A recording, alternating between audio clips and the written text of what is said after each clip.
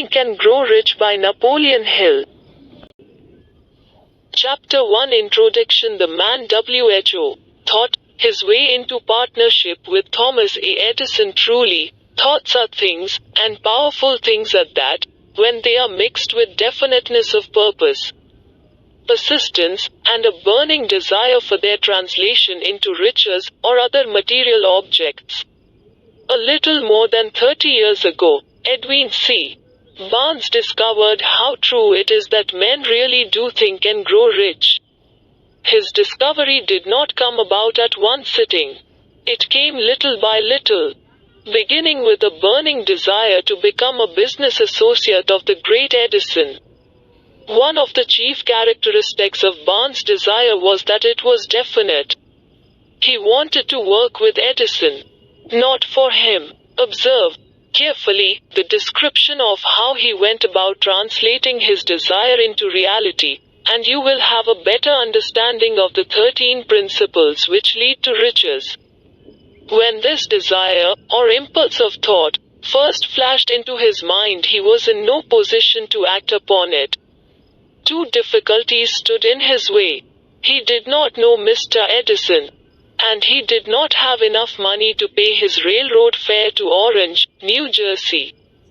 These difficulties were sufficient to have discouraged the majority of men from making any attempt to carry out the desire. But his was no ordinary desire. He was so determined to find a way to carry out his desire that he finally decided to travel by blind baggage, rather than be defeated. To the uninitiated, this means that he went to East Orange on a freight train. He presented himself at Mr. Edison's laboratory, and announced he had come to go into business with the inventor. In speaking of the first meeting between Barnes and Edison, years later, Mr. Edison said, "He stood there before me, looking like an ordinary tramp. But there was something in the expression of his face which conveyed the impression that he was determined to get what he had come after. I had learned, from years of experience with men, that when a man really desires a thing so deeply that he is willing to stake his entire future on a single turn of the wheel in order to get it, he is sure to win. I gave him the opportunity he asked for, because I saw he had made up his mind to stand by until he succeeded."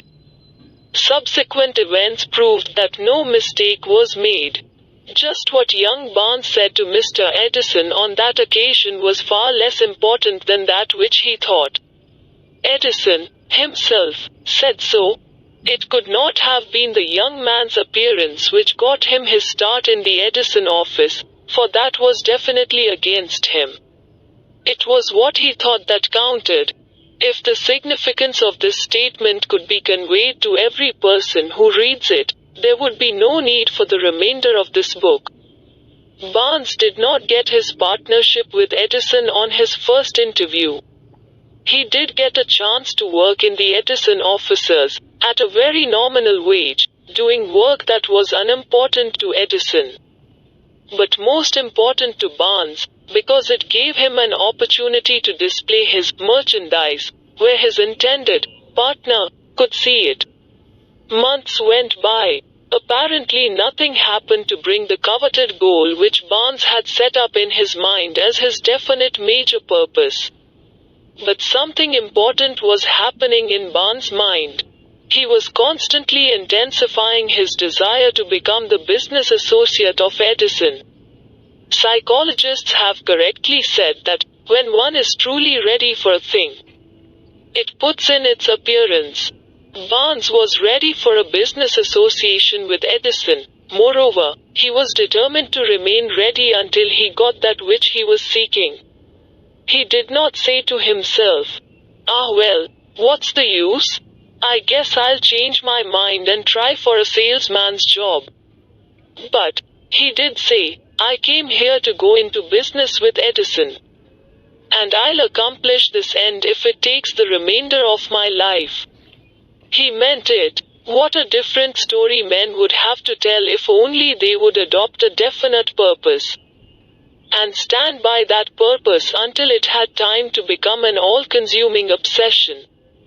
Maybe young Barnes did not know it at the time, but his bulldog determination, his persistence in standing back of a single desire, was destined to mow down all opposition, and bring him the opportunity he was seeking. When the opportunity came, it appeared in a different form, and from a different direction than Barnes had expected. That is one of the tricks of opportunity. It has a sly habit of slipping in by the back door. And often it comes disguised in the form of misfortune or temporary defeat. Perhaps this is why so many fail to recognize opportunity. Mr. Edison had just perfected a new office device, known at that time as the Edison dictating machine, now the iPhone. His salesmen were not enthusiastic over the machine. They did not believe it could be sold without great effort. Barnes saw his opportunity. It had crawled in quietly, hidden in a queer-looking machine which interested no one but Barnes and the inventor. Barnes knew he could sell the Edison dictating machine. He suggested this to Edison, and promptly got his chance. He did sell the machine. In fact, he sold it so successfully that Edison gave him a contract to distribute and market it all over the nation. Out of that business association grew the slogan, "Made by Edison and installed by Barnes." The business alliance has been in operation for more than 30 years. Out of it, Barnes has made himself rich in money. But he has done something infinitely greater. He has proved that one really may think and grow rich. How much actual cash that original desire of Barnes has been worth to him, I have no way of knowing. Perhaps it has brought him $2 or $3 million, but the amount, whatever it is, becomes insignificant when compared with the greater asset he acquired in the form of definite knowledge that an intangible impulse of thought can be transmuted into its physical counterpart by the application of known principles. Barnes literally thought himself into a partnership with the great Edison. He thought himself into a fortune. He had nothing to start with, except the capacity to know what he wanted, and the determination to stand by that desire until he realized it. He had no money to begin with. He had but little education. He had no influence. But he did have initiative, faith, and the will to win. With these intangible forces, he made himself number one man with the greatest inventor who ever lived. Now, let us look at a different situation, and study a man who had plenty of tangible evidence of riches, but lost it, because he stopped 3 feet short of the goal he was seeking. An uncle of R.U. Darby was caught by the gold fever in the gold rush days, and went west to dig and grow rich. He had never heard that more gold has been mined from the brains of men than has ever been taken from the earth. He staked a claim and went to work with pick and shovel. The going was hard, but his lust for gold was definite. After weeks of labor, he was rewarded by the discovery of the shining ore. He needed machinery to bring the ore to the surface.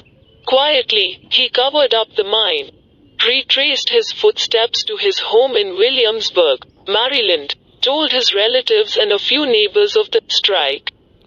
They got together money for the needed machinery, had it shipped. The uncle and Darby went back to work the mine. The first car of ore was mined and shipped to a smelter. The returns proved they had one of the richest mines in Colorado. A few more cars of that ore would clear the debts. Then would come the big killing in profits. Down went the drills, up went the hopes of Darby and uncle. Then something happened. The vein of gold ore disappeared. They had come to the end of the rainbow, and the pot of gold was no longer there. They drilled on, desperately trying to pick up the vein again, all to no avail. Finally, they decided to quit. They sold the machinery to a junk man for a few $100 and took the train back home. Some junk men are dumb, but not this one. He called in a mining engineer to look at the mine and do a little calculating. The engineer advised that the project had failed because the owners were not familiar with fault lines. His calculations showed that the vein would be found just 3 feet from where the DARBYS had stopped drilling. That is exactly where it was found. The junk man took millions of dollars in ore from the mine because he knew enough to seek expert counsel before giving up. Most of the money which went into the machinery was procured through the efforts of R.U. Darby, who was then a very young man. The money came from his relatives and neighbors. Because of their faith in him, he paid back every dollar of it, although he was years in doing so. Long afterward, Mr. Darby recouped his loss many times over, when he made the discovery that desire can be transmuted into gold. The discovery came after he went into the business of selling life insurance. Remembering that he lost a huge fortune because he stopped 3 feet from gold, Darby profited by the experience in his chosen work, by the simple method of saying to himself, I stopped 3 feet from gold. But I will never stop because men say no when I ask them to buy insurance. Darby is one of a small group of fewer than 50 men who sell more than $1 million in life insurance annually.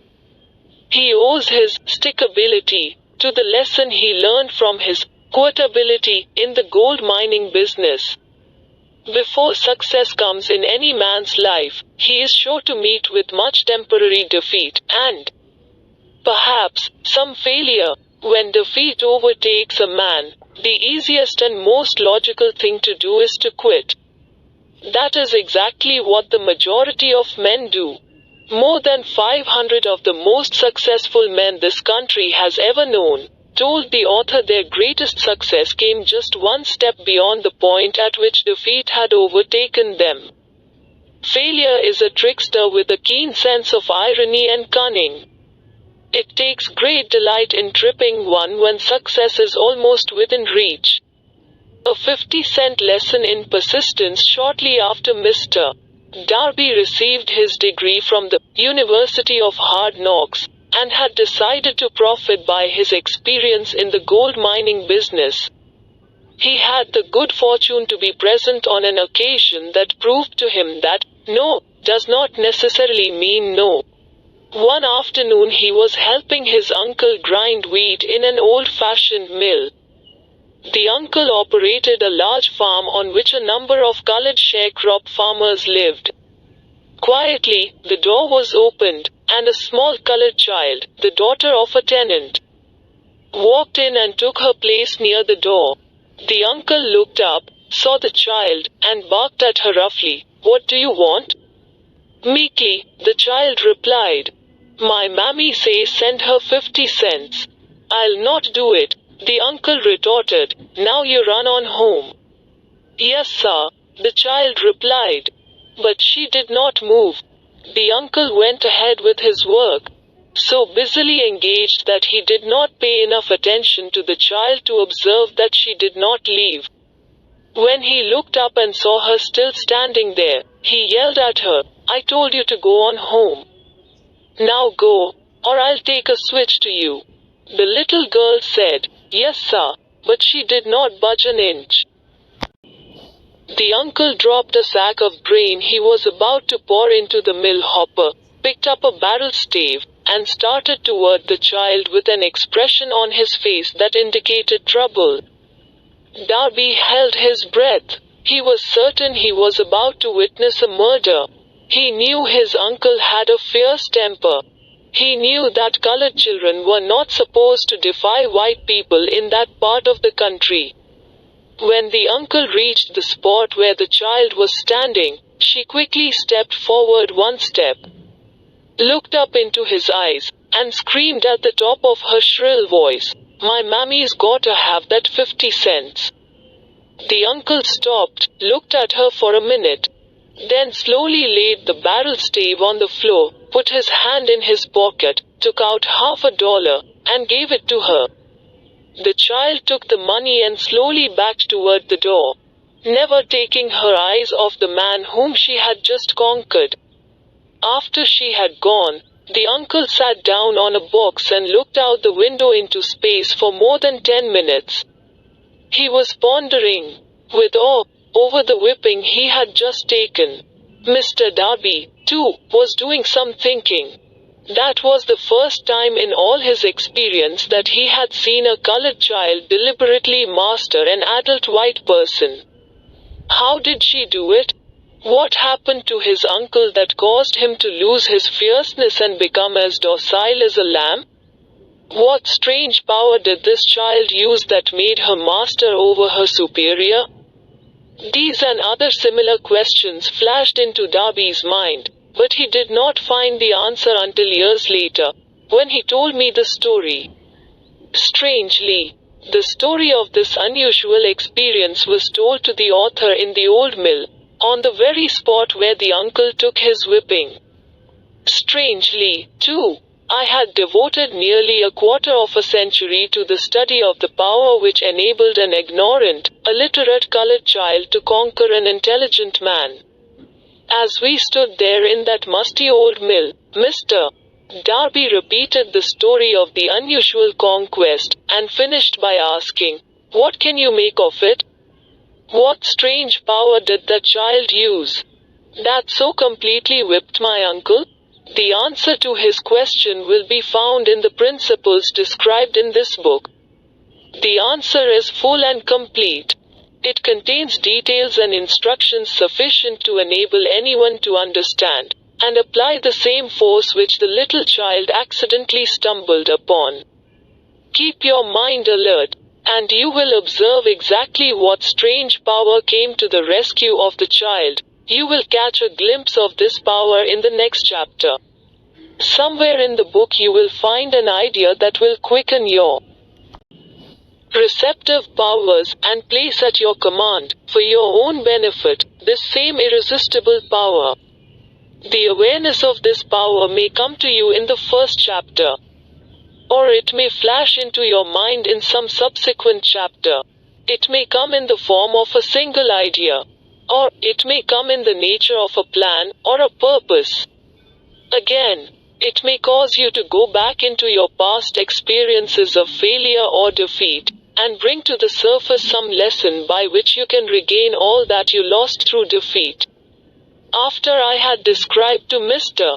Darby the power unwittingly used by the little colored child, he quickly retraced his 30 years of experience as a life insurance salesman, and frankly acknowledged that his success in that field was due, in no small degree, to the lesson he had learned from the child.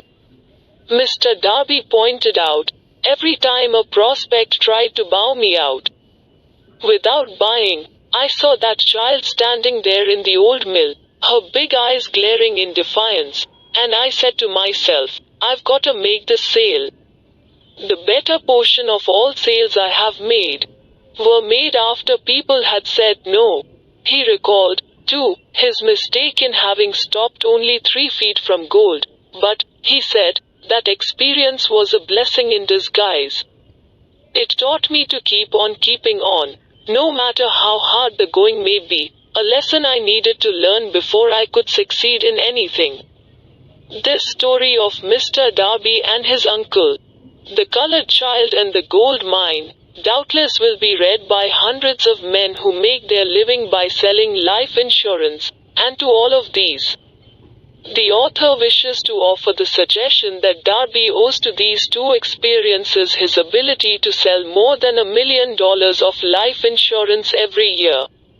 Life is strange, and often imponderable. Both the successes and the failures have their roots in simple experiences. Mr. Darby's experiences were commonplace and simple enough, yet they held the answer to his destiny in life. Therefore they were as important to him as life itself. He profited by these two dramatic experiences because he analyzed them and found the lesson they taught. But what of the man who has neither the time nor the inclination to study failure in search of knowledge that may lead to success? Where and how is he to learn the art of converting defeat into stepping stones to opportunity? In answer to these questions, this book was written. The answer called for a description of 13 principles. But remember, as you read, the answer you may be seeking to the questions which have caused you to ponder over the strangeness of life may be found in your own mind through some idea, plan, or purpose which may spring into your mind as you read. One sound idea is all that one needs to achieve success. The principles described in this book contain the best and the most practical of all that is known concerning ways and means of creating useful ideas. Before we go any further in our approach to the description of these principles, we believe you are entitled to receive this important suggestion. When riches begin to come, they come so quickly, in such great abundance, that one wonders where they have been hiding during all those lean years. This is an astounding statement, and all the more so, when we take into consideration the popular belief that riches come only to those who work hard and long. When you begin to think and grow rich, you will observe that riches begin with a state of mind, with definiteness of purpose.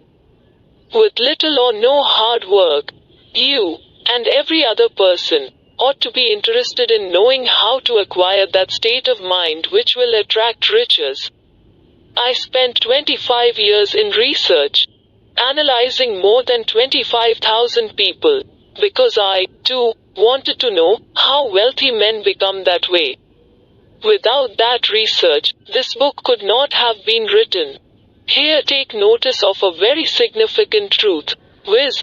The business depression started in 1929 and continued on to an all-time record of destruction until some time after President Roosevelt entered office. Then the depression began to fade into nothingness. Just as an electrician in a theater raises the lights so gradually that darkness is transmuted into light before you realize it, so did the spell of fear in the minds of the people gradually fade away and become faith. Observe very closely, as soon as you master the principles of this philosophy, and begin to follow the instructions for applying those principles, your financial status will begin to improve, and everything you touch will begin to transmute itself into an asset for your benefit. Impossible? Not at all. One of the main weaknesses of mankind is the average man's familiarity with the word impossible. He knows all the rules which will not work. He knows all the things which cannot be done. This book was written for those who seek the rules which have made others successful, and are willing to stake everything on those rules. A great many years ago I purchased a fine dictionary. The first thing I did with it was to turn to the word impossible and neatly clip it out of the book.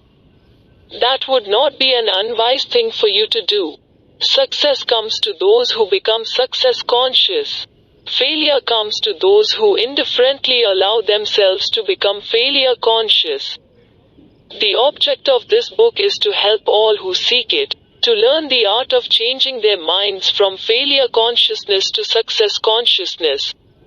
Another weakness found in altogether too many people is the habit of measuring everything and everyone by their own impressions and beliefs. Some who will read this will believe that no one can think and grow rich. They cannot think in terms of riches, because their thought habits have been steeped in poverty, want, misery, failure, and defeat. These unfortunate people remind me of a prominent Chinese who came to America to be educated in American ways. He attended the University of Chicago.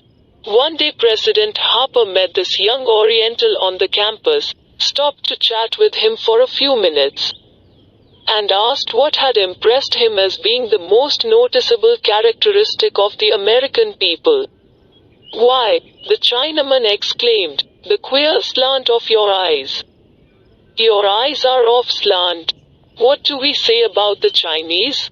We refuse to believe that which we do not understand. We foolishly believe that our own limitations are the proper measure of limitations. Sure, the other fellow's eyes are off slant, because they are not the same as our own. Millions of people look at the achievements of Henry Ford, after he has arrived, and envy him. Because of his good fortune, or luck, or genius, or whatever it is that they credit for Ford's fortune. Perhaps one person in every 100,000 knows the secret of Ford's success. And those who do know are too modest, or too reluctant, to speak of it, because of its simplicity. A single transaction will illustrate the secret perfectly. A few years back, Ford decided to produce his now famous V8 motor. He chose to build an engine with the entire 8 cylinders cast in one block, and instructed his engineers to produce a design for the engine. The design was placed on paper, but the engineers agreed, to a man, that it was simply impossible to cast an 8-cylinder gas engine block in one piece. Ford said, "Produce it anyway." "But," they replied, "it's impossible." "Go ahead," Ford commanded, "and stay on the job until you succeed, no matter how much time is required." The engineers went ahead. There was nothing else for them to do, if they were to remain on the Ford staff. 6 months went by, nothing happened. Another 6 months passed, and still nothing happened. The engineers tried every conceivable plan to carry out the orders. But the thing seemed out of the question, impossible. At the end of the year, Ford checked with his engineers, and again they informed him they had found no way to carry out his orders. "Go right ahead," said Ford. "I want it, and I'll have it." They went ahead, and then, as if by a stroke of magic, the secret was discovered. The Ford determination had won once more. This story may not be described with minute accuracy, but the sum and substance of it is correct. Deduce from it, you who wish to think and grow rich, the secret of the Ford millions, if you can. You'll not have to look very far. Henry Ford is a success, because he understands, and applies the principles of success. One of these is desire, knowing what one wants. Remember this Ford story as you read, and pick out the lines in which the secret of his stupendous achievement have been described. If you can do this, if you can lay your finger on the particular group of principles which made Henry Ford rich, you can equal his achievements in almost any calling for which you are suited. You are the master of your fate, the captain of your soul. Because when Henley wrote the prophetic lines, "I am the master of my fate. I am the captain of my soul," he should have informed us that we are the masters of our fate, the captains of our souls, because we have the power to control our thoughts. He should have told us that the ether in which this little earth floats, in which we move and have our being, is a form of energy moving at an inconceivably high rate of vibration. And that the ether is filled with a form of universal power which adapts itself to the nature of the thoughts we hold in our minds, and influences us, in natural ways, to transmute our thoughts into their physical equivalent.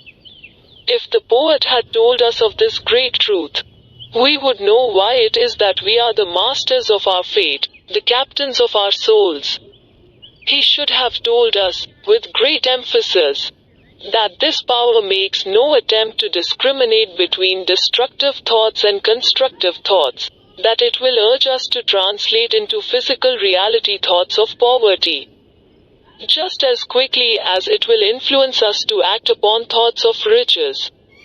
He should have told us, 2. That our brains become magnetized with the dominating thoughts which we hold in our minds, and, by means with which no man is familiar, these magnets attract to us the forces, the people, the circumstances of life which harmonize with the nature of our dominating thoughts. He should have told us that before we can accumulate riches in great abundance, we must magnetize our minds with intense desire for riches. That we must become money conscious until the desire for money drives us to create definite plans for acquiring it. But, being a poet and not a philosopher, Henley contented himself by stating a great truth in poetic form, leaving those who followed him to interpret the philosophical meaning of his lines. Little by little, the truth has unfolded itself, until it now appears certain that the principles described in this book hold the secret of mastery over our economic fate. We are now ready to examine the first of these principles. Maintain a spirit of open-mindedness, and remember as you read, they are the invention of no one man. The principles were gathered from the life experiences of more than 500 men who actually accumulated riches in huge amounts. Men who began in poverty, with but little education, without influence. The principles worked for these men. You can put them to work for your own enduring benefit. You will find it easy, not hard, to do.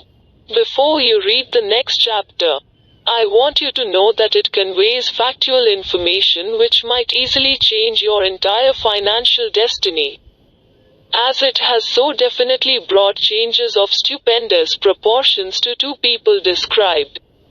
I want you to know, also, that the relationship between these two men and myself is such that I could have taken no liberties with the facts, even if I had wished to do so. One of them has been my closest personal friend for almost 25 years, the other is my own son. The unusual success of these two men, success which they generously accredit to the principle described in the next chapter, more than justifies this personal reference as a means of emphasizing the far-flung power of this principle. Almost 15 years ago, I delivered the commencement address at Salem College, Salem, West Virginia. I emphasized the principle described in the next chapter with so much intensity that one of the members of the graduating class definitely appropriated it and made it a part of his own philosophy. The young man is now a member of Congress and an important factor in the present administration. Just before this book went to the publisher, he wrote me a letter in which he so clearly stated his opinion of the principle outlined in the next chapter, that I have chosen to publish his letter as an introduction to that chapter. It gives you an idea of the rewards to come. My dear Napoleon, my service as a member of Congress having given me an insight into the problems of men and women, I am writing to offer a suggestion which may become helpful to thousands of worthy people. With apologies, I must state that the suggestion, if acted upon, will mean several years of labor and responsibility for you, but I am enheartened to make the suggestion, because I know your great love for rendering useful service. In 1922, you delivered the commencement address at Salem College, when I was a member of the graduating class. In that address, you planted in my mind an idea which has been responsible for the opportunity I now have to serve the people of my state, and will be responsible, in a very large measure, for whatever success I may have in the future.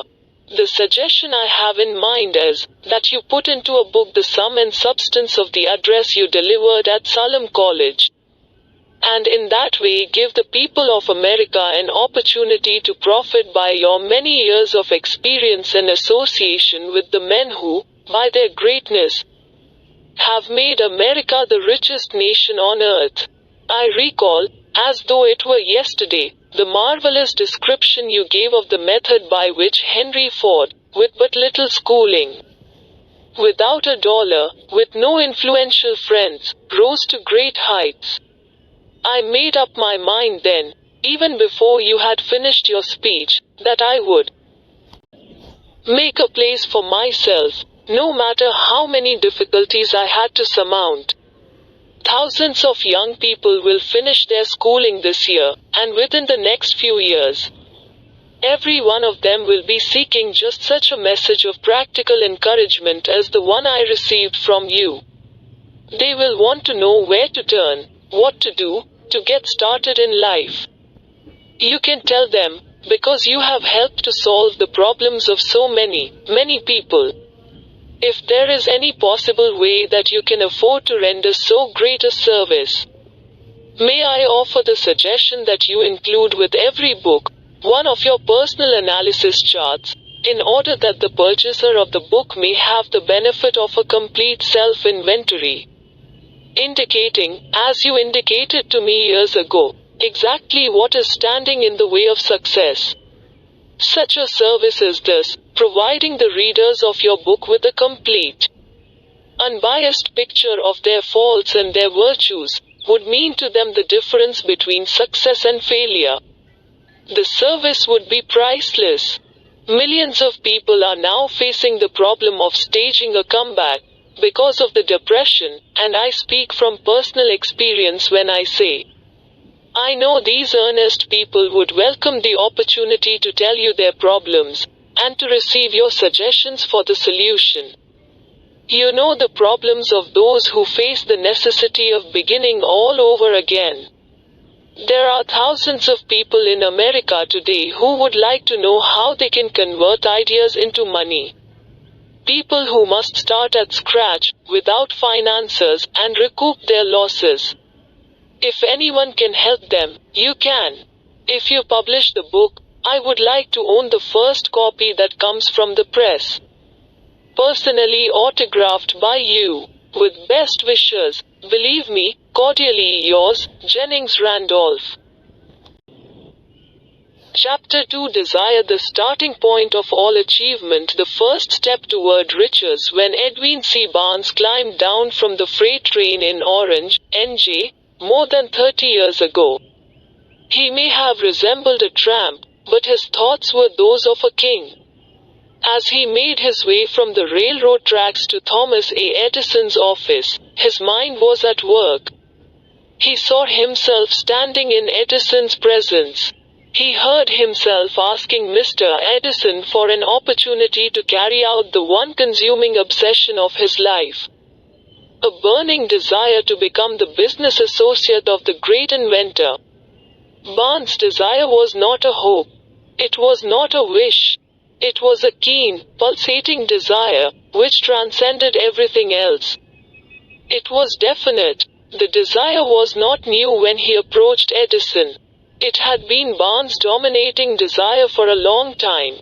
In the beginning, when the desire first appeared in his mind, it may have been, probably was, only a wish, but it was no mere wish when he appeared before Edison with it.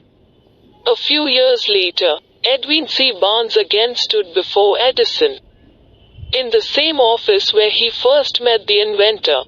This time his desire had been translated into reality. He was in business with Edison.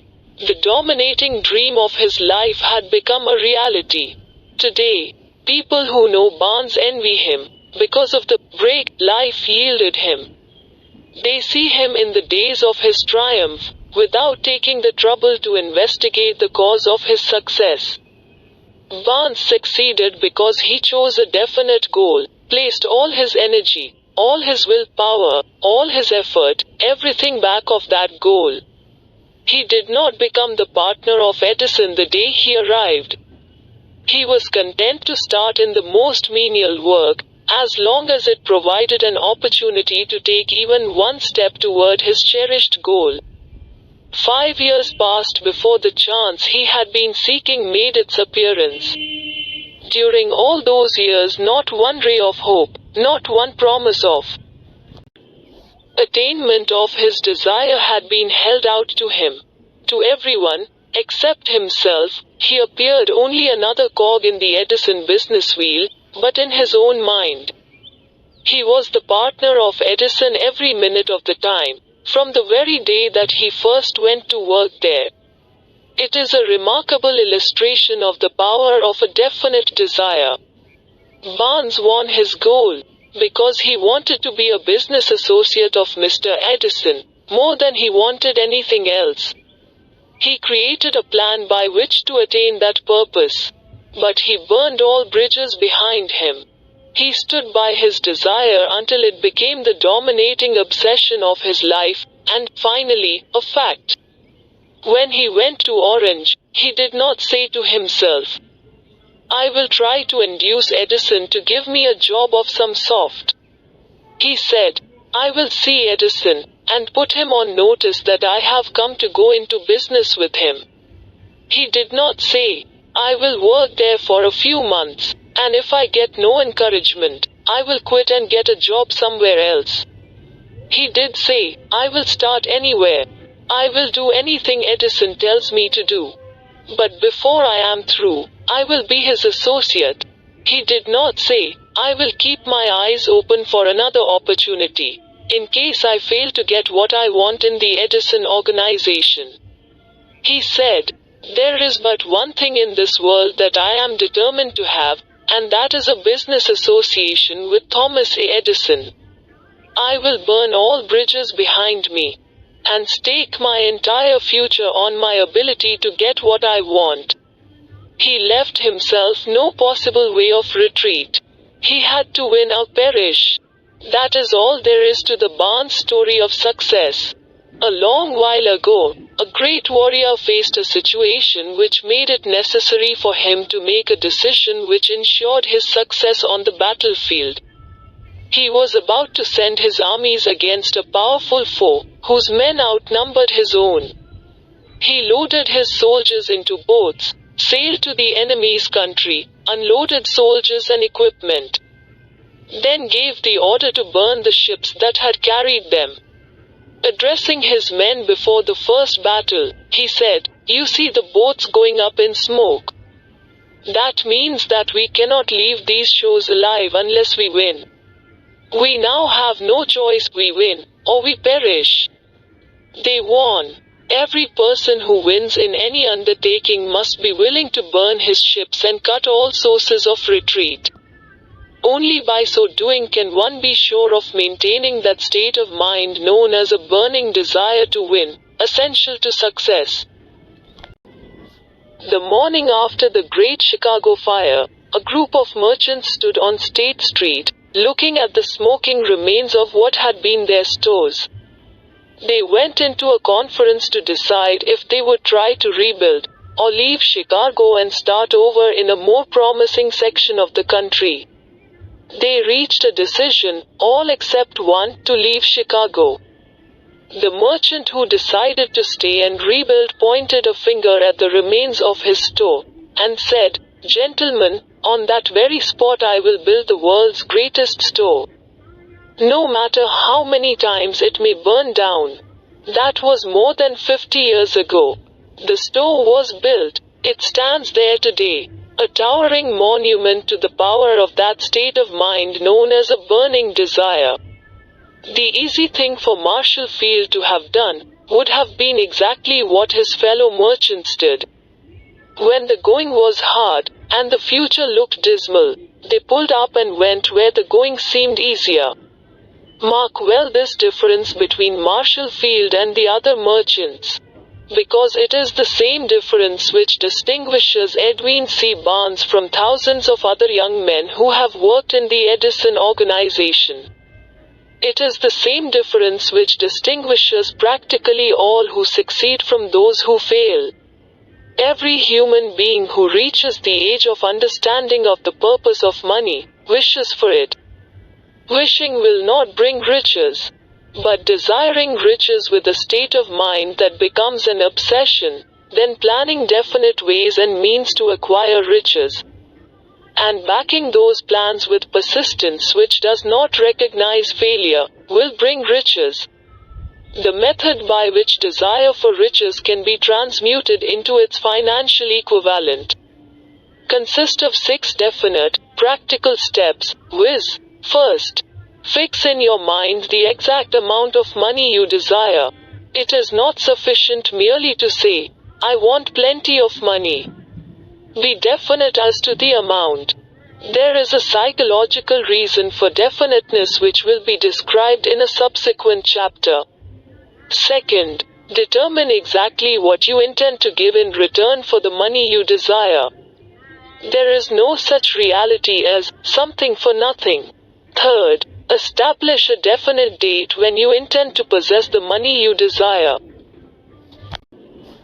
Fourth, create a definite plan for carrying out your desire, and begin at once, whether you are ready or not, to put this plan into action. Fifth, write out a clear, concise statement of the amount of money you intend to acquire. Name the time limit for its acquisition. State what you intend to give in return for the money. And describe clearly the plan through which you intend to accumulate it. Sixth, read your written statement aloud, twice daily, once just before retiring at night, and once after arising in the morning. As you read, see and feel and believe yourself already in possession of the money. It is important that you follow the instructions described in these 6 steps. It is especially important that you observe and follow the instructions in the 6th paragraph. You may complain that it is impossible for you to see yourself in possession of money before you actually have it. Here is where a burning desire will come to your aid. If you truly desire money so keenly that your desire is an obsession, you will have no difficulty in convincing yourself that you will acquire it. The object is to want money, and to become so determined to have it that you convince yourself you will have it. Only those who become money conscious ever accumulate great riches. Money consciousness means that the mind has become so thoroughly saturated with the desire for money that one can see oneself already in possession of it. To the uninitiated, who has not been schooled in the working principles of the human mind, these instructions may appear impractical. It may be helpful to all who fail to recognize the soundness of the 6 steps.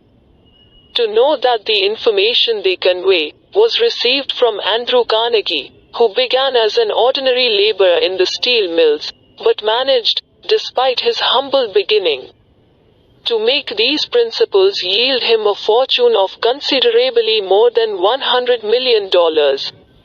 It may be of further help to know that the 6 steps here recommended were carefully scrutinized by the late Thomas A. Edison, who placed his stamp of approval upon them as being not only the steps essential for the accumulation of money, but necessary for the attainment of any definite goal. The steps call for no hard labor. They call for no sacrifice. They do not require one to become ridiculous or credulous. To apply them calls for no great amount of education. But the successful application of these 6 steps does call for sufficient imagination to enable one to see and to understand that accumulation of money cannot be left to chance, good fortune, and luck. One must realize that all who have accumulated great fortunes first did a certain amount of dreaming, hoping, wishing, desiring, and planning before they acquired money. You may as well know, right here, that you can never have riches in great quantities, unless you can work yourself into a white heat of desire for money, and actually believe you will possess it. You may as well know, also, that every great leader, from the dawn of civilization down to the present, was a dreamer. Christianity is the greatest potential power in the world today, because its founder was an intense dreamer who had the vision and the imagination to see realities in their mental and spiritual form before they had been transmuted into physical form. If you do not see great riches in your imagination, You will never see them in your bank balance. Never. In the history of America has there been so great an opportunity for practical dreamers as now exists. The 6-year economic collapse has reduced all men, substantially, to the same level. A new race is about to be run. The stakes represent huge fortunes which will be accumulated within the next 10 years. The rules of the race have changed. Because we now live in a changed world that definitely favors the masses, those who had but little or no opportunity to win under the conditions existing during the Depression. When fear paralyzed growth and development, we who are in this race for riches should be encouraged to know that this changed world in which we live is demanding new ideas, new ways of doing things. New leaders, new inventions, new methods of teaching, new methods of marketing, new books, new literature, new features for the radio, new ideas for moving pictures. Back of all this demand for new and better things, there is one quality which one must possess to win, and that is definiteness of purpose, the knowledge of what one wants, and a burning desire to possess it. The business depression marked the death of one age, and the birth of another. This changed world requires practical dreamers who can, and will put their dreams into action. The practical dreamers have always been, and always will be the pattern makers of civilization. We who desire to accumulate riches should remember the real leaders of the world always have been men who harnessed, and put into practical use, the intangible, unseen forces of unborn opportunity, and have converted those forces, or impulses of thought, into skyscrapers, cities, factories, airplanes, automobiles, and every form of convenience that makes life more pleasant. Tolerance and an open mind are practical necessities of the dreamer of today. Those who are afraid of new ideas are doomed before they start. Never has there been a time more favorable to pioneers than the present. True, there is no wild and woolly west to be conquered, as in the days of the covered wagon, but there is a vast business, financial, and industrial world to be remolded and redirected along new and better lines. In planning to acquire your share of the riches, let no one influence you to scorn the dreamer. To win the big stakes in this changed world, you must catch the spirit of the great pioneers of the past, whose dreams have given to civilization all that it has of value. The spirit which serves as the lifeblood of our own country, your opportunity and mine, to develop and market our talents. Let us not forget, Columbus dreamed of an unknown world, staked his life on the existence of such a world, and discovered it. Copernicus, the great astronomer, dreamed of a multiplicity of worlds, and revealed them. No one denounced him as impractical after he had triumphed. Instead, the world worshipped at his shrine, thus proving once more that success requires no apologies. Failure permits no alibis. If the thing you wish to do is right, and you believe in it, go ahead and do it. Put your dream across, and never mind what they say if you meet with temporary defeat. For they, perhaps, do not know that every failure brings with it the seed of an equivalent success. Henry Ford, poor and uneducated, dreamed of a horseless carriage. Went to work with what tools he possessed, without waiting for opportunity to favor him, and now evidence of his dream belts the entire earth. He has put more wheels into operation than any man who ever lived, because he was not afraid to back his dreams. Thomas Edison dreamed of a lamp that could be operated by electricity. Began where he stood to put his dream into action, and despite more than 10,000 failures, he stood by that dream until he made it a physical reality. Practical dreamers do not quit. Whelan dreamed of a chain of cigar stores, transformed his dream into action. And now the United Cigar Stores occupy the best corners in America. Lincoln dreamed of freedom for the black slaves, put his dream into action, and barely missed living to see a united North and South translate his dream into reality. The Wright brothers dreamed of a machine that would fly through the air. Now one may see evidence all over the world that they dreamed soundly. Marconi dreamed of a system for harnessing the intangible forces of the ether. Evidence that he did not dream in vain may be found in every wireless and radio in the world. Moreover, Marconi's dream brought the humblest cabin and the most stately manor house side by side. It made the people of every nation on earth backdoor neighbors. It gave the President of the United States a medium by which he may talk to all the people of America at one time, and on short notice. It may interest you to know that Marconi's friends had him taken into custody and examined in a psychopathic hospital. When he announced he had discovered a principle through which he could send messages through the air, without the aid of wires or other direct physical means of communication. The dreamers of today fare better. The world has become accustomed to new discoveries. Nay, it has shown a willingness to reward the dreamer who gives the world a new idea. The greatest achievement was, at first and for a time, but a dream. The oak sleeps in the acorn. The bird waits in the egg, and in the highest vision of the soul, a waking angel stirs. Dreams are the seedlings of reality. Awake, arise, and assert yourself, you dreamers of the world. Your star is now in the ascendancy. The World Depression brought the opportunity you have been waiting for. It taught people humility, tolerance, and open-mindedness. The world is filled with an abundance of opportunity which the dreamers of the past never knew. A burning desire to be, and to do is the starting point from which the dreamer must take off.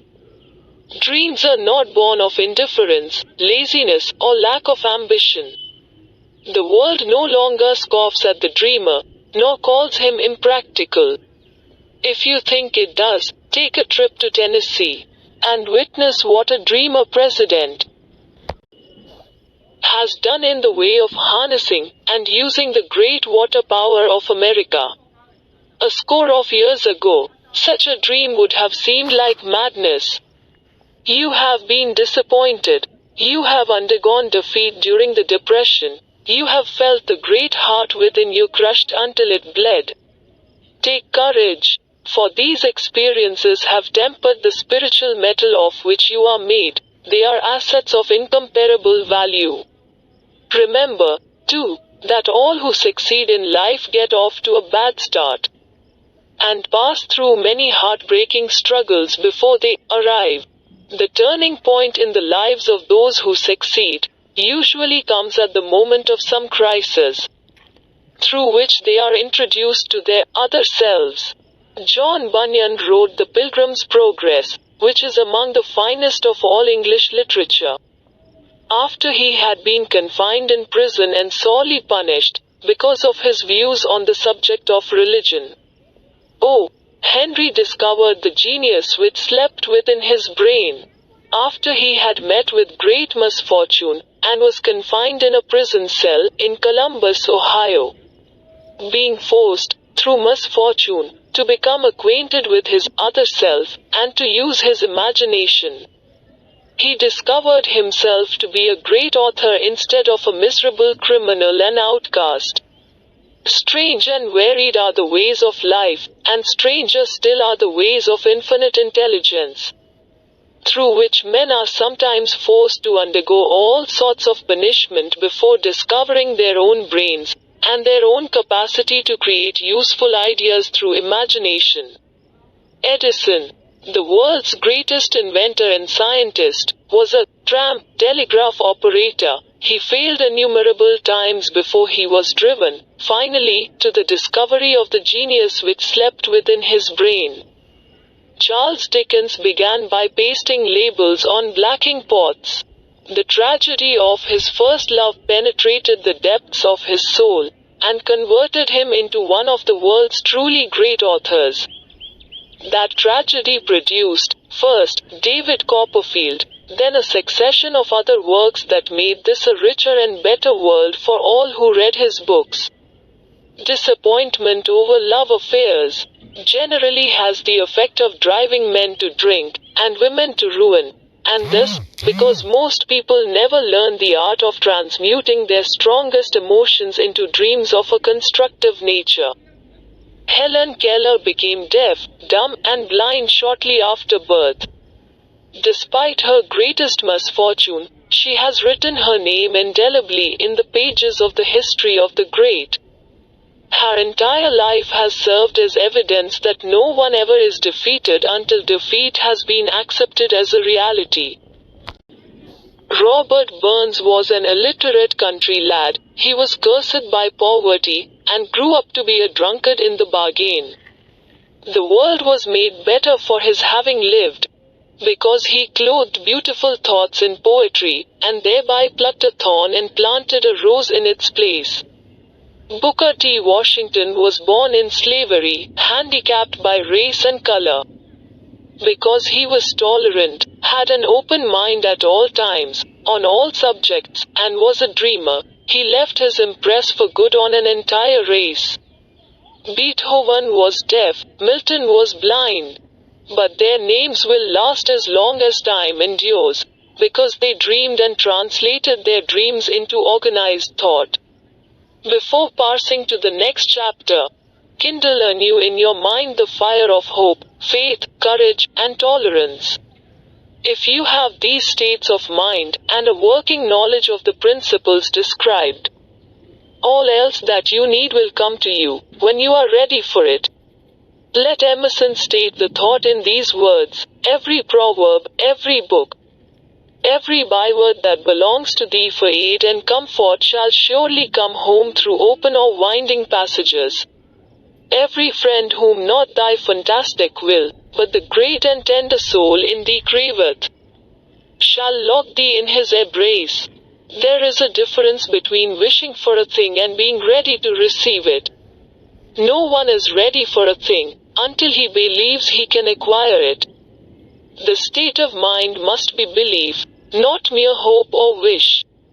Open-mindedness is essential for belief.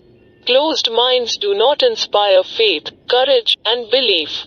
Remember, no more effort is required to aim high in life, to demand abundance and prosperity, than is required to accept misery and poverty. A great poet has correctly stated this universal truth through these lines: I bargained with life for a penny, and life would pay no more. However, I begged at evening when I counted my scanty store. For life is a just employer. He gives you what you ask, but once you have set the wages, why, you must bear the task. I worked for a menion's hire, only to learn, dismayed, that any wage I had asked of life, life would have willingly paid. Desire outwits Mother Nature as a fitting climax to this chapter. I wish to introduce one of the most unusual persons I have ever known. I first saw him 24 years ago, a few minutes after he was born. He came into the world without any physical sign of years, and the doctor admitted, when pressed for an opinion, that the child might be deaf and mute for life. I challenged the doctor's opinion. I had the right to do so. I was the child's father. I, too, reached a decision, and rendered an opinion, but I expressed the opinion silently, in the secrecy of my own heart. I decided that my son would hear and speak. Nature could send me a child without ears, but nature could not induce me to accept the reality of the affliction. In my own mind I knew that my son would hear and speak. How? I was sure there must be a way, and I knew I would find it. I thought of the words of the immortal Emerson: the whole course of things goes to teach us faith. We need only obey. There is guidance for each of us, and by lowly listening, we shall hear the right word. The right word, desire. More than anything else, I desired that my son should not be a deaf mute. From that desire I never receded, not for a second. Many years previously, I had written, our only limitations are those we set up in our own minds. For the first time, I wondered if that statement were true. Lying on the bed in front of me was a newly born child, without the natural equipment of hearing. Even though he might hear and speak, he was obviously disfigured for life. Surely, this was a limitation which that child had not set up in his own mind. What could I do about it? Somehow I would find a way to transplant into that child's mind my own burning desire for ways and means of conveying sound to his brain without the aid of ears. As soon as the child was old enough to cooperate, I would fill his mind so completely with a burning desire to hear, that nature would, by methods of her own, translate it into physical reality. All this thinking took place in my own mind, but I spoke of it to no one. Every day I renewed the pledge I had made to myself, not to accept a deaf mute for a son. As he grew older, and began to take notice of things around him, we observed that he had a slight degree of hearing. When he reached the age when children usually begin talking, he made no attempt to speak. But we could tell by his actions that he could hear certain sounds slightly. That was all I wanted to know. I was convinced that if he could hear, even slightly, he might develop still greater hearing capacity. Then something happened which gave me hope. It came from an entirely unexpected source. We bought a Victrola.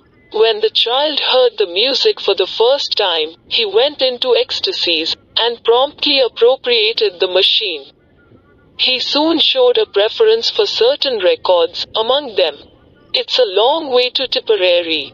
On one occasion, he played that piece over and over, for almost 2 hours, standing in front of the Victrola, with his teeth clamped on the edge of the case. The significance of this self-formed habit of his did not become clear to us until years afterward, for we had never heard of the principle of bone conduction of sound at that time. Shortly after he appropriated the Victrola, I discovered that he could hear me quite clearly when I spoke with my lips touching his mastoid bone, or at the base of the brain. These discoveries placed in my possession the necessary media by which I began to translate into reality my burning desire to help my son develop hearing and speech. By that time he was making stabs at speaking certain words. The outlook was far from encouraging, but desire backed by faith knows no such word as impossible. Having determined that he could hear the sound of my voice plainly, I began, immediately, to transfer to his mind the desire to hear and speak. I soon discovered that the child enjoyed bedtime stories, so I went to work, creating stories designed to develop in him self-reliance, imagination, and a keen desire to hear and to be normal. There was one story in particular, which I emphasized by giving it some new and dramatic coloring each time it was told. It was designed to plant in his mind the thought that his affliction was not a liability, but an asset of great value.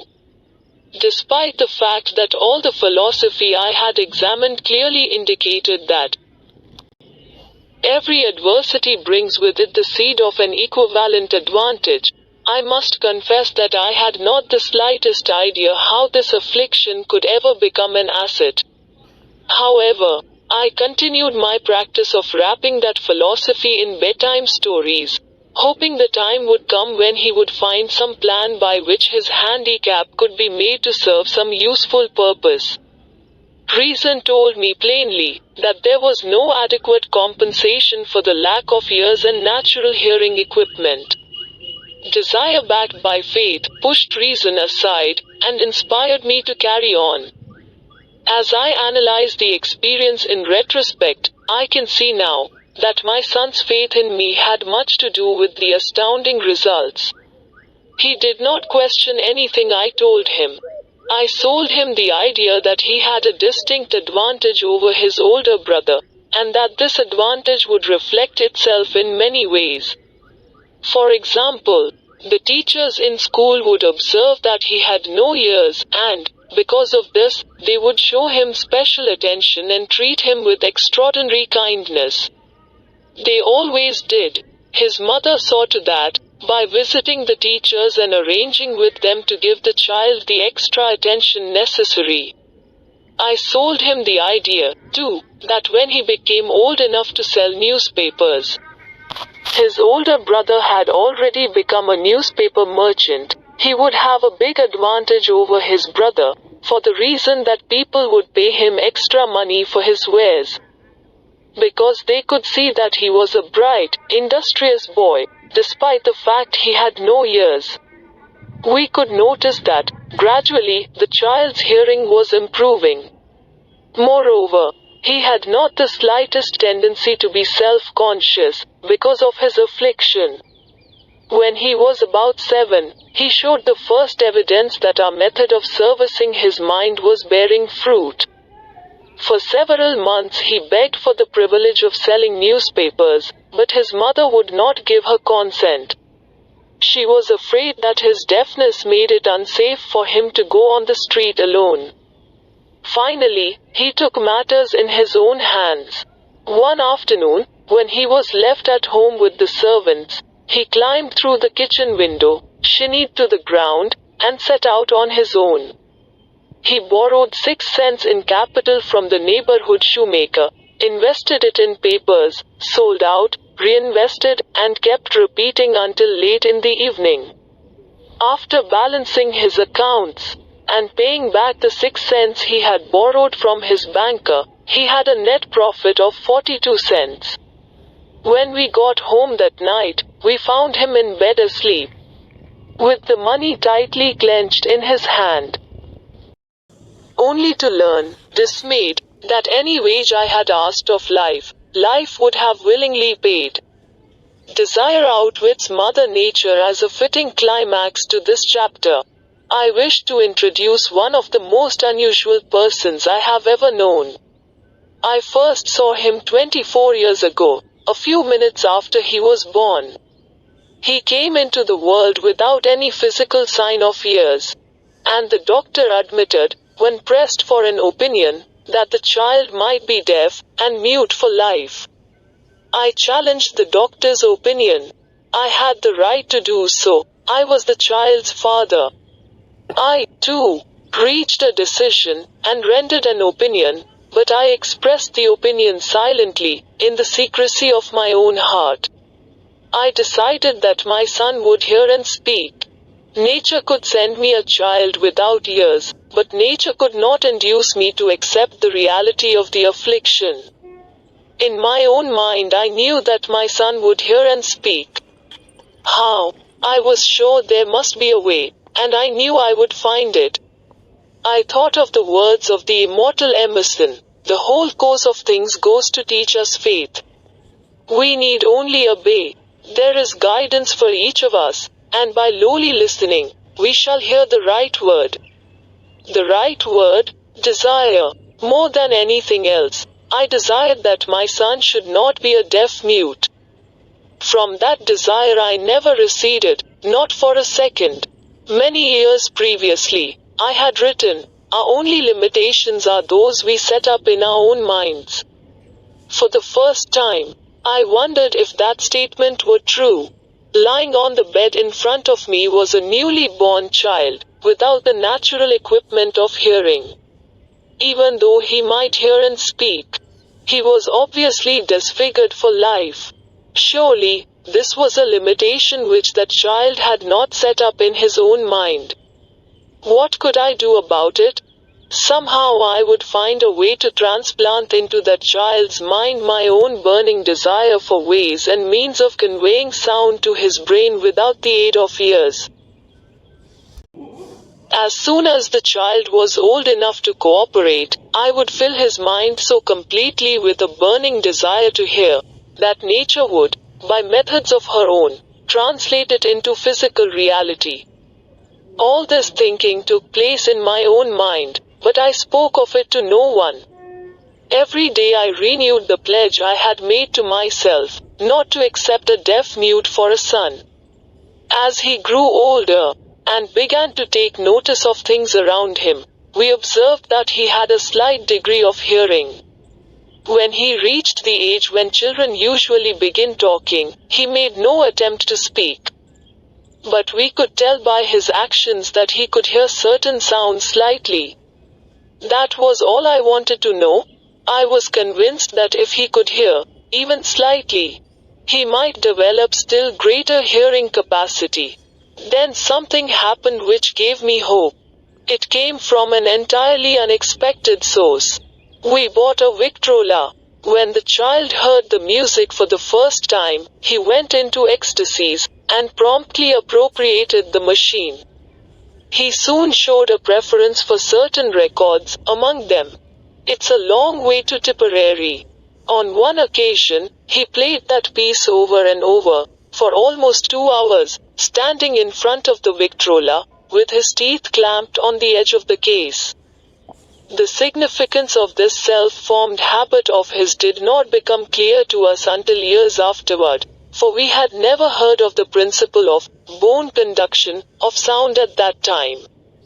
Shortly after he appropriated the Victrola, I discovered that he could hear me quite clearly when I spoke with my lips touching his mastoid bone, or at the base of the brain. These discoveries placed in my possession the necessary media by which I began to translate into reality my burning desire to help my son develop hearing and speech. By that time he was making stabs at speaking certain words. The outlook was far from encouraging, but desire backed by faith knows no such word as impossible. Having determined that he could hear the sound of my voice plainly, I began, immediately, to transfer to his mind the desire to hear and speak. I soon discovered that the child enjoyed bedtime stories, so I went to work, creating stories designed to develop in him self-reliance, imagination, and a keen desire to hear and to be normal. There was one story in particular, which I emphasized by giving it some new and dramatic coloring each time it was told. It was designed to plant in his mind the thought that his affliction was not a liability, but an asset of great value. Despite the fact that all the philosophy I had examined clearly indicated that every adversity brings with it the seed of an equivalent advantage, I must confess that I had not the slightest idea how this affliction could ever become an asset. However, I continued my practice of wrapping that philosophy in bedtime stories, hoping the time would come when he would find some plan by which his handicap could be made to serve some useful purpose. Reason told me plainly that there was no adequate compensation for the lack of ears and natural hearing equipment. Desire backed by faith pushed reason aside, and inspired me to carry on. As I analyze the experience in retrospect, I can see now that my son's faith in me had much to do with the astounding results. He did not question anything I told him. I sold him the idea that he had a distinct advantage over his older brother, and that this advantage would reflect itself in many ways. For example, the teachers in school would observe that he had no ears, and, because of this, they would show him special attention and treat him with extraordinary kindness. They always did. His mother saw to that, by visiting the teachers and arranging with them to give the child the extra attention necessary. I sold him the idea, too, that when he became old enough to sell newspapers, his older brother had already become a newspaper merchant, he would have a big advantage over his brother, for the reason that people would pay him extra money for his wares. Because they could see that he was a bright, industrious boy, despite the fact he had no ears.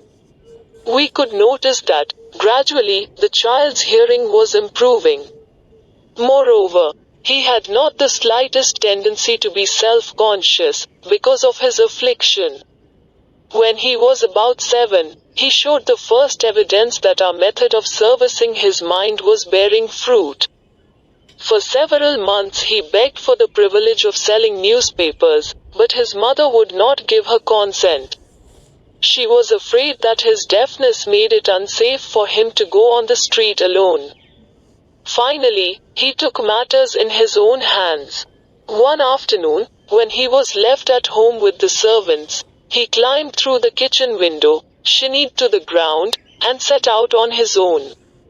He borrowed 6 cents in capital from the neighborhood shoemaker, invested it in papers, sold out, reinvested, and kept repeating until late in the evening.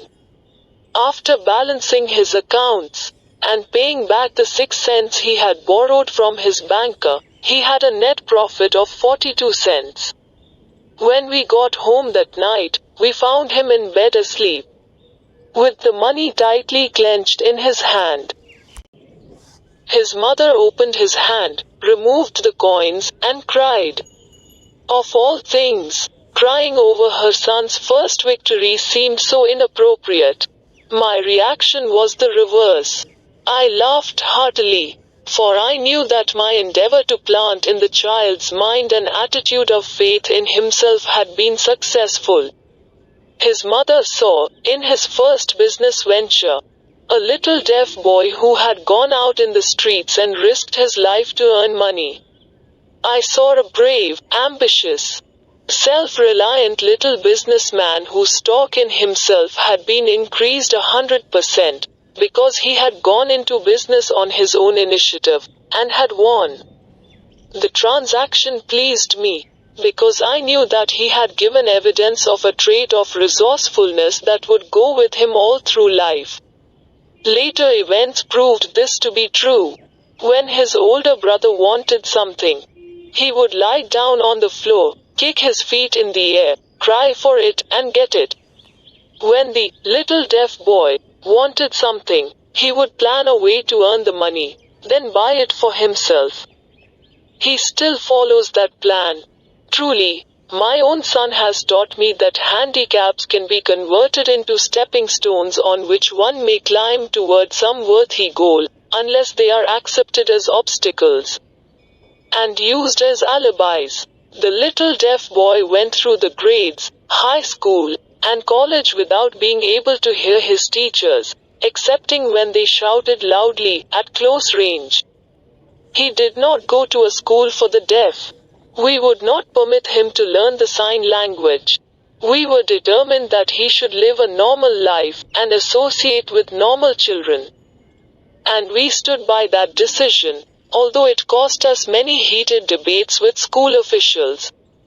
While he was in high school, he tried an electrical hearing aid, but it was of no value to him, due, we believed, to a condition that was disclosed when the child was 6, by Dr. J. Gordon Wilson, of Chicago, when he operated on one side of the boy's head, and discovered that there was no sign of natural hearing equipment. During his last week in college, 18 years after the operation, something happened which marked the most important turning point of his life.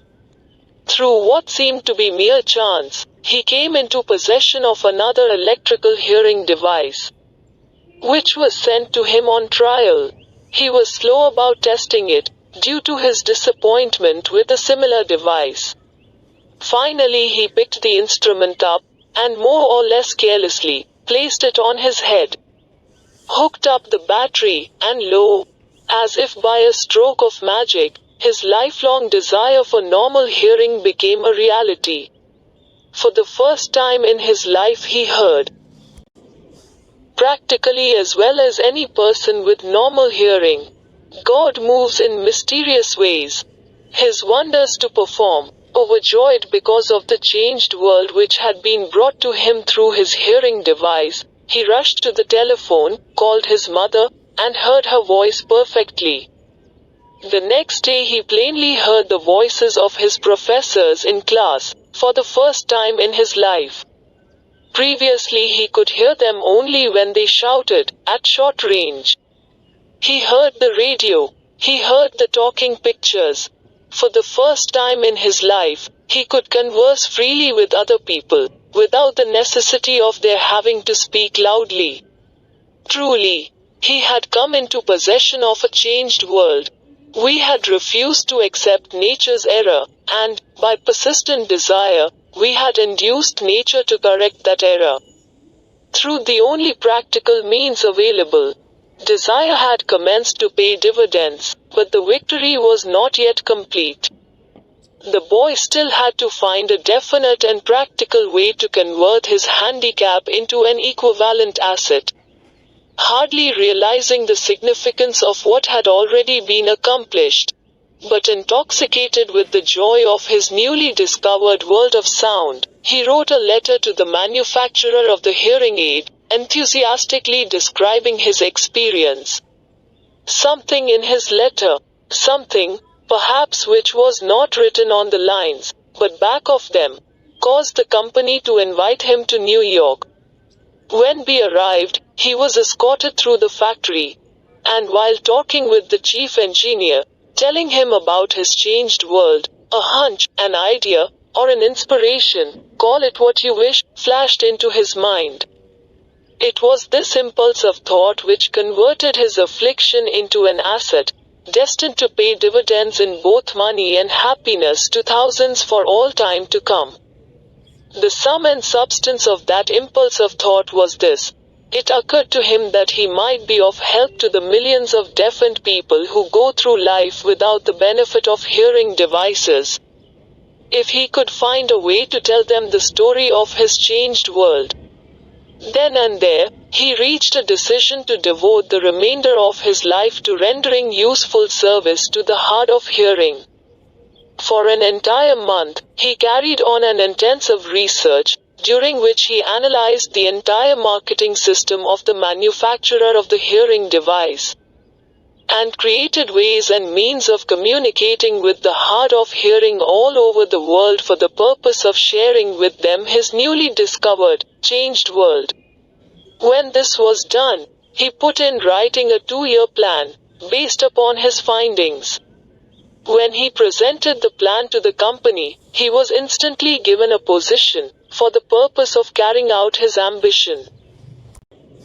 Little did he dream, when he went to work, that he was destined to bring hope and practical relief to thousands of deafened people who, without his help, would have been doomed forever to deaf-mutism. Shortly after he became associated with the manufacturer of his hearing aid, he invited me to attend a class conducted by his company, for the purpose of teaching deaf-mutes to hear, and to speak. I had never heard of such a form of education, therefore I visited the class, skeptical but hopeful that my time would not be entirely wasted.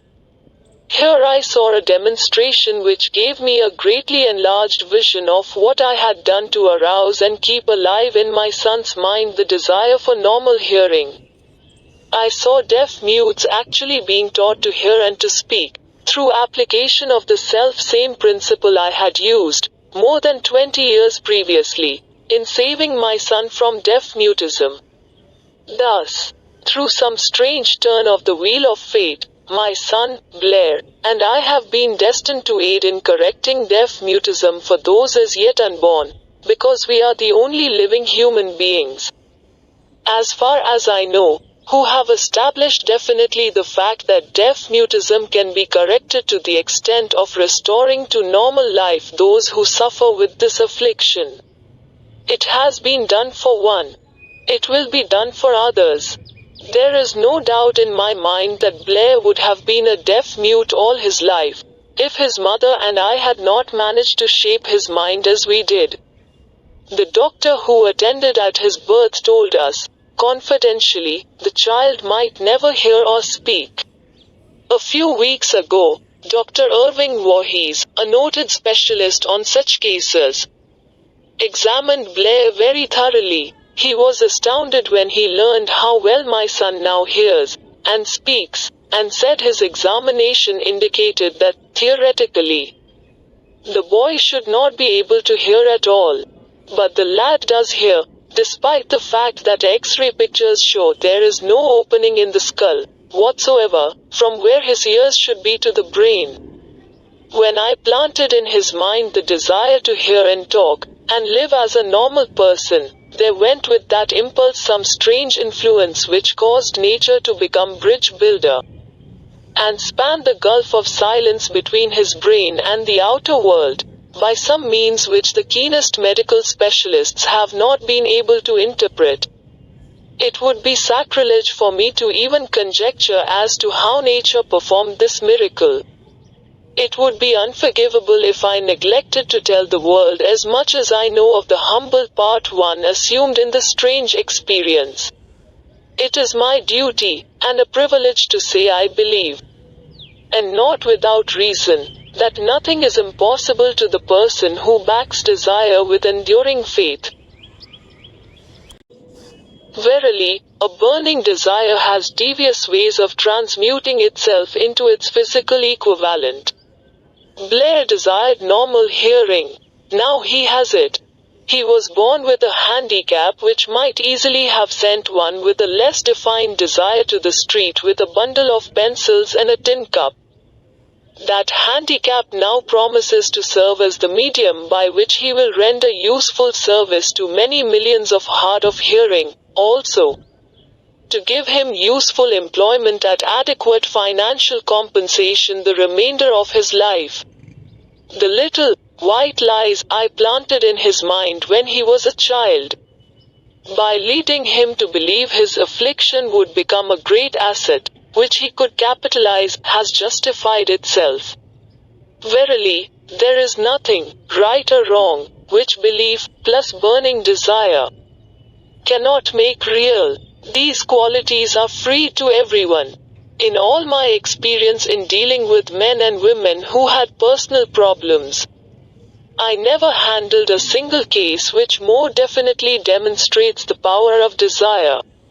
Authors sometimes make the mistake of writing of subjects of which they have but superficial, or very elementary knowledge. It has been my good fortune to have had the privilege of testing the soundness of the power of desire, through the affliction of my own son. Perhaps it was providential that the experience came as it did, for surely no one is better prepared than he, to serve as an example of what happens when desire is put to the test. If Mother Nature bends to the will of desire, is it logical that mere men can defeat a burning desire? Strange and imponderable is the power of the human mind. We do not understand the method by which it uses every circumstance, every individual, every physical thing within its reach, as a means of transmuting desire into its physical counterpart. Perhaps science will uncover this secret. I planted in my son's mind the desire to hear and to speak as any normal person hears and speaks. That desire has now become a reality. I planted in his mind the desire to convert his greatest handicap into his greatest asset. That desire has been realized.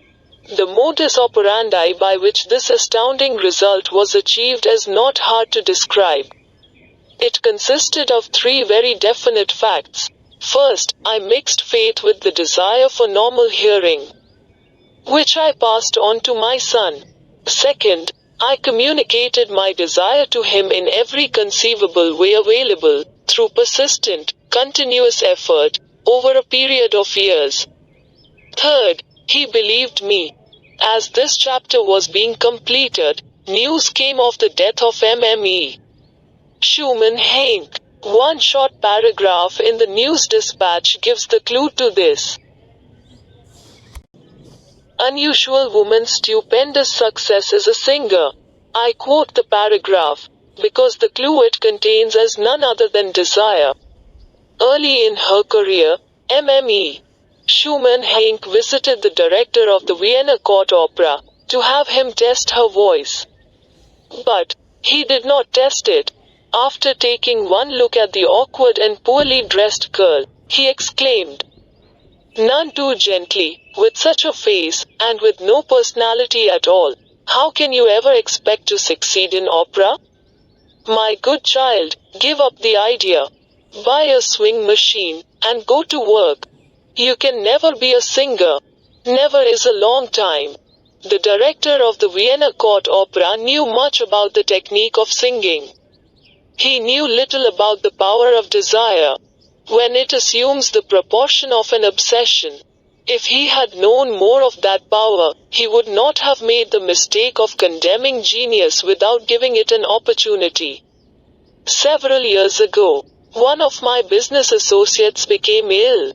He became worse as time went on, and finally was taken to the hospital for an operation. Just before he was wheeled into the operating room, I took a look at him, and wondered how anyone as thin and emaciated as he could possibly go through a major operation successfully. The doctor warned me that there was little if any chance of my ever seeing him alive again. But that was the doctor's opinion. It was not the opinion of the patient. Just before he was wheeled away, he whispered feebly, "Do not be disturbed, Chief, I will be out of here in a few days." The attending nurse looked at me with pity. But the patient did come through safely. After it was all over, his physician said, nothing but his own desire to live saved him. He never would have pulled through if he had not refused to accept the possibility of death.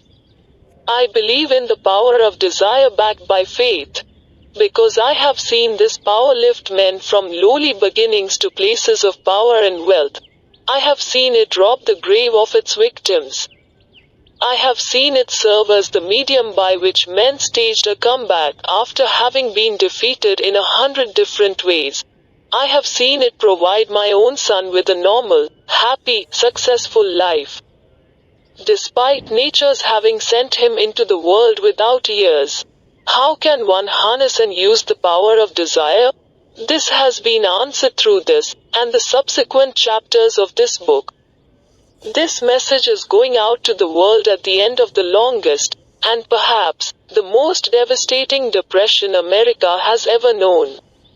It is reasonable to presume that the message may come to the attention of many who have been wounded by the depression, those who have lost their fortunes, others who have lost their positions, and great numbers who must reorganize their plans and stage a comeback. To all these I wish to convey the thought that all achievement, no matter what may be its nature, or its purpose, must begin with an intense, burning desire for something definite, through some strange and powerful principle of mental chemistry, which she has never divulged. Nature wraps up in the impulse of strong desire, that something, which recognizes no such word as impossible, and accepts no such reality as failure. Chapter 3 Faith Visualization of, and Belief in Attainment of Desire. The second step toward riches. Faith as the head chemist of the mind. When faith is blended with the vibration of thought, the subconscious mind instantly picks up the vibration, translates it into its spiritual equivalent, and transmits it to infinite intelligence, as in the case of prayer. The emotions of faith, love, and sex are the most powerful of all the major positive emotions. When the three are blended, they have the effect of coloring the vibration of thought in such a way that it instantly reaches the subconscious mind, where it is changed into its spiritual equivalent. The only form that induces a response from infinite intelligence. Love and faith are psychic, related to the spiritual side of man. Sex is purely biological, and related only to the physical. The mixing, or blending, of these three emotions has the effect of opening a direct line of communication between the finite, thinking mind of man, and infinite intelligence. How to develop faith? There comes Now, a statement which will give a better understanding of the importance the principle of autosuggestion assumes in the transmutation of desire into its physical or monetary equivalent. Namely, faith is a state of mind which may be induced, or created, by affirmation or repeated instructions to the subconscious mind, through the principle of autosuggestion. As an illustration, consider the purpose for which you are, presumably, reading this book. The object is, naturally, to acquire the ability to transmute the intangible thought impulse of desire into its physical counterpart, money. By following the instructions laid down in the chapters on autosuggestion and the subconscious mind, as summarized in the chapter on autosuggestion, you may convince the subconscious mind that you believe you will receive that for which you ask, and it will act upon that belief, which your subconscious mind passes back to you in the form of faith, followed by definite plans for procuring that which you desire. The method by which one develops faith, where it does not already exist, is extremely difficult to describe, almost as difficult, in fact, as it would be to describe the color of red to a blind man who has never seen color, and has nothing with which to compare what you describe to him. Faith is a state of mind which you may develop at will, after you have mastered the 13 principles. Because it is a state of mind which develops voluntarily, through application and use of these principles. Repetition of affirmation of orders to your subconscious mind is the only known method of voluntary development of the emotion of faith. Perhaps the meaning may be made clearer through the following explanation as to the way men sometimes become criminals. Stated in the words of a famous criminologist, when men first come into contact with crime, they abhor it. If they remain in contact with crime for a time, they become accustomed to it, and endure it. If they remain in contact with it long enough, they finally embrace it, and become influenced by it. This is the equivalent of saying that any impulse of thought which is repeatedly passed on to the subconscious mind is, finally, accepted and acted upon by the subconscious mind, which proceeds to translate that impulse into its physical equivalent, by the most practical procedure available. In connection with this, consider again the statement, all thoughts which have been emotionalized, given feeling, and mixed with faith, begin immediately to translate themselves into their physical equivalent or counterpart. The emotions, or the feeling, portion of thoughts, are the factors which give thoughts vitality, life, and action. The emotions of faith, love, and sex, when mixed with any thought impulse, give it greater action than any of these emotions can do singly. Not only thought impulses which have been mixed with faith, but those which have been mixed with any of the positive emotions, or any of the negative emotions, may reach and influence the subconscious mind. From this statement, you will understand that the subconscious mind will translate into its physical equivalent a thought impulse of a negative or destructive nature, just as readily as it will act upon thought impulses of a positive or constructive nature.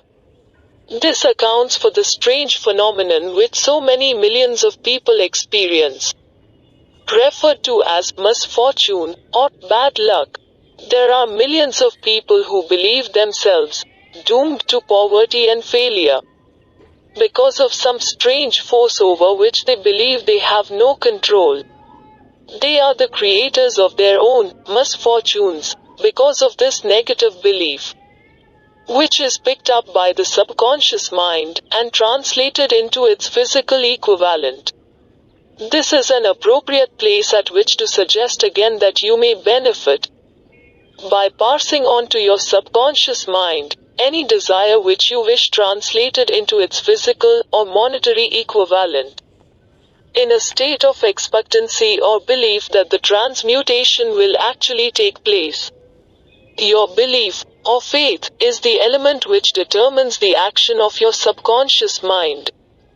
There is nothing to hinder you from deceiving your subconscious mind when giving it instructions through autosuggestion, as I deceived my son's subconscious mind.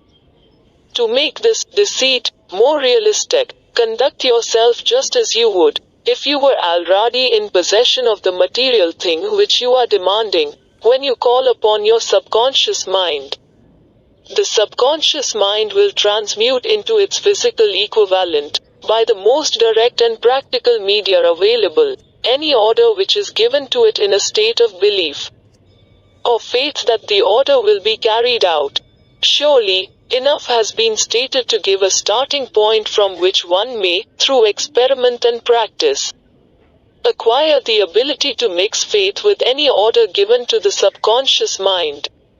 Perfection will come through practice. It cannot come by merely reading instructions. If it be true that one may become a criminal by association with crime, and this is a known fact, it is equally true that one may develop faith by voluntarily suggesting to the subconscious mind that one has faith. The mind comes, finally, to take on the nature of the influences which dominate it. Understand this truth, and you will know why it is essential for you to encourage the positive emotions as dominating forces of your mind, and discourage and eliminate negative emotions. A mind dominated by positive emotions becomes a favorable abode for the state of mind known as faith. A mind so dominated may, at will, give the subconscious mind instructions, which it will accept and act upon immediately. Faith is a state of mind which may be induced by autosuggestion all down the ages. The religionists have admonished struggling humanity to have faith in this, that, and the other dogma or creed. But they have failed to tell people how to have faith. They have not stated that faith is a state of mind, and that it may be induced by self-suggestion. In language which any normal human being can understand, we will describe all that is known about the principle through which faith may be developed, where it does not already exist. Have faith in yourself, faith in the infinite. Before we begin, you should be reminded again that faith is the eternal elixir, which gives life, power, and action to the impulse of thought. The foregoing sentence is worth reading a second time, and a third, and a fourth. It is worth reading aloud. Faith is the starting point of all accumulation of riches. Faith is the basis of all miracles, and all mysteries which cannot be analyzed by the rules of science. Faith is the only known antidote for failure. Faith is the element, the chemical, which, when mixed with prayer, gives one direct communication with infinite intelligence. Faith is the element which transforms the ordinary vibration of thought, created by the finite mind of man, into the spiritual equivalent. Faith is the only agency through which the cosmic force of infinite intelligence can be harnessed and used by man. Every one of the foregoing statements is capable of proof. The proof is simple and easily demonstrated. It is wrapped up in the principle of autosuggestion. Let us center our attention, therefore, upon the subject of self-suggestion, and find out what it is, and what it is capable of achieving. It is a well-known fact that one comes, finally, to believe whatever one repeats to oneself, whether the statement be true or false. If a man repeats a lie over and over, he will eventually accept the lie as truth. Moreover, he will believe it to be the truth. Every man is what he is, because of the dominating thoughts which he permits to occupy his mind. Thoughts which a man deliberately places in his own mind, and encourages with sympathy, and with which he mixes any one or more of the emotions, constitute the motivating forces, which direct and control his every movement, act, and deed. Comes, now, A very significant statement of truth. Thoughts which are mixed with any of the feelings of emotions constitute a magnetic force which attracts, from the vibrations of the ether, other similar or related thoughts. A thought thus magnetized with emotion may be compared to a seed which, when planted in fertile soil, germinates, grows, and multiplies itself over and over again, until that which was originally one small seed becomes countless millions of seeds of the same brand. The ether is a great cosmic mass of eternal forces of vibration. It is made up of both destructive vibrations and constructive vibrations. It carries, at all times, vibrations of fear, poverty, disease, failure, misery, and vibrations of prosperity, health, success, and happiness, just as surely as it carries the sound of hundreds of orchestrations of music, and hundreds of human voices, all of which maintain their own individuality and means of identification, through the medium of radio. From the great storehouse of the ether, the human mind is constantly attracting vibrations which harmonize with that which dominates the human mind. Any thought, idea, plan, or purpose which one holds in one's mind attracts, from the vibrations of the ether, a host of its relatives, adds these relatives to its own force, and grows until it becomes the dominating, motivating master of the individual in whose mind it has been housed. Now, let us go back to the starting point, and become informed as to how the original seed of an idea, plan, or purpose may be planted in the mind. The information is easily conveyed. Any idea, plan, or purpose may be placed in the mind through repetition of thought. This is why you are asked to write out a statement of your major purpose, or definite chief aim, commit it to memory, and repeat it, in audible words, day after day, until these vibrations of sound have reached your subconscious mind. We are what we are, because of the vibrations of thought which we pick up and register through the stimuli of our daily environment. Resolve to throw off the influences of any unfortunate environment, and to build your own life to order. Taking inventory of mental assets and liabilities, you will discover that your greatest weakness is lack of self-confidence. This handicap can be surmounted, and timidity translated into courage, through the aid of the principle of autosuggestion. The application of this principle may be made through a simple arrangement of positive thought impulses stated in writing, memorized, and repeated, until they become a part of the working equipment of the subconscious faculty of your mind. Self-confidence formula. First, I know that I have the ability to achieve the object of my definite purpose in life.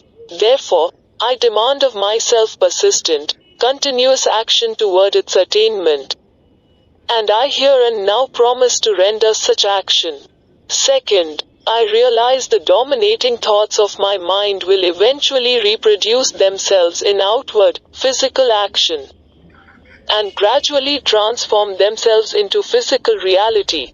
Therefore, I will concentrate my thoughts for 30 minutes daily, upon the task of thinking of the person I intend to become, thereby creating in my mind a clear mental picture of that person. Third, I know through the principle of autosuggestion, any desire that I persistently hold in my mind will eventually seek expression through some practical means of attaining the object back of it.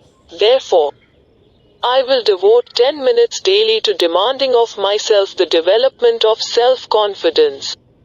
Fourth, I have clearly written down a description of my definite chief aim in life, and I will never stop trying, until I shall have developed sufficient self-confidence for its attainment. Fifth, I fully realize that no wealth or position can long endure, unless built upon truth and justice. Therefore, I will engage in no transaction which does not benefit all whom it affects. I will succeed by attracting to myself the forces I wish to use, and the cooperation of other people. I will induce others to serve me, because of my willingness to serve others. I will eliminate hatred, envy, jealousy, selfishness, and cynicism, by developing love for all humanity, because I know that a negative attitude toward others can never bring me success. I will cause others to believe in me, because I will believe in them, and in myself. I will sign my name to this formula, commit it to memory, and repeat it aloud once a day, with full faith that it will gradually influence my thoughts and actions so that I will become a self-reliant and successful person. Back of this formula is a law of nature which no man has yet been able to explain. It has baffled the scientists of all ages. The psychologists have named this law autosuggestion, and let it go at that. The name by which one calls this law is of little importance. The important fact about it is, it works for the glory and success of mankind, if it is used constructively. On the other hand, if used destructively, it will destroy just as readily. In this statement may be found a very significant truth, namely, that those who go down in defeat, and end their lives in poverty, misery, and distress, do so because of negative application of the principle of autosuggestion. The cause may be found in the fact that all impulses of thought have a tendency to clothe themselves in their physical equivalent. The subconscious mind, the chemical laboratory in which all thought impulses are combined, and made ready for translation into physical reality, makes no distinction between constructive and destructive thought impulses.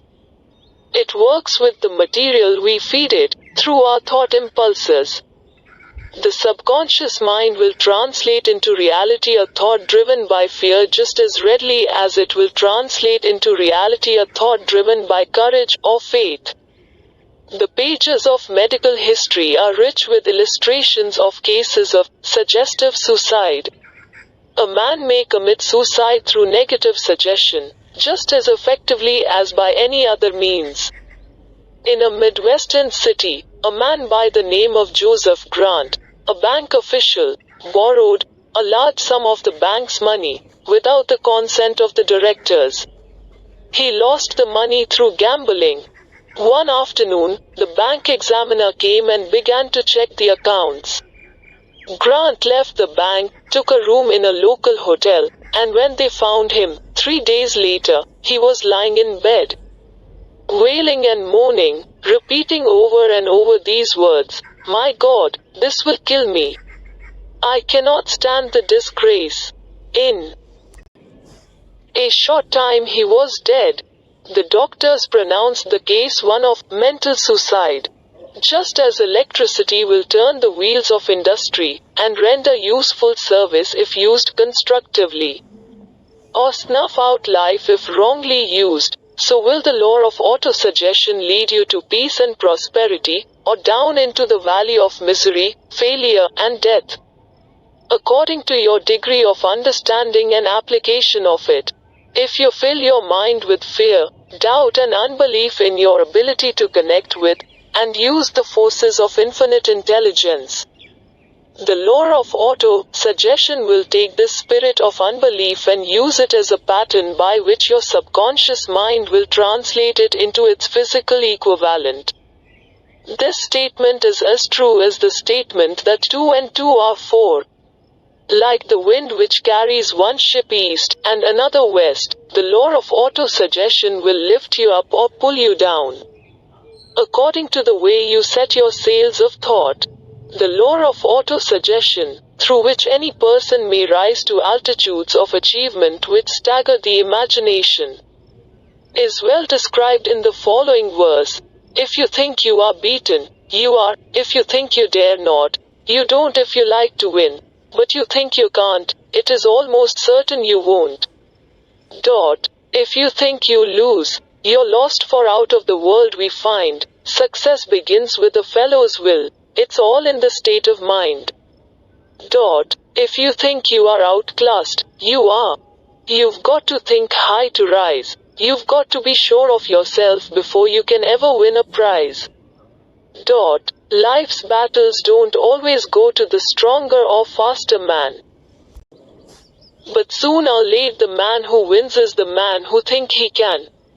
Observe the words which have been emphasized, and you will catch the deep meaning which the poet had in mind. Somewhere in your makeup, perhaps in the cells of your brain, there lies sleeping the seed of achievement which, if aroused and put into action, would carry you to heights such as you may never have hoped to attain. Just as a master musician may cause the most beautiful strains of music to pour forth from the strings of a violin, so may you arouse the genius which lies asleep in your brain, and cause it to drive you upward to whatever goal you may wish to achieve. Abraham Lincoln was a failure at everything he tried. Until he was well past the age of 40. He was a Mr. Nobody from nowhere, until a great experience came into his life, aroused the sleeping genius within his heart and brain, and gave the world one of its really great men. That experience was mixed with the emotions of sorrow and love. It came to him through Annie Rutledge, the only woman whom he ever truly loved. It is a known fact that the emotion of love is closely akin to the state of mind known as faith. And this for the reason that love comes very near to translating one's thought impulses into their spiritual equivalent. During his work of research, the author discovered, from the analysis of the life work and achievements of hundreds of men of outstanding accomplishment, that there was the influence of a woman's love back of nearly every one of them. The emotion of love, in the human heart and brain, creates a favorable field of magnetic attraction, which causes an influx of the higher and finer vibrations which are afloat in the ether. If you wish evidence of the power of faith, study the achievements of men and women who have employed it. At the head of the list comes the Nazarene. Christianity is the greatest single force which influences the minds of men. The basis of Christianity is faith, no matter how many people may have perverted or misinterpreted the meaning of this great force, and no matter how many dogmas and creeds have been created in its name, which do not reflect its tenets. The sum and substance of the teachings and the achievements of Christ, which may have been interpreted as miracles, were nothing more nor less than faith. If there are any such phenomena as miracles, they are produced only through the state of mind known as faith. Some teachers of religion, and many who call themselves Christians, neither understand nor practice faith. Let us consider the power of faith, as it is now being demonstrated by a man who is well known to all of civilization, Mahatma Gandhi of India. In this man the world has one of the most astounding examples known to civilization of the possibilities of faith. Gandhi wields more potential power than any man living at this time, and this, despite the fact that he has none of the orthodox tools of power, such as money, battleships, soldiers, and materials of warfare. Gandhi has no money, he has no home, he does not own a suit of clothes, but he does have power. How does he come by that power? He created it out of his understanding of the principle of faith, and through his ability to transplant that faith into the minds of 200 million people. Gandhi has accomplished, through the influence of faith, that which the strongest military power on earth could not, and never will accomplish through soldiers and military equipment. He has accomplished the astounding feat of influencing 200 million minds to coalesce and move in unison, as a single mind. What other force on earth, except faith, could do as much? There will come a day when employees as well as employers will discover the possibilities of faith. That day is dawning. The whole world has had ample opportunity. during the recent business depression, to witness what the lack of faith will do to business. Surely, civilization has produced a sufficient number of intelligent human beings to make use of this great lesson which the depression has taught the world. During this depression, the world had evidence in abundance that widespread fear will paralyze the wheels of industry and business. Out of this experience will arise leaders in business and industry who will profit by the example which Gandhi has set for the world. And they will apply to business the same tactics which he has used in building the greatest following known in the history of the world. These leaders will come from the rank and file of the unknown men, who now labor in the steel plants, the coal mines, the automobile factories, and in the small towns and cities of America. Business is due for a reform, make no mistake about this. The methods of the past, based upon economic combinations of force and fear, will be supplanted by the better principles of faith and cooperation. Men who labor will receive more than daily wages. They will receive dividends from the business, the same as those who supply the capital for business, but first they must give more to their employers, and stop this bickering and bargaining by force, at the expense of the public. They must earn the right to dividends. Moreover, and this is the most important thing of all, they will be led by leaders WHO will understand and apply the principles employed by Mahatma Gandhi. Only in this way may leaders get from their followers the spirit of full cooperation which constitutes power in its highest and most enduring form. This stupendous machine age in which we live, and from which we are just emerging, has taken the soul out of men. Its leaders have driven men as though they were pieces of cold machinery. They were forced to do so by the employees who have bargained, at the expense of all concerned, to get and not to give.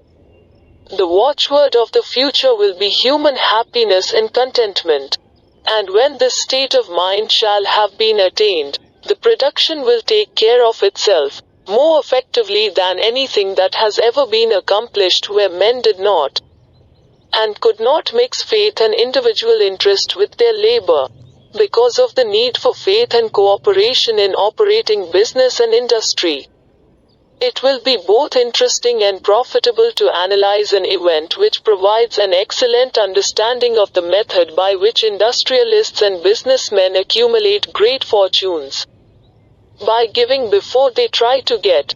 The event chosen for this illustration dates back to 1900, when the United States Steel Corporation was being formed. As you read the story, keep in mind these fundamental facts and you will understand how ideas have been converted into huge fortunes. First, the huge United States Steel Corporation was born in the mind of Charles M. Schwab, in the form of an idea he created through his imagination. Second, he mixed faith with his idea. Third, he formulated a plan for the transformation of his idea into physical and financial reality. Fourth, he put his plan into action with his famous speech at the University Club.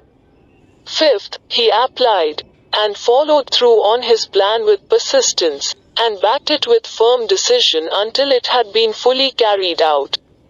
Sixth, he prepared the way for success by a burning desire for success. If you are one of those who have often wondered how great fortunes are accumulated, this story of the creation of the United States Steel Corporation will be enlightening. If you have any doubt that men can think and grow rich, this story should dispel that doubt, because you can plainly see in the story of the United States Steel, the application of a major portion of the 13 principles described in this book. This astounding description of the power of an idea was dramatically told by John Lowell, in the New York World Telegram, with whose courtesy it is here reprinted. A pretty after-dinner speech for $1 billion, when, on the evening of December 12, 1900, some 80 of the nation's financial nobility gathered in the banquet hall of the University Club on Fifth Avenue to do honor to a young man from out of the West. Not half a dozen of the guests realized they were to witness the most significant episode in American industrial history. J. Edward Simmons and Charles Stewart Smith, their hearts full of gratitude for the lavish hospitality bestowed on them by Charles M. Schwab during a recent visit to Pittsburgh, had arranged the dinner to introduce the 38-year-old steel man to Eastern Banking Society. But they didn't expect him to stampede the convention. They warned him, in fact, that the bosoms within New York's stuffed shirts would not be responsive to oratory, and that, if he didn't want to bother Stillmans and Harrimans and Vanderbilts, he had better limit himself to 15 or 20 minutes of polite vaporings and let it go at that. Even John Pierpont Morgan, sitting on the right hand of Schwab as became his imperial dignity, intended to grace the banquet table with his presence only briefly, and so far as the press and public were concerned, the whole affair was of so little moment that no mention of it found its way into print the next day. So the two hosts and their distinguished guests ate their way through the usual 7 or 8 courses. There was little conversation, and what there was of it was restrained. Few of the bankers and brokers had met Schwab, whose career had flowered along the banks of the Monongahela, and none knew him well. But before the evening was over, they, and with them Money Master Morgan, were to be swept off their feet, and $1 billion baby, the United States Steel Corporation, was to be conceived. It is perhaps unfortunate, for the sake of history, that no record of Charlie Schwab's speech at the dinner ever was made. He repeated some parts of it at a later date during a similar meeting of Chicago bankers. And still later, when the government brought suit to dissolve the Steel Trust, he gave his own version, from the witness stand, of the remarks that stimulated Morgan into a frenzy of financial activity. It is probable, however, that it was a homely speech, somewhat ungrammatical, for the niceties of language never bothered Schwab, full of epigram and threaded with wit. But aside from that, it had a galvanic force and effect upon the 5 billions of estimated capital that was represented by the diners. After it was over and the gathering was still under its spell, although Schwab had talked for 90 minutes, Morgan led the orator to a recessed window where, dangling their legs from the high, uncomfortable seat, they talked for an hour more. The magic of the Schwab personality had been turned on, full force, but what was more important and lasting was the full-fledged, clear-cut program he laid down for the aggrandizement of steel. Many other men had tried to interest Morgan in slapping together a steel trust after the pattern of the biscuit, wire and hoop, sugar, rubber, whiskey, oil or chewing gum combinations. John W. Gates, the gambler, had urged it, but Morgan distrusted him. The Moore boys, Bill and Jim, Chicago stock jobbers who had glued together a match trust and a cracker corporation, had urged it and failed. Albert H. Gary, the sanctimonious country lawyer, wanted to foster it, but he wasn't big enough to be impressive. Until Schwab's eloquence took J.P. Morgan to the heights from which he could visualize the solid results of the most daring financial undertaking ever conceived, the project was regarded as a delirious dream of easy money crackpots. The financial magnetism that began, a generation ago, to attract thousands of small and sometimes inefficiently managed companies into large and competition-crushing combinations, had become operative in the steel world through the devices of that jovial business pirate, John W. Gates. Gates already had formed the American Steel and Wire Company out of a chain of small concerns, and together with Morgan had created the Federal Steel Company. The National Tube and American Bridge companies were two more Morgan concerns, and the Moore brothers had forsaken the match and cookie business to form the American Group Tin Plate, Steel Hoop, Sheet Steel, and the National Steel Company. But by the side of Andrew Carnegie's gigantic vertical trust, a trust owned and operated by 53 partners, those other combinations were picayune. They might combine to their heart's content, but the whole lot of them couldn't make a dent in the Carnegie organization, and Morgan knew it. The eccentric old Scot knew it, too. From the magnificent heights of Skibo Castle he had viewed, first with amusement and then with resentment, the attempts of Morgan's smaller companies to cut into his business. When the attempts became too bold, Carnegie's temper was translated into anger and retaliation. He decided to duplicate every mill owned by his rivals. Hitherto, he hadn't been interested in wire, pipe, hoops, or sheet. Instead, he was content to sell such companies the raw steel and let them work it into whatever shape they wanted. Now, with Schwab as his chief and able lieutenant, he planned to drive his enemies to the wall. So it was that in the speech of Charles M. Schwab, Morgan saw the answer to his problem of combination. A trust without Carnegie, giant of them all, would be no trust at all, a plum pudding, as one writer said, without the plums. Schwab's speech on the night of December 12, 1900, undoubtedly carried the inference, though not the pledge, that the vast Carnegie enterprise could be brought under the Morgan tent. He talked of the world future for steel, of reorganization for efficiency, of specialization, of the scrapping of unsuccessful mills and concentration of effort on the flourishing properties, of economies in the ore traffic, of economies in overhead and administrative departments, of capturing foreign markets. More than that, he told the buccaneers among them wherein lay the errors of their customary piracy. Their purposes, he inferred, had been to create monopolies, raise prices, and pay themselves fat dividends out of privilege. Schwab condemned the system in his heartiest manner. The short-sightedness of such a policy, he told his hearers, lay in the fact that it restricted the market in an era when everything cried for expansion. By cheapening the cost of steel, he argued, an ever-expanding market would be created, more uses for steel would be devised, and a goodly portion of the world trade could be captured.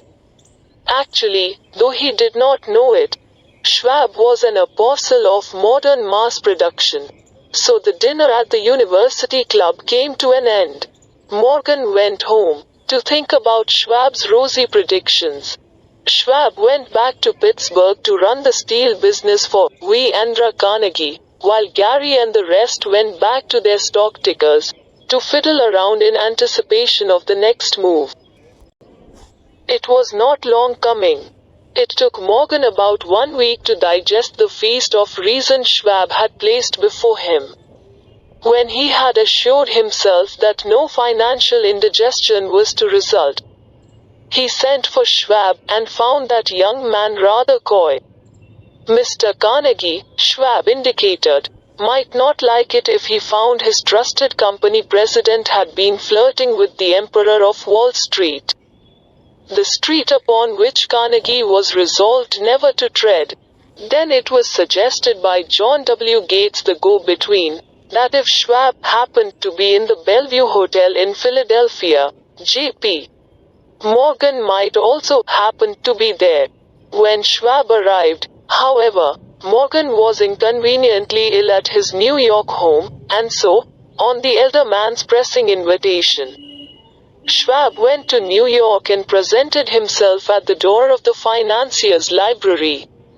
Now certain economic historians have professed the belief that from the beginning to the end of the drama, the stage was set by Andrew Carnegie, that the dinner to Schwab, the famous speech, the Sunday night conference between Schwab and the Money King, were events arranged by the canny Scot. The truth is exactly the opposite. When Schwab was called in to consummate the deal, he didn't even know whether the little boss, as Andrew was called, would so much as listen to an offer to sell. Particularly to a group of men whom Andrew regarded as being endowed with something less than holiness. But Schwab did take into the conference with him, in his own handwriting, 6 sheets of copperplate figures, representing to his mind the physical worth and the potential earning capacity of every steel company he regarded as an essential star in the new metal firmament. 4 men pondered over these figures all night. The chief, of course, was Morgan, steadfast in his belief in the divine right of money. With him was his aristocratic partner, Robert Bacon, a scholar and a gentleman. The third was John W. Gates, whom Morgan scorned as a gambler and used as a tool. The fourth was Schwab, who knew more about the processes of making and selling steel than any whole group of men then living. Throughout that conference, the Pittsburghers' figures were never questioned. If he said a company was worth so much, then it was worth that much and no more. He was insistent, too, upon including in the combination only those concerns he nominated. He had conceived a corporation in which there would be no duplication, not even to satisfy the greed of friends who wanted to unload their companies upon the broad Morgan shoulders. Thus he left out, by design, a number of the larger concerns upon which the walruses and carpenters of Wall Street had cast hungry eyes.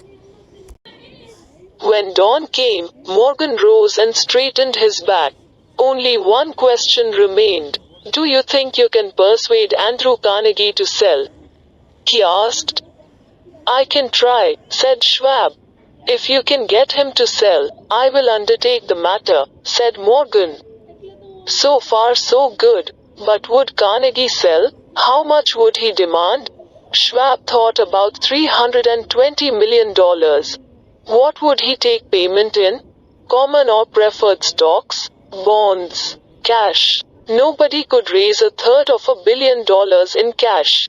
There was a golf game in January on the frost-cracking heat of the St. Andrews Links in Westchester, with Andrew bundled up in sweaters against the cold, and Charlie talking volubly, as usual, to keep his spirits up. But no word of business was mentioned until the pair sat down in the cozy warmth of the Carnegie cottage hard by. Then, with the same persuasiveness that had hypnotized 80 millionaires at the University Club, Schwab poured out the glittering promises of retirement in comfort, of untold millions to satisfy the old man's social caprices. Carnegie capitulated, wrote a figure on a slip of paper, handed it to Schwab and said, "All right. That's what we'll sell for." The figure was approximately $400 million, and was reached by taking the $320 million mentioned by Schwab as a basic figure, and adding to it $80 million to represent the increased capital value over the previous 2 years. Later, on the deck of a transatlantic liner, the Scotsman said ruefully to Morgan, "I wish I had asked you for $100 million more." "If you had asked for it, you'd have gotten it," Morgan told him cheerfully. There was an uproar, of course. A British correspondent cabled that the foreign steel world was appalled by the gigantic combination. President Hadley, of Yale, declared that unless trusts were regulated, the country might expect an emperor in Washington within the next 25 years, but that able stock manipulator, Keene, went at his work of shoving the new stock at the public so vigorously that all the excess water, estimated by some at nearly $600 million, was absorbed in a twinkling. So Carnegie had his millions. And the Morgan Syndicate had $62 million for all its trouble. And all the boys, from Gates to Gary, had their millions. 38-year-old Schwab had his reward. He was made president of the new corporation and remained in control until 1930. The dramatic story of big business, which you have just finished, was included in this book, because it is a perfect illustration of the method by which desire can be transmuted into its physical equivalent. I imagine some readers will question the statement that a mere, intangible desire can be converted into its physical equivalent. Doubtless some will say, you cannot convert nothing into something. The answer is in the story of United States Steel. That giant organization was created in the mind of one man. The plan by which the organization was provided with the steel mills that gave it financial stability was created in the mind of the same man. His faith, his desire, his imagination, his persistence were the real ingredients that went into United States Steel. The steel mills and mechanical equipment acquired by the corporation, after it had been brought into legal existence, were incidental, but careful analysis will disclose the fact that the appraised value of the properties acquired by the corporation increased in value by an estimated $600 million by the mere transaction which consolidated them under one management. In other words, Charles M. Schwab's idea, plus the faith with which he conveyed it to the minds of J.P. Morgan and the others, was marketed for a profit of approximately $600 million. Not an insignificant sum for a single idea. What happened to some of the men who took their share of the millions of dollars of profit made by this transaction, is a matter with which we are not now concerned. The important feature of the astounding achievement is that it serves as unquestionable evidence of the soundness of the philosophy described in this book. Because this philosophy was the warp and the woof of the entire transaction. Moreover, the practicability of the philosophy has been established by the fact that the United States Steel Corporation prospered, and became one of the richest and most powerful corporations in America, employing thousands of people, developing new uses for steel, and opening new markets, thus proving that the $600 million in profit which the Schwab idea produced was earned. Riches begin in the form of thought. The amount is limited only by the person in whose mind the thought is put into motion. Faith removes limitations.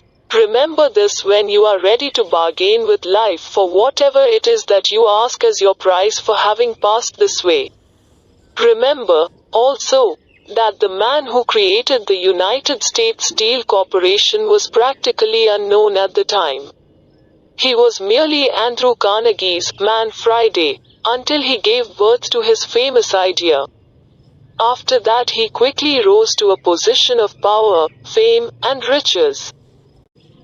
There are no limitations to the mind except those we acknowledge. Both poverty and riches are the offspring of thought.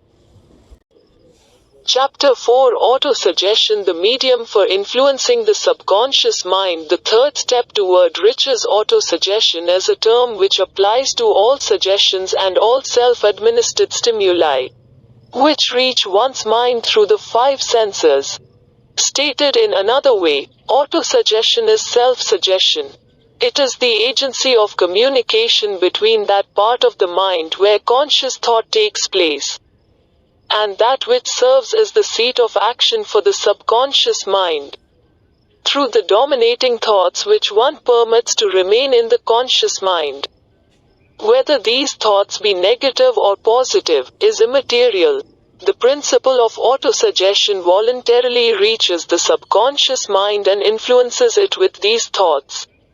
No thought, whether it be negative or positive, can enter the subconscious mind without the aid of the principle of autosuggestion, with the exception of thoughts picked up from the ether.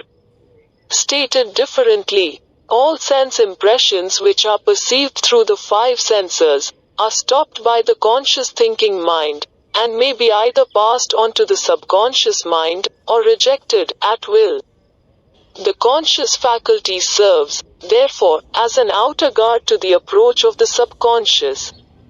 Nature has so built man that he has absolute control over the material which reaches his subconscious mind, through his five senses. Although this is not meant to be construed as a statement that man always exercises this control. In the great majority of instances, he does not exercise it. Which explains why so many people go through life in poverty. Recall what has been said about the subconscious mind resembling a fertile garden spot, in which weeds will grow in abundance. If the seeds of more desirable crops are not sown therein. Autosuggestion is the agency of control through which an individual may voluntarily feed his subconscious mind on thoughts of a creative nature, or, by neglect, permit thoughts of a destructive nature to find their way into this rich garden of the mind. You were instructed, in the last of the 6 steps described in the chapter on desire, to read aloud twice daily the written statement of your desire for money, and to see and feel yourself already in possession of the money. By following these instructions, you communicate the object of your desire directly to your subconscious mind in a spirit of absolute faith. Through repetition of this procedure, you voluntarily create thought habits which are favorable to your efforts to transmute desire into its monetary equivalent. Go back to these 6 steps described in Chapter 2, and read them again very carefully, before you proceed further. Then, when you come to it, read very carefully the 4 instructions for the organization of your mastermind group, described in the chapter on organized planning.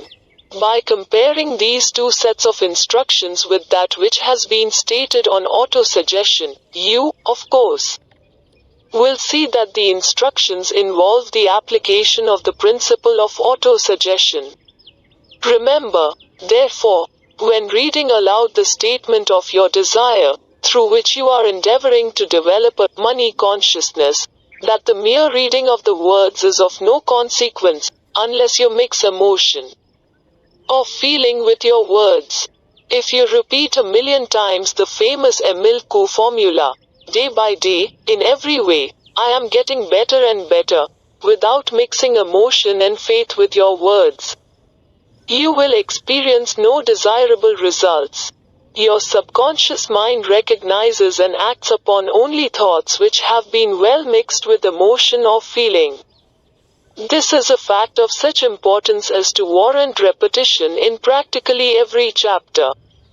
Because the lack of understanding of this is the main reason the majority of people who try to apply the principle of autosuggestion get no desirable results. Plain, unemotional words do not influence the subconscious mind. You will get no appreciable results until you learn to reach your subconscious mind with thoughts or spoken words which have been well emotionalized with belief. Do not become discouraged if you cannot control and direct your emotions the first time you try to do so. Remember, there is no such possibility as something for nothing. Ability to reach and influence your subconscious mind has its price, and you must pay that price. You cannot cheat, even if you desire to do so.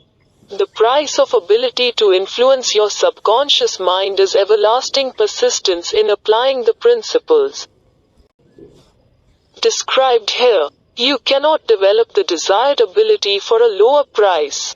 You, and you alone, must decide whether or not the reward for which you are striving, the money consciousness, is worth the price you must pay for it in effort.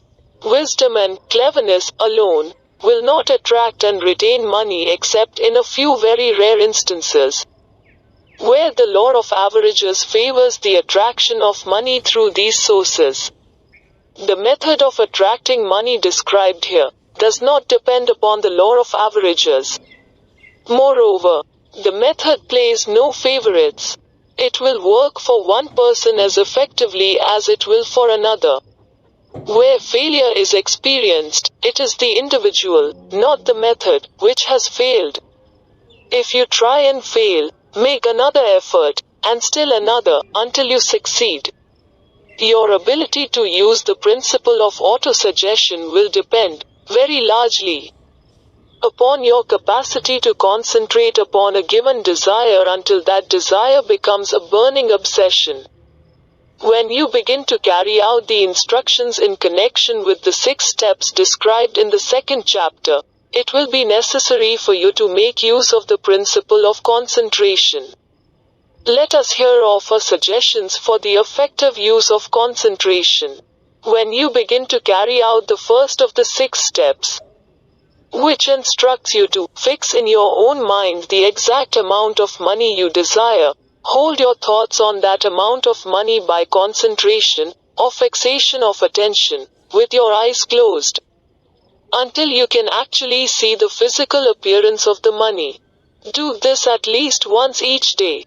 As you go through these exercises, follow the instructions given in the chapter on faith, and see yourself actually in possession of the money. Here is a most significant fact. The subconscious mind takes any orders given it in a spirit of absolute faith, and acts upon those orders.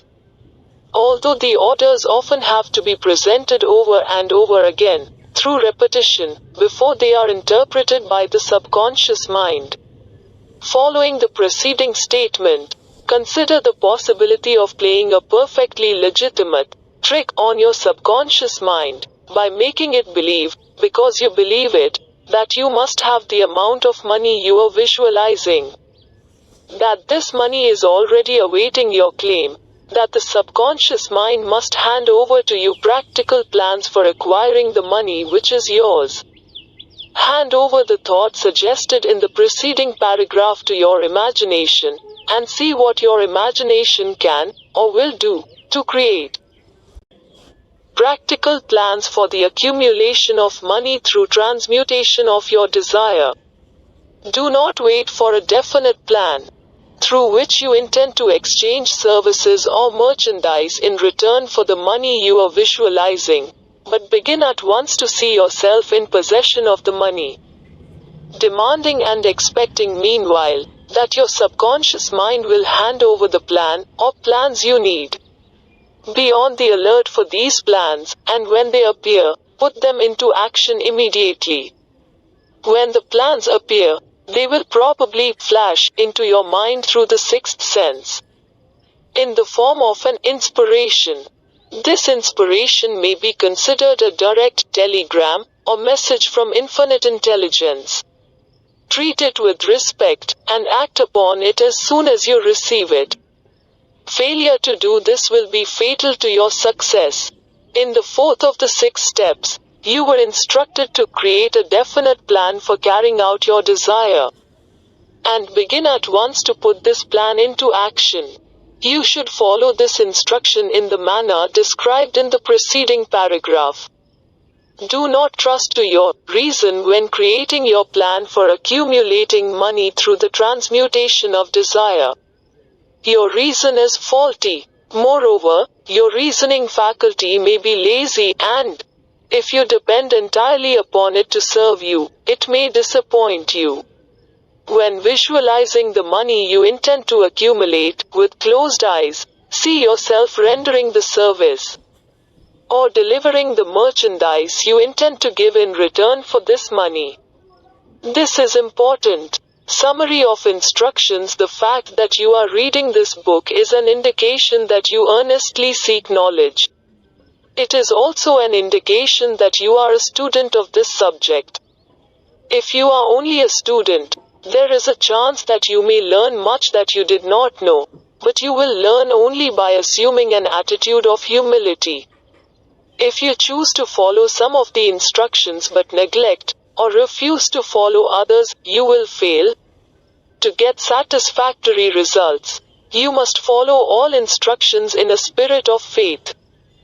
The instructions given in connection with the 6 steps in the second chapter will now be summarized and blended with the principles covered by this chapter, as follows.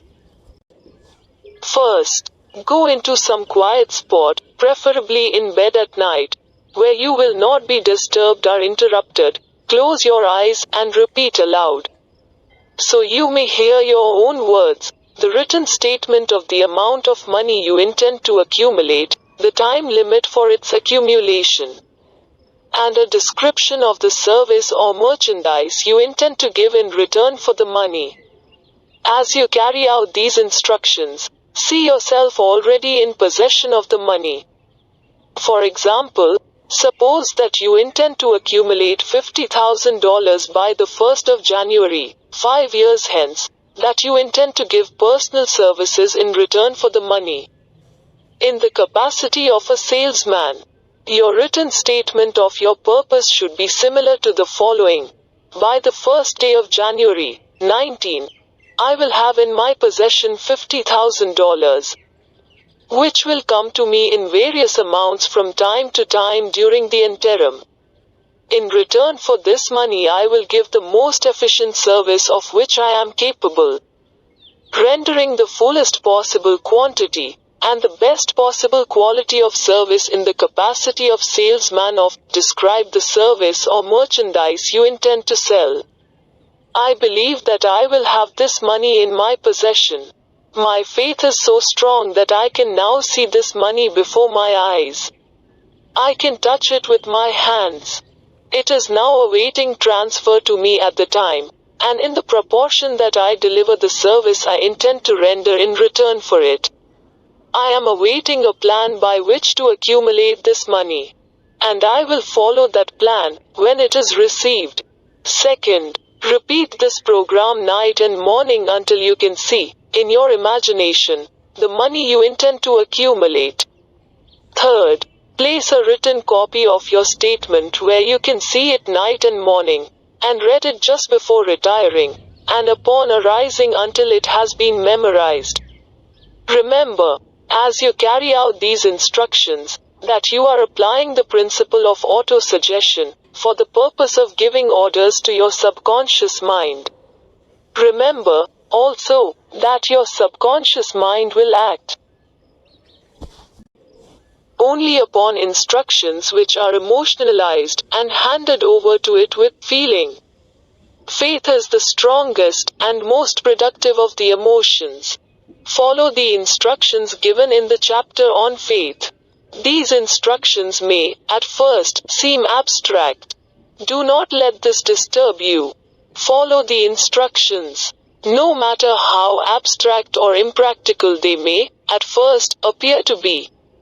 The time will soon come, if you do as you have been instructed, in spirit as well as in act, when a whole new universe of power will unfold to you. Skepticism, in connection with all new ideas, is characteristic of all human beings. But if you follow the instructions outlined, your skepticism will soon be replaced by belief, and this, in turn, will soon become crystallized into absolute faith. Then you will have arrived at the point where you may truly say, I am the master of my fate. I am the captain of my soul. Many philosophers have made the statement that man is the master of his own earthly destiny. But most of them have failed to say why he is the master. The reason that man may be the master of his own earthly status, and especially his financial status, is thoroughly explained in this chapter. Man may become the master of himself and of his environment, because he has the power to influence his own subconscious mind, and through it, gain the cooperation of infinite intelligence. You are now reading the chapter which represents the keystone to the arch of this philosophy.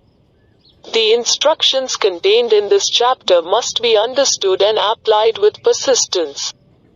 If you succeed in transmuting desire into money, the actual performance of transmuting desire into money involves the use of autosuggestion as an agency by which one may reach and influence the subconscious mind. The other principles are simply tools with which to apply auto-suggestion. Keep this thought in mind, and you will, at all times, be conscious of the important part the principle of auto-suggestion has to play in your efforts to accumulate money through the methods described in this book. Carry out these instructions as though you were a small child. Inject into your efforts something of the faith of a child. The author has been most careful to see that no impractical instructions were included, because of his sincere desire to be helpful. After you have read the entire book, come back to this chapter, and follow in spirit and in action. This instruction: read the entire chapter aloud once every night, until you become thoroughly convinced that the principle of is sound, that it will accomplish for you all that has been claimed for it.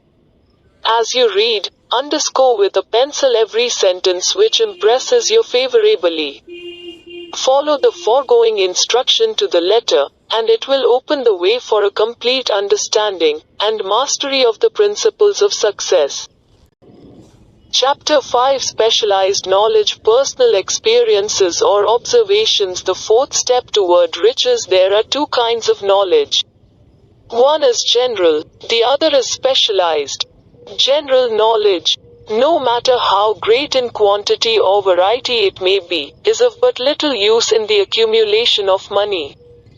The faculties of the great universities possess, in the aggregate, practically every form of general knowledge known to civilization. Most of the professors have but little or no money. They specialize on teaching knowledge, but they do not specialize on the organization or the use of knowledge. Knowledge will not attract money unless it is organized and intelligently directed through practical plans of action to the definite end of accumulation of money. Lack of understanding of this fact has been the source of confusion to millions of people who falsely believe that knowledge is power. It is nothing of the sort. Knowledge is only potential power.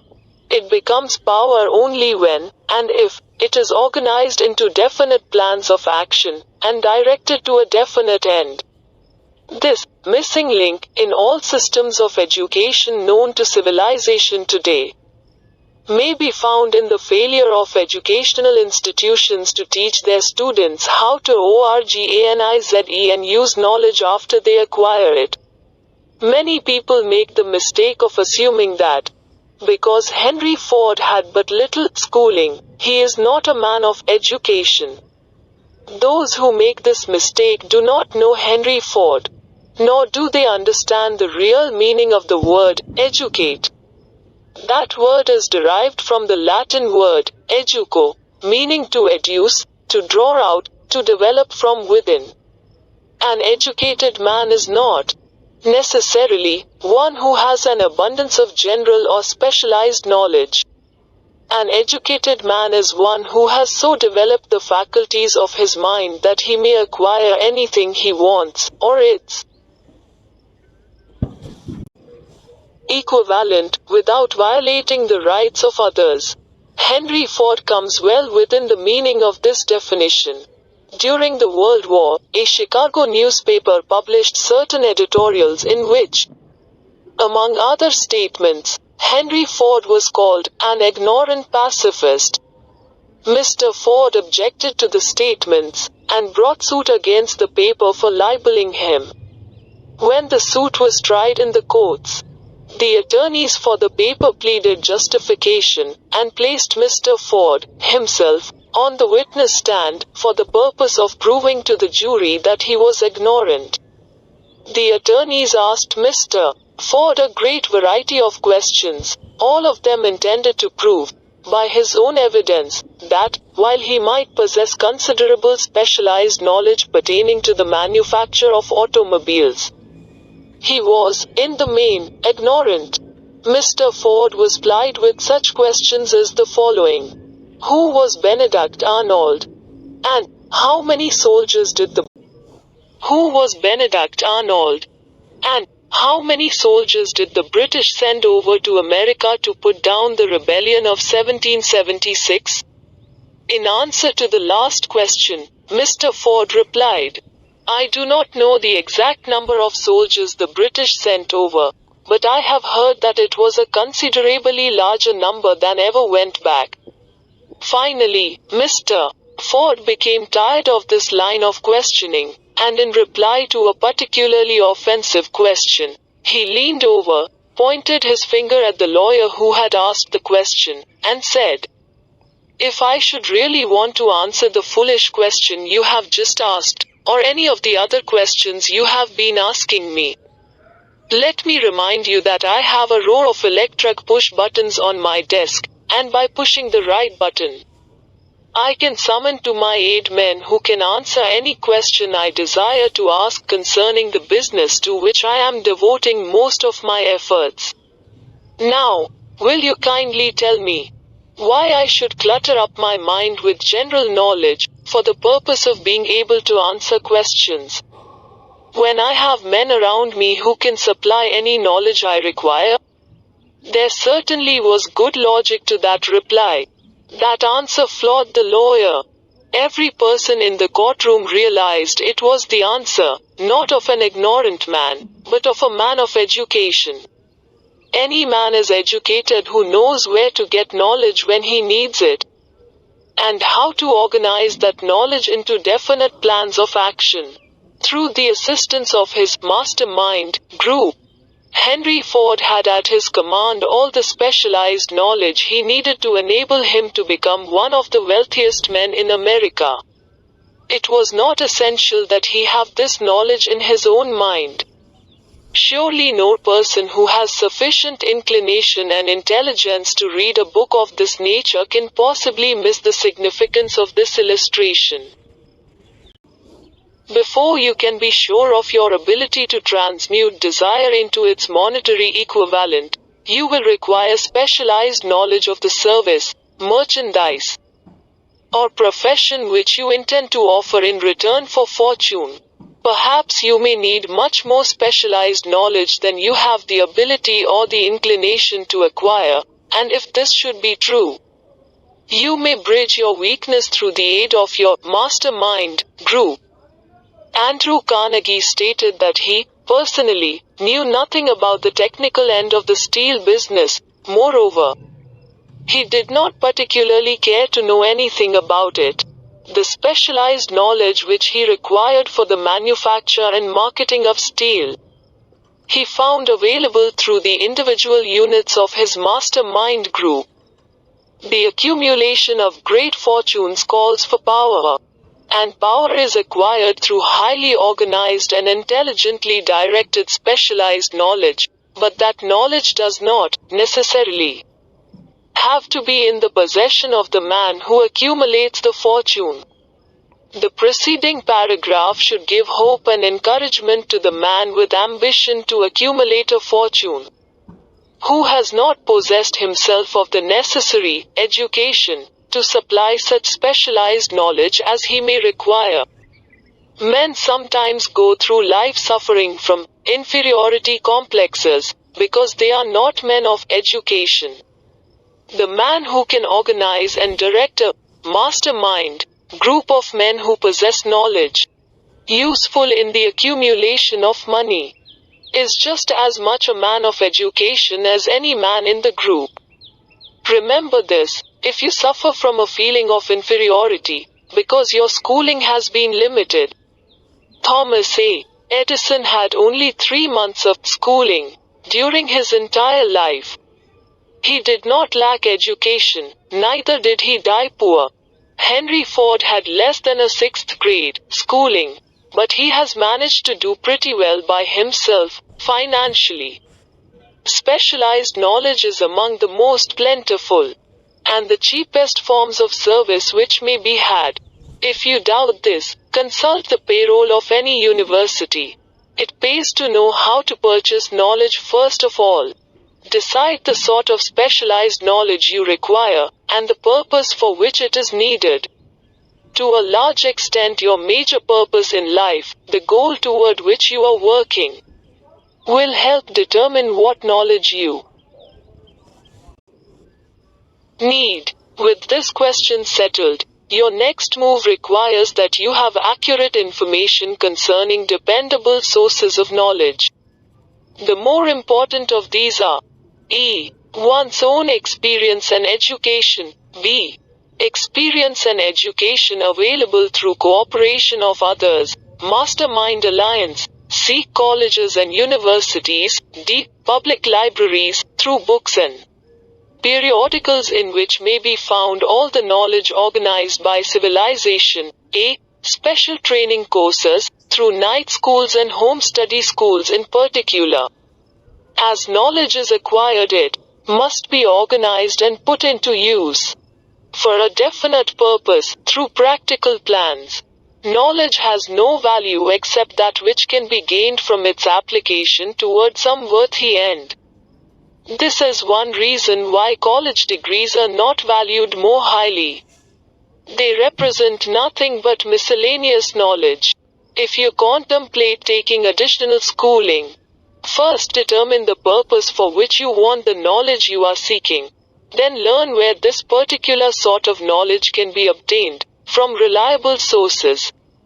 Successful men, in all callings, never stop acquiring specialized knowledge related to their major purpose, business, or profession.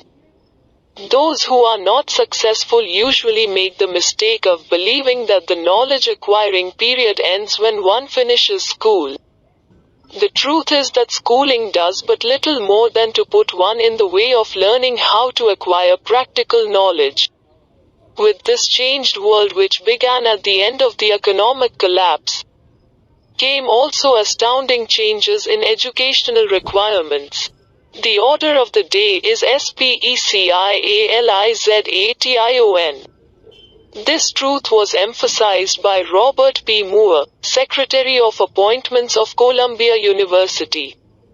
Specialists most sought, particularly sought after by employing companies, are candidates who have specialized in some field, business school graduates with training in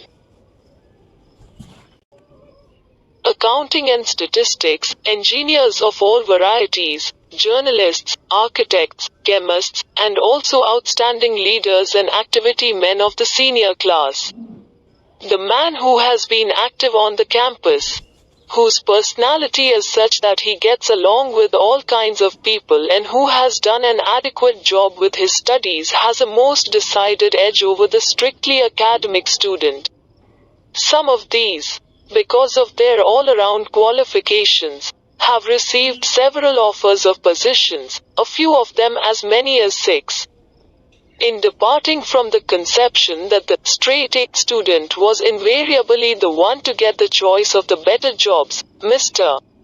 Moore said that most companies look not only to academic records but to activity records and personalities of the students.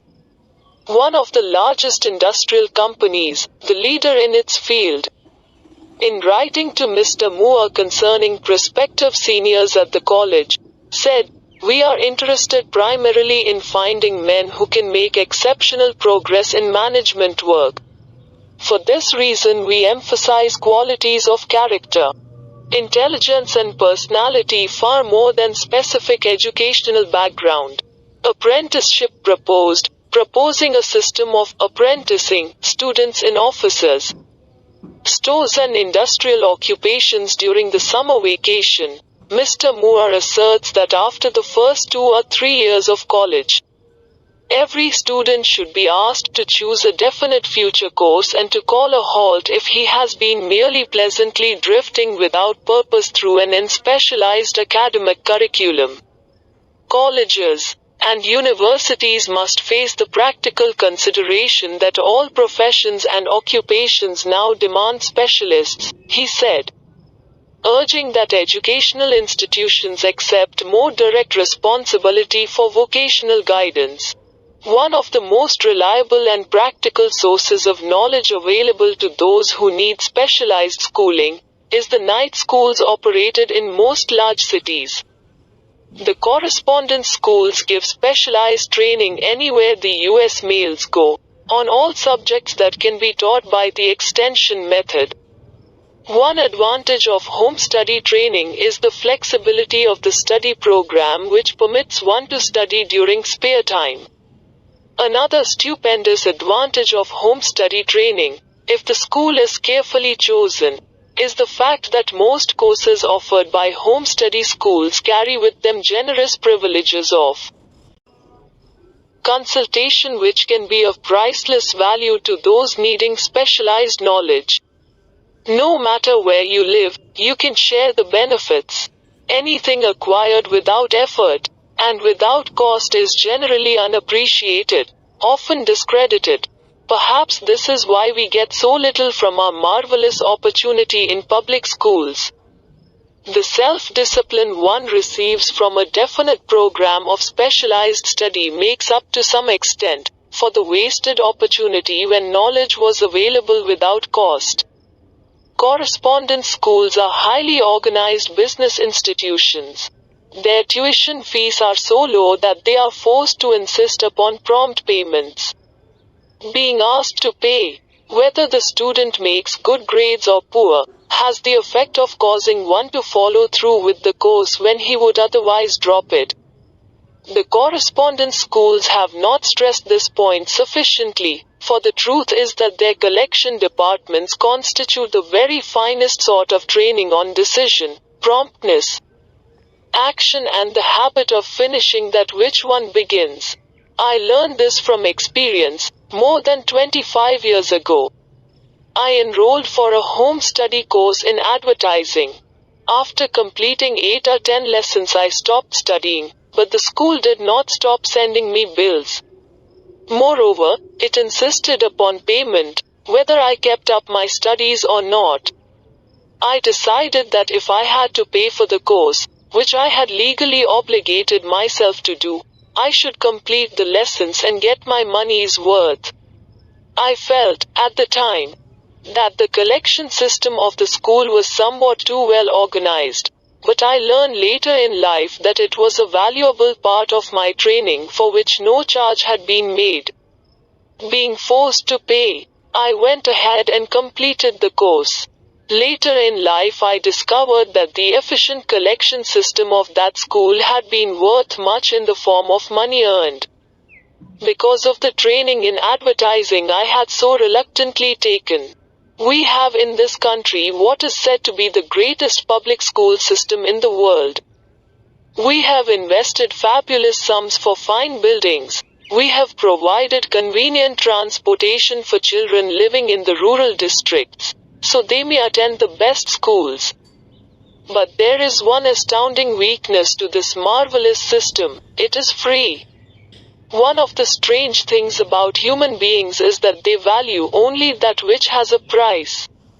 The free schools of America and the free public libraries do not impress people because they are free. This is the major reason why so many people find it necessary to acquire additional training after they quit school and go low work. It is also one of the major reasons why employers give greater consideration to employees' WHO. Take home study courses. They have learned, from experience, that any person who has the ambition to give up a part of his spare time to studying at home has in him those qualities which make for leadership. This recognition is not a charitable gesture. It is sound business judgment upon the part of the employers. There is one weakness in people for which there is no remedy. It is the universal weakness of lack of ambition. Persons, especially salaried people, who schedule their spare time to provide for home study, seldom remain at the bottom very long. Their action opens the way for the upward climb, removes many obstacles from their path, and gains the friendly interest of those who have the power to put them in the way of opportunity. The home study method of training is especially suited to the needs of employed people who find, after leaving school, that they must acquire additional specialized knowledge, but cannot spare the time to go back to school. The changed economic conditions prevailing since the Depression have made it necessary for thousands of people to find additional or new sources of income. For the majority of these, the solution to their problem may be found only by acquiring specialized knowledge. Many will be forced to change their occupations entirely. When a merchant finds that a certain line of merchandise is not selling, he usually supplants it with another that is in demand. The person whose business is that of marketing personal services must also be an efficient merchant. If his services do not bring adequate returns in one occupation, he must change to another, where broader opportunities are available. Stuart Austin Weir prepared himself as a construction engineer and followed this line of work until the Depression limited his market to where it did not give him the income he required.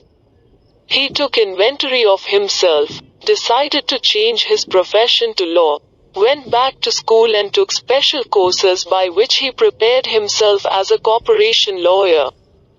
Despite the fact the Depression had not ended, he completed his training, passed the bar examination, and quickly built a lucrative law practice in Dallas, Texas. In fact, he is turning away clients just to keep the record straight, and to anticipate the alibis of those who will say, "I couldn't go to school because I have a family to support," or "I'm too old." I will add the information that Mr. Weir was past 40, and married when he went back to school. Moreover, by carefully selecting highly specialized courses, in colleges best prepared to teach the subjects chosen, Mr. Weir completed in 2 years the work for which the majority of law students require 4 years. It pays to know how to purchase knowledge. The person who stops studying merely because he has finished school is forever hopelessly doomed to mediocrity, no matter what may be his calling. The way of success is the way of continuous pursuit of knowledge. Let us consider a specific instance. During the Depression, a salesman in a grocery store found himself without a position. Having had some bookkeeping experience, he took a special course in accounting, familiarized himself with all the latest bookkeeping and office equipment, and went into business for himself. Starting with the grocer for whom he had formerly worked, he made contracts with more than 100 small merchants to keep their books, at a very nominal monthly fee. His idea was so practical that he soon found it necessary to set up a portable office in a light delivery truck, which he equipped with modern bookkeeping machinery. He now has a fleet of these bookkeeping officers, on wheels, and employs a large staff of assistants, thus providing small merchants with accounting service equal to the best that money can buy. At very nominal cost, specialized knowledge, plus imagination, were the ingredients that went into this unique and successful business. Last year, the owner of that business paid an income tax of almost 10 times as much as was paid by the merchant for whom he worked when the Depression forced upon him a temporary adversity which proved to be a blessing in disguise. The beginning of this successful business was an idea. Inasmuch as I had the privilege of supplying the unemployed salesman with that idea, I now assume the further privilege of suggesting another idea which has within it the possibility of even greater income. Also the possibility of rendering useful service to thousands of people who badly need that service. The idea was suggested by the salesman who gave up selling and went into the business of keeping books on a wholesale basis. When the plan was suggested as a solution of his unemployment problem, he quickly exclaimed, "I like the idea, but I would not know how to turn it into cash." In other words, he complained he would not know how to market his bookkeeping knowledge after he acquired it. So, that brought up another problem which had to be solved. With the aid of a young woman typist, clever at hand lettering, and who could put the story together, a very attractive book was prepared, describing the advantages of the new system of bookkeeping. The pages were neatly typed and pasted in an ordinary scrapbook, which was used as a silent salesman with which the story of this new business was so effectively told that its owner soon had more accounts than he could handle. There are thousands of people, all over the country, who need the services of a merchandising specialist capable of preparing an attractive brief for use in marketing personal services. The aggregate annual income from such a service might easily exceed that received by the largest employment agency. And the benefits of the service might be made far greater to the purchaser than any to be obtained from an employment agency. The idea here described was born of necessity, to bridge an emergency which had to be covered, but it did not stop by merely serving one person. The woman who created the idea has a keen imagination. She saw in her newly born brainchild the making of a new profession, one that is destined to render valuable service to thousands of people who need practical guidance in marketing personal services. Spurred to action by the instantaneous success of her first prepared plan to market personal services, this energetic woman turned next to the solution of a similar problem for her son who had just finished college, but had been totally unable to find a market for his services. The plan she originated for his use was the finest specimen of merchandising of personal services I have ever seen. When the plan book had been completed, it contained nearly 50 pages of beautifully typed, properly organized information, telling the story of her son's native ability, schooling, personal experiences, and a great variety of other information too extensive for description. The plan book also contained a complete description of the position her son desired, together with a marvelous word picture of the exact plan he would use in filling the position. The preparation of the plan book required several weeks' labor, during which time its creator sent her son to the public library almost daily, to procure data needed in selling his services to best advantage. She sent him, also, to all the competitors of his prospective employer, and gathered from them vital information concerning their business methods which was of great value in the formation of the plan he intended to use in filling the position he sought. When the plan had been finished, it contained more than half a dozen very fine suggestions for the use and benefit of the prospective employer. The suggestions were put into use by the company. One may be inclined to ask, why go to all this trouble to secure a job? The answer is straight to the point, also it is dramatic, because it deals with a subject which assumes the proportion of a tragedy with millions of men and women whose sole source of income is personal services. The answer is, doing a thing well never is trouble. The plan prepared by this woman for the benefit of her son helped him get the job for which he applied, at the first interview, at a salary fixed by himself. Moreover, and this, too, is important, the position did not require the young man to start at the bottom. He began as a junior executive, at an executive's salary. Why go to all this trouble, do you ask?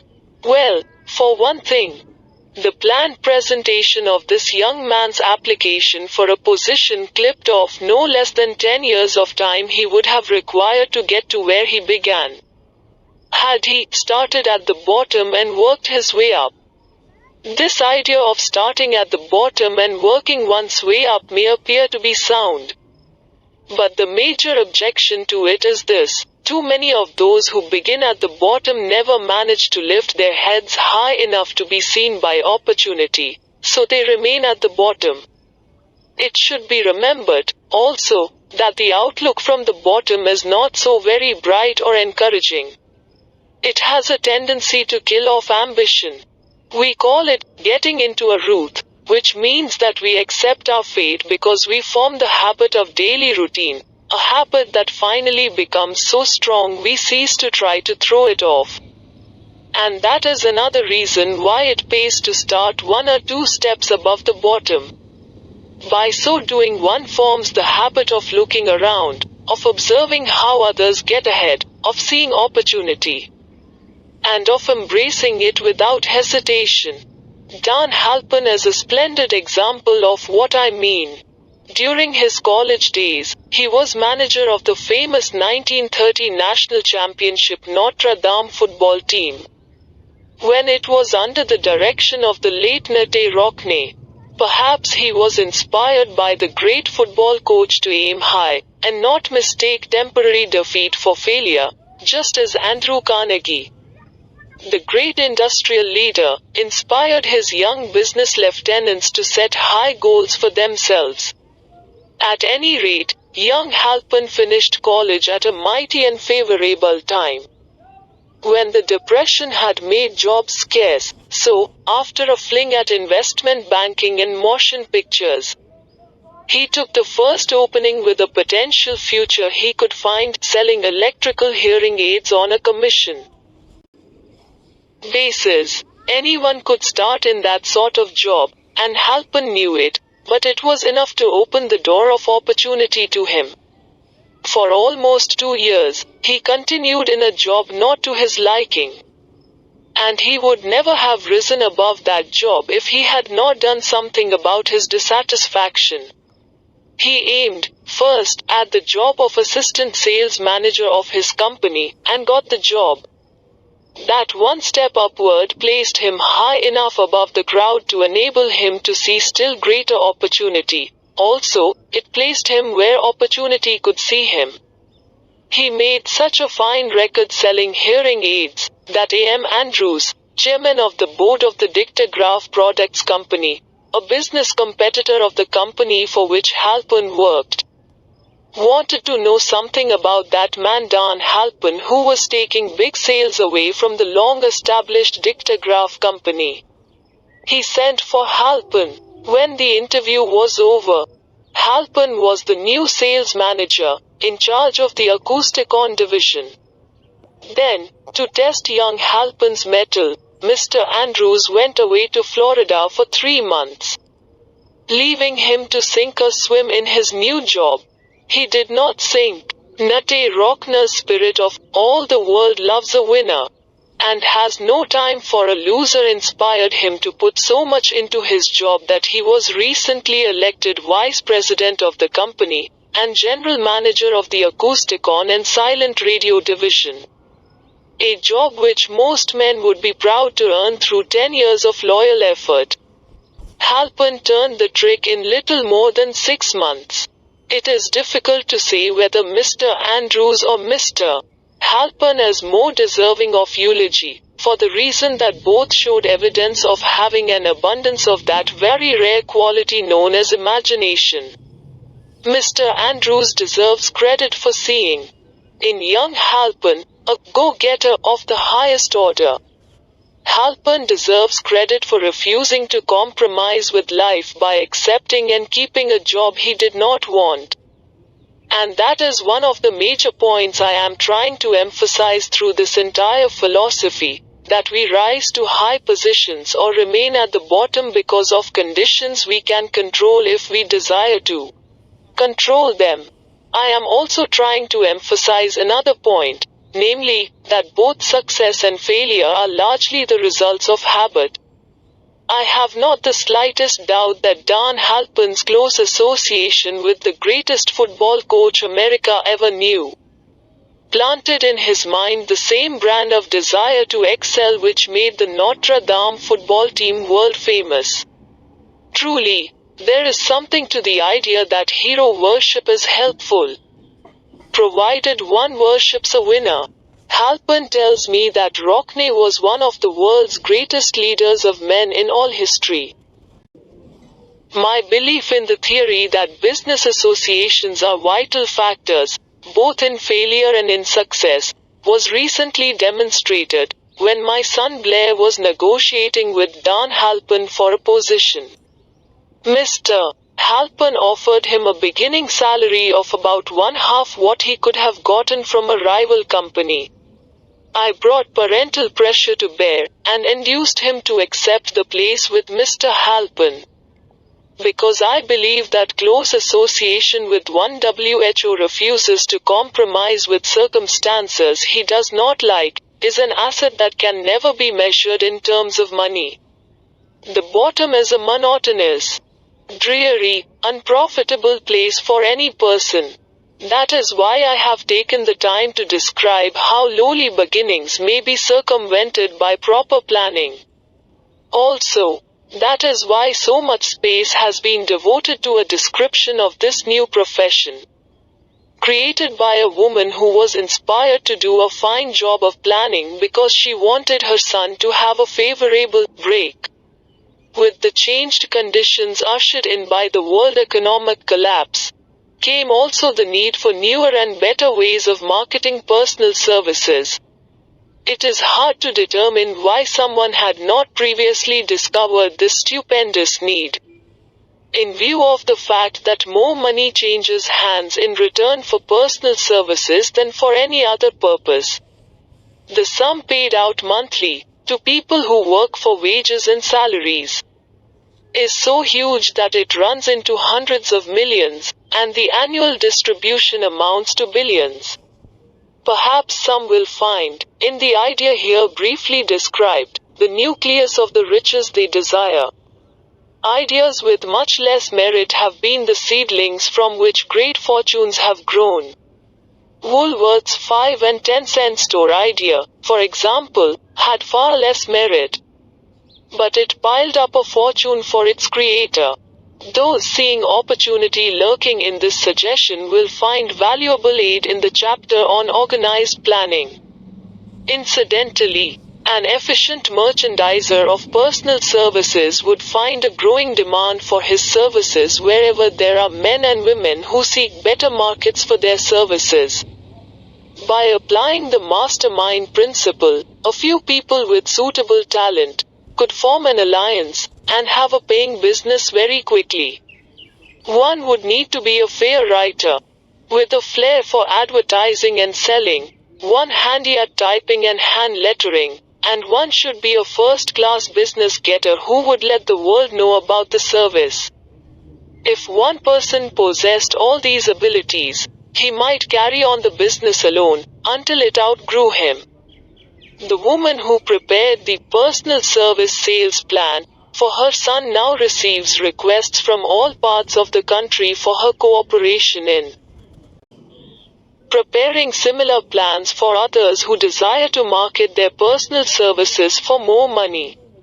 She has a staff of expert typists, artists, and writers who have the ability to dramatize the case history so effectively that one's personal services can be marketed for much more money than the prevailing wages for similar services. She is so confident of her ability that she accepts, as the major portion of her fee, a percentage of the increased pay she helps her clients to earn. It must not be supposed that her plan merely consists of clever salesmanship by which she helps men and women to demand and receive more money for the same services they formerly sold for less pay. She looks after the interests of the purchaser as well as the seller of personal services, and so prepares her plans that the employer receives full value for the additional money he pays. The method by which she accomplishes this astonishing result is a professional secret which she discloses to no one excepting her own clients. If you have the imagination and seek a more profitable outlet for your personal services, this suggestion may be the stimulus for which you have been searching. The idea is capable of yielding an income far greater than that of the average doctor, lawyer, or engineer whose education required several years in college. The idea is saleable to those seeking new positions, in practically all positions calling for managerial or executive ability, and those desiring rearrangement of incomes in their present positions. There is no fixed price for sound ideas. Back of all ideas is specialized knowledge. Unfortunately, for those who do not find riches in abundance, specialized knowledge is more abundant and more easily acquired than ideas. Because of this very truth, there is a universal demand and an ever-increasing opportunity for the person capable of helping men and women to sell their personal services advantageously. Capability means imagination, the one quality needed to combine specialized knowledge with ideas, in the form of organized plans designed to yield riches. If you have imagination, this chapter may present you with an idea sufficient to serve as the beginning of the riches you desire. Remember, the idea is the main thing. Specialized knowledge may be found just around the corner, any corner. Chapter 6 Imagination, the workshop of the mind. The fifth step toward riches. The imagination is literally the workshop wherein are fashioned all plans created by man. The impulse, the desire, is given shape, form, and action through the aid of the imaginative faculty of the mind. It has been said that man can create anything which he can imagine. Of all the ages of civilization, this is the most favorable for the development of the imagination, because it is an age of rapid change. On every hand one may contact stimuli which develop the imagination. Through the aid of his imaginative faculty, man has discovered and harnessed more of nature's forces during the past 50 years than during the entire history of the human race. Previous to that time, he has conquered the air so completely that the birds are a poor match for him in flying.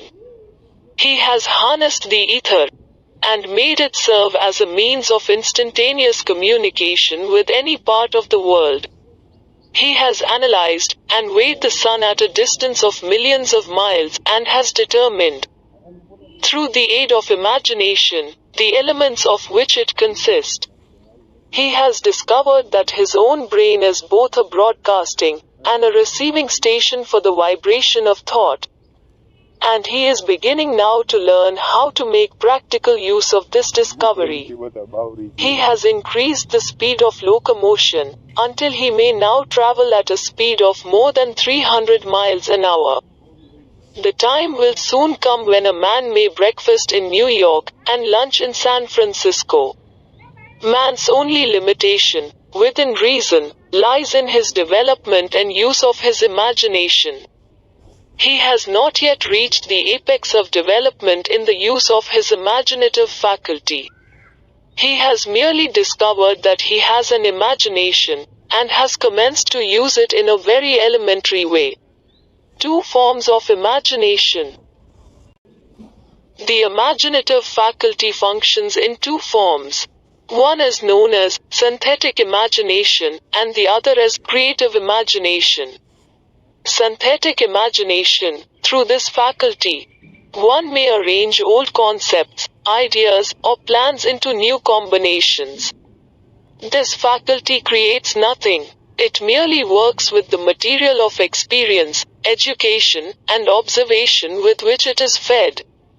It is the faculty used most by the inventor, with the exception of the who draws upon the creative imagination, when he cannot solve his problem through synthetic imagination.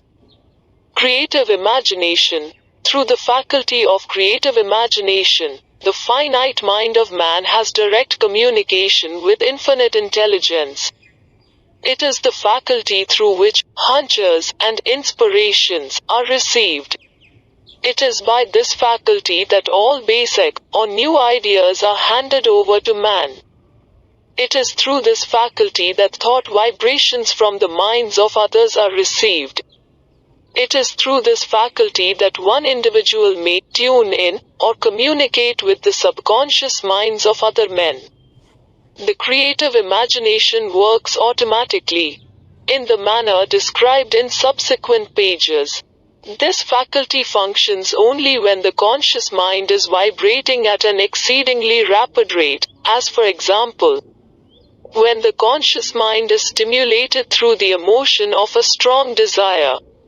The creative faculty becomes more alert, more receptive to vibrations from the sources mentioned, in proportion to its development through use. This statement is significant. Ponder over it before passing on. Keep in mind as you follow these principles that the entire story of how one may convert desire into money cannot be told in one statement. The story will be complete only when one has mastered, assimilated, and begun to make use of all the principles. The great leaders of business, industry, finance, and the great artists, musicians, poets, and writers became great because they developed the faculty of creative imagination. Both the synthetic and creative faculties of imagination become more alert with use. Just as any muscle or organ of the body develops through use. Desire is only a thought, an impulse. It is nebulous and ephemeral. It is abstract and of no value until it has been transformed into its physical counterpart. While the synthetic imagination is the one which will be used most frequently in the process of transforming the impulse of desire into money. The imaginative faculty functions in two forms. One is known as synthetic imagination, and the other as creative imagination. Synthetic imagination. Through this faculty, one may arrange old concepts, ideas, or plans into new combinations. This faculty creates nothing. It merely works with the material of experience, education, and observation with which it is fed. It is the faculty used most by the inventor, with the exception of the who draws upon the creative imagination, when he cannot solve his problem through synthetic imagination. Creative imagination. Through the faculty of creative imagination, the finite mind of man has direct communication with infinite intelligence. It is the faculty through which hunches and inspirations are received. It is by this faculty that all basic or new ideas are handed over to man. It is through this faculty that thought vibrations from the minds of others are received. It is through this faculty that one individual may tune in or communicate with the subconscious minds of other men. The creative imagination works automatically, in the manner described in subsequent pages. This faculty functions only when the conscious mind is vibrating at an exceedingly rapid rate, as for example, when the conscious mind is stimulated through the emotion of a strong desire. The creative faculty becomes more alert, more receptive to vibrations from the sources mentioned, in proportion to its development through use. This statement is significant. Ponder over it before passing on. Keep in mind as you follow these principles that the entire story of how one may convert desire into money cannot be told in one statement. The story will be complete only when one has mastered, assimilated, and begun to make use of all the principles. The great leaders of business, industry, finance, and the great artists, musicians, poets, and writers became great because they developed the faculty of creative imagination. Both the synthetic and creative faculties of imagination become more alert with use. Just as any muscle or organ of the body develops through use. Desire is only a thought, an impulse. It is nebulous and ephemeral. It is abstract and of no value until it has been transformed into its physical counterpart. While the synthetic imagination is the one which will be used most frequently in the process of transforming the impulse of desire into money. You must keep in mind the fact that you may face circumstances and situations which demand use of the creative imagination as well. Your imaginative faculty may have become weak through inaction. It can be revived and made alert through use. This faculty does not die, though it may become quiescent through lack of use. Center your attention, for the time being, on the development of the synthetic imagination, because this is the faculty which you will use more often in the process of converting desire into money. Transformation of the intangible impulse of desire into the tangible reality of money calls for the use of a plan or plans. These plans must be formed with the aid of the imagination, and mainly with the synthetic faculty. Read the entire book through, then come back to this chapter, and begin at once to put your imagination to work on the building of a plan, or plans, for the transformation of your desire into money. Detailed instructions for the building of plans have been given in almost every chapter. Carry out the instructions best suited to your needs. Reduce your plan to writing. If you have not already done so, the moment you complete this, you will have definitely given concrete form to the intangible desire. Read the preceding sentence once more. Read it aloud, very slowly. And as you do so, remember that the moment you reduce the statement of your desire and a plan for its realization to writing, you have actually taken the first of a series of steps, which will enable you to convert the thought into its physical counterpart. The earth on which you live, you, yourself, and every other material thing are the result of evolutionary change, through which microscopic bits of matter have been organized and arranged in an orderly fashion. Moreover, and this statement is of stupendous importance, this earth, every one of the billions of individual cells of your body, and every atom of matter, began as an intangible form of energy. Desire is thought impulse. Thought impulses are forms of energy. When you begin with the thought impulse, desire, to accumulate money, you are drafting into your service the same stuff that nature used in creating this earth and every material form in the universe, including the body and brain in which the thought impulses function. As far as science has been able to determine, the entire universe consists of but two elements, matter and energy. Through the combination of energy and matter, has been created everything perceptible to man, from the largest star which floats in the heavens, down to, and including man, himself. You are now engaged in the task of trying to profit by nature's method. You are, sincerely and earnestly, we hope, trying to adapt yourself to nature's laws. By endeavoring to convert desire into its physical or monetary equivalent. You can do it. It has been done before. You can build a fortune through the aid of laws which are immutable. But, first, you must become familiar with these laws, and learn to use them. Through repetition, and by approaching the description of these principles from every conceivable angle, the author hopes to reveal to you the secret through which every great fortune has been accumulated. Strange and paradoxical as it may seem, the secret is not a secret.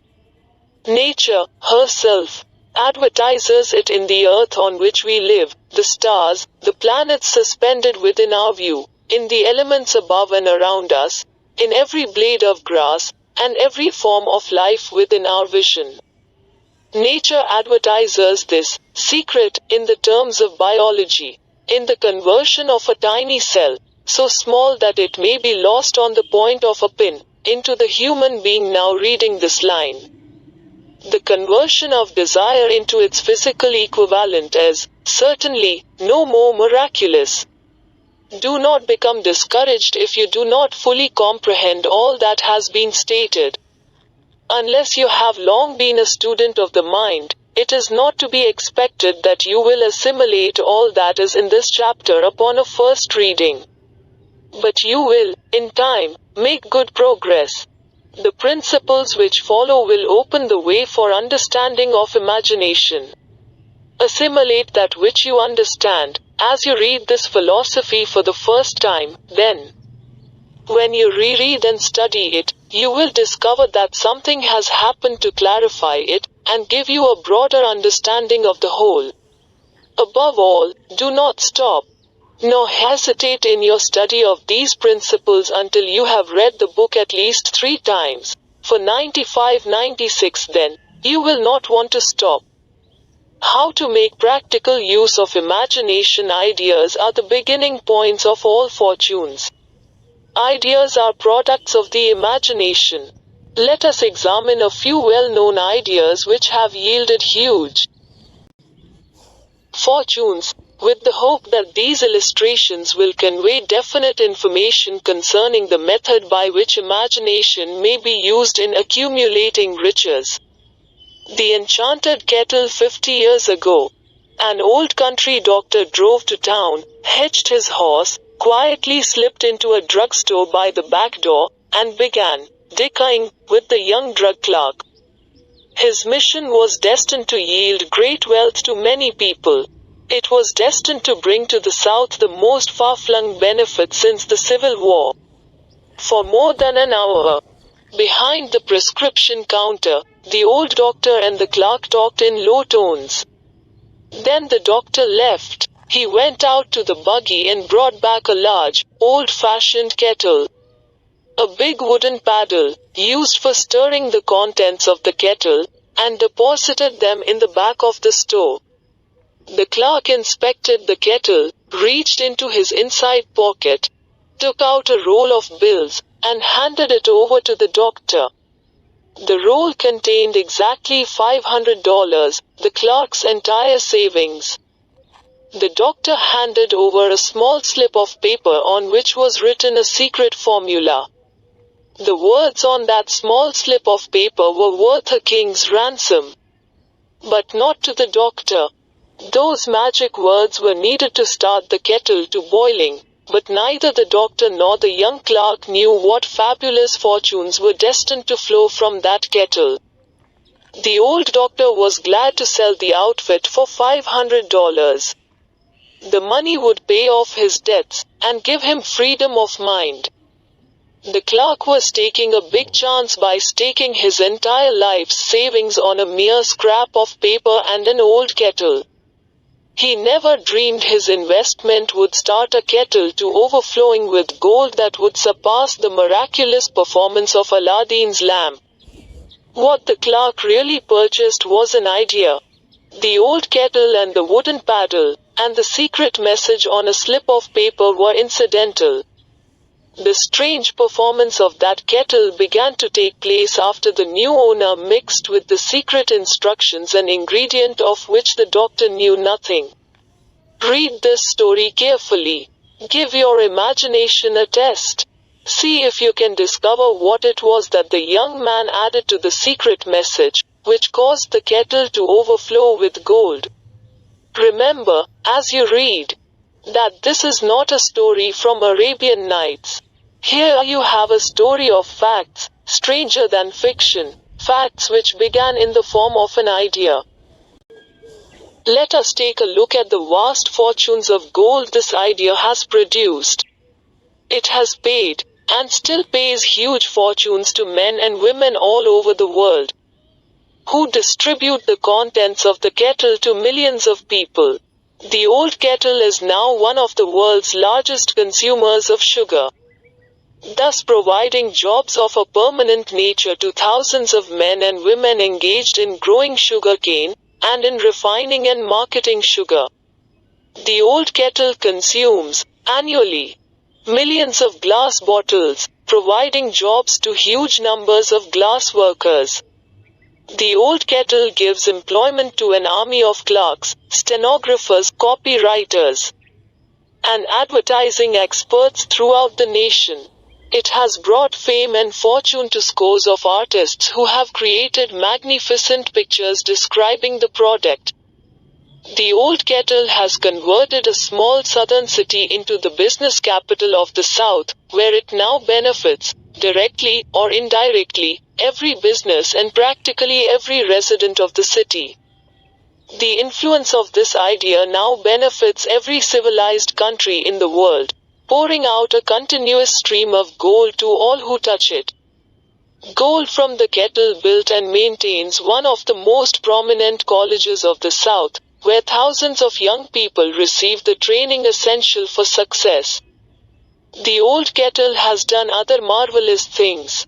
All through the World Depression, when factories, banks and business houses were folding up and quitting by the thousands, the owner of this enchanted kettle went marching on, giving continuous employment to an army of men and women all over the world, and paying out extra portions of gold to those who, long ago, had faith in the idea. If the product of that old brass kettle could talk, it would tell thrilling tales of romance in every language. Romances of love, romances of business, romances of professional men and women who are daily being stimulated by it. The author is sure of at least one such romance, for he was a part of it. And it all began not far from the very spot on which the drug clerk purchased the old kettle. It was here that the author met his wife, and it was she who first told him of the enchanted kettle. It was the product of that kettle they were drinking when he asked her to accept him, for better or worse. Now that you know the content of the enchanted kettle as a world-famous drink, it is fitting that the author confessed that the home city of the drink supplied him with a wife, also that the drink itself provides him with stimulation of thought without intoxication, and thereby it serves to give the refreshment of mind which an author must have to do his best work. Whoever you are, wherever you may live, whatever occupation you may be engaged in, just remember in the future, every time you see the words, Coca-Cola, that its vast empire of wealth and influence grew out of a single idea. And that the mysterious ingredient the drug clerk, A.S.A. Candela, mixed with the secret formula was imagination. Stop and think of that, for a moment. Remember, also, that the 13 steps to riches, described in this book, were the media through which the influence of Coca-Cola has been extended to every city, town, village, and crossroads of the world. And that any idea you may create, as sound and meritorious as Coca-Cola, has the possibility of duplicating the stupendous record of this worldwide thirst killer. Truly, thoughts are things. And their scope of operation is the world itself. What I would do if I had $1 million. This story proves the truth of that old saying, where there's a will, there's a way. It was told to me by that beloved educator and clergyman, the late Frank W. Gonzalez, who began his preaching career in the Stockyards region of South Chicago. While Gonzalez was going through college, he observed many defects in our educational system, defects which he believed he could correct, if he were the head of a college. His deepest desire was to become the directing head of an educational institution in which young men and women would be taught to learn by doing. He made up his mind to organize a new college in which he could carry out his ideas without being handicapped by orthodox methods of education. He needed $1 million to put the project across. Where was he to lay his hands on so large a sum of money? That was the question that absorbed most of this ambitious young preacher's thought. But he couldn't seem to make any progress. Every night he took that thought to bed with him. He got up with it in the morning. He took it with him everywhere he went. He turned it over and over in his mind until it became a consuming obsession with him. $1 million is a lot of money. He recognized that fact, but he also recognized the truth that the only limitation is that which one sets up in one's own mind. Being a philosopher as well as a preacher, Dr. Gonzalez recognized, as do all who succeed in life, that definiteness of purpose is the starting point from which one must begin.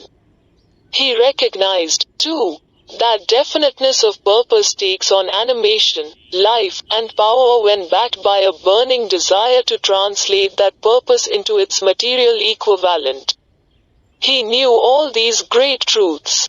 Yet he did not know where or how to lay his hands on $1,000,000. The natural procedure would have been to give up and quit, by saying, well, my idea is a good one. But I cannot do anything with it, because I never can procure the necessary $1,000,000. That is exactly what the majority of people would have said, but it is not what Dr. Gonzalez said. What he said, and what he did are so important that I now introduce him, and let him speak for himself. One Saturday afternoon I sat in my room thinking of ways and means of raising the money to carry out my plans. For nearly 2 years, I had been thinking, but I had done nothing but think. The time had come for action. I made up my mind, then and there, that I would get the necessary $1,000,000 within a week. How? I was not concerned about that.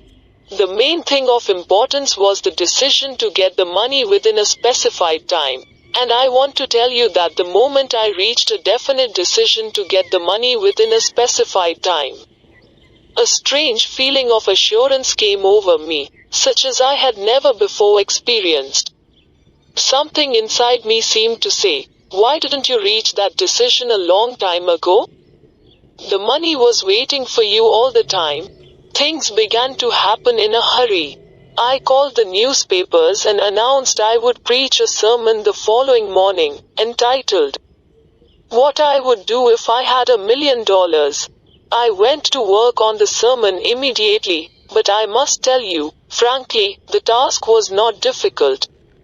Because I had been preparing that sermon for almost 2 years. The spirit back of it was a part of me. Long before midnight I had finished writing the sermon. I went to bed and slept with a feeling of confidence, for I could see myself already in possession of the $1,000,000. Next morning I arose early, went into the bathroom, read the sermon, then knelt on my knees and asked that my sermon might come to the attention of someone who would supply the needed money. While I was praying, I again had that feeling of assurance that the money would be forthcoming. In my excitement, I walked out without my sermon, and did not discover the oversight until I was in my pulpit and about ready to begin delivering it. It was too late to go back for my notes, and what a blessing that I couldn't go back. Instead, my own subconscious mind yielded the material I needed. When I arose to begin my sermon, I closed my eyes, and spoke with all my heart and soul of my dreams. I not only talked to my audience, but I fancy I talked also to God. I told what I would do with $1,000,000 if that amount were placed in my hands. I described the plan I had in mind for organizing a great educational institution, where young people would learn to do practical things, and at the same time develop their minds. When I had finished and sat down, a man slowly arose from his seat, about 3 rows from the rear, and made his way toward the pulpit. I wondered what he was going to do. He came into the pulpit, extended his hand, and said, "Reverend, I liked your sermon. I believe you can do everything you said you would, if you had $1,000,000. To prove that I believe in you and your sermon, if you will come to my office tomorrow morning, I will give you the $1,000,000. My name is Philip D. Armour." Young Gonzalez went to Mr. Armour's office and the $1,000,000 was presented to him. With the money, he founded the Armour Institute of Technology. That is more money than the majority of preachers ever see in an entire lifetime. Yet the thought impulse back of the money was created in the young preacher's mind in a fraction of a minute. The necessary $1,000,000 came as a result of an idea. Back of the idea was a desire which young Gonzalez had been nursing in his mind for almost 2 years. Observe this important fact. He got the money within 36 hours after he reached a definite decision in his own mind to get it, and decided upon a definite plan for getting it. There was nothing new or unique about young Gonzalez' vague thinking about $1 million, and weakly hoping for it. Others before him, and many since his time, have had similar thoughts. But there was something very unique and different about the decision he reached on that memorable Saturday, when he put vagueness into the background, and definitely said, "I will get that money within a week." God seems to throw himself on the side of the man who knows exactly what he wants, if he is determined to get just that. Moreover, the principle through which Dr. Gonzalez got his $1 million is still alive. It is available to you. This universal law is as workable today as it was when the young preacher made use of it so successfully. This book describes, step by step, the 13 elements of this great law, and suggests how they may be put to use. Observe that A.S.A. Candler and Dr. Frank Gonzalez had one characteristic in common. Both knew the astounding truth that ideas can be transmuted into cash through the power of definite purpose, plus definite plans. If you are one of those who believe that hard work and honesty, alone, will bring riches, perish the thought. It is not true. Riches, when they come in huge quantities, are never the result of hard work. Riches come, if they come at all, in response to definite demands, based upon the application of definite principles, and not by chance or luck. Generally speaking, an idea is an impulse of thought that impels action, by an appeal to the imagination. All master salesmen know that ideas can be sold where merchandise cannot. Ordinary salesmen do not know this, that is why they are ordinary. A publisher of books, which sell for a nickel, made a discovery that should be worth much to publishers generally. He learned that many people buy titles, and not contents of books, by merely changing the name of one book that was not moving. His sales on that book jumped upward more than 1 million copies. The inside of the book was not changed in any way. He merely ripped off the cover bearing the title that did not sell, and put on a new cover with a title that had box office value. That, as simple as it may seem, was an idea. It was imagination. There is no standard price on ideas. The creator of ideas makes his own price, and, if he is smart, gets it. The moving picture industry created a whole flock of millionaires. Most of them were men who couldn't create ideas, but they had the imagination to recognize ideas when they saw them. The next flock of millionaires will grow out of the radio business, which is new and not overburdened with men of keen imagination. The money will be made by those who discover or create new and more meritorious radio programs and have the imagination to recognize merit, and to give the radio listeners a chance to profit by it. The sponsor, that unfortunate victim who now pays the cost of all radio entertainment, soon will become idea conscious, and demand something for his money. The man who beats the sponsor to the draw, and supplies programs that render useful service, is the man who will become rich in this new industry. Crooners and light chatter artists who now pollute the air with wisecracks and silly giggles will go the way of all light timbers, and their places will be taken by real artists who interpret carefully planned programs which have been designed to service the minds of men, as well as provide entertainment. Here is a wide open field of opportunity screaming its protest at the way it is being butchered, because of lack of imagination, and begging for rescue at any price. Above all, the thing that radio needs is new ideas. If this new field of opportunity intrigues you, perhaps you might profit by the suggestion that the successful radio programs of the future will give more attention to creating buyer audiences, and less attention to listener audiences. Stated more plainly, the builder of radio programs who succeeds in the future must find practical ways to convert listeners into buyers.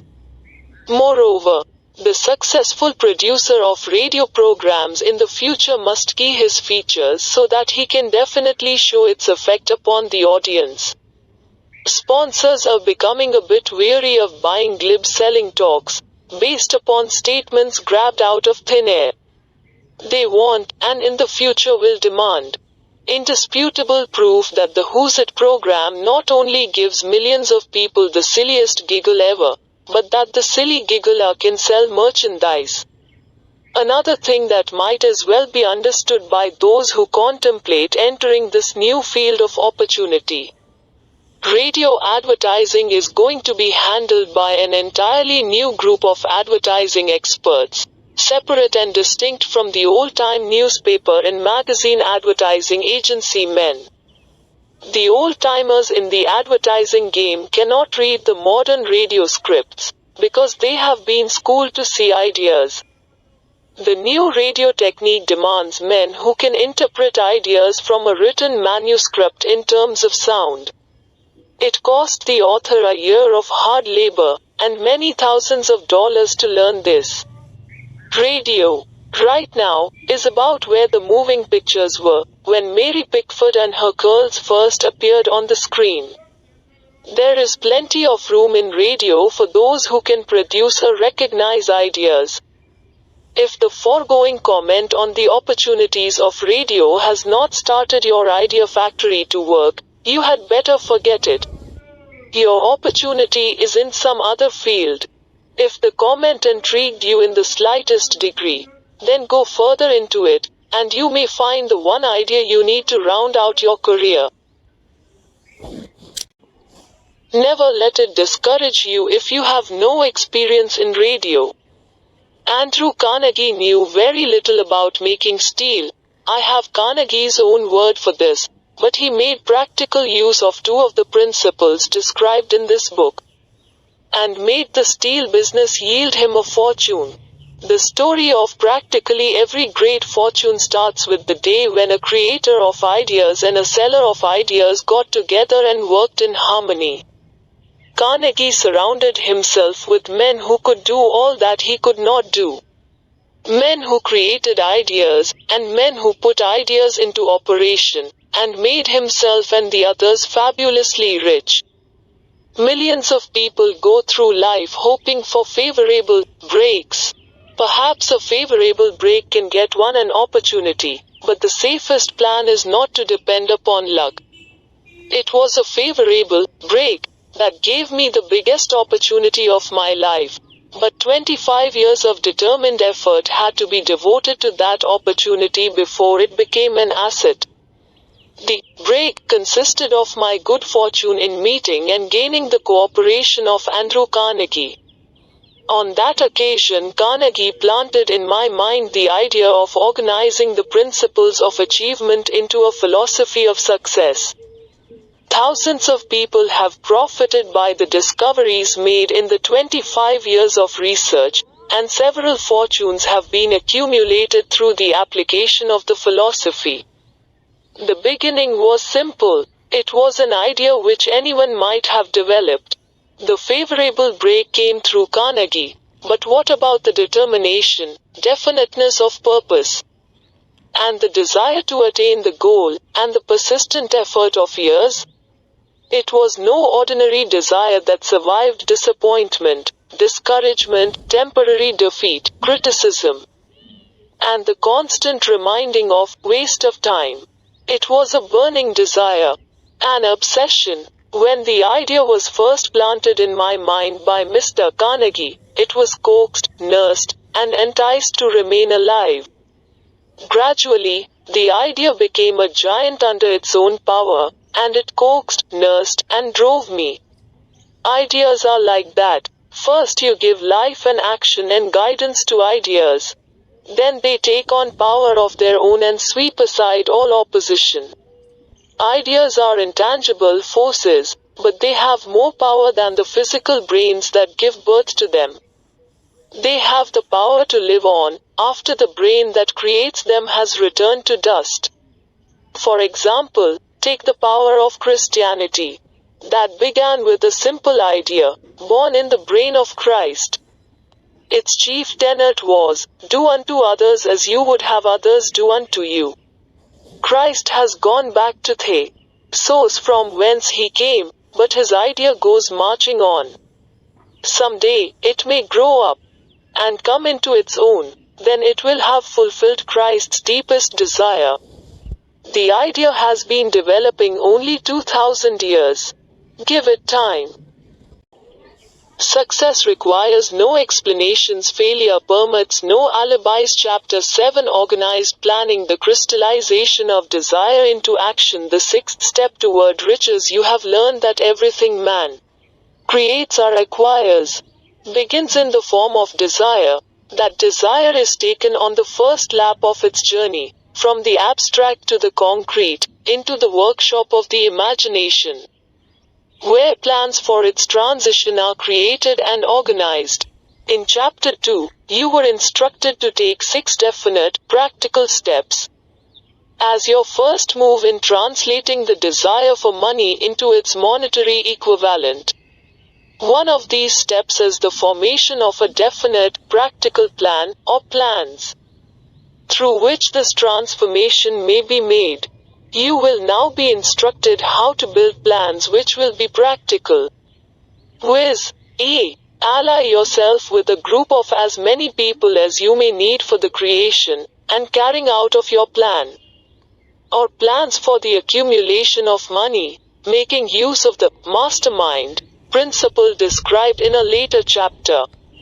Compliance with this instruction is absolutely essential. Do not neglect it. B. Before forming your mastermind alliance, decide what advantages and benefits you may offer the individual members of your group in return for their cooperation. No one will work indefinitely without some form of compensation. No intelligent person will either request or expect another to work without adequate compensation, although this may not always be in the form of money.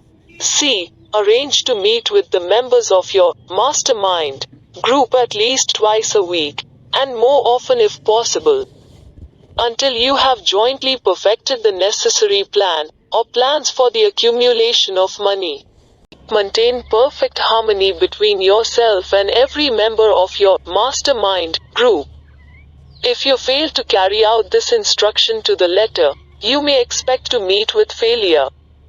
The mastermind principle cannot obtain where perfect harmony does not prevail.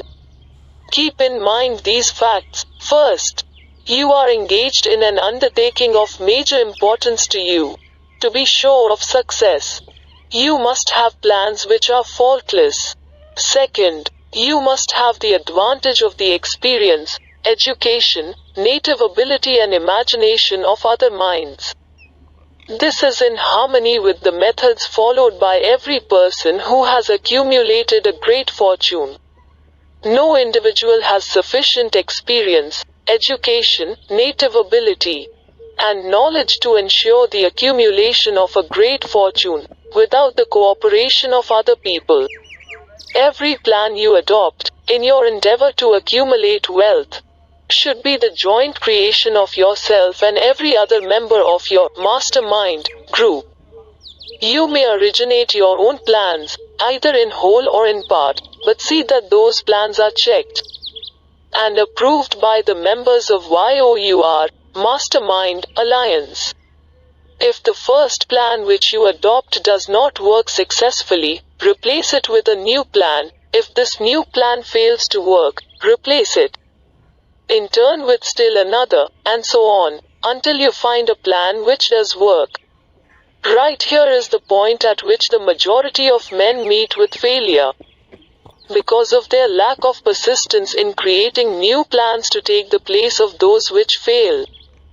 The most intelligent man living cannot succeed in accumulating money, nor in any other undertaking, without plans which are practical and workable. Just keep this fact in mind.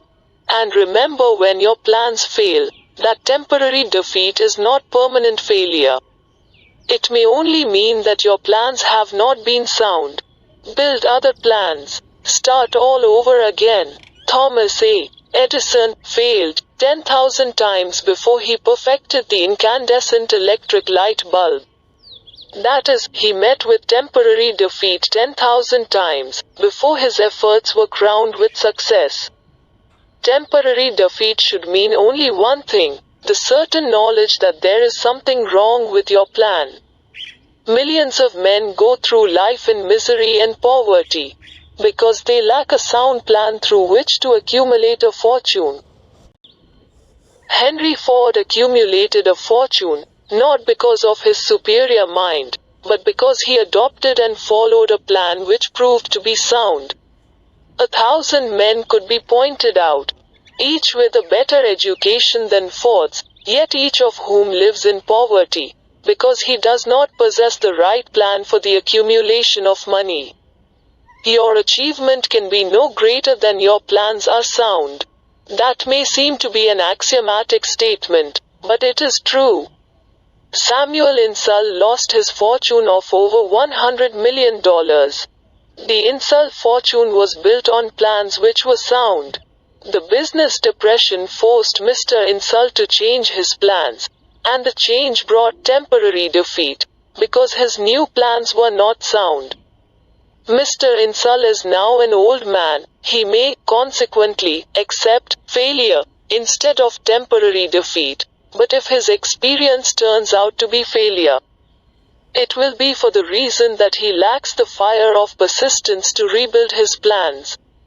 No man is ever whipped until he quits in his own mind. This fact will be repeated many times, because it is so easy to take the count at the first sign of defeat. James J. Hill met with temporary defeat when he first endeavored to raise the necessary capital to build a railroad from the east to the west, but he, too, turned defeat into victory through new plans. Henry Ford met with temporary defeat, not only at the beginning of his automobile career, but after he had gone far toward the top. He created new plans, and went marching on to financial victory. We see men who have accumulated great fortunes, but we often recognize only their triumph, overlooking the temporary defeats which they had to surmount before arriving. No follower of this philosophy can reasonably expect to accumulate a fortune without experiencing temporary defeat. When defeat comes, accept it as a signal that your plans are not sound, rebuild those plans, and set sail once more toward your coveted goal. If you give up before your goal has been reached, you are a quitter. A quitter never wins, and a winner never quits. Lift this sentence out, write it on a piece of paper in letters an inch high, and place it where you will see it every night before you go to sleep, and every morning before you go to work. When you begin to select members for your mastermind group, endeavor to select those who do not take defeat seriously. Some people foolishly believe that only money can make money. This is not true.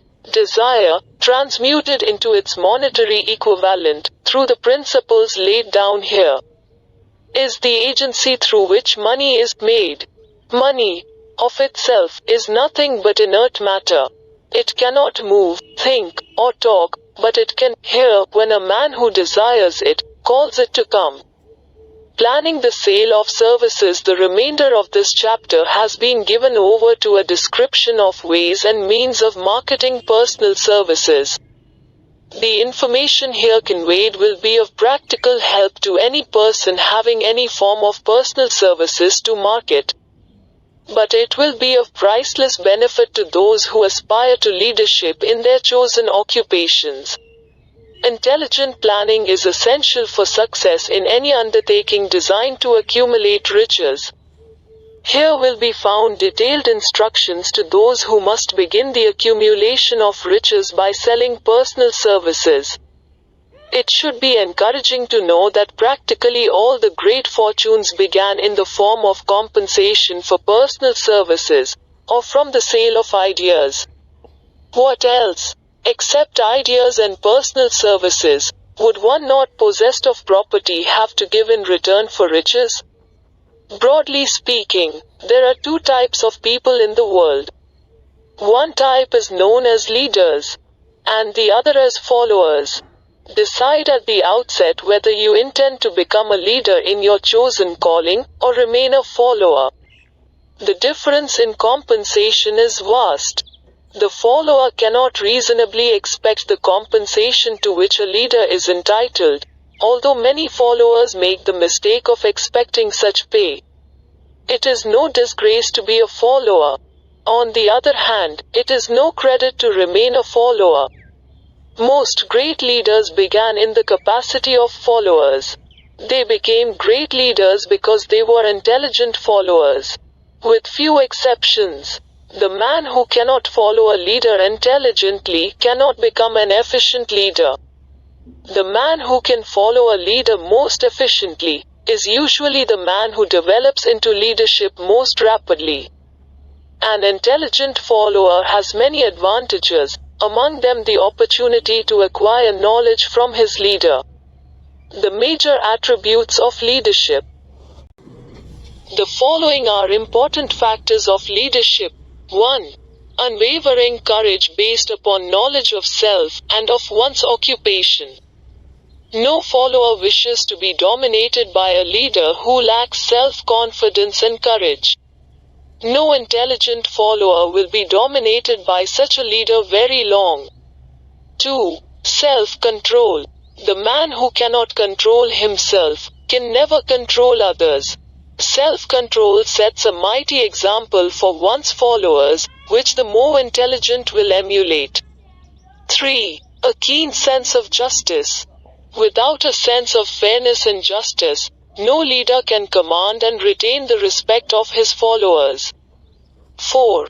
Definiteness of decision. The man who wavers in his decisions shows that he is not sure of himself. He cannot lead others successfully. 5. Definiteness of plans. The successful leader must plan his work and work his plan. A leader who moves by guesswork, without practical, definite plans, is comparable to a ship without a rudder. Sooner or later he will land on the rocks. 6. The habit of doing more than paid for. One of the penalties of leadership is the necessity of willingness, upon the part of the leader, to do more than he requires of his followers. 7. A pleasing personality. No slovenly, careless person can become a successful leader. Leadership calls for respect. Followers will not respect a leader who does not grade high on all of the factors of a pleasing personality. 8. Sympathy and understanding. The successful leader must be in sympathy with his followers. Moreover, he must understand them and their problems. 9. Mastery of detail. Successful leadership calls for mastery of details of the leader's position. 10. Willingness to assume full responsibility. The successful leader must be willing to assume responsibility for the mistakes and the shortcomings of his followers.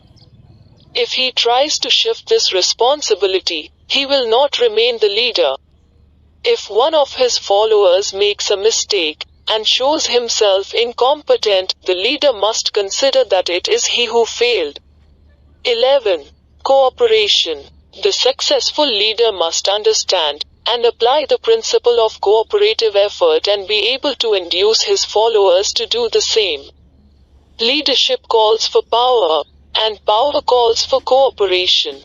There are two forms of leadership. The first, and by far the most effective, is leadership by consent of, and with the sympathy of the followers. The second is leadership by force, without the consent and sympathy of the followers. History is filled with evidences that leadership by force cannot endure. The downfall and disappearance of dictators and kings is significant. It means that people will not follow forced leadership indefinitely. The world has just entered a new era of relationship between leaders and followers, which very clearly calls for new leaders, and a new brand of leadership in business and industry. Those who belong to the old school of leadership by force, must acquire an understanding of the new brand of leadership, cooperation, or be relegated to the rank and file of the followers. There is no other way out for them. The relationship of employer and employee, or of leader and follower, in the future, will be one of mutual cooperation, based upon an equitable division of the profits of business. In the future, the relationship of employer and employee will be more like a partnership than it has been in the past.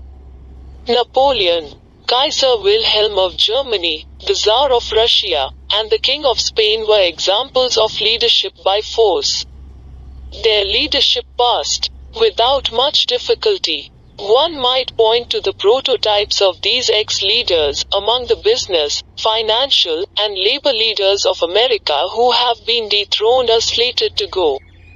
Leadership by consent of the followers is the only brand which can endure. Men may follow the forced leadership temporarily, but they will not do so willingly. The new brand of leadership will embrace the 11 factors of leadership, described in this chapter, as well as some other factors.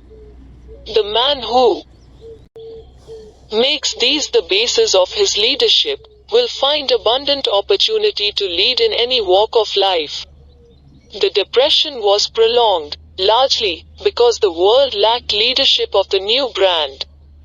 At the end of the Depression, the demand for leaders who are competent to apply the new methods of leadership has greatly exceeded the supply.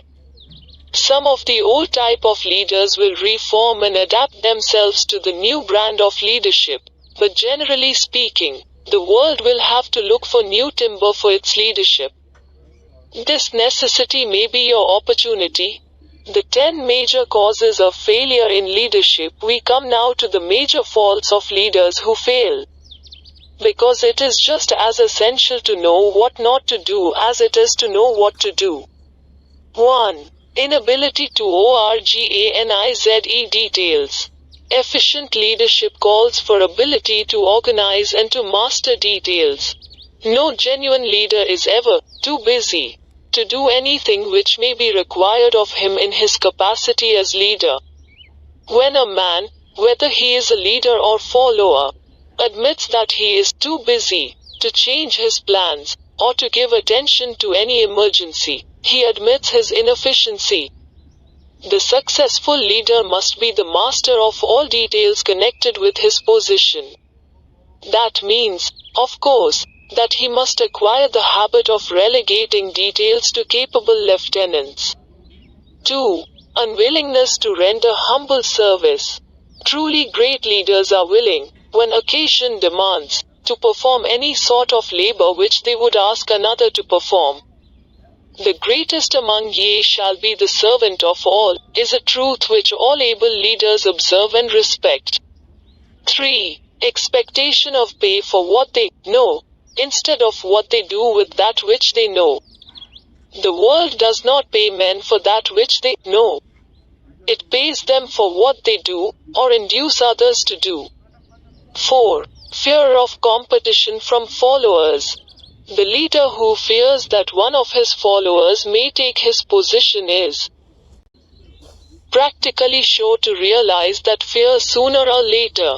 The able leader trains understudies to whom he may delegate, at will, any of the details of his position. Only in this way may a leader multiply himself and prepare himself to be at many places, and give attention to many things at one time. It is an eternal truth that men receive more pay for their ability to get others to perform, than they could possibly earn by their own efforts. An efficient leader may, through his knowledge of his job and the magnetism of his personality, greatly increase the efficiency of others, and induce them to render more service and better service than they could render without his aid. 5. Lack of imagination. Without imagination, the leader is incapable of meeting emergencies and of creating plans by which to guide his followers efficiently. 6. Selfishness. The leader who claims all the honor for the work of his followers is sure to be met by resentment. The really great leader claims none of the honors. He is contented to see the honors, when there are any, go to his followers. Because he knows that most men will work harder for commendation and recognition than they will for money alone. 7. Intemperance. Followers do not respect an intemperate leader. Moreover, intemperance in any of its various forms destroys the endurance and the vitality of all who indulge in it. 8. Disloyalty. Perhaps this should have come at the head of the list. The leader who is not loyal to his trust, and to his associates, those above him, and those below him, cannot long maintain his leadership. Disloyalty marks one as being less than the dust of the earth, and brings down on one's head the contempt he deserves. Lack of loyalty is one of the major causes of failure in every walk of life. 9. Emphasis of the authority of leadership. The efficient leader leads by encouraging, and not by trying to instill fear in the hearts of his followers. The leader who tries to impress his followers with his authority comes within the category of leadership through force. If a leader is a real leader, he will have no need to advertise that fact except by his conduct, his sympathy, understanding, fairness, and a demonstration that he knows his job. 10. Emphasis of title. The competent leader requires no title to give him the respect of his followers. The man who makes too much over his title generally has little else to emphasize. The doors to the office of the real leader are open to all who wish to enter, and his working quarters are free from formality or ostentation. These are among the more common of the causes of failure in leadership. Any one of these faults is sufficient to induce failure. Study the list carefully if you aspire to leadership, and make sure that you are free of these faults. Some fertile fields in which new leadership will be required before leaving this chapter. Your attention is called to a few of the fertile fields in which there has been a decline of leadership, and in which the new type of leader may find an abundance of opportunity. First, in the field of politics there is a most insistent demand for new leaders, a demand which indicates nothing less than an emergency. The majority of politicians have, seemingly, become high-grade, legalized racketeers. They have increased taxes and debauched the machinery of industry and business until the people can no longer stand the burden. Second, the banking business is undergoing a reform. The leaders in this field have almost entirely lost the confidence of the public. Already the bankers have sensed the need of reform, and they have begun it. Third, industry calls for new leaders. The old type of leaders thought and moved in terms of dividends instead of thinking and moving in terms of human equations.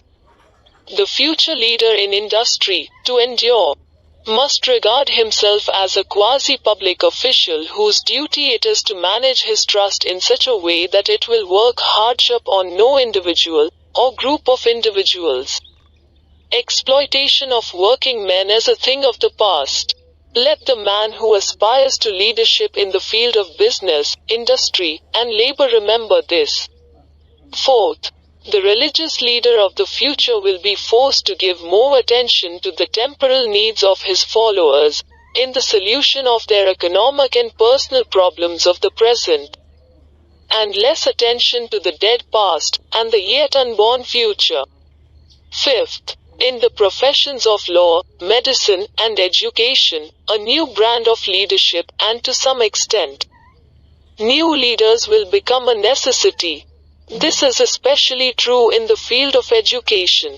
The leader in that field must, in the future, find ways and means of teaching people how to apply the knowledge they receive in school.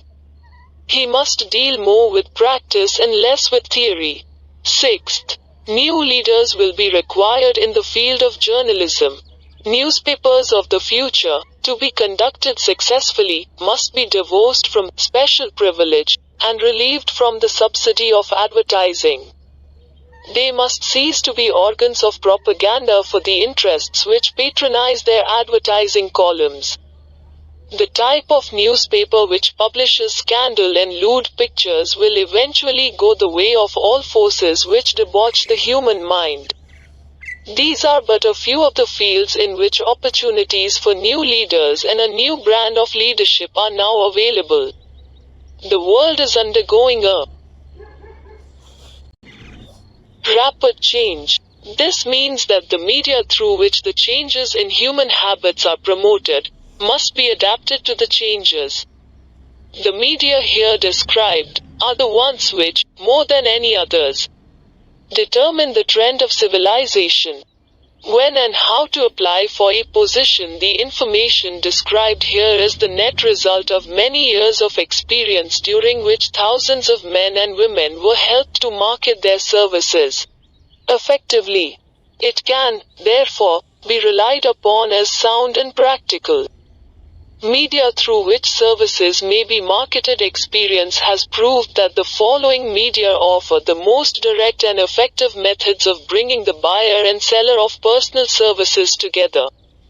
1. Employment bureaus. Care must be taken to select only reputable bureaus, the management of which can show adequate records of achievement of satisfactory results. There are comparatively few such bureaus. 2. Advertising in newspapers, trade journals, magazines, and radio. Classified advertising may usually be relied upon to produce satisfactory results in the case of those who apply for clerical or ordinary salaried positions. Display advertising is more desirable in the case of those who seek executive connections. The copy to appear in the section of the paper which is most apt to come to the attention of the class of employer being sought. The copy should be prepared by an expert who understands how to inject sufficient selling qualities to produce replies. 3. Personal letters of application, directed to particular firms or individuals most apt to need such services as are being offered. Letters should be neatly typed, always, and signed by hand. With the letter, should be sent a complete brief or outline of the applicant's qualifications. Both the letter of application and the brief of experience or qualifications should be prepared by an expert. See instructions as to information to be supplied. 4. Application through personal acquaintances. When possible, the applicant should endeavor to approach prospective employers through some mutual acquaintance. This method of approach is particularly advantageous in the case of those who seek executive connections and do not wish to appear to be peddling themselves. 5. Application in person. In some instances, it may be more effective if the applicant offers personally his services to prospective employers. In which event a complete written statement of qualifications for the position should be presented, for the reason that prospective employers often wish to discuss with associates one's record. Information to be supplied in a written brief. This brief should be prepared as carefully as a lawyer would prepare the brief of a case to be tried in court.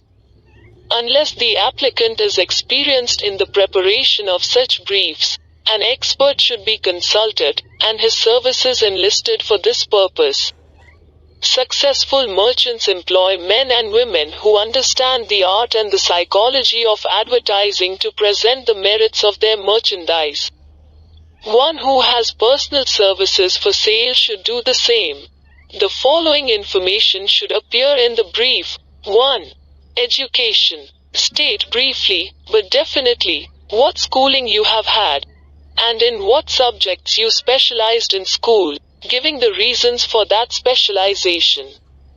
2. Experience. If you have had experience in connection with positions similar to the one you seek, describe it fully. State names and addresses of former employers.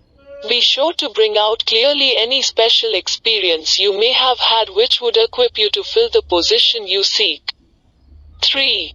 References. Practically every business firm desires to know all about the previous records, antecedents, etc. of prospective employees who seek positions of responsibility. Attach to your brief photostatic copies of letters from A. former employers, B. teachers under whom you studied, C. prominent people whose judgment may be relied upon. 4. Photograph of self. Attach to your brief a recent, unmounted photograph of yourself. 5. Apply for a specific position. Avoid application for a position without describing exactly what particular position you seek. Never apply for just a position.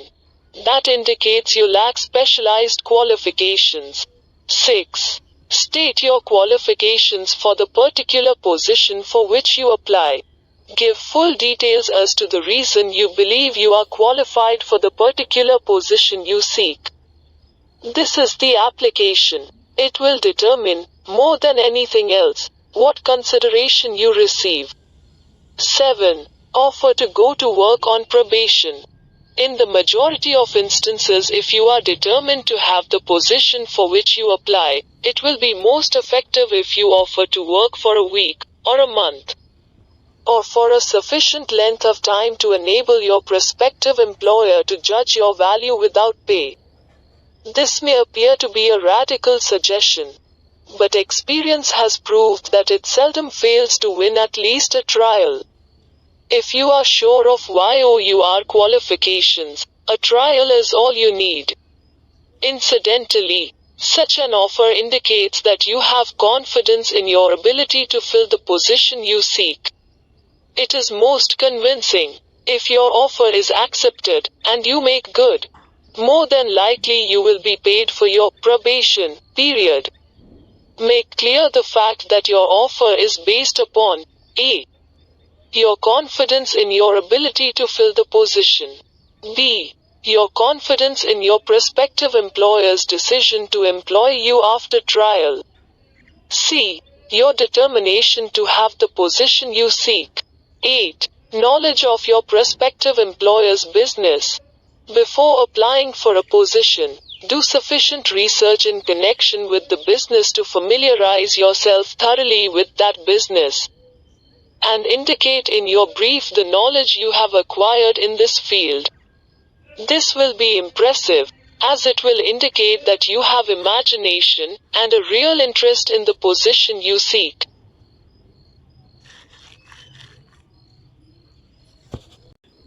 Remember that it is not the lawyer who knows the most law, but the one who best prepares his case, who wins. If your case is properly prepared and presented, your victory will have been more than half won at the outset. Do not be afraid of making your brief too long. Employers are just as much interested in purchasing the services of well-qualified applicants as you are in securing employment. In fact, the success of most successful employers is due, in the main, to their ability to select well-qualified lieutenants. They want all the information available. Remember another thing. Neatness in the preparation of your brief will indicate that you are a painstaking person. I have helped to prepare briefs for clients which were so striking and out of the ordinary that they resulted in the employment of the applicant without a personal interview. When your brief has been completed, have it neatly bound by an experienced binder, and lettered by an artist, or printer similar to the following. Brief of the qualifications of Robert K. Smith applying for the position of private secretary to the president of the blank company, Inc. Change names each time brief is shown. This personal touch is sure to command attention. Have your brief neatly typed or mimeographed on the finest paper you can obtain, and bound with a heavy paper of the book cover variety, the binder to be changed, and the proper firm name to be inserted if it is to be shown to more than one company. Your photograph should be pasted on one of the pages of your brief. Follow these instructions to the letter, improving upon them wherever your imagination suggests. Successful salesmen groom themselves with care. They understand that first impressions are lasting. Your brief is your salesman.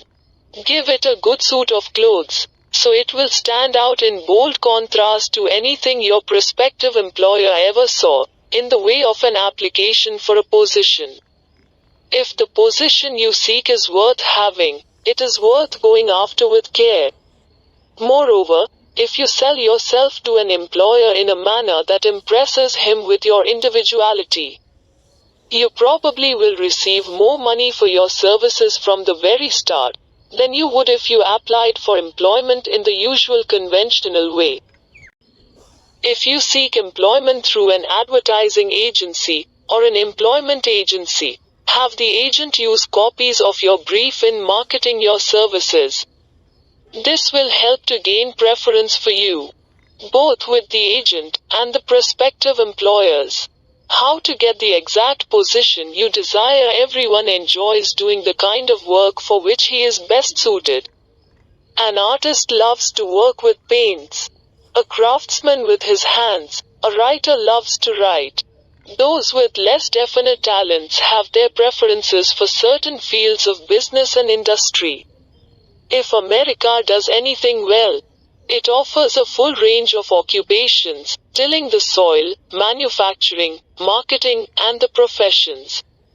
First, decide exactly what kind of a job you want. If the job doesn't already exist, perhaps you can create it. Second, choose the company or individual for whom you wish to work. Third, study your prospective employer as to policies, personnel, and chances of advancement.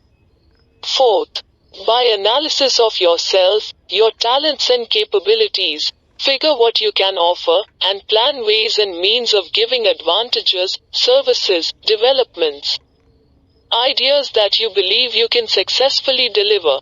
Fifth, forget about a job. Forget whether or not there is an opening. Forget the usual routine of, have you got a job for me? Concentrate on what you can give.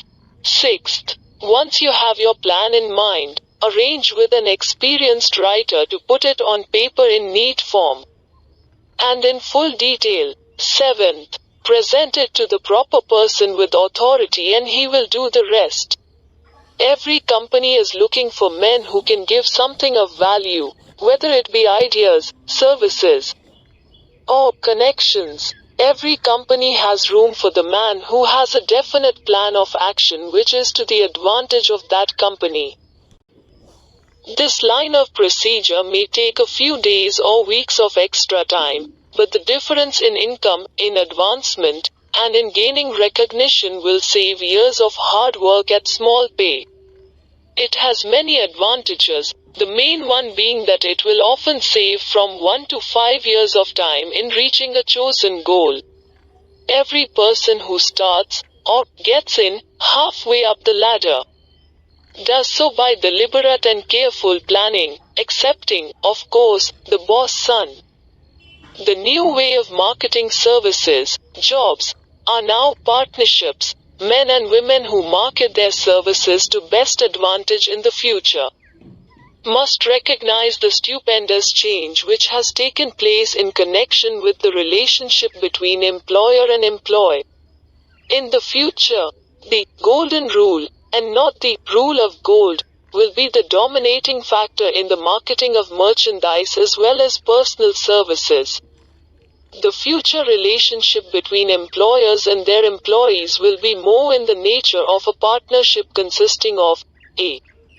the employer B, the employee C, the public they serve. This new way of marketing personal services is called new for many reasons. First, Both the employer and the employee of the future will be considered as fellow employees whose business it will be to serve the public efficiently.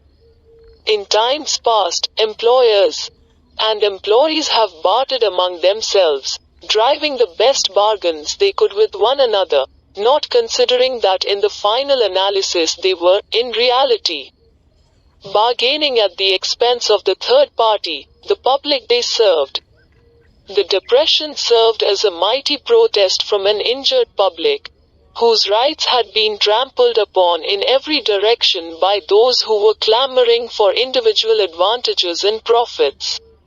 When the debris of the Depression shall have been cleared away, and business shall have been once again restored to balance, both employers and employees will recognize that they are no longer privileged to drive bargains at the expense of those whom they serve. The real employer of the future will be the public. This should be kept uppermost in mind by every person seeking to market personal services effectively. Nearly every railroad in America is in financial difficulty. Who does not remember the day when, if a citizen inquired at the ticket office the time of departure of a train, he was abruptly referred to the bulletin board instead of being politely given the information? The streetcar companies have experienced a change of times, also. There was a time not so very long ago when streetcar conductors took pride in giving argument to passengers. Many of the streetcar tracks have been removed and passengers ride on a bus, whose driver is the last word in politeness. All over the country streetcar tracks are rusting from abandonment, or have been taken up. Wherever streetcars are still in operation, passengers may now ride without argument, and one may even hail the car in the middle of the block, and the motorman will obligingly pick him up. How times have changed. That is just the point I am trying to emphasize. Times have changed. Moreover, the change is reflected not merely in railroad officers and on streetcars, but in other walks of life as well. The "public be damned" policy is now passé. It has been supplanted by the "we are obligingly at your service, sir" policy. The bankers have learned a thing or two during this rapid change which has taken place during the past few years. Impoliteness on the part of a bank official or bank employee today is as rare as it was conspicuous a dozen years ago. In the years past, some bankers, not all of them, of course, carried an atmosphere of austerity which gave every would-be borrower a chill when he even thought of approaching his banker for a loan. The thousands of bank failures during the Depression had the effect of removing the mahogany doors behind which bankers formerly barricaded themselves. They now sit at desks in the open, where they may be seen and approached at will by any depositor, or by anyone who wishes to see them, and the whole atmosphere of the bank is one of courtesy and understanding. It used to be customary for customers to have to stand and wait at the corner grocery until the clerks were through passing the time of day with friends, and the proprietor had finished making up his bank deposit, before being waited upon. Chain stores, managed by courteous men who do everything in the way of service, short of shining the customer's shoes, have pushed the old-time merchants into the background. Time marches on. Courtesy and service are the watchwords of merchandising today, and apply to the person who is marketing personal services even more directly than to the employer whom he serves, because, in the final analysis, both the employer and his employee are employed by the public they serve. If they fail to serve well, they pay by the loss of their privilege of serving. We can all remember the time when the gas meter reader pounded on the door hard enough to break the panels. When the door was opened, he pushed his way in, uninvited, with a scowl on his face which plainly said, "What the hell did you keep me waiting for?" All that has undergone a change. The meter man now conducts himself as a gentleman who is delighted to be at your service, sir. Before the gas companies learned that their scowling meter men were accumulating liabilities never to be cleared away, the polite salesman of oil burners came along and did a land office business.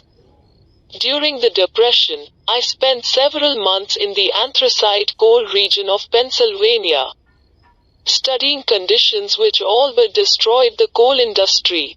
Among several very significant discoveries was the fact that greed on the part of operators and their employees was the chief cause of the loss of business for the operators, and loss of jobs for the miners.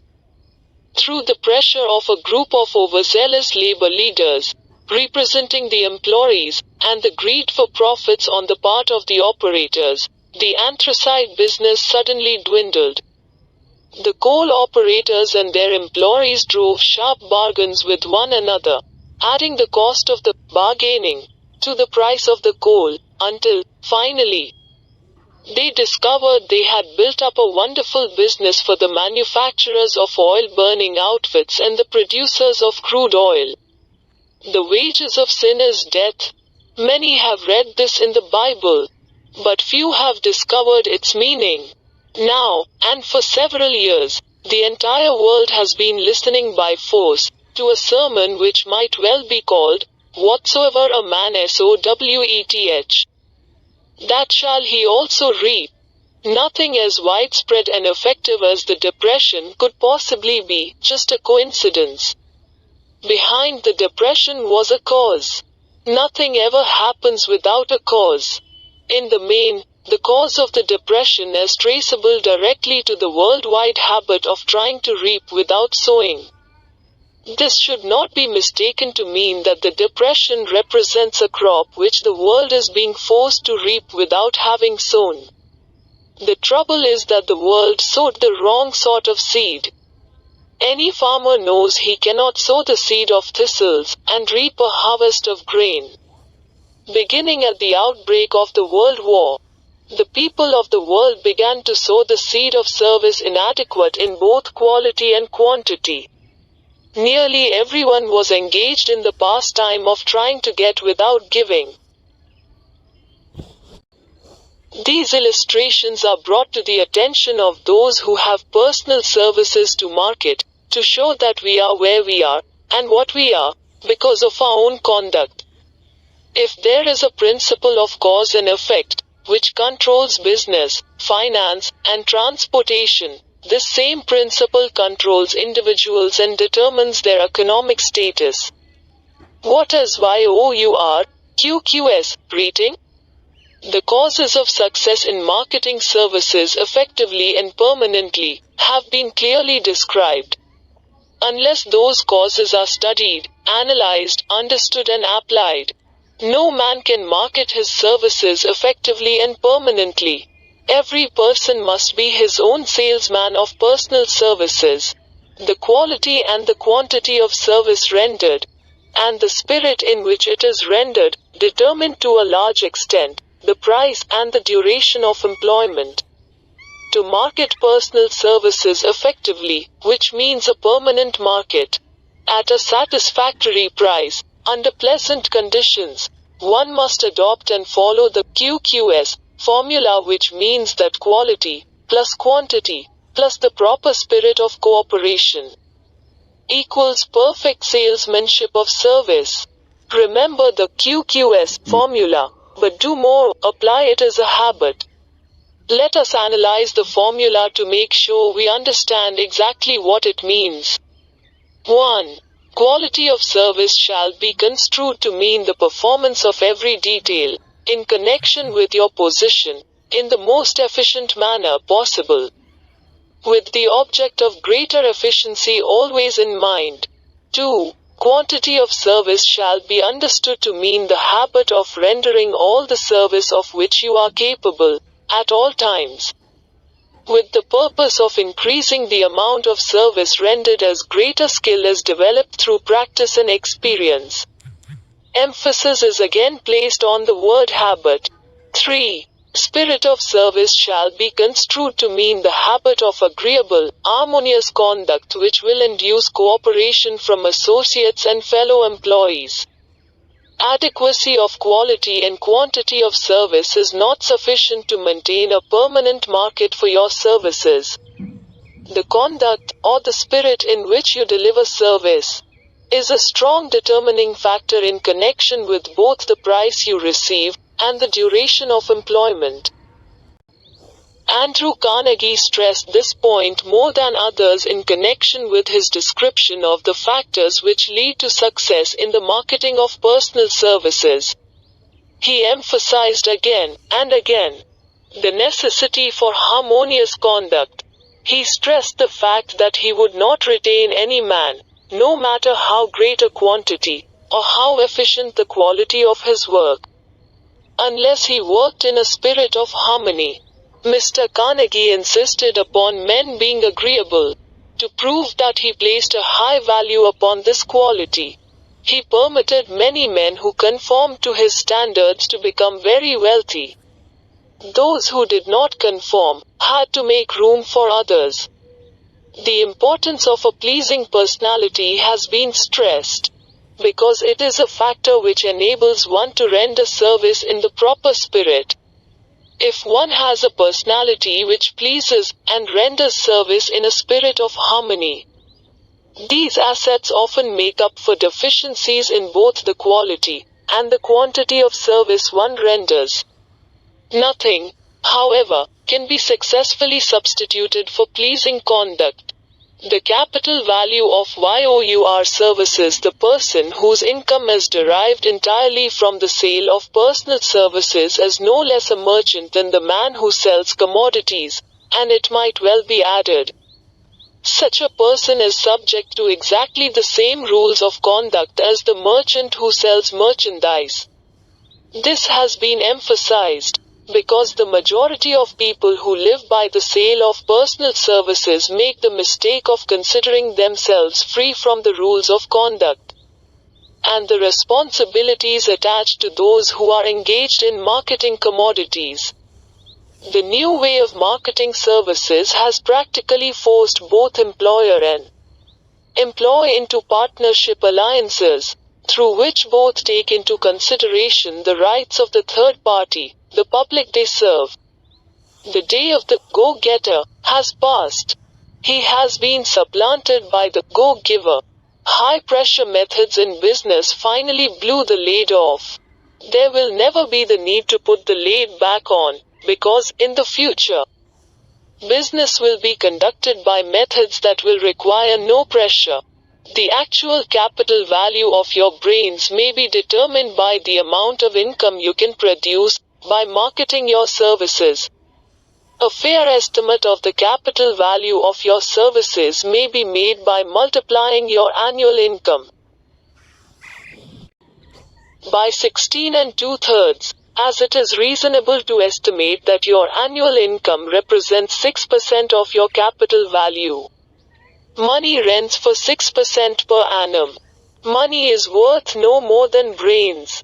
It is often worth much less. Competent brains, if effectively marketed, represent a much more desirable form of capital than that which is required to conduct a business dealing in commodities. Because brains are a form of capital which cannot be permanently depreciated through depressions, nor can this form of capital be stolen or spent. Moreover, the money which is essential for the conduct of business is as worthless as a sand dune until it has been mixed with efficient brains. The 30 major causes of failure, how many of these are holding you back? Life's greatest tragedy consists of men and women who earnestly try and fail. The tragedy lies in the overwhelmingly large majority of people who fail, as compared to the few who succeed. I have had the privilege of analyzing several thousand men and women, 98% of whom were classed as failures. There is something radically wrong with a civilization and a system of education which permit 98% of the people to go through life as failures. But I did not write this book for the purpose of moralizing on the rights and wrongs of the world. That would require a book 100 times the size of this one. My analysis work proved that there are 30 major reasons for failure, and 13 major principles through which people accumulate fortunes. In this chapter, a description of the 30 major causes of failure will be given. As you go over the list, check yourself by it, point by point. For the purpose of discovering how many of these causes of failure stand between you and success. 1. UNFAVORABLE Hereditary background. There is but little, if anything, which can be done for people who are born with a deficiency in brain power. This philosophy offers but one method of bridging this weakness through the aid of the mastermind. Observe with profit, however, that this is the only one of the 30 causes of failure which may not be easily corrected by any individual. 2. Lack of a purpose in life. There is no hope of success for the person who does not have a central purpose, or definite goal at which to aim. 98 out of every 100 of those whom I have analyzed, had no such aim. Perhaps this was the 3. Lack of ambition to aim above mediocrity. We offer no hope for the person who is so indifferent as not to want to get ahead in life, and who is not willing to pay the price. 4. Insufficient education. This is a handicap which may be overcome with comparative ease. Experience has proven that the best educated people are often those who are known as self-made or self-educated. It takes more than a college degree to make one a person of education. Any person who is educated is one who has learned to get whatever he wants in life without violating the rights of others. Education consists, not so much of knowledge, but of knowledge effectively and persistently applied. Men are paid, not merely for what they know, but more particularly for what they do with that which they know. 5. Lack of self-discipline. Discipline comes through self-control. This means that one must control all negative qualities. Before you can control conditions, you must first control yourself. Self-mastery is the hardest job you will ever tackle. If you do not conquer self, you will be conquered by self. You may see at one and the same time both your best friend and your greatest enemy, by stepping in front of a mirror. 6. Ill health. No person may enjoy outstanding success without good health. Many of the causes of ill health are subject to mastery and control. These, in the main are, a. Overeating of foods not conducive to health. B. Wrong habits of thought, giving expression to negatives. C. Wrong use of and overindulgence in sex. D. Lack of proper physical exercise. A. An inadequate supply of fresh air, due to improper breathing. 7. Unfavorable environmental influences during childhood. As the twig is bent, so shall the tree grow. Most people who have criminal tendencies acquire them as the result of bad environment and improper associates during childhood. 8. Procrastination. This is one of the most common causes of failure. Old man procrastination stands within the shadow of every human being, waiting his opportunity to spoil one's chances of success. Most of us go through life as failures, because we are waiting for the time to be right, to start doing something worthwhile. Do not wait. The time will never be just right. Start where you stand, and work with whatever tools you may have at your command, and better tools will be found as you go along. 9. Lack of persistence. Most of us are good starters, but poor finishers of everything we begin. Moreover, people are prone to give up at the first signs of defeat. There is no substitute for persistence. The person who makes persistence his watchword discovers that old man failure finally becomes tired and makes his departure. Failure cannot cope with persistence. 10. Negative personality. There is no hope of success for the person who repels people through a negative personality.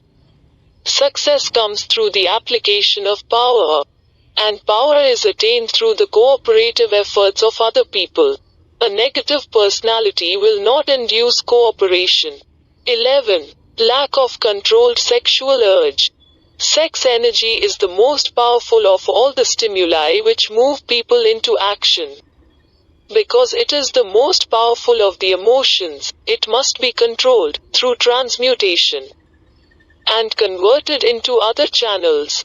12. Uncontrolled desire for something for nothing. The gambling instinct drives millions of people to failure.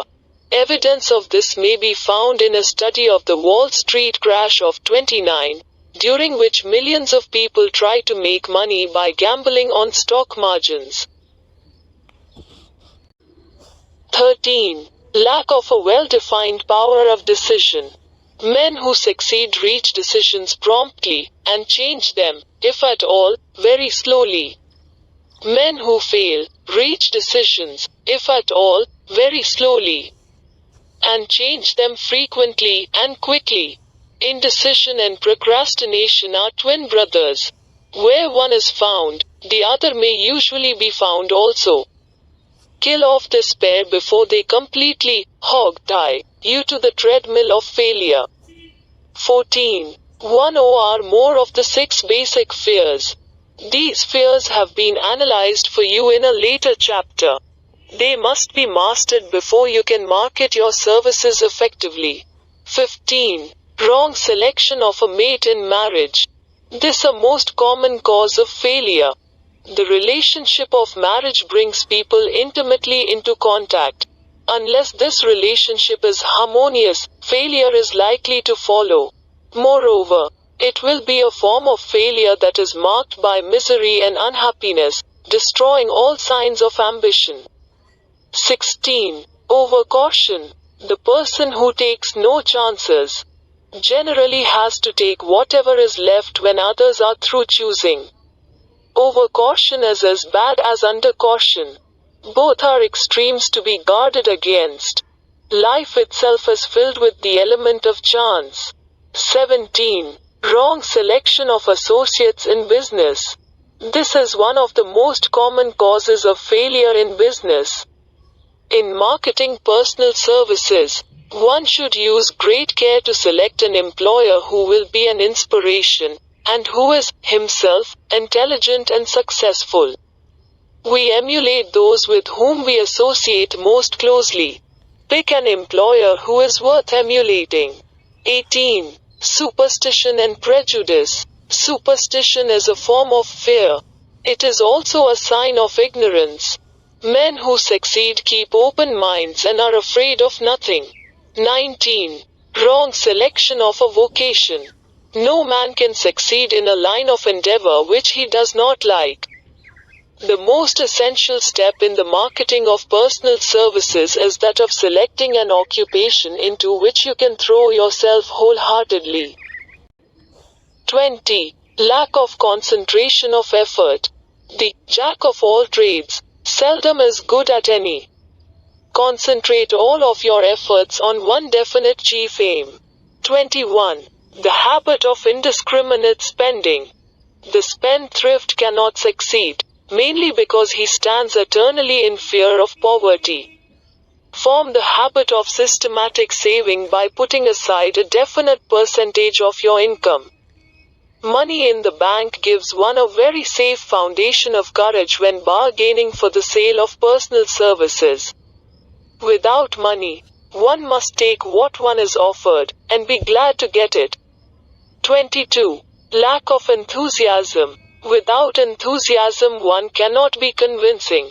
Moreover, enthusiasm is contagious, and the person who has it under control is generally welcome in any group of people. 23. Intolerance. The person with a closed, MMD on any subject seldom gets ahead. Intolerance means that one has stopped acquiring knowledge. The most damaging forms of intolerance are those connected with religious, racial, and political differences of opinion. 24. Intemperance. The most damaging forms of intemperance are connected with eating, strong drink, and sexual activities. Overindulgence in any of these is fatal to success. 25. Inability to cooperate with others.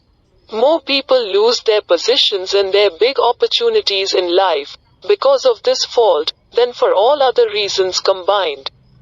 It is a fault which no well-informed businessman or leader will tolerate. 26. Possession of power that was not acquired through self-effort.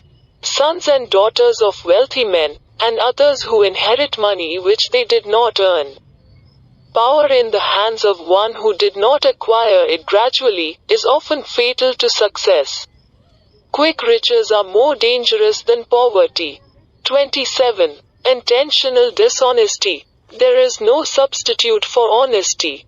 One may be temporarily dishonest by force of circumstances over which one has no control, without permanent damage. But there is no hope for the person who is dishonest by choice. Sooner or later, his deeds will catch up with him, and he will pay by loss of reputation, and perhaps even loss of liberty. 28. Egotism and vanity. These qualities serve as red lights which warn others to keep away. They are fatal to success. 29. Guessing instead of thinking. Most people are too indifferent or lazy to acquire facts with which to think accurately.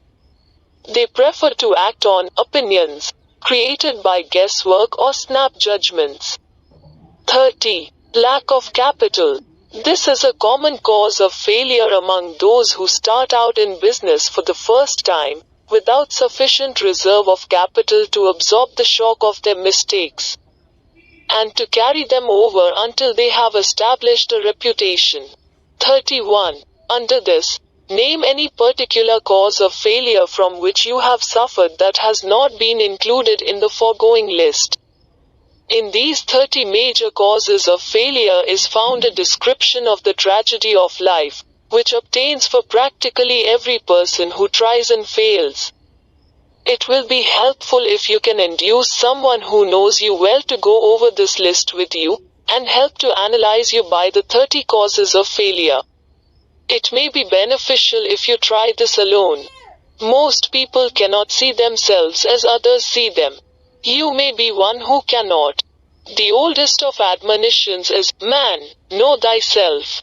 If you market merchandise successfully, you must know the merchandise. The same is true in marketing personal services. You should know all of your weaknesses in order that you may either bridge them or eliminate them entirely. You should know your strength in order that you may call attention to it when selling your services. You can know yourself only through accurate analysis. The folly of ignorance in connection with self was displayed by a young man who applied to the manager of a well-known business for a position. He made a very good impression until the manager asked him what salary he expected. He replied that he had no fixed sum in mind, lack of a definite aim. The manager then said, "We will pay you all you are worth, although we try you out for a week." "I will not accept it," the applicant replied, "because I am getting more than that where I am now employed." Before you even start to negotiate for a readjustment of your salary in your present position, or to seek employment elsewhere, be sure that you are worth more than you now receive. It is one thing to want money. Everyone wants more. But it is something entirely different to be worth more. Many people mistake their wants for their just dues. Your financial requirements or wants have nothing whatever to do with your worth. Your value is established entirely by your ability to render useful service or your capacity to induce others to render such service. Take inventory of yourself. 28 questions you should answer. Annual self-analysis is an essential in the effective marketing of personal services, as is annual inventory in merchandising. Moreover, the yearly analysis should disclose a decrease in faults and an increase in virtues. One goes ahead, stands still, or goes backward in life. One's object should be, of course, to go ahead. Annual self-analysis will disclose whether advancement has been made, and if so, how much. It will also disclose any backward steps one may have made. The effective marketing of personal services requires one to move forward even if the progress is slow. Your annual self-analysis should be made at the end of each year, so you can include in your New Year's resolutions any improvements which the analysis indicates should be made. Take this inventory by asking yourself the following questions, and by checking your answers with the aid of someone who will not permit you to deceive yourself as to their accuracy. Self-analysis questionnaire for personal inventory. 1. Have I attained the goal which I established as my objective for this year? You should work with a definite yearly objective to be attained as a part of your major life objective. 2. Have I delivered service of the best possible quality of which I was capable, or could I have improved any part of this service? 3. Have I delivered service in the greatest possible quantity of which I was capable? 4. Has the spirit of my conduct been harmonious and cooperative at all times? 5. Have I permitted the habit of procrastination to decrease my efficiency, and if so, to what extent? 6. Have I improved my personality, and if so, in what ways? 7. Have I been persistent in following my plans through to completion? 8. Have I reached decisions promptly and definitely on all occasions? 9. Have I permitted any one or more of the 6 basic fears to decrease my efficiency? 10. Have I been either overcautious or undercautious? 11. Has my relationship with my associates in work been pleasant or unpleasant? If it has been unpleasant, has the fault been partly or wholly mine? 12. Have I dissipated any of my energy through lack of concentration of effort? 13. Have I been open-minded and tolerant in connection with all subjects? 14. In what way have I improved my ability to render service? 15. Have I been intemperate in any of my habits? 16. Have I expressed, either openly or secretly, any form of egotism? 17. Has my conduct toward my associates been such that it has induced them to respect me? 18. Have my opinions and decisions been based upon guesswork, or accuracy of analysis and thought? 19. Have I followed the habit of budgeting my time, my expenses, and my income, and have I been conservative in these budgets? 20. How much time have I devoted to unprofitable effort which I might have used to better advantage?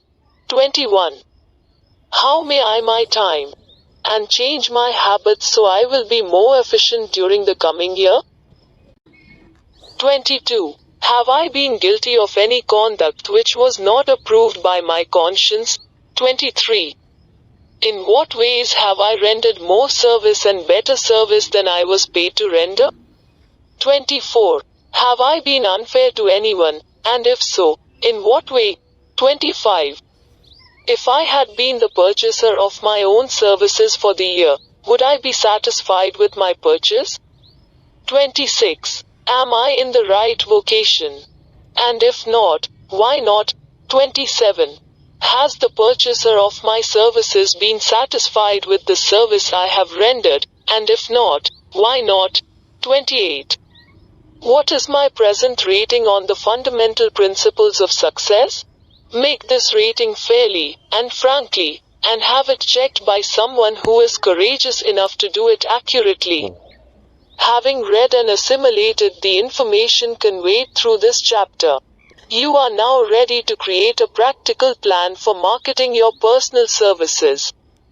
In this chapter will be found an adequate description of every principle essential in planning the sale of personal services, including the major attributes of leadership, the most common causes of failure in leadership, a description of the fields of opportunity for leadership, the main causes of failure in all walks of life, and the important questions which should be used in self-analysis. This extensive and detailed presentation of accurate information has been included because it will be needed by all who must begin the accumulation of riches by marketing personal services, those who have lost their fortunes, and those who are just beginning to earn money, have nothing but personal services to offer in return for riches. Therefore it is essential that they have available the practical information needed to market services to best advantage. The information contained in this chapter will be of great value to all who aspire to attain leadership in any calling. It will be particularly helpful to those aiming to market their services as business or industrial executives. Complete assimilation and understanding of the information here conveyed will be helpful in marketing one's own services. And it will also help one to become more analytical and capable of judging people. The information will be priceless to personnel directors, employment managers, and other executives charged with the selection of employees and the maintenance of efficient organizations. If you doubt this statement, test its soundness by answering in writing the 28 self-analysis questions. That might be both interesting and profitable, even though you do not doubt the soundness of the statement.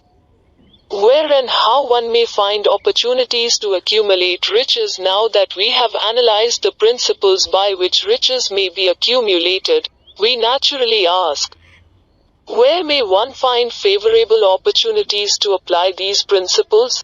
Very well, let us take inventory and see what the United States of America offer the person seeking riches, great or small. To begin with, let us remember, all of us, that we live in a country where every law-abiding citizen enjoys freedom of thought and freedom of deed unequaled anywhere in the world. Most of us have never taken inventory of the advantages of this freedom. We have never compared our unlimited freedom with the curtailed freedom in other countries. Here we have freedom of thought, freedom in the choice and enjoyment of education, freedom in religion, freedom in politics, freedom in the choice of a business, profession or occupation, freedom to accumulate and own without molestation all the property we can accumulate, freedom to choose our place of residence, freedom in marriage, freedom through equal opportunity to all races, freedom of travel from one state to another, freedom in our choice of foods, and freedom to aim for any station in life for which we have prepared ourselves. Even for the presidency of the United States, we have other forms of freedom, but this list will give a bird's eye view of the most important, which constitute opportunity of the highest order. This advantage of freedom is all the more conspicuous because the United States is the only country guaranteeing to every citizen, whether native-born or naturalized, so broad and varied a list of freedom. Next, let us recount some of the blessings which our widespread freedom has placed within our hands. Take the average American family for example, meaning the family of average income, and sum up the benefits available to every member of the family, in this land of opportunity and plenty. Food. Next to freedom of thought and deed comes food, clothing, and shelter, the three basic necessities of life. Because of our universal freedom the average American family has available, at its very door, the choicest selection of food to be found anywhere in the world, and at prices within its financial range. A family of two, living in the heart of Times Square district of New York City, far removed from the source of production of foods, took careful inventory of the cost of a simple breakfast. With this astonishing result, articles of food, cost at the breakfast table, grapefruit juice. From Florida, O2 rippled wheat breakfast food, Kansas farm O2 tea, from China, O2 bananas, from South America, O2 1/2 toasted bread, from Kansas farm, O1 fresh country eggs, from Utah, O7 sugar, from Cuba or Utah, O1/2 butter and cream, from New England, O3 grand total 20. It is not very difficult to obtain food in a country where two people can have breakfast consisting of all they want or need for a dime apiece. Observe that this simple breakfast was gathered, by some strange form of magic, from China, South America, Utah, Kansas and the New England states, and delivered on the breakfast table, ready for consumption, in the very heart of the most crowded city in America, at a cost well within the means of the most humble laborer. The cost included all federal, state and city taxes. Here is a fact the politicians did not mention when they were crying out to the voters to throw their opponents out of office because the people were being taxed to death. B. Shelter. This family lives in a comfortable apartment, heated by steam, lighted with electricity, with gas for cooking, all for $65 a month. In a smaller city, or a more sparsely settled part of New York City, the same apartment could be had for as low as $20 a month. The toast they had for breakfast in the food estimate was toasted on an electric toaster, which cost but a few dollars. The apartment is cleaned with a vacuum sweeper that is run by electricity. Hot and cold water is available, at all times, in the kitchen and the bathroom. The food is kept cool in a refrigerator that is run by electricity. The wife curls her hair, washes her clothes and irons them with easily operated electrical equipment, on power obtained by sticking a plug in the wall. The husband shaves with an electric shaver, and they receive entertainment from all over the world, 24 hours a day, if they want it, without cost, by merely turning the dial of their radio. There are other conveniences in this apartment, but the foregoing list will give a fair idea of some of the concrete evidences of the freedom we, of America, enjoy. And this is neither political nor economic propaganda. See, clothing. Anywhere in the United States, the woman of average clothing requirements can dress very comfortably and neatly for less than $200 a year, and the average man can dress for the same, or less. Only the three basic necessities of food, clothing, and shelter have been mentioned. The average American citizen has other privileges and advantages available in return for modest effort, not exceeding 8 hours per day of labor. Among these is the privilege of automobile transportation, with which one can go and come at will, at very small cost. The average American has security of property rights not found in any other country in the world.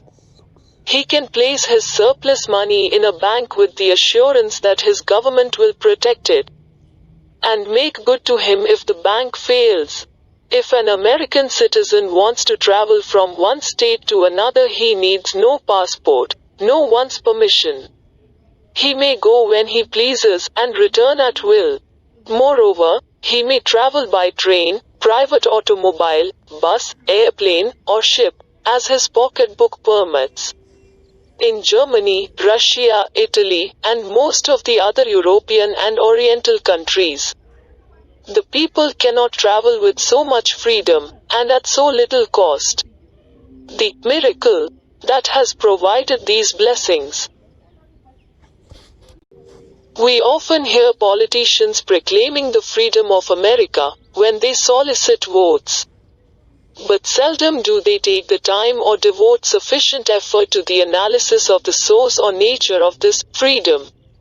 Having no axe to grind, no grudge to express, no ulterior motives to be carried out, I have the privilege of going into a frank analysis of that mysterious, abstract, greatly misunderstood something, which gives to every citizen of America more blessings, more opportunities to accumulate wealth, more freedom of every nature, than may be found in any other country. I have the right to analyze the source and nature of this unseen power, because I know, and have known for more than a quarter of a century, many of the men who organized that power, and many who are now responsible for its maintenance. The name of this mysterious benefactor of mankind is capital. Capital consists not alone of money, but more particularly of highly organized, intelligent groups of men who plan ways and means of using money efficiently for the good of the public, and profitably to themselves. These groups consist of scientists, educators, chemists, inventors, business analysts, publicity men, transportation experts, accountants, lawyers, doctors, and both men and women who have highly specialized knowledge in all fields of industry and business. They pioneer, experiment, and blaze trails in new fields of endeavor. They support colleges, hospitals, public schools, build good roads, publish newspapers, pay most of the cost of government, and take care of the multitudinous detail essential to human progress. Stated briefly, the capitalists are the brains of civilization, because they supply the entire fabric of which all education, enlightenment and human progress consist. Money, without brains, always is dangerous.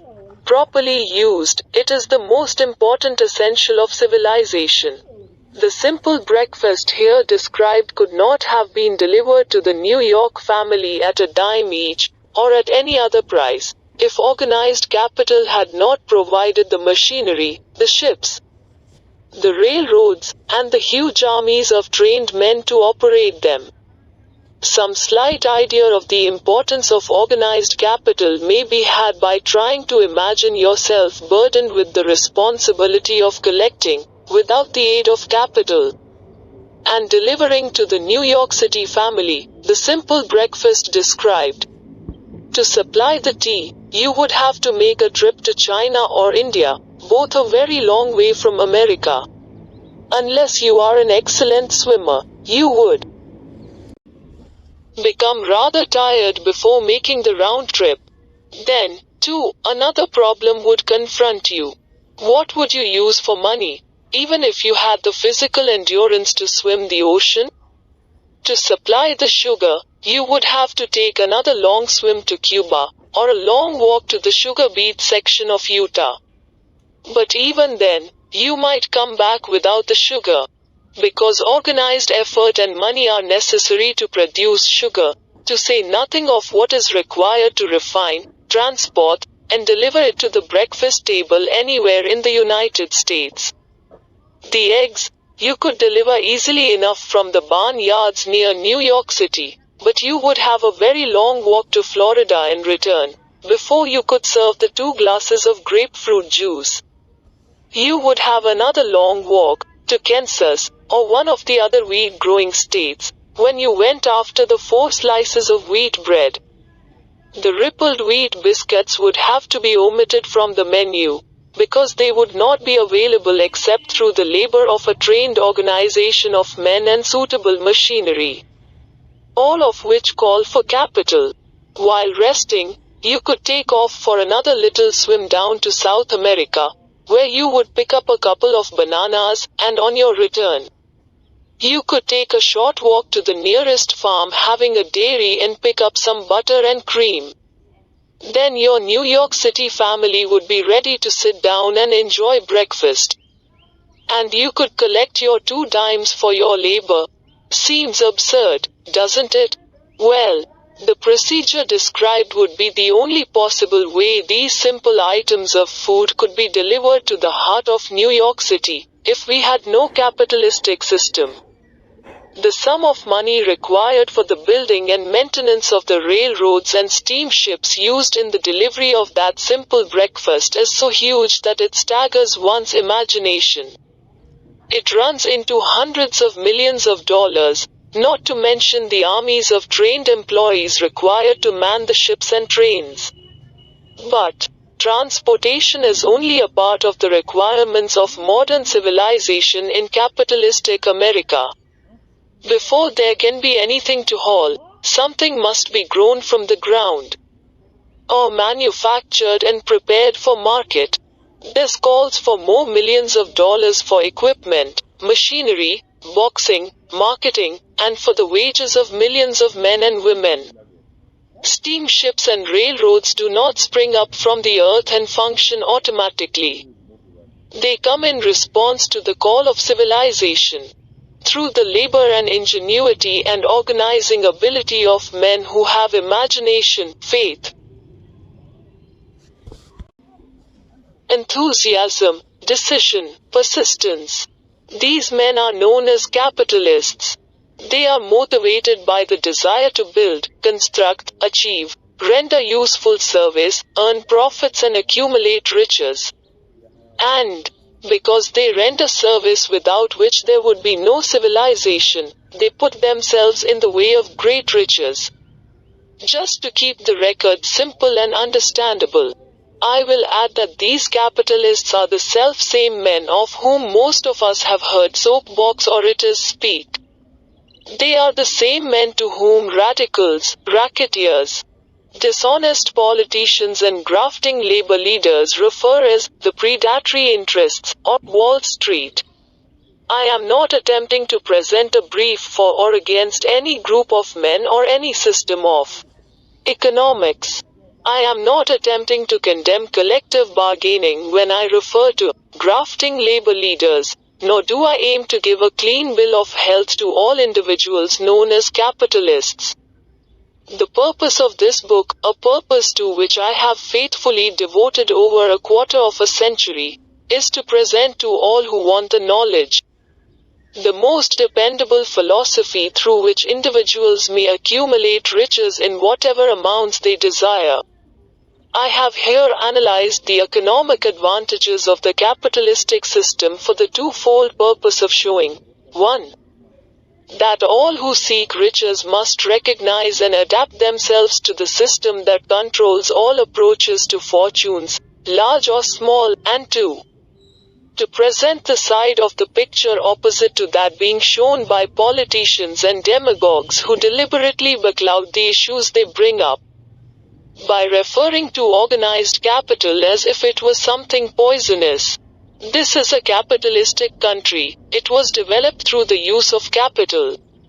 And we who claim the right to partake of the blessings of freedom and opportunity, we who seek to accumulate riches here, may as well know that neither riches nor opportunity would be available to us if organized capital had not provided these benefits. For more than 20 years it has been a somewhat popular and growing pastime for radicals, self-seeking politicians, racketeers, crooked labor leaders, and on occasion religious leaders, to take pot shots at Wall Street, the money changers, and big business. The practice became so general that we witnessed during the business depression the unbelievable sight of high government officials lining up with the cheap politicians and labor leaders, with the openly avowed purpose of throttling the system which has made industrial America the richest country on earth. The lineup was so general and so well organized that it prolonged the worst depression America has ever known. It cost millions of men their jobs, because those jobs were inseparably a part of the industrial and capitalistic system which formed the very backbone of the nation.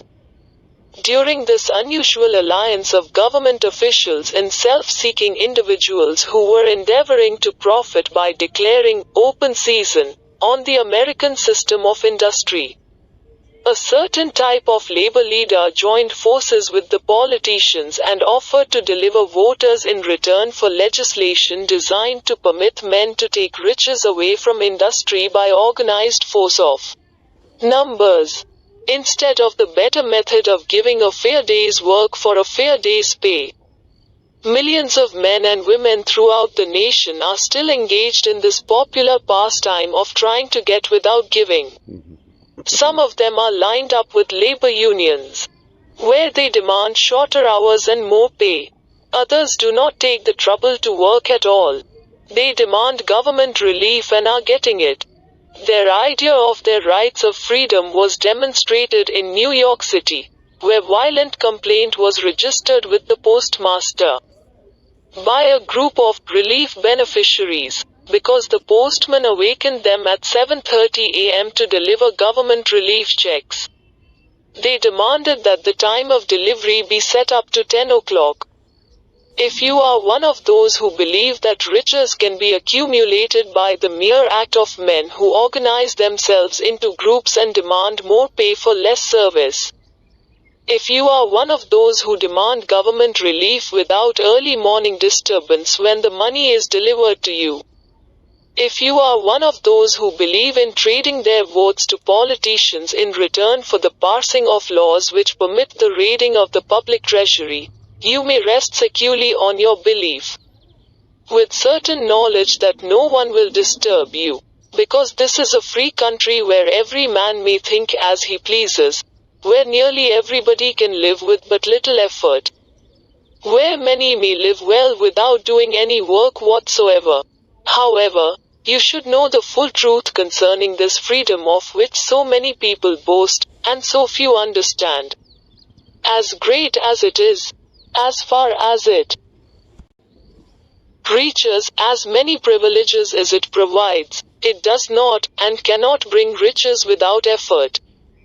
There is but one dependable method of accumulating, and legally holding riches, and that is by rendering useful service. No system has ever been created by which men can legally acquire riches through mere force of numbers, or without giving in return an equivalent value of one form or another. There is a principle known as the law of economics. This is more than a theory. It is a law no man can beat. Mark well the name of the principle, and remember it, because it is far more powerful than all the politicians and political machines. It is above and beyond the control of all the labor unions. It cannot be swayed, nor influenced nor bribed by racketeers or self-appointed leaders in any calling. Moreover, it has an all-seeing eye, and a perfect system of bookkeeping, in which it keeps an accurate account of the transactions of every human being engaged in the business of trying to get without giving. Sooner or later its auditors come around, look over the records of individuals both great and small, and demand an accounting. Wall Street, big business, capital predatory interests, or whatever name you choose to give the system which has given us American freedom, represents a group of men who understand, respect, and adapt themselves to this powerful law of economics. Their financial continuation depends upon their respecting the law. Most people living in America like this country, its capitalistic system and all. I must confess I know of no better country, where one may find greater opportunities to accumulate riches, judging by their acts and deeds. There are some in this country who do not like it. That, of course, is their privilege. If they do not like this country, its capitalistic system, its boundless opportunities, they have the privilege of clearing out.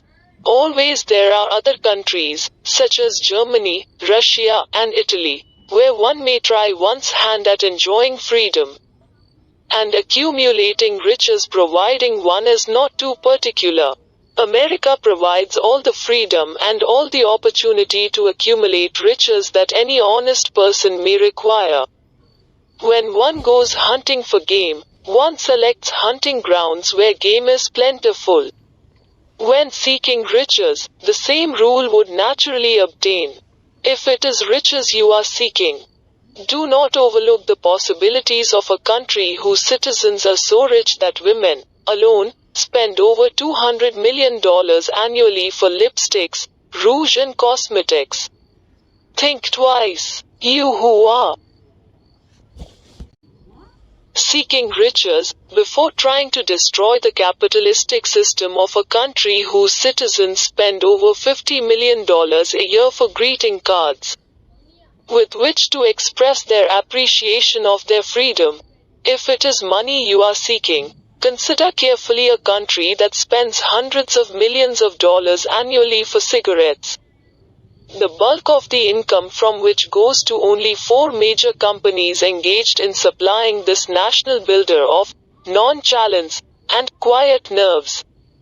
By all means give plenty of consideration to a country whose people spend annually more than $15 million for the privilege of seeing moving pictures.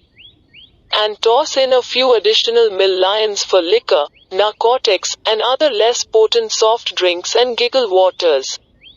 Do not be in too big a hurry to get away from a country whose people willingly, even eagerly, hand over millions of dollars annually for football, baseball, and prize fights.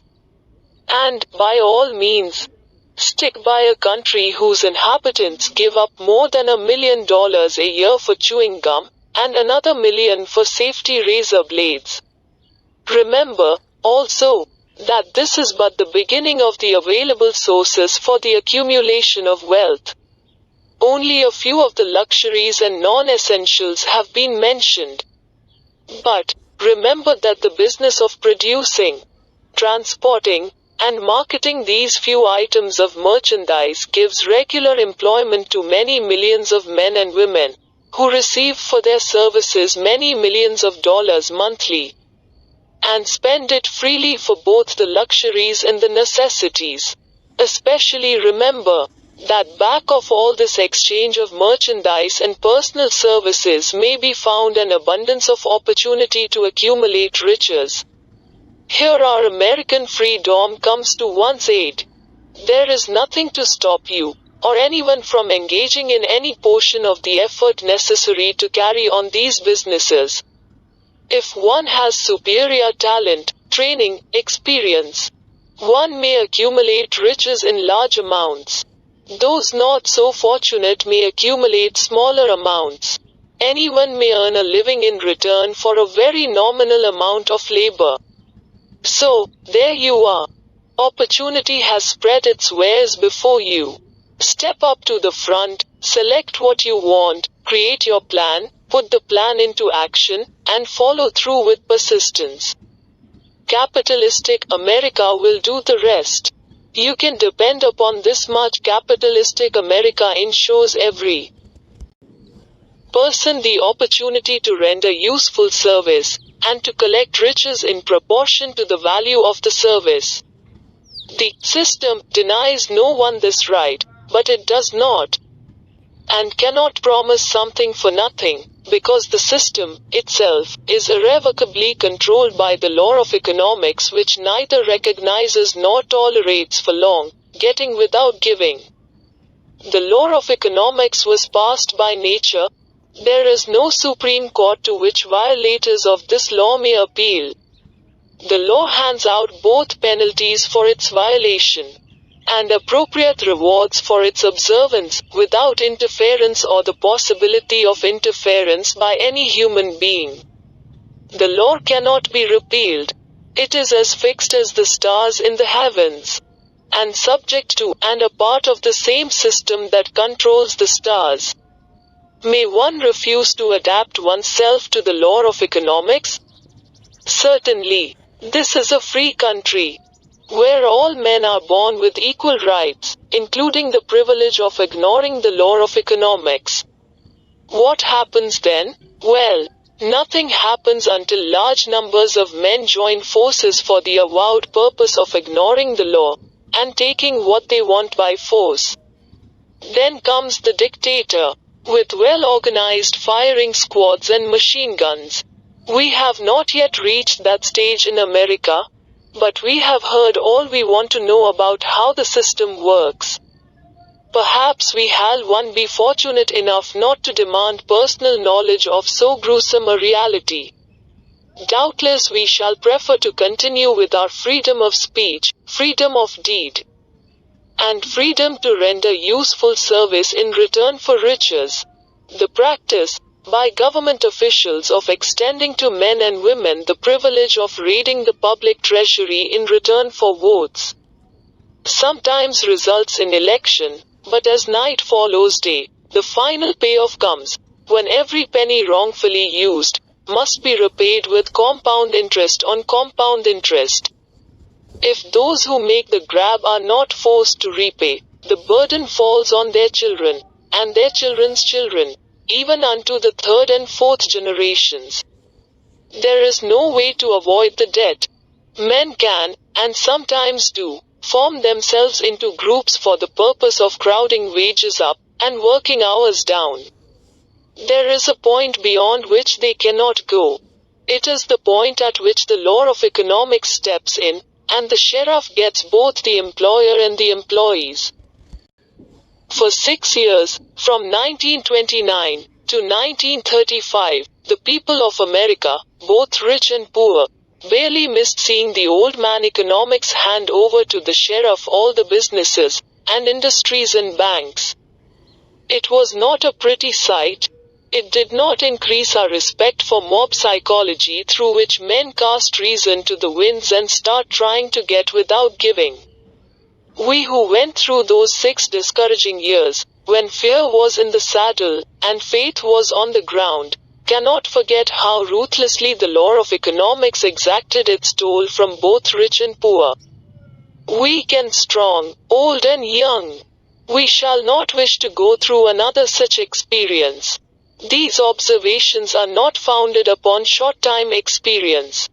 They are the result of 25 years of careful analysis of the methods of both the most successful and the most unsuccessful men America has known. Chapter 8 Decision: The Mastery of Procrastination, the 7th step toward riches. Accurate analysis of over 25,000 men and women who had experienced failure disclosed the fact that lack of decision was near the head of the list of the 30 major causes of failure. This is no mere statement of a theory, it is a fact. Procrastination, the opposite of decision, is a common enemy which practically every man must conquer. You will have an opportunity to test your capacity to reach quick and definite decisions when you finish reading this book, and are ready to begin putting into action the principles which it describes. Analysis of several hundred people who had accumulated fortunes well beyond the $1 million mark disclosed the fact that every one of them had the habit of reaching decisions promptly, and of changing these decisions slowly, if and when they were changed. People who fail to accumulate money, without exception, have the habit of reaching decisions, if at all, very slowly, and of changing these decisions quickly and often. One of Henry Ford's most outstanding qualities is his habit of reaching decisions quickly and definitely, and changing them slowly. This quality is so pronounced in Mr. Ford that it has given him the reputation of being obstinate. It was this quality which prompted Mr. Ford to continue to manufacture his famous Model T, the world's ugliest car. When all of his advisors, and many of the purchasers of the car, were urging him to change it, perhaps Mr. Ford delayed too long in making the change, but the other side of the story is that Mr. Ford's firmness of decision yielded a huge fortune before the change in model became necessary. There is but little doubt that Mr. Ford's habit of definiteness of decision assumes the proportion of obstinacy, but this quality is preferable to slowness in reaching decisions and quickness in changing them. The majority of people who fail to accumulate money sufficient for their needs are, generally, easily influenced by the opinions of others.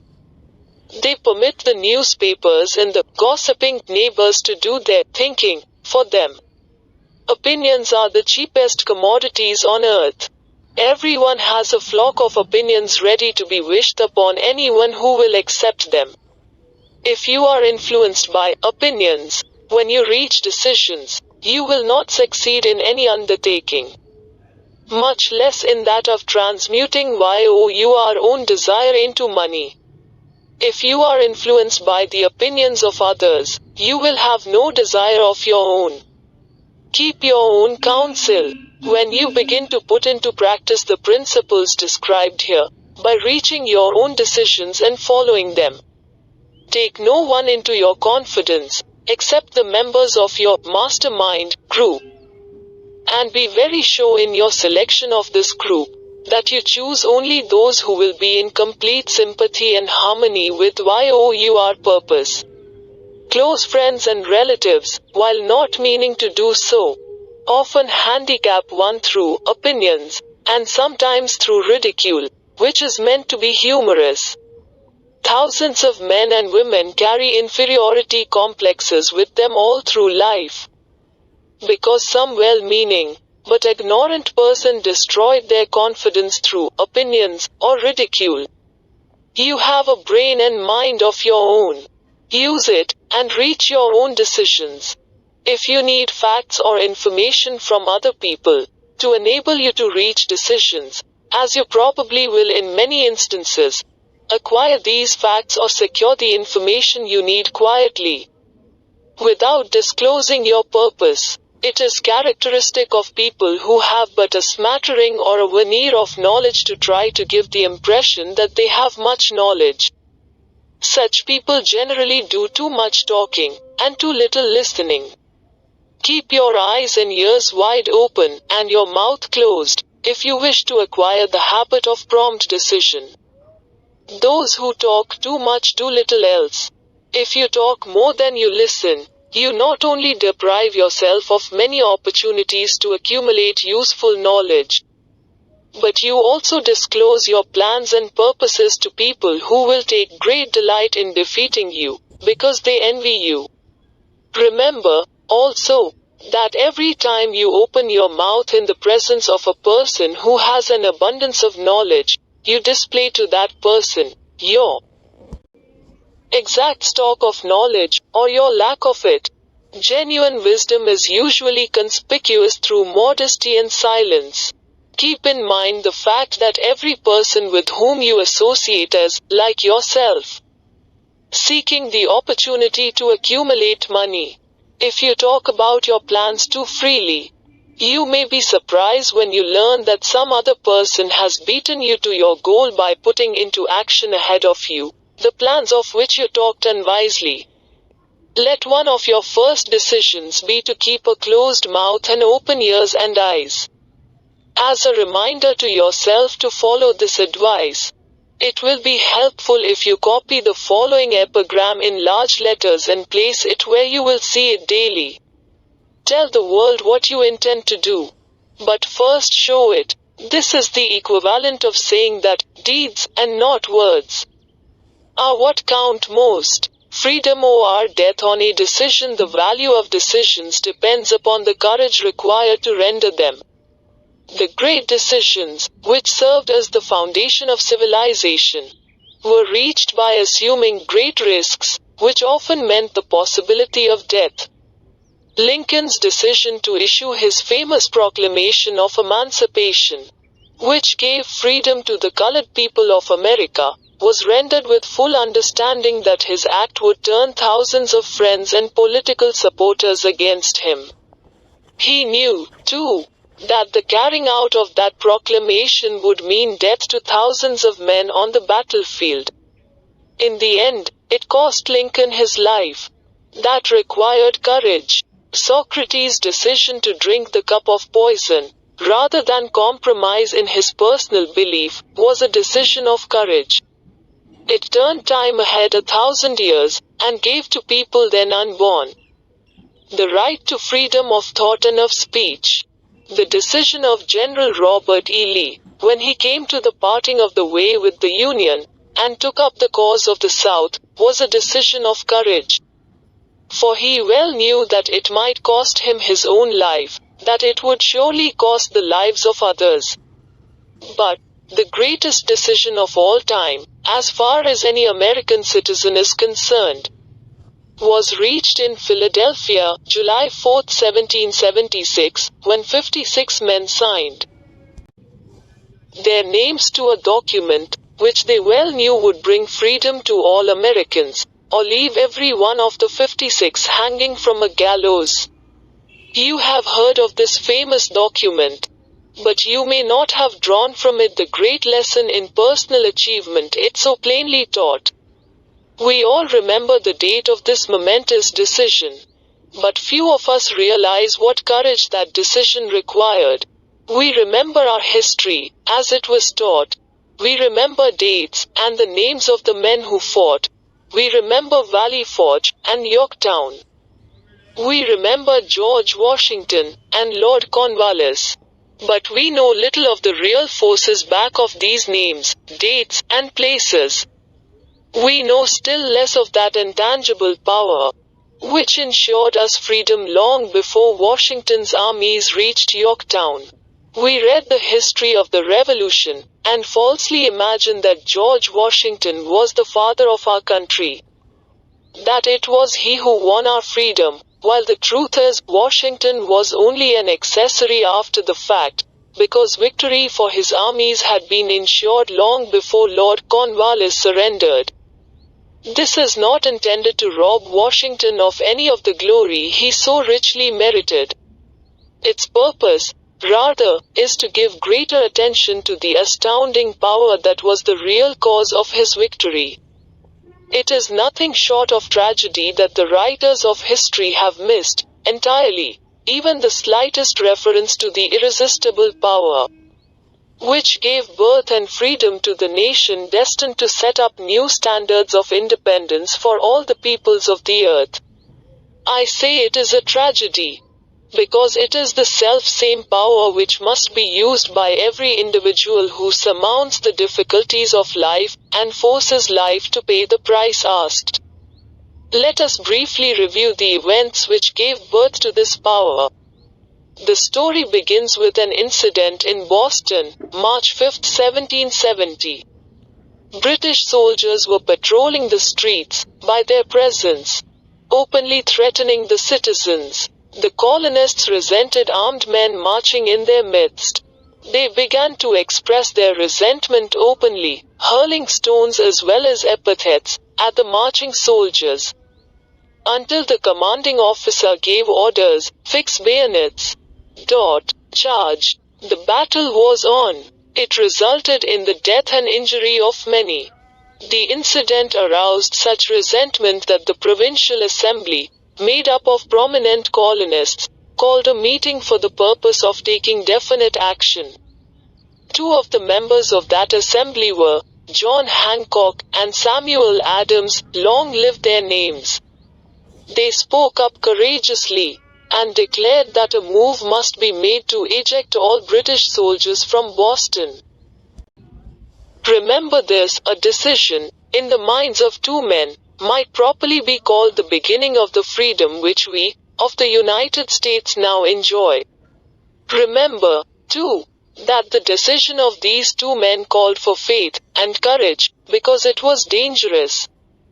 Before the assembly adjourned, Samuel Adams was appointed to call on the governor of the province, Hutchinson, and demand the withdrawal of the British troops.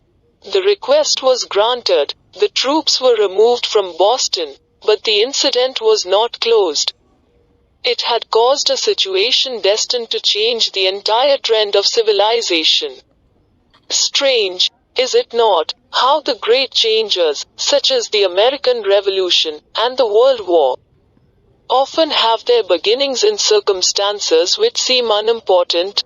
It is interesting, also, to observe that these important changes usually begin in the form of a definite decision in the minds of a relatively small number of people.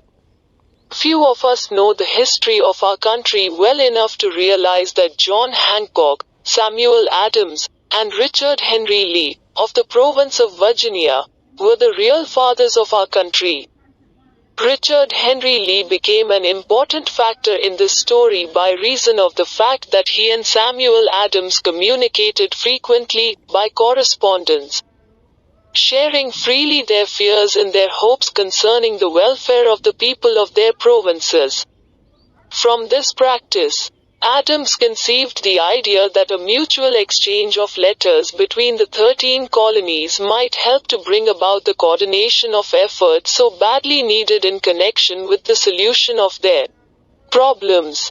2 years after the clash with the soldiers in Boston, March 72, Adams presented this idea to the Assembly, in the form of a motion that a correspondence committee be established among the colonies, with definitely appointed correspondents in each colony, for the purpose of friendly cooperation for the betterment of the colonies of British America. Mark well this incident. It was the beginning of the organization of the far-flung power destined to give freedom to you, and to me. The mastermind had already been organized. It consisted of Adams, Lee, and Hancock. I tell you further, that if 2 of you agree upon the earth concerning anything for which you ask, it will come to you from my Father, who is in heaven. The Committee of Correspondence was organized. Observe that this move provided the way for increasing the power of the mastermind by adding to it men from all the colonies. Take notice that this procedure constituted the first organized planning of the disgruntled colonists. In union there is strength. The citizens of the colonies had been waging disorganized warfare against the British soldiers, through incidents similar to the Boston riot. But nothing of benefit had been accomplished. Their individual grievances had not been consolidated under one mastermind. No group of individuals had put their hearts, minds, souls, and bodies together in one definite decision to settle their difficulty with the British once and for all, until Adams, Hancock, and Lee got together. Meanwhile, the British were not idle.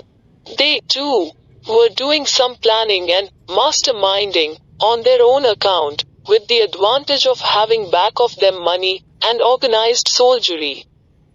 The Crown appointed Gage to supplant Hutchinson as the governor of Massachusetts. One of the new governor's first acts was to send a messenger to call on Samuel Adams, for the purpose of endeavoring to stop his opposition by fear. We can best understand the spirit of what happened by quoting the conversation between Col. Fenton, the messenger sent by Gage, and Adams. Col. Fenton, I have been authorized by Governor Gage to assure you, Mr. Adams, that the governor has been empowered to confer upon you such benefits as would be satisfactory. Endeavor to win Adams by promise of bribes, upon the condition that you engage to cease in your opposition to the measures of the government. It is the governor's advice to you, sir, not to incur the further displeasure of His Majesty. Your conduct has been such as makes you liable to penalties of an mount of Henry VIII, by which persons can be sent to England for trial for treason, or misprision of treason, at the discretion of a governor of a province. But, by changing your political course, you will not only receive great personal advantages, but you will make your peace with the king. Samuel Adams had the choice of 2 decisions.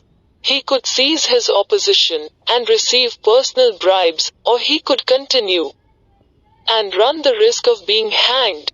Clearly, the time had come when Adams was forced to reach instantly, a decision which could have cost his life. The majority of men would have found it difficult to reach such a decision. The majority would have sent back an evasive reply, but not Adams. He insisted upon Col. Fenton's word of honor. that the colonel would deliver to the governor the answer exactly as Adams would give it to him. Adams' answer: "Then you may tell Governor Gage that I trust I have long since made my peace with the King of Kings. No personal consideration shall induce me to abandon the righteous cause of my country. And tell Governor Gage it is the advice of Samuel Adams to him, no longer to insult the feelings of an exasperated people. Comment as to the character of this man seems unnecessary. It must be obvious to all who read this astounding message that its sender possessed loyalty of the highest order. This is important. Racketeers and dishonest politicians have prostituted the honor for which such men as Adams died." When Governor Gage received Adams' caustic reply, he flew into a rage and issued a proclamation which read, "I do, hereby, in His Majesty's name, offer and promise His most gracious pardon to all persons who shall forthwith lay down their arms and return to the duties of peaceable subjects, excepting only from the benefit of such pardon, Samuel Adams and John Hancock, whose offenses are of too flagitious a nature to admit of any other consideration but that of condign punishment." As one might say, in modern slang, Adams and Hancock were on the spot.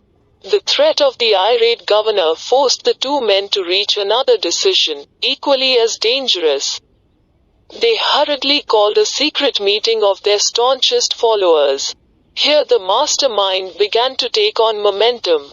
After the meeting had been called to order, Adams locked the door, placed the key in his pocket, and informed all present that it was imperative that a Congress of the colonists be organized, and that no man should leave the room until the decision for such a Congress had been reached.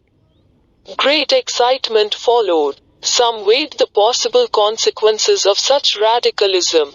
Old man fear. Some expressed grave doubt as to the wisdom of so definite a decision in defiance of the Crown. Locked in that room were two men immune to fear, blind to the possibility of failure: Hancock and Adams. Through the influence of their minds, the others were induced to agree that, through the Correspondence Committee, arrangements should be made for a meeting of the First Continental Congress, to be held in Philadelphia, September 5, 1774. Remember this date. It is more important than July 4, 1776. If there had been no decision to hold a Continental Congress, there could have been no signing of the Declaration of Independence.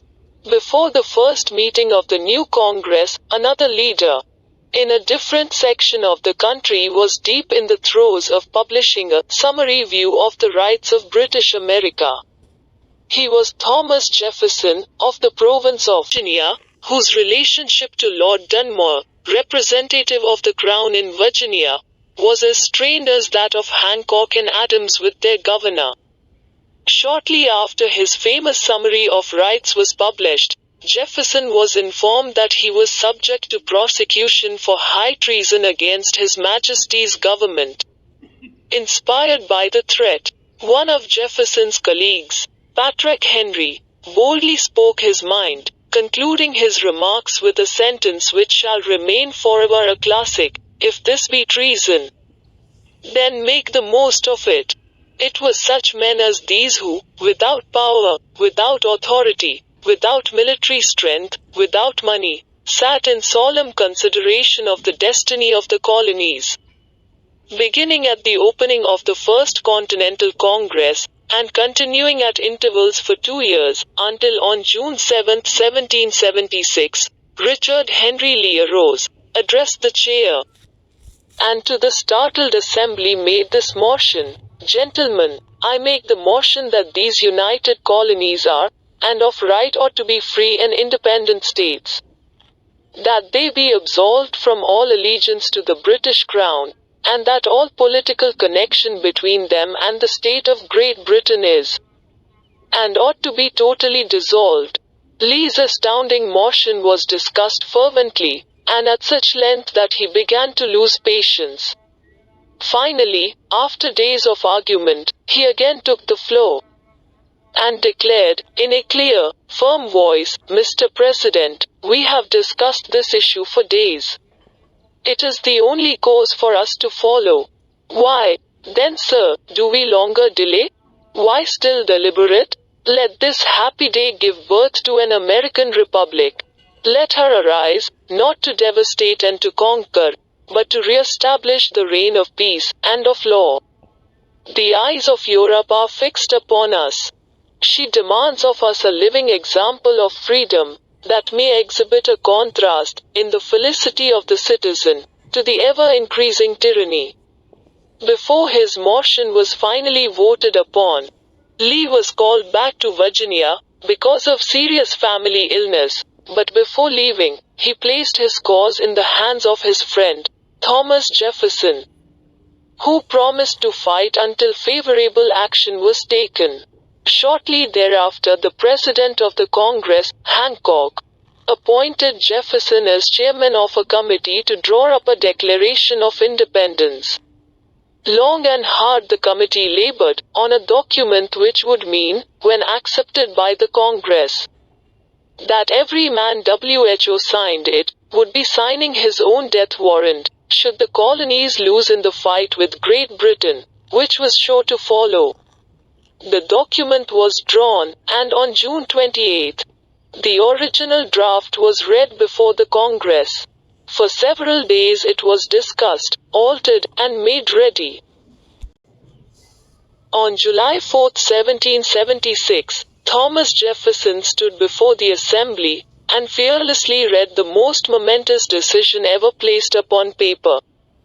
When in the course of human events it is necessary for one people to dissolve the political bands which have connected them with another, and to assume, among the powers of the earth, the separate and equal station to which the laws of nature, and of nature's God entitled them, a decent respect to the opinions of mankind requires that they should declare the causes which impel them to the separation. When Jefferson finished, the document was voted upon, accepted, and signed by the 56 men, every one staking his own life upon his decision to write his name. By that decision came into existence a nation destined to bring to mankind forever the privilege of making decisions. By decisions made in a similar spirit of faith, and only by such decisions, can men solve their personal problems, and win for themselves higher states of material and spiritual wealth. Let us not forget this. Analyze the events which led to the Declaration of Independence, and be convinced that this nation, which now holds a position of commanding respect and power among all nations of the world, was born of a decision created by a mastermind, consisting of 56 men. Note well, the fact that it was their decision which ensured the success of Washington's armies, because the spirit of that decision was in the heart of every soldier who fought with him, and served as a spiritual power which recognizes no such thing as failure. Note, also, with great personal benefit, that the power which gave this nation its freedom is the self-same power that must be used by every individual who becomes self-determining. This power is made up of the principles described in this book. It will not be difficult to detect. In the story of the Declaration of Independence, at least 6 of these principles, desire, decision, faith, persistence, the mastermind, and organized planning. Throughout this philosophy will be found the suggestion that thought, backed by strong desire, has a tendency to transmute itself into its physical equivalent. Before passing on, I wish to leave with you the suggestion that one may find in this story, and in the story of the organization of the United States Steel Corporation, a perfect description of the method by which thought makes this astounding transformation. In your search for the secret of the method, do not look for a miracle, because you will not find it. you will find only the eternal laws of nature. These laws are available to every person who has the faith and the courage to use them. They may be used to bring freedom to a nation, or to accumulate riches. There is no charge save the time necessary to understand and appropriate them. Those who reach decisions promptly and definitely know what they want, and generally get it. The leaders in every walk of life decide quickly and firmly. That is the major reason why they are leaders. The world has the habit of making room for the man whose words and actions show that he knows where he is going. Indecision is a habit which usually begins in youth. The habit takes on permanency as the youth goes through graded school, high school, and even through college, without definiteness of purpose. The major weakness of all educational systems is that they neither teach nor encourage the habit of definite decision.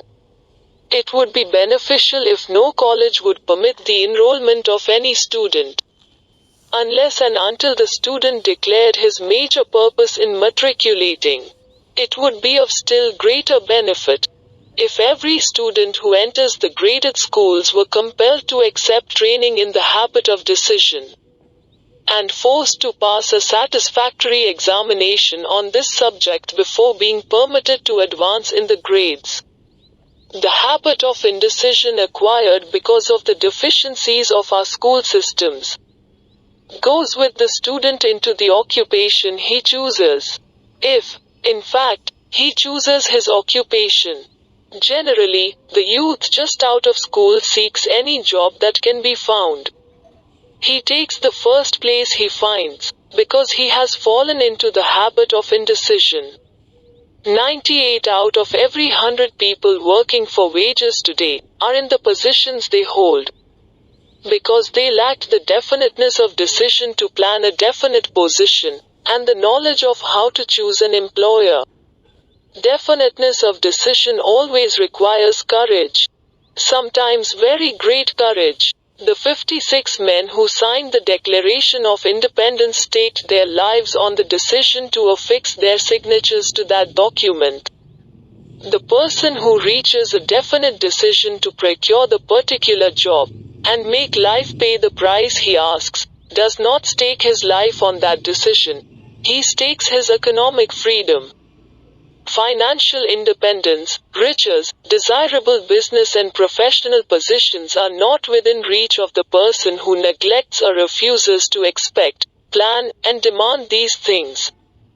The person who desires riches in the same spirit that Samuel Adams desired freedom for the colonies, is sure to accumulate wealth.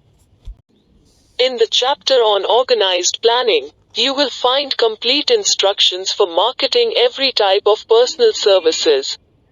You will find also detailed information on how to choose the employer you prefer, and the particular job you desire. These instructions will be of no value to you unless you definitely decide to organize them into a plan of action. Chapter 9 Persistence, the sustained effort necessary to induce faith. The eighth step toward riches. Persistence is an essential factor in the procedure of transmuting desire into its monetary equivalent. The basis of persistence is the power of will. Willpower and desire, when properly combined, make an irresistible pair. Men who accumulate great fortunes are generally known as cold-blooded, and sometimes ruthless. Often they are misunderstood. What they have is willpower, which they mix with persistence, and place back of their desires to ensure the attainment of their objectives. Henry Ford has been generally misunderstood to be ruthless and cold-blooded. This misconception grew out of Ford's habit of following through in all of his plans with persistence. The majority of people are ready to throw their aims and purposes overboard, and give up at the first sign of opposition or misfortune. A few carry on despite all opposition, until they attain their goal. These few are the Fords, Carnegies, Rockefellers, and Edisons. There may be no heroic connotation to the word, persistence. But the quality is to the character of man what carbon is to steel. The building of a fortune, generally, involves the application of the entire 13 factors of this philosophy.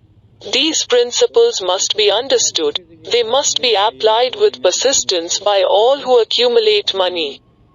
If you are following this book with the intention of applying the knowledge it conveys, your first test as to your persistence will come when you begin to follow the 6 steps described in the second chapter. Unless you are one of the 2 out of every 100 who already have a definite goal at which you are aiming, and a definite plan for its attainment, you may read the instructions, and then pass on with your daily routine, and never comply with those instructions. The author is checking you up at this point, because lack of persistence is one of the major causes of failure. Moreover, experience with thousands of people has proved that lack of persistence is a weakness common to the majority of men. It is a weakness which may be overcome by effort. The ease with which lack of persistence may be conquered will depend entirely upon the intensity of one's desire. The starting point of all achievement is desire. Keep this constantly in mind. Weak desires bring weak results. Just as a small amount of fire makes a small amount of heat. If you find yourself lacking in persistence, this weakness may be remedied by building a stronger fire under your desires. Continue to read through to the end, then go back to chapter 2. And start immediately to carry out the instructions given in connection with the 6 steps. The eagerness with which you follow these instructions will indicate clearly how much or how little you really desire to accumulate money. If you find that you are indifferent, you may be sure that you have not yet acquired the money consciousness, which you must possess before you can be sure of accumulating a fortune. Fortunes gravitate to men whose minds have been prepared to attract them, just as surely as water gravitates to the ocean. In this book may be found all the stimuli necessary to attune any normal mind to the vibrations which will attract the object of one's desires. If you find you are weak in persistence, center your attention upon the instructions contained in the chapter on power. Surround yourself with a mastermind group, and through the cooperative efforts of the members of this group, you can develop persistence. You will find additional instructions for the development of persistence in the chapters on autosuggestion and the subconscious mind. Follow the instructions outlined in these chapters until your habit nature hands over to your subconscious mind a clear picture of the object of your desire. From that point on, you will not be handicapped by lack of persistence. Your subconscious mind works continuously, while you are awake, and while you are asleep. Spasmodic, or occasional effort to apply the rules will be of no value to you.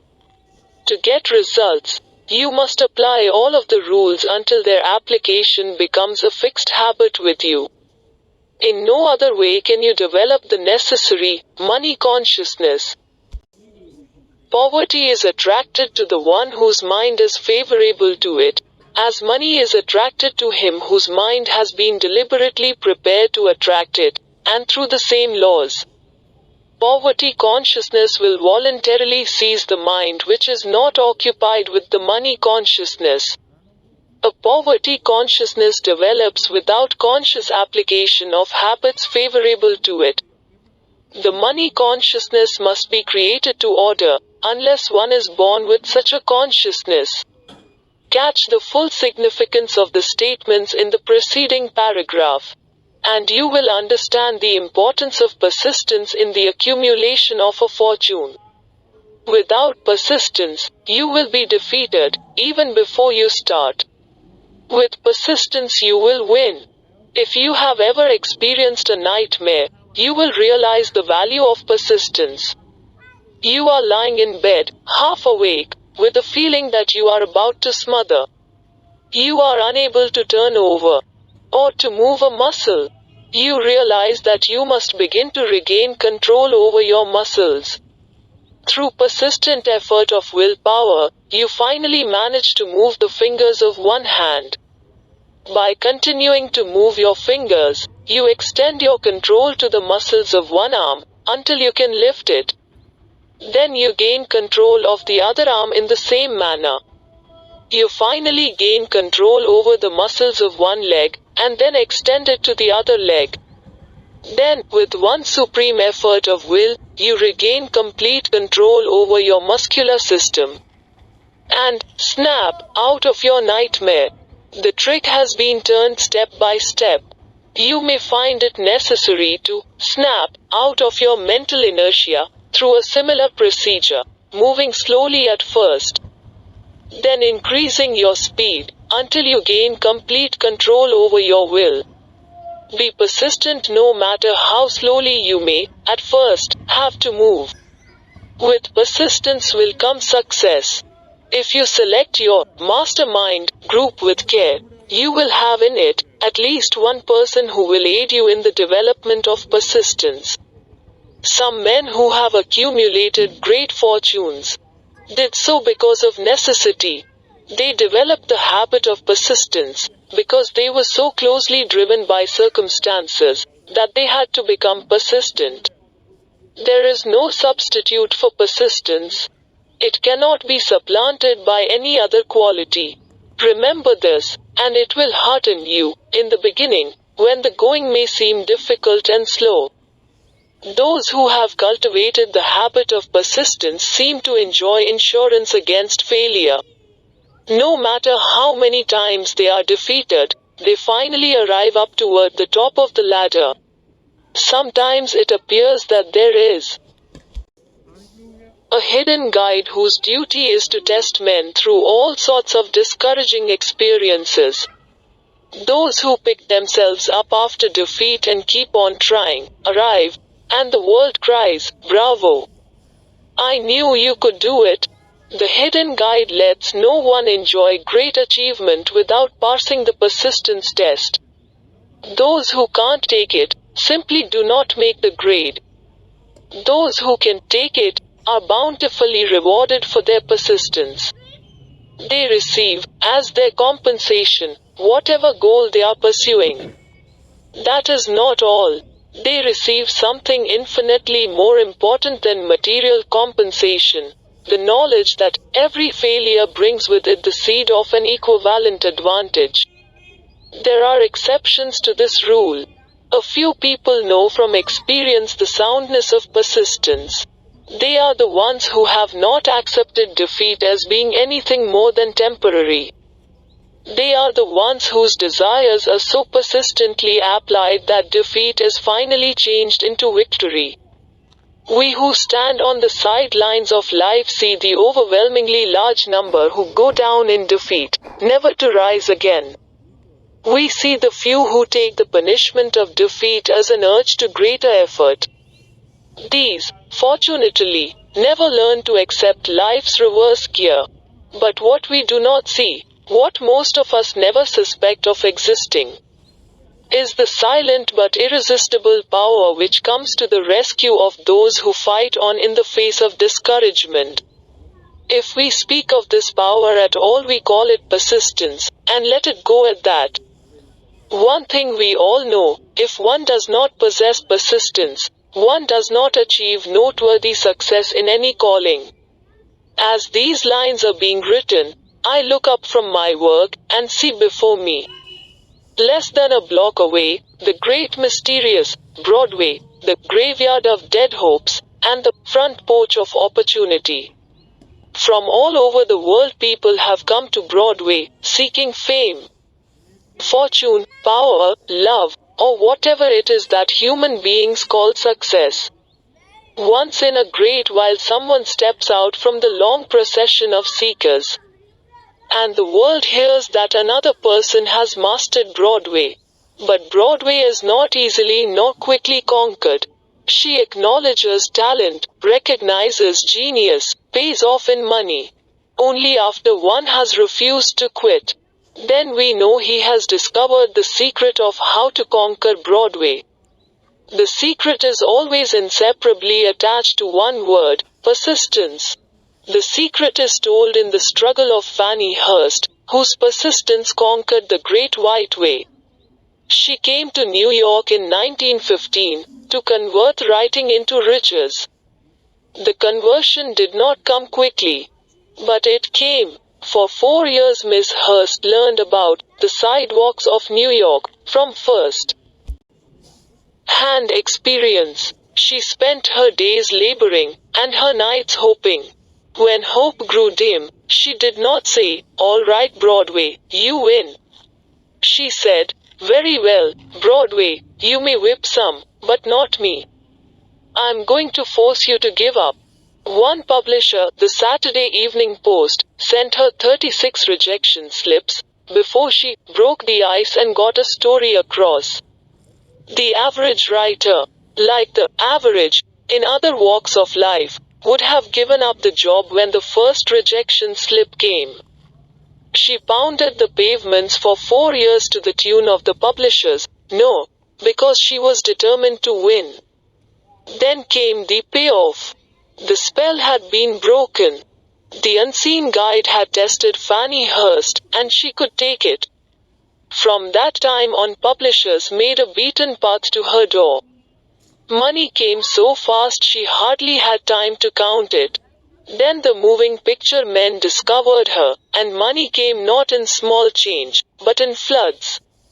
The moving picture rights to her latest novel, Great Laughter, brought $100,000. Said to be the highest price ever paid for a story before publication. Her royalties from the sale of the book probably will run much more. Briefly, you have a description of what persistence is capable of achieving. Fannie Hurst is no exception. Wherever men and women accumulate great riches, you may be sure they first acquired persistence. Broadway will give any beggar a cup of coffee and a sandwich, but it demands persistence of those who go after the big stakes. Kate Smith will say, "Amen," when she reads this.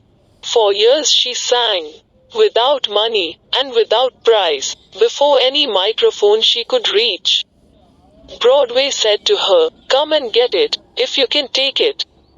She did take it until one happy day Broadway got tired and said, "Ow, what's the use? You don't know when you're whipped, so name your price, and go to work in earnest." Miss Smith named her price. It was plenty. Away up in figures so high that 1 week's salary is far more than most people make in a whole year. Verily it pays to be persistent. And here is an encouraging statement which carries with it a suggestion of great significance. Thousands of singers WHOXL Kate Smith are walking up and down Broadway looking for a break, without success. Countless others have come and gone. Many of them sang well enough, but they failed to make the grade because they lacked the courage to keep on keeping on.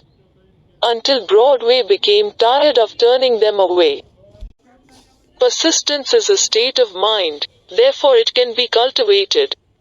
Like all states of mind, persistence is based upon definite causes, among them these: a. Definiteness of purpose. Knowing what one wants is the first and, perhaps, the most important step toward the development of persistence. A strong motive forces one to surmount many difficulties. b. Desire.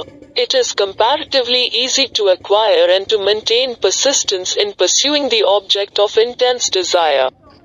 c. Self-reliance. Belief in one's ability to carry out a plan encourages one to follow the plan through with persistence.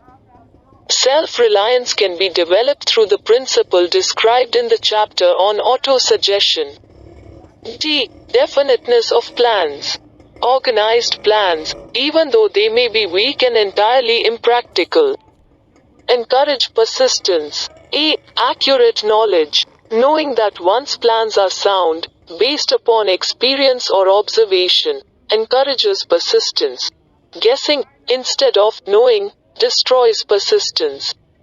F. Cooperation. Sympathy, understanding, and harmonious cooperation with others tend to develop persistence. G. The habit of concentrating one's thoughts upon the building of plans for the attainment of a definite 164,164 page 165,166,165 purpose leads to persistence. H. Habit. Persistence is the direct result of habit. The mind absorbs and becomes a part of the daily experiences upon which it feeds. Fear, the worst of all enemies, can be effectively cured by forced repetition of acts of courage. Everyone who has seen active service in war knows this. Before leaving the subject of persistence, take inventory of yourself and determine in what particular, if any, you are lacking in this essential quality. Measure yourself courageously, point by point, and see how many of the 8 factors of persistence you lack. The analysis may lead to discoveries that will give you a new grip on yourself. Symptoms of lack of persistence. Here you will find the real enemies which stand between you and noteworthy achievement. Here you will find not only the symptoms, indicating weakness of persistence, but also the deeply seated subconscious causes of this weakness. Study the list carefully, and face yourself squarely if you really wish to know who you are, and what you are capable of doing. These are the weaknesses which must be mastered by all who accumulate riches. 1. Failure to recognize and to clearly define exactly what one wants. 2. Procrastination, with or without cause, usually backed up with a formidable array of alibis and excuses. 3. Lack of interest in acquiring specialized knowledge. 4. Indecision, the habit of passing the buck on all occasions, instead of facing issues squarely, also backed by alibis. 5. The habit of relying upon alibis instead of creating definite plans for the solution of problems. 6. Self-satisfaction. There is but little remedy for this affliction, and no hope for those who suffer from it. 7. Indifference, usually reflected in one's readiness to compromise on all occasions, rather than meet opposition and fight it. 8.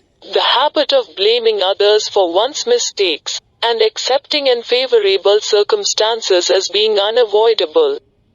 9. Weakness of desire, due to neglect in the choice of motives that impel action. 10. Willingness, even eagerness, to quit at the first sign of defeat, based upon one or more of the 6 basic fears. 11. Lack of organized plans placed in writing where they may be analyzed. 12. The habit of neglecting to move on ideas, or to grasp opportunity when it presents itself. 13. Wishing instead of willing. 14. The habit of compromising with poverty instead of aiming at riches. General absence of ambition to be, to do, and to own. 15. Searching for all the shortcuts to riches. Trying to get without giving a fair equivalent, usually reflected in the habit of gambling, endeavoring to drive sharp bargains. 16. Fear of criticism. 16. Fear of criticism, failure to create plans and to put them into action, because of what other people will think, do, or say. This enemy belongs at the head of the list, because it generally exists in one's subconscious mind, where its presence is not recognized. See the 6 basic fears in a later chapter. Let us examine some of the symptoms of the fear of criticism. The majority of people permit relatives, friends, and the public at large to so influence them that they cannot live their own lives.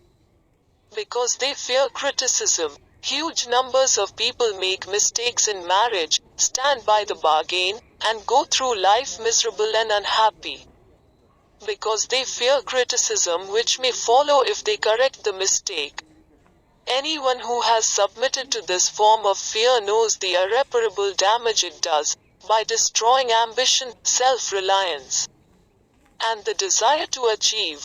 Millions of people neglect to acquire belated educations, after having left school, because they fear criticism. Countless numbers of men and women, both young and old, permit relatives to wreck their lives in the name of duty, because they fear criticism. Duty does not require any person to submit to the destruction of his personal ambitions and the right to live his own life in his own way. People refuse to take chances in business, because they fear the criticism which may follow if they fail. The fear of criticism, in such cases, is stronger than the desire for success. Too many people refuse to set high goals for themselves, or even neglect selecting a career, because they fear the criticism of relatives and friends, who may say, "Don't aim so high. People will think you are crazy." When Andrew Carnegie suggested that I devote 20 years to the organization of a philosophy of individual achievement, my first impulse of thought was fear of what people might say. The suggestion set up a goal for me, far out of proportion to any I had ever conceived. As quick as a flash, my mind began to create alibis and excuses, all of them traceable to the inherent fear of criticism. Something inside of me said, "You can't do it, the job is too big, and requires too much time. What will your relatives think of you? How will you earn a living? No one has ever organized a philosophy of success. What right have you to believe you can do it? Who are you, anyway, to aim so high? Remember your humble birth. What do you know about philosophy? People will think you are crazy, and they did. Why hasn't some other person done this before now?" These and many other questions flashed into my mind and demanded attention. It seemed as if the whole world had suddenly turned its attention to me with the purpose of ridiculing me into giving up all desire to carry out Mr. Carnegie's suggestion. I had a fine opportunity, then and there, to kill off ambition before it gained control of me. Later in life, after having analyzed thousands of people, I discovered that most ideas are stillborn, and need the breath of life injected into them through definite plans of immediate action. The time to nurse an idea is at the time of its birth. Every minute it lives gives it a better chance of surviving. The fear of criticism is at the bottom of the destruction of most ideas which never reach the planning and action stage. Many people believe that material success is the result of favorable breaks. There is an element of ground for the belief, but those depending entirely upon luck are nearly always disappointed, because they overlook another important factor which must be present before one can be sure of success. It is the knowledge with which favorable breaks can be made to order. During the Depression, W.C. Fields, the comedian, lost all his money and found himself without income, without a job, and his means of earning a living, vaudeville, no longer existed. Moreover, he was past 60. When many men considered themselves old, he was so eager to stage a comeback that he offered to work without pay in a new field, movies. In addition to his other troubles, he fell and injured his neck. To many that would have been the place to give up and quit. But Fields was persistent. He knew that if he carried on he would get the breaks sooner or later. And he did get them, but not by chance. Mary Dressler found herself down and out, with her money gone, with no job, when she was about 60. She, too, went after the breaks, and got them. Her persistence brought an astounding triumph late in life, long beyond the age when most men and women are done with ambition to achieve. Eddie Cantor lost his money in the 1929 stock crash. But he still had his persistence and his courage. With these, plus 2 prominent eyes, he exploited himself back into an income of $10,000 a week. Verily, if one has persistence, one can get along very well without many other qualities. The only break anyone can afford to rely upon is a self-made break. These come through the application of persistence. The starting point is definiteness of purpose. Examine the first 100 people you meet. Ask them what they want most in life, and 98 of them will not be able to tell you. If you press them for an answer, some will say security, many will say money, a few will say happiness, others will say fame and power, and still others will say social recognition. Ease in living, ability to sing, dance, or write, but none of them will be able to define these terms, or give the slightest indication of a plan by which they hope to attain these vaguely expressed wishes. Riches do not respond to wishes. They respond only to definite plans, backed by definite desires, through constant persistence. How to develop persistence? There are 4 simple steps which lead to the habit of persistence. They call for no great amount of intelligence, no particular amount of education, and but little time or effort. The necessary steps are 1. A definite purpose backed by burning desire for its fulfillment.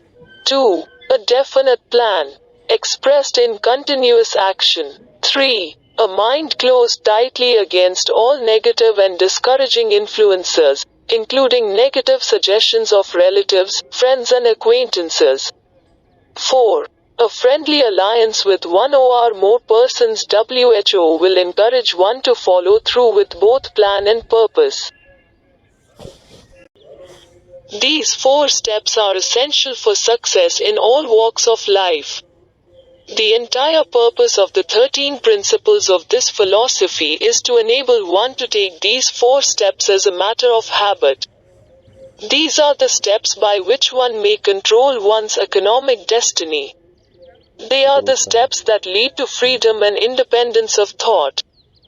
They are the steps that lead to riches, in small or great quantities. They lead the way to power, fame, and worldly recognition. They are the 4 steps which guarantee favorable breaks. They are the steps that convert dreams into physical realities. They lead, also, to the mastery of fear, discouragement, indifference.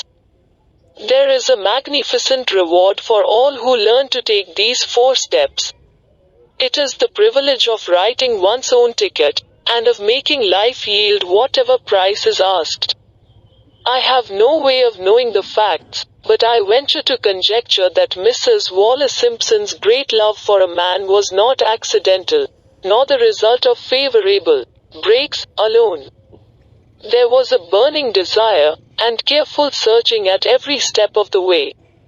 Her first duty was to love. What is the greatest thing on earth? The master called it love, not man-made rules, criticism, bitterness, slander, or political marriages, but love. She knew what she wanted, not after she met the Prince of Wales, but long before that. Twice when she had failed to find it, she had the courage to continue her search.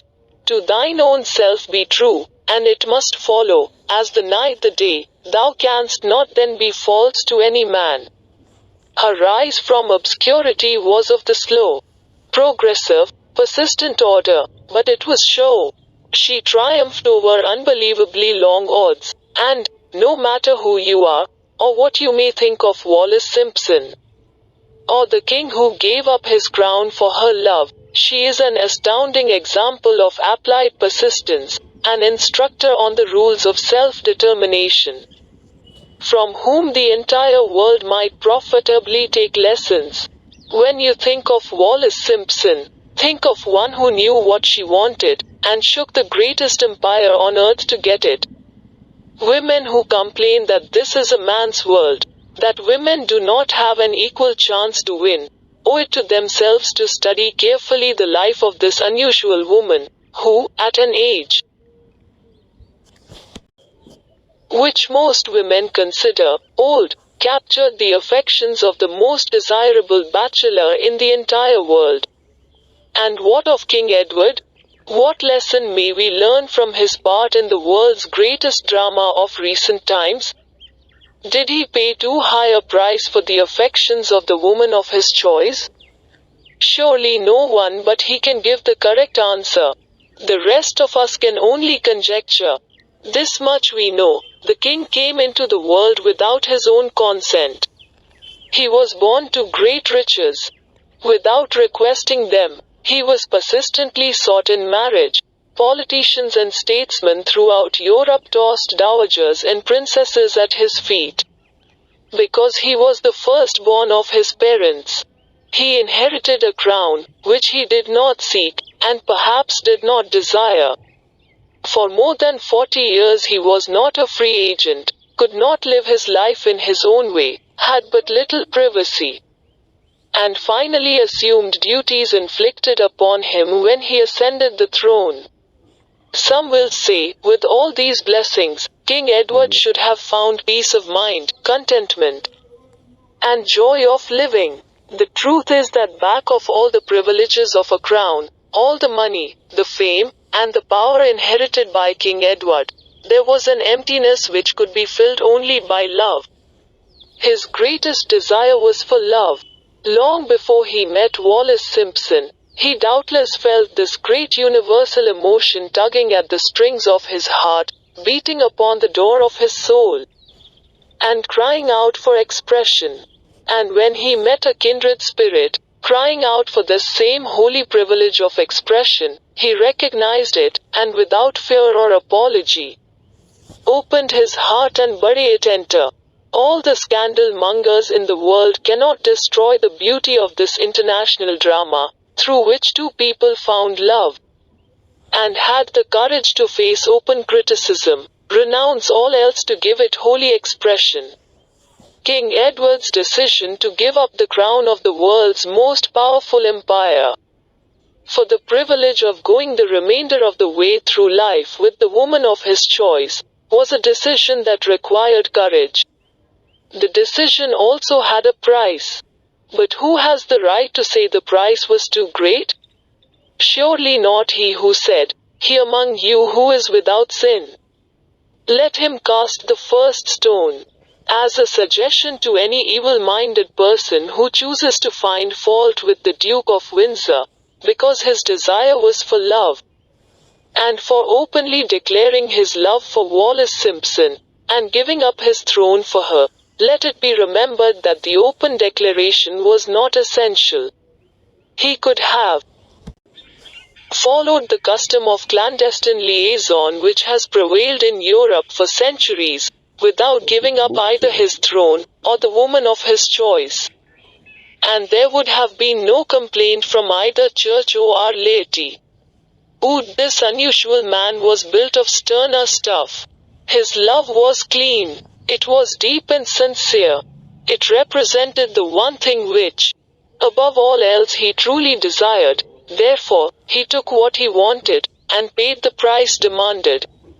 If Europe had been blessed with more rulers with the human heart and the traits of honesty of ex-King Edward, for the past century, that unfortunate hemisphere now seething with greed, hate, lust, political connivance, and threats of war, would have a different and a better story to tell.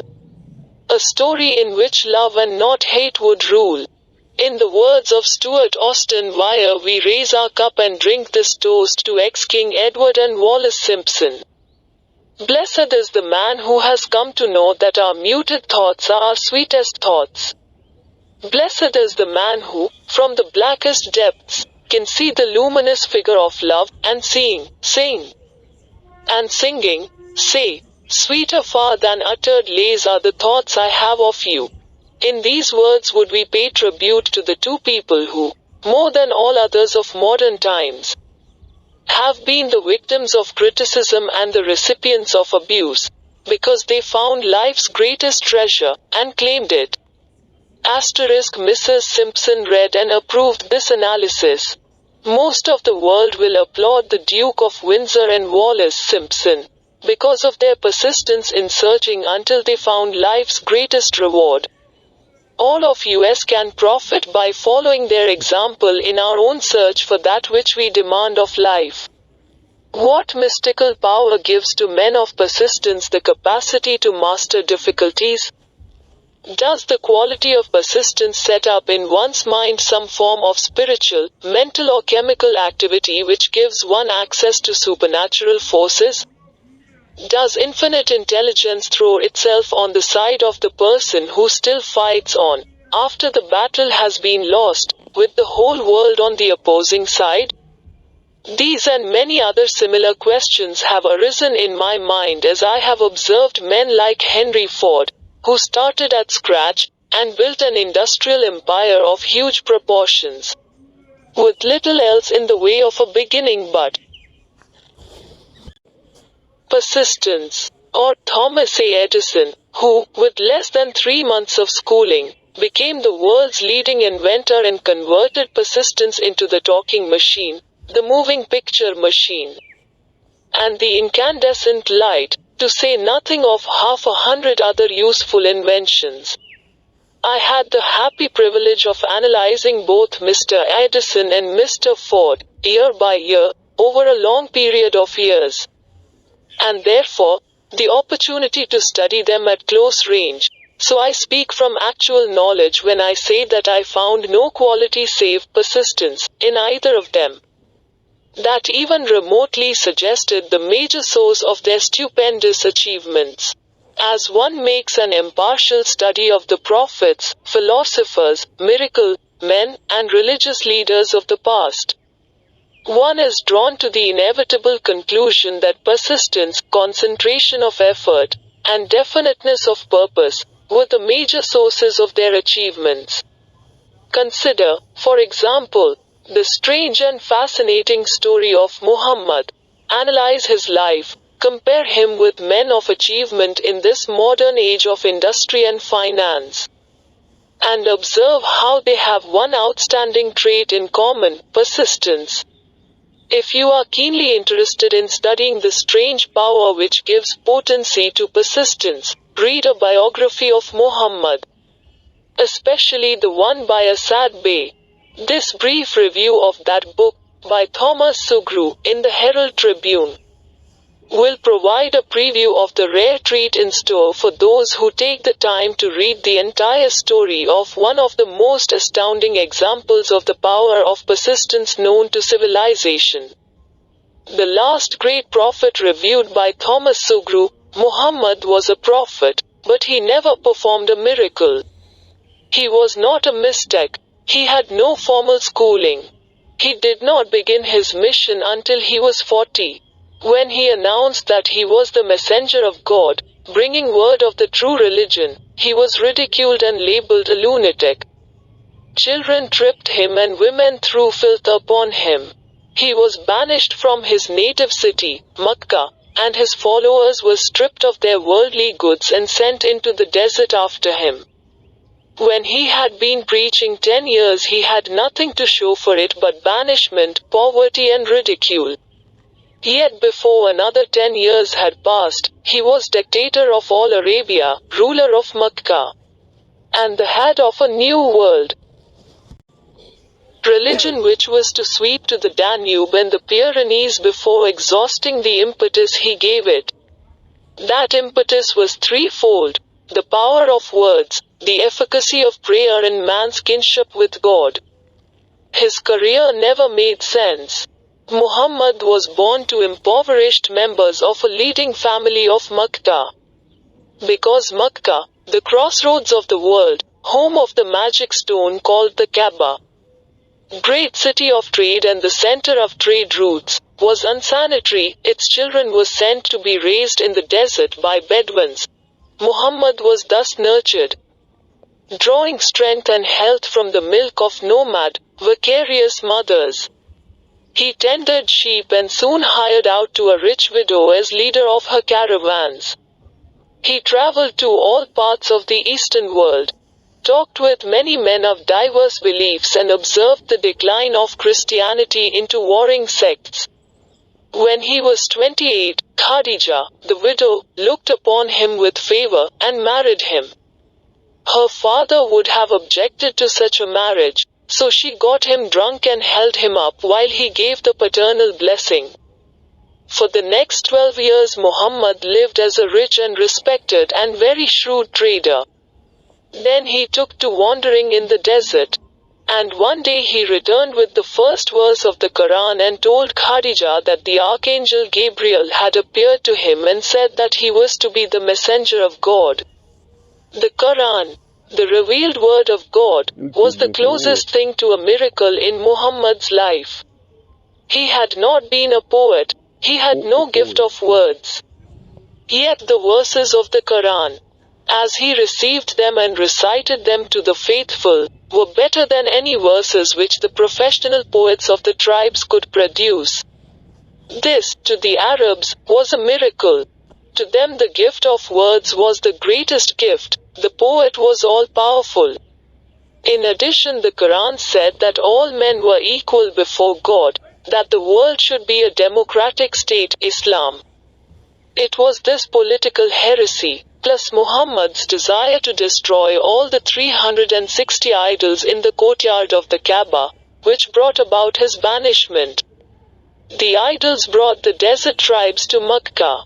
And that meant trade. So the businessmen of Makkah, the capitalists, of which he had been one, set upon Muhammad. Then he retreated to the desert and demanded sovereignty over the world. The rise of Islam began.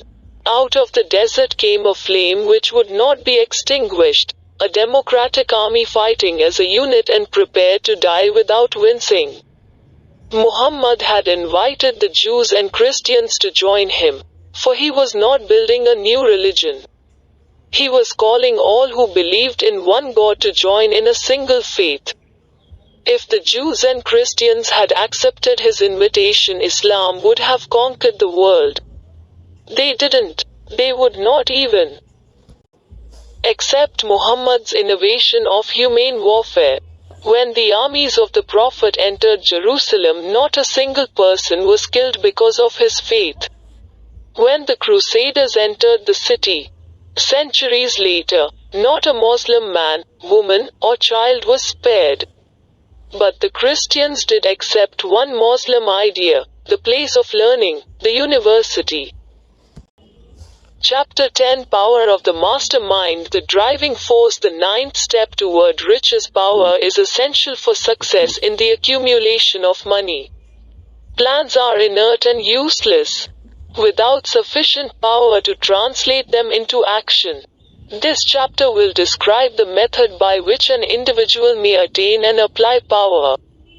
Power may be defined as organized and intelligently directed knowledge. Power, as the term is here used, refers to organized effort, sufficient to enable an individual to transmute desire into its monetary equivalent. Organized effort is produced through the coordination of effort of two or more people who work toward a definite end, in a spirit of harmony. Power is required for the accumulation of money. Power is necessary for the retention of money after it has been accumulated. Let us ascertain how power may be acquired. If power is organized knowledge, let us examine the sources of knowledge. A. Infinite intelligence. This source of knowledge may be contacted through the procedure described in another chapter, with the aid of creative imagination. B. Accumulated experience. The accumulated experience of man, or that portion of it which has been organized and recorded, may be found in any well-equipped public library. An important part of this accumulated experience is taught in public schools and colleges, where it has been classified and organized. C. Experiment and research. In the field of science, and in practically every other walk of life, men are gathering, classifying, and organizing new facts daily. This is the source too, which one must turn when knowledge is not available through accumulated experience. Here, too, the creative imagination must often be used. Knowledge may be acquired from any of the foregoing sources. It may be converted into power by organizing it into definite plans and by expressing those plans in terms of action. Examination of the three major sources of knowledge will readily disclose the difficulty an individual would have, if he depended upon his efforts alone, in assembling knowledge and expressing it through definite plans in terms of action. If his plans are comprehensive, and if they contemplate large proportions, he must, generally, induce others to cooperate with him, before he can inject into them the necessary element of power. Gaining power through the mastermind. The mastermind may be defined as coordination of knowledge and effort, in a spirit of harmony, between two or more people, for the attainment of a definite purpose. No individual may have great power without availing himself of the mastermind. In a preceding chapter, instructions were given for the creation of plans for the purpose of translating desire into its monetary equivalent. If you carry out these instructions with persistence and intelligence, and use discrimination in the selection of your mastermind group, your objective will have been halfway reached, even before you begin to recognize it. So you may better understand the intangible potentialities of power available to you through a properly chosen mastermind group. We will here explain the two characteristics of the mastermind principle, one of which is economic in nature, and the other psychic. The economic feature is obvious. Economic advantages may be created by any person who surrounds himself with the advice, counsel, and personal cooperation of a group of men who are willing to lend him wholehearted aid, in a spirit of perfect harmony. This form of cooperative alliance has been the basis of nearly every great fortune. Your understanding of this great truth may definitely determine your financial status. The psychic phase of the mastermind principle is much more abstract, much more difficult to comprehend, because it has reference to the spiritual forces with which the human race, as a whole, is not well acquainted. You may catch a significant suggestion from this statement. No two minds ever come together without, thereby, creating a third, invisible, intangible force which may be likened to a third mind. Keep in mind the fact that there are only two known elements in the whole universe, energy and matter. It is a well-known fact that matter may be broken down into units of molecules, atoms, and electrons. There are units of matter which may be isolated, separated, and analyzed. Likewise, there are units of energy. The human mind is a form of energy, a part of it being spiritual in nature. When the minds of two people are coordinated in a spirit of harmony, the spiritual units of energy of each mind form an affinity, which constitutes the psychic phase of the mastermind. The mastermind principle, or rather the economic feature of it, was first called to my attention by Andrew Carnegie, over 25 years ago. Discovery of this principle was responsible for the choice of my life's work. Mr. Carnegie's mastermind group consisted of a staff of approximately 50 men, with whom he surrounded himself, for the definite purpose of manufacturing and marketing steel. He attributed his entire fortune to the power he accumulated through this mastermind. Analyze the record of any man who has accumulated a great fortune, and many of those who have accumulated modest fortunes, and you will find that they have either consciously or unconsciously employed the mastermind principle. Great power can be accumulated through no other principle. Energy is nature's universal set of building blocks, out of which she constructs every material thing in the universe, including man, and every form of animal and vegetable life. Through a process which only nature completely understands, she translates energy into matter. Nature's building blocks are available to man.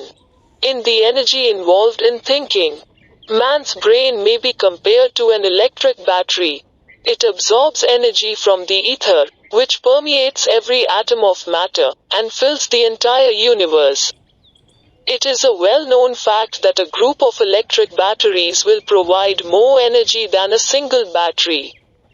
It is also a well-known fact that an individual battery will provide energy in proportion to the number and capacity of the cells it contains.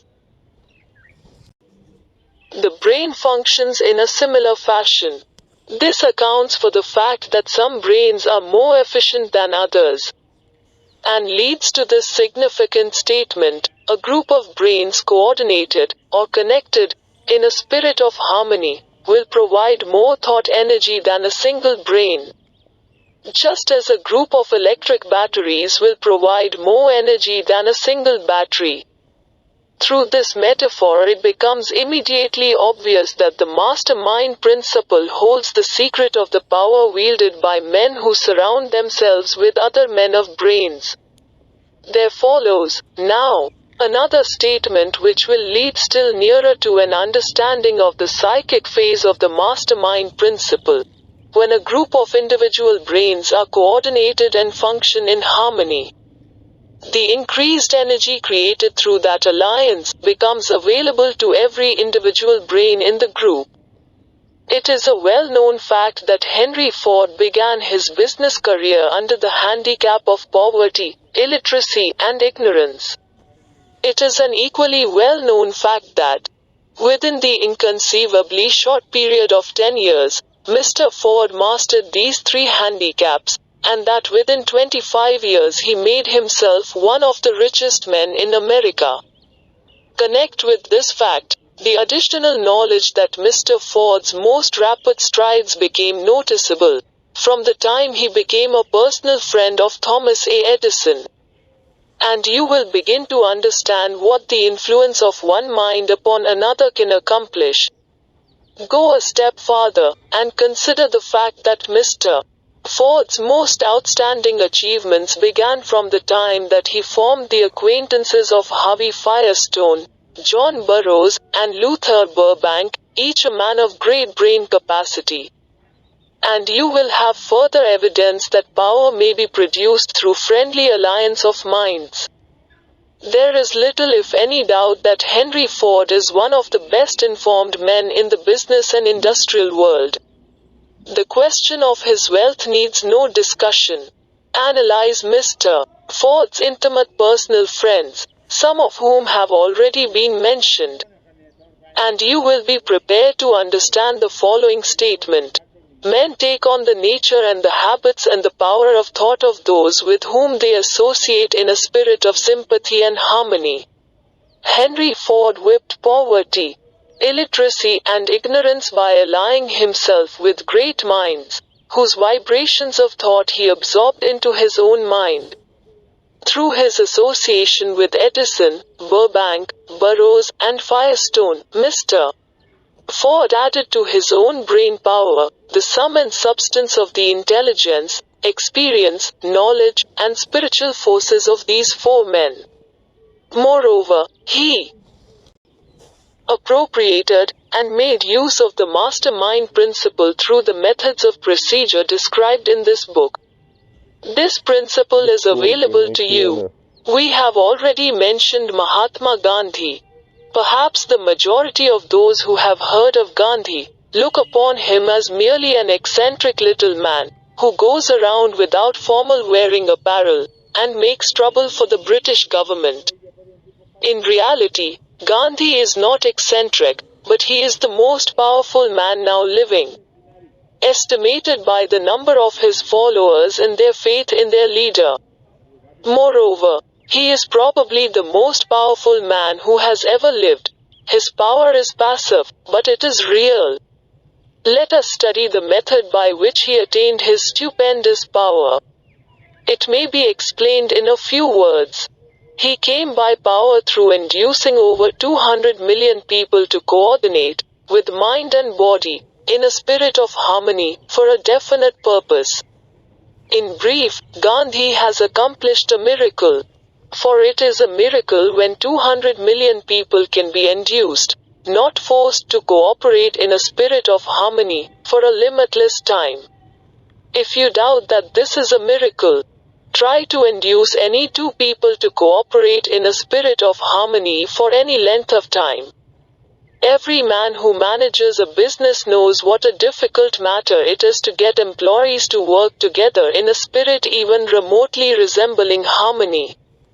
The list of the chief sources from which power may be attained is, as you have seen, headed by infinite intelligence. When two or more people coordinate in a spirit of harmony and work toward a definite objective, they place themselves in position, through that alliance, to absorb power directly from the great universal storehouse of infinite intelligence. This is the greatest of all sources of power. It is the source to which the genius turns. It is the source to which every great leader turns, whether he may be conscious of the fact or not. The other two major sources from which the knowledge, necessary for the accumulation of power, may be obtained are no more reliable than the five senses of man. The senses are not always reliable. Infinite intelligence does not err. In subsequent chapters, the methods by which infinite intelligence may be most readily contacted will be adequately described. This is not a course on religion. No fundamental principle described in this book should be interpreted as being intended to interfere either directly or indirectly with any man's religious habits. This book has been confined exclusively to instructing the reader how to transmute the definite purpose of desire for money into its monetary equivalent. Read, think, and meditate as you read. Soon, the entire subject will unfold, and you will see it in perspective. You are now seeing the detail of the individual chapters.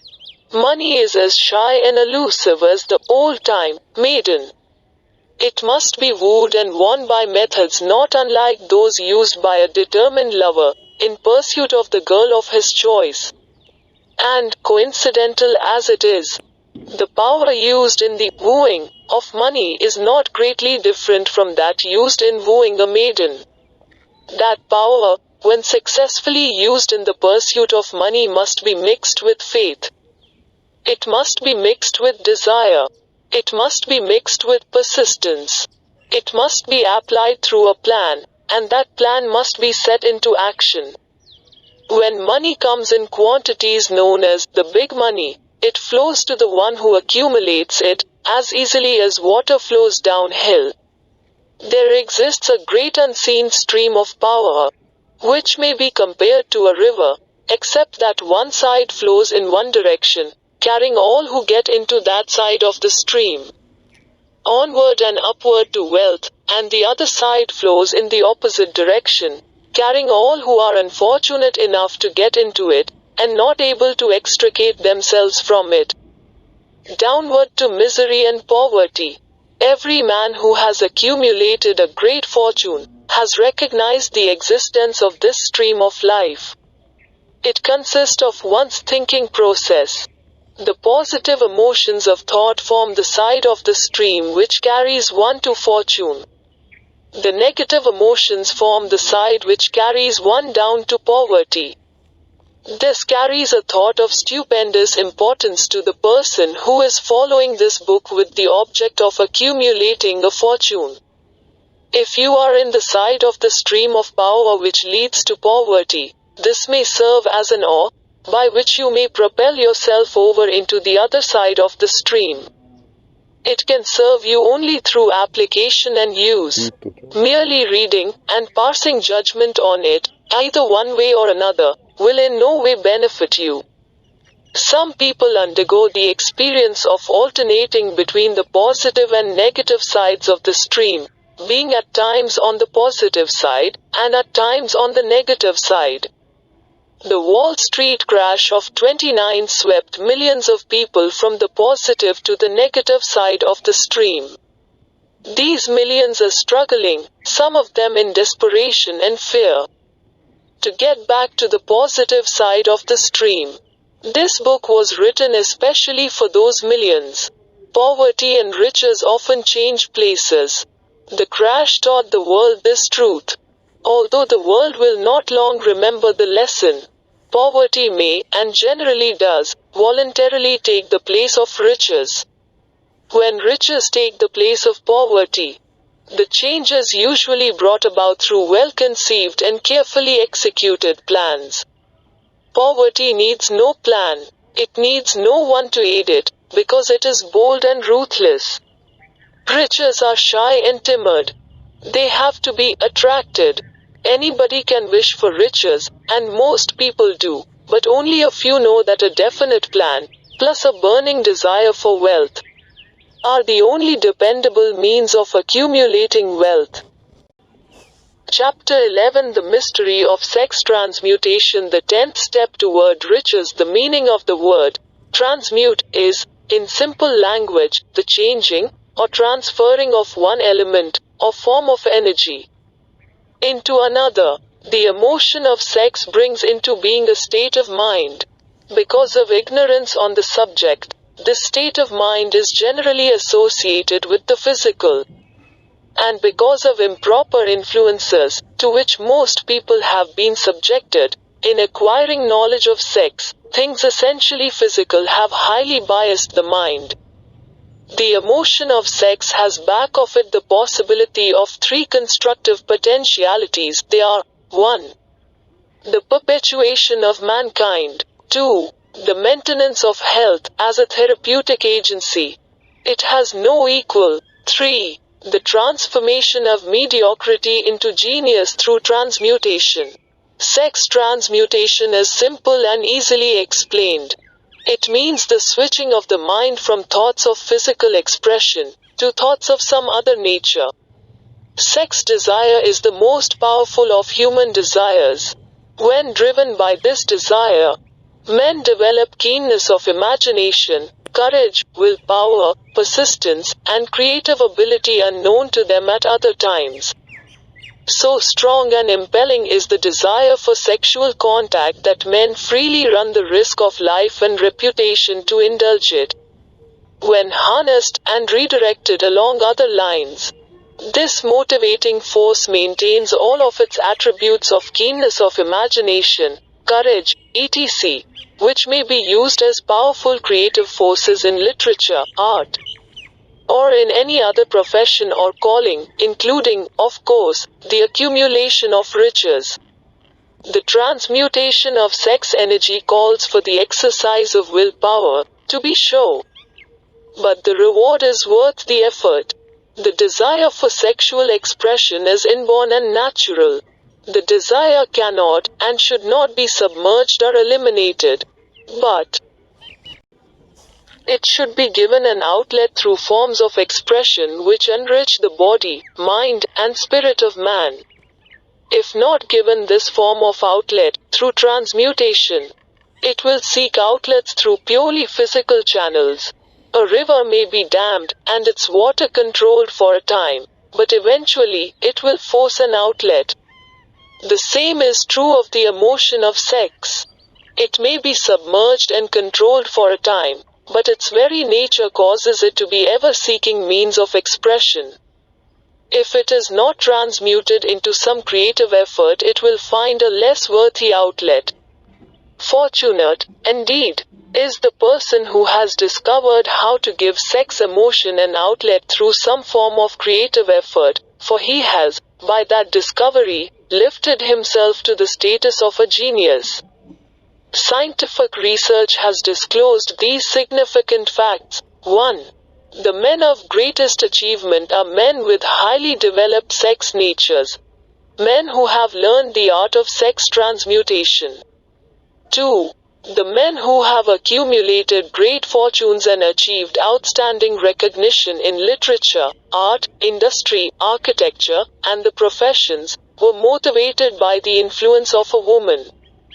The research from which these astounding discoveries were made went back through the pages of biography and history for more than 2,000 years. Wherever there was evidence available in connection with the lives of men and women of great achievement, it indicated most convincingly that they possessed highly developed sex natures. The emotion of sex is an irresistible force, against which there can be no such opposition as an immovable body. When driven by this emotion, men become gifted with a superpower for action. Understand this truth, and you will catch the significance of the statement that sex transmutation will lift one to the status of a genius. The emotion of sex contains the secret of creative ability. Destroy the sex glands, whether in man or beast, and you have removed the major source of action. For proof of this, observe what happens to any animal after it has been castrated. A bull becomes as docile as a cow after it has been altered sexually. Sex alteration takes out of the male, whether man or beast, all the fight that was in him. Sex alteration of the female has the same effect. The 10 mind stimuli. The human mind responds to stimuli, through which it may be keyed up to high rates of vibration, known as enthusiasm, creative imagination, intense desire, etc. The stimuli to which the mind responds most freely are 1. The desire for sex expression. 2. Love. 3. A burning desire for fame, power, or financial gain, money. 4. Music. 5. Friendship between either those of the same sex, or those of the opposite sex. 6. A mastermind alliance based upon the harmony of 2 or more people who ally themselves for spiritual or temporal advancement. 7. Mutual suffering, such as that experienced by people who are persecuted. 8. Autosuggestion. 9. Fear. 10. Narcotics and alcohol. The desire for sex expression comes at the head of the list of stimuli, which most effectively step up the vibrations of the mind and start the wheels of physical action. 8 of these stimuli are natural and constructive. 2 are destructive. The list is here presented for the purpose of enabling you to make a comparative study of the major sources of mind stimulation. From this study, it will be readily seen that the emotion of sex is, by great odds, the most intense and powerful of all mind stimuli. This comparison is necessary as a foundation for proof of the statement that transmutation of sex energy may lift one to the status of a genius. Let us find out what constitutes a genius. Some wiseacre has said that a genius is a man who wears long hair, eats queer food, lives alone, and serves as a target for the joke makers. A better definition of a genius is a man who has discovered how to increase the vibrations of thought to the point where he can freely communicate with sources of knowledge not available through the ordinary rate of vibration of thought. The person who thinks will want to ask some questions concerning this definition of genius. The first question will be, how may one communicate with sources of knowledge which are not available through the ordinary rate of vibration of thought? The next question will be, are there known sources of knowledge which are available only to genii? And if so, what are these sources? And exactly how may they be reached? We shall offer proof of the soundness of some of the more important statements made in this book, or at least we shall offer evidence through which you may secure your own proof through experimentation. And in doing so, we shall answer both of these questions. Genius is developed through the sixth sense. The reality of a sixth sense has been fairly well established. This sixth sense is creative imagination. The faculty of creative imagination is one which the majority of people never use during an entire lifetime, and if used at all, it usually happens by mere accident. A relatively small number of people use, with deliberation and purpose aforethought, the faculty of creative imagination. Those who use this faculty voluntarily, and with understanding of its functions, are genii. The faculty of creative imagination is the direct link between the finite mind of man and infinite intelligence. Also called revelations, referred to in the realm of religion, and all discoveries of basic or new principles in the field of invention, take place through the faculty of creative imagination. When ideas or concepts flash into one's mind, through what is popularly called a hunch, they come from one or more of the following sources. 1. Infinite intelligence. 2. One's subconscious mind, wherein is stored every sense impression and thought impulse which ever reached the brain through any of the 5 senses. 3. From the mind of some other person who has just released the thought or picture of the idea or concept, through conscious thought. Or 4. From the other person's subconscious storehouse. There are no other known sources from which inspired ideas or hunches may be received. The creative imagination functions best when the mind is vibrating, due to some form of mind stimulation, at an exceedingly high rate. That is, when the mind is functioning at a rate of vibration higher than that of ordinary, normal thought. When brain action has been stimulated, through one or more of the 10 mind stimulants, it has the effect of lifting the individual far above the horizon of ordinary thought, and permits him to envision distance, scope, and quality of thoughts not available on the lower plane, such as that occupied while one is engaged in the solution of the problems of business and professional routine. When lifted to this higher level of thought, through any form of mind stimulation, an individual occupies, relatively, the same position as one who has ascended in an airplane to a height from which he may see over and beyond the horizon line which limits his vision. While on the ground, moreover, while on this higher level of thought, the individual is not hampered or bound by any of the stimuli which circumscribe and limit his vision while wrestling with the problems of gaining the 3 basic necessities of food, clothing, and shelter. He is in a world of thought in which the ordinary, workaday thoughts have been as effectively removed as are the hills and valleys and other limitations of physical vision. When he rises in an airplane, while on this exalted plane of thought, the creative faculty of the mind is given freedom for action. The way has been cleared for the 6th sense to function. It becomes receptive to ideas which could not reach the individual under any other circumstances. The 6th sense is the faculty which marks the difference between a genius and an ordinary individual. The creative faculty becomes more alert and receptive to vibrations originating outside the individual's subconscious mind. The more this faculty is used, and the more the individual relies upon it, and makes demands upon it for thought impulses. This faculty can be cultivated and developed only through use. That which is known as one's conscience operates entirely through the faculty of the 6th sense. The great artists, writers, musicians, and poets become great because they acquire the habit of relying upon the still small voice, which speaks from within, through the faculty of creative imagination. It is a fact well known to people who have keen imaginations that their best ideas come through so-called hunches.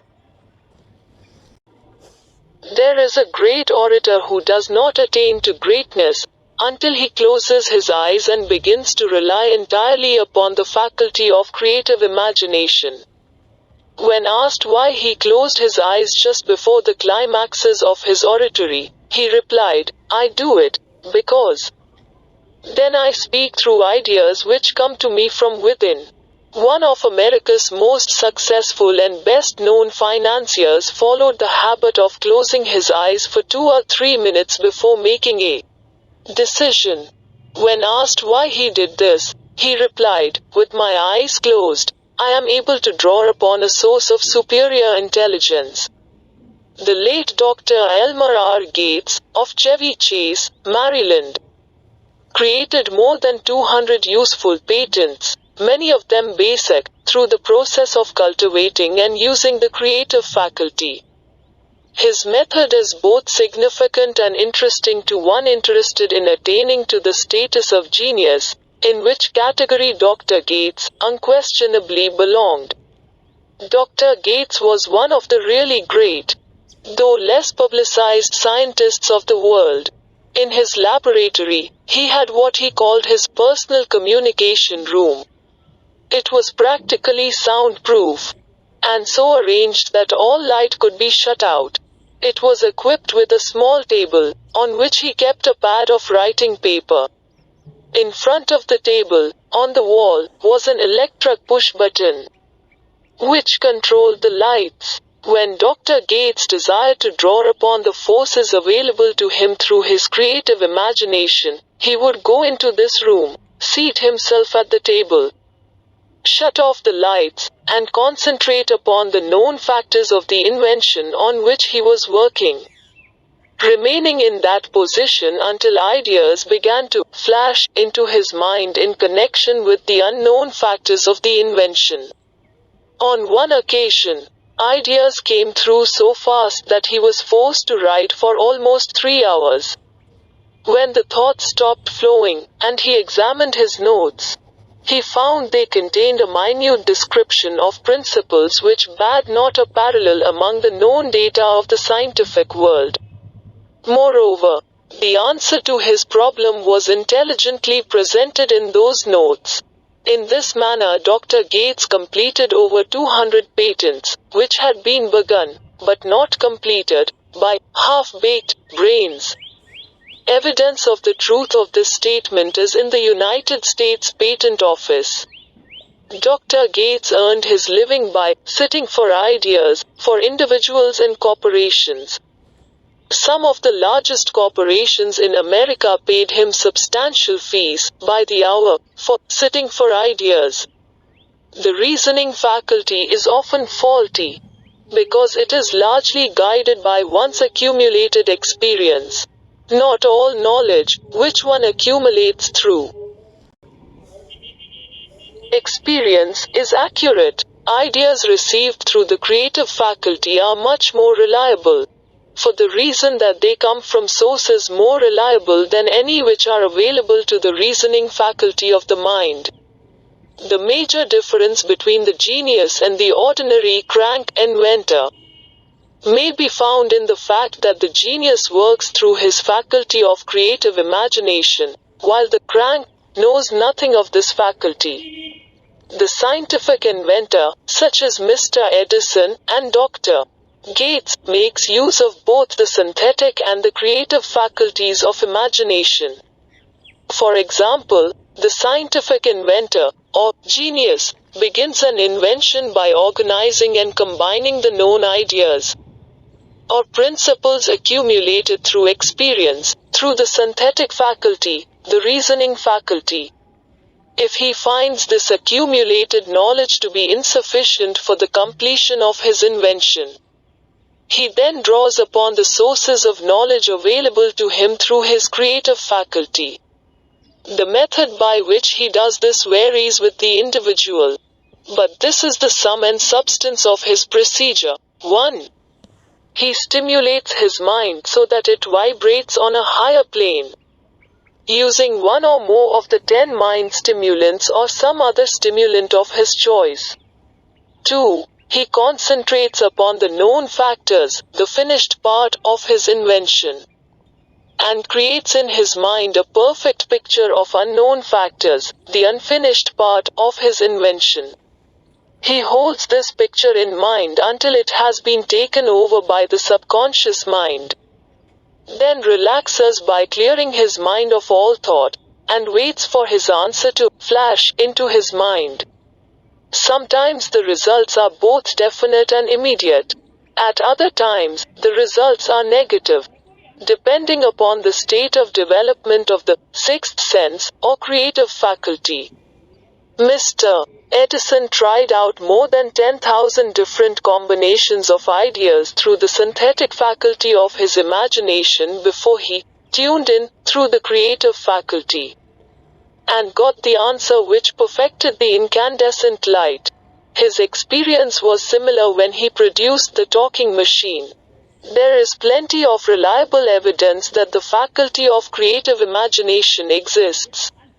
This evidence is available through accurate analysis of men who have become leaders in their respective callings, without having had extensive educations. Lincoln was a notable example of a great leader who achieved greatness through the discovery and use of his faculty of creative imagination. He discovered and began to use this faculty as the result of the stimulation of love which he experienced after he met Annie Rutledge, a statement of the highest significance in connection with the study of the source of genius. The pages of history are filled with the records of great leaders whose achievements may be traced directly to the influence of women who aroused the creative faculties of their minds through the stimulation of sex desire. Napoleon Bonaparte was one of these. When inspired by his first wife, Josephine, he was irresistible and invincible. When his better judgment or reasoning faculty prompted him to put Josephine aside, he began to decline. His defeat and Saint Helena were not far distant. If good taste would permit, we might easily mention scores of men, well known to the American people, who climbed to great heights of achievement under the stimulating influence of their wives, only to drop back to destruction after money and power went to their heads, and they put aside the old wife for a new one. Napoleon was not the only man to discover that sex influence, from the right source, is more powerful than any substitute of expediency, which may be created by mere reason. The human mind responds to stimulation. Among the greatest and most powerful of these stimuli is the urge of sex. When harnessed and transmuted, this driving force is capable of lifting men into that higher sphere of thought which enables them to master the sources of worry and petty annoyance which beset their pathway on the lower plane. Unfortunately, only the genii have made the discovery. Others have accepted the experience of sex urge without discovering one of its major potentialities, a fact which accounts for the great number of others, as compared to the limited number of genii. For the purpose of refreshing the memory, in connection with the facts available from the biographies of certain men, we here present the names of a few men of outstanding achievement, each of whom was known to have been of a highly sexed nature. The genius which was theirs undoubtedly found its source of power in transmuted sex energy. George Washington, Napoleon Bonaparte, William Shakespeare, Abraham Lincoln, Ralph Waldo Emerson, Robert Burns, Thomas Jefferson, Albert Hubbard, Albert H. Gary, Oscar Wilde, Woodrow Wilson, John H. Patterson, Andrew Jackson, Enrico Caruso. Your own knowledge of biography will enable you to add to this list. Find, if you can, a single man, in all history of civilization, who achieved outstanding success in any calling, who was not driven by a well-developed sex nature. If you do not wish to rely upon biographies of men not now living, take inventory of those whom you know to be men of great achievement, and see if you can find one among them who is not highly sexed. Sex energy is the creative energy of all genii. There never has been, and never will be a great leader, builder, or artist lacking in this driving force of sex. Surely no one will misunderstand these statements to mean that all who are highly sexed are genii. Man attains to the status of a genius only when, and if, he stimulates his mind so that it draws upon the forces available, through the creative faculty of the imagination. Chief among the stimuli with which this stepping up of the vibrations may be produced is sex energy. The mere possession of this energy is not sufficient to produce a genius. The energy must be transmuted from desire for physical contact into some other form of desire and action, before it will lift one to the status of a genius. Far from becoming genie, because of great sex desires, the majority of men lower themselves, through misunderstanding and misuse of this great force, to the status of the lower animals. Why men seldom succeed before 40? I discovered, from the analysis of over 25,000 people, that men who succeed in an outstanding way, seldom do so before the age of 40. And more often they do not strike their real pace until they are well beyond the age of 50. This fact was so astounding that it prompted me to go into the study of its cause most carefully, carrying the investigation over a period of more than 12 years. This study disclosed the fact that the major reason why the majority of men who succeed do not begin to do so before the age of 40 to 50 is their tendency to dissipate their energies through overindulgence in physical expression of the emotion of sex. The majority of men never learn that the urge of sex has other possibilities, which far transcend in importance that of mere physical expression. The majority of those who make this discovery do so after having wasted many years at a period when the sex energy is at its height, prior to the age of 45 to 50. This usually is followed by noteworthy achievement. The lives of many men up to, and sometimes well past the age of 40, reflect a continued dissipation of energies, which could have been more profitably turned into better channels. Their finer and more powerful emotions are sown wildly to the four winds. Out of this habit of the male, grew the term, sowing his wild oats. The desire for sexual expression is by far the strongest and most impelling of all the human emotions, and for this very reason this desire, when harnessed and transmuted into action, other than that of physical expression, may raise one to the status of a genius. One of America's most able businessmen frankly admitted that his attractive secretary was responsible for most of the plans he created. He admitted that her presence lifted him to heights of creative imagination, such as he could experience under no other stimulus. One of the most successful men in America owes most of his success to the influence of a very charming young woman, who has served as his source of inspiration for more than 12 years.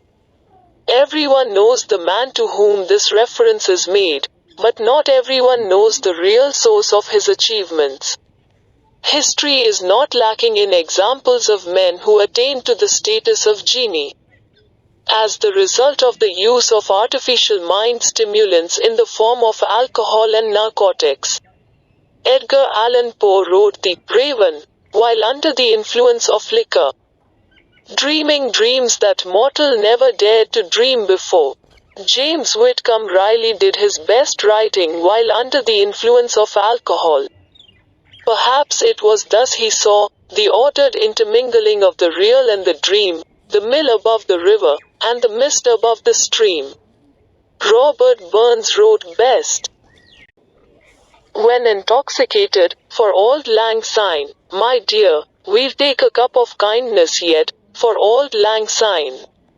But let it be remembered that many such men have destroyed themselves in the end. Nature has prepared her own potions with which men may safely stimulate their minds so they vibrate on a plane that enables them to tune into fine and rare thoughts which come from no man knows where. No satisfactory substitute for nature's stimulants has ever been found. It is a fact well known to psychologists that there is a very close relationship between sex desires and spiritual urges, a fact which accounts for the peculiar behavior of people who participate in the orgies known as religious revivals, common among the primitive types. The world is ruled, and the destiny of civilization is established, by the human emotions. People are influenced in their actions, not by reason so much as by feelings. The creative faculty of the mind is set into action entirely by emotions, and not by cold reason. The most powerful of all human emotions is that of sex. There are other mind stimulants, some of which have been listed, but no one of them, nor all of them combined, can equal the driving power of sex. A mind stimulant is any influence which will either temporarily, or permanently, increase the vibrations of thought. The 10 major stimulants, described, are those most commonly resorted to. Through these sources one may commune with infinite intelligence, or enter, at will, the storehouse of the subconscious mind, either one's own, or that of another person. A procedure which is all there is of genius. A teacher, who has trained and directed the efforts of more than 30,000 salespeople, made the astounding discovery that highly sexed men are the most efficient salesmen. The explanation is that the factor of personality known as personal magnetism is nothing more nor less than sex energy. Highly sexed people always have a plentiful supply of magnetism. Through cultivation and understanding, this vital force may be drawn upon and used to great advantage in the relationships between people. This energy may be communicated to others through the following media. 1. The handshake. The touch of the hand indicates, instantly, the presence of magnetism, or the lack of it. 2. The tone of voice. Magnetism, or sex energy, is the factor with which the voice may be colored, or made musical and charming. 3. Posture and carriage of the body. Highly sexed people move briskly, and with grace and ease. 4. The vibrations of thought. Highly sexed people mix the emotion of sex with their thoughts, or may do so at will, and in that way, may influence those around them. 5. Body adornment. People who are highly sexed are usually very careful about their personal appearance. They usually select clothing of a style becoming to their personality, physique, complexion, etc. When employing salesmen, the more capable sales manager looks for the quality of personal magnetism as the first requirement of a salesman. People who lack sex energy will never become enthusiastic nor inspire others with enthusiasm, and enthusiasm is one of the most important requisites in salesmanship, no matter what one is selling. The public speaker, orator, preacher, lawyer, or salesman who is lacking in sex energy is a flop, as far as being able to influence others is concerned. Couple with this the fact that most people can be influenced only through an appeal to their emotions, and you will understand the importance of sex energy as a part of the salesman's native ability. Master salesmen attain the status of mastery in selling, because they, either consciously or unconsciously, transmute the energy of sex into sales enthusiasm. In this statement may be found a very practical suggestion as to the actual meaning of sex transmutation. The salesman who knows how to take his mind off the subject of sex and direct it in sales effort with as much enthusiasm and determination as he would apply to its original purpose, has acquired the art of sex transmutation, whether he knows it or not. The majority of salesmen who transmute their sex energy do so without being in the least aware of what they are doing, or how they are doing it.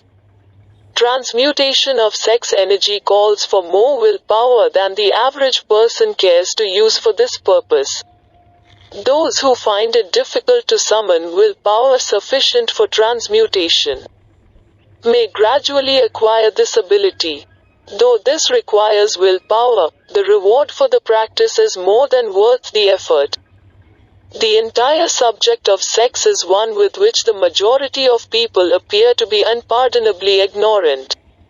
The urge of sex has been grossly misunderstood, slandered, and burlesqued by the ignorant and the evil-minded, for so long that the very word sex is seldom used in polite society. Men and women who are known to be blessed, yes, blessed with highly sexed natures, are usually looked upon as being people who will bear watching. Instead of being called blessed, they are usually called cursed. Millions of people, even in this age of enlightenment, have inferiority complexes which they develop because of this false belief that a highly sexed nature is a curse. These statements of the virtue of sex energy should not be construed as justification for the libertine. The emotion of sex is a virtue only when used intelligently and with discrimination. It may be misused, and often is, to such an extent that it debases, instead of enriches, both body and mind. The better use of this power is the burden of this chapter.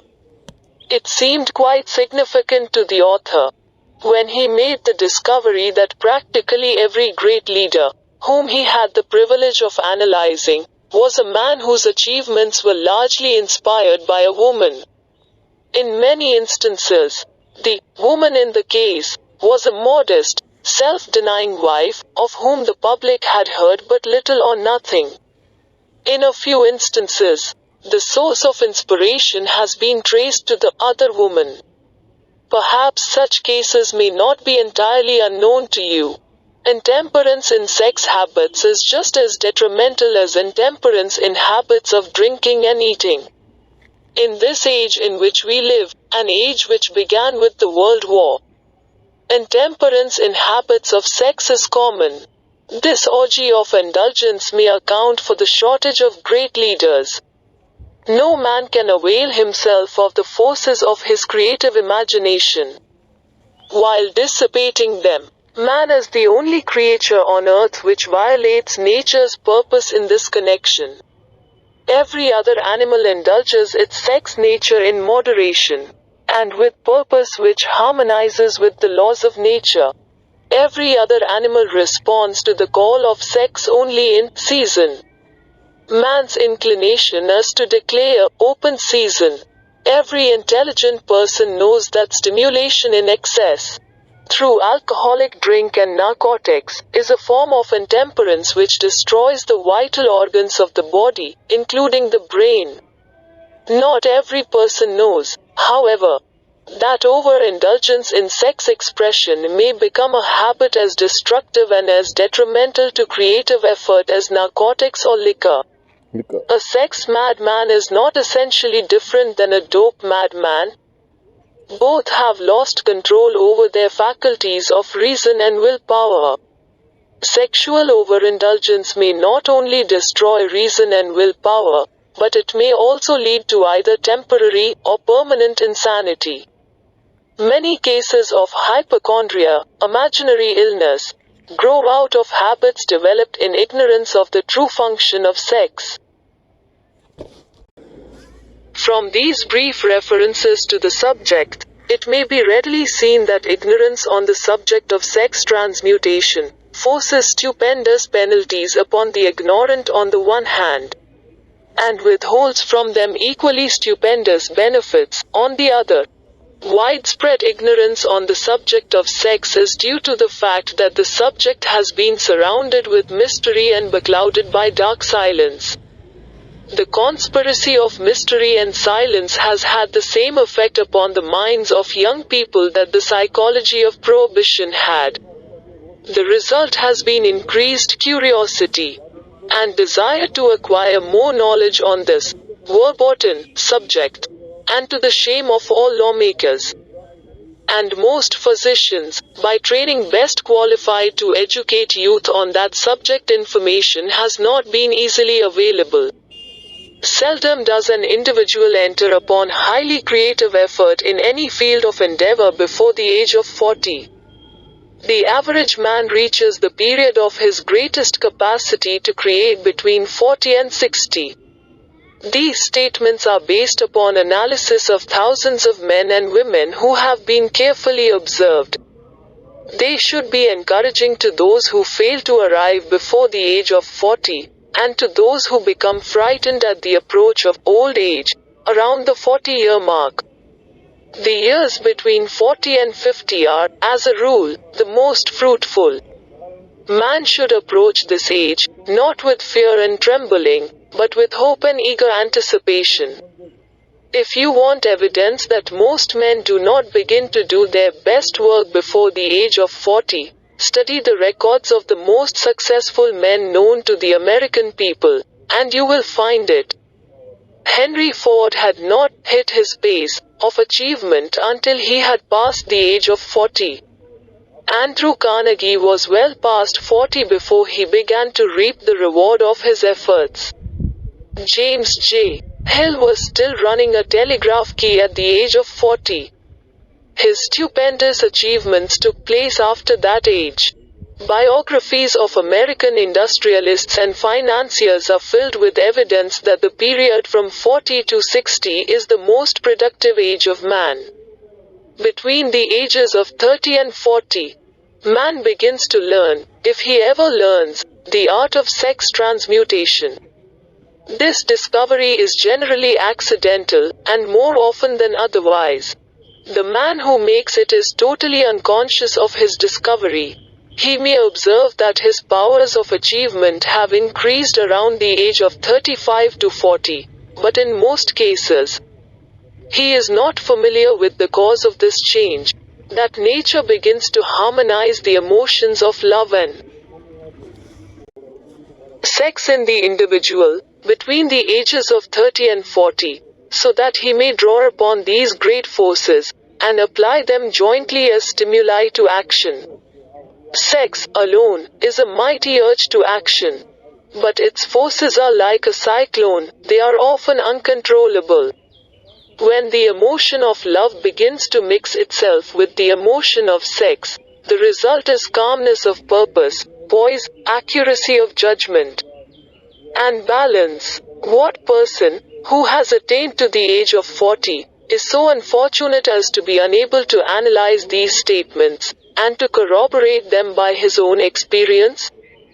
When driven by his desire to please a woman, based solely upon the emotion of sex, a man may be, and usually is, capable of great achievement, but his actions may be disorganized, distorted, and totally destructive. When driven by his desire to please a woman, based upon the motive of sex alone, a man may steal, cheat, and even commit murder. But when the emotion of love is mixed with the emotion of sex, that same man will guide his actions with more sanity, balance, and reason. Criminologists have discovered that the most hardened criminals can be reformed through the influence of a woman's love. There is no record of a criminal having been reformed solely through the sex influence. These facts are well known, but their cause is not. Reformation comes, if at all, through the heart, or the emotional side of man, not through his head, or reasoning side. Reformation means a change of heart. It does not mean a change of head. A man may, because of reason, make certain changes in his personal conduct to avoid the consequences of undesirable effects, but genuine reformation comes only through a change of heart, through a desire to change. Love, romance, and sex are all emotions capable of driving men to heights of superachievement. Love is the emotion which serves as a safety valve, and ensures balance, poise, and constructive effort. When combined, these three emotions may lift one to an altitude of a genius. There are genii, however, who know but little of the emotion of love. Most of them may be found engaged in some form of action which is destructive, or at least, not based upon justice and fairness toward others. If good taste would permit, a dozen genii could be named in the field of industry and finance, who ride ruthlessly over the rights of their fellow men. They seem totally lacking in conscience. The reader can easily supply his own list of such men. The emotions are states of mind. Nature has provided man with a chemistry of the mind, which operates in a manner similar to the principles of chemistry of matter. It is a well-known fact that, through the aid of chemistry of matter, a chemist may create a deadly poison by mixing certain elements, none of which are in themselves harmful in the right proportions. The emotions may, likewise, be combined so as to create a deadly poison. The emotions of sex and jealousy, when mixed, may turn a person into an insane beast. The presence of any one or more of the destructive emotions in the human mind, through the chemistry of the mind, sets up a poison which may destroy one's sense of justice and fairness. In extreme cases, the presence of any combination of these emotions in the mind may destroy one's reason. The road to genius consists of the development, control, and use of sex, love, and romance. Briefly, the process may be stated as follows. Encourage the presence of these emotions as the dominating thoughts in one's mind, and discourage the presence of all the destructive emotions. The mind is a creature of habit. It thrives upon the dominating thoughts fed it. Through the faculty of willpower, one may discourage the presence of any emotion, and encourage the presence of any other. Control of the mind, through the power of will, is not difficult. Control comes from persistence and habit. The secret of control lies in understanding the process of transmutation. When any negative emotion presents itself in one's mind, it can be transmuted into a positive or constructive emotion by the simple procedure of changing one's thoughts. There is no other road to genius than through voluntary self-effort.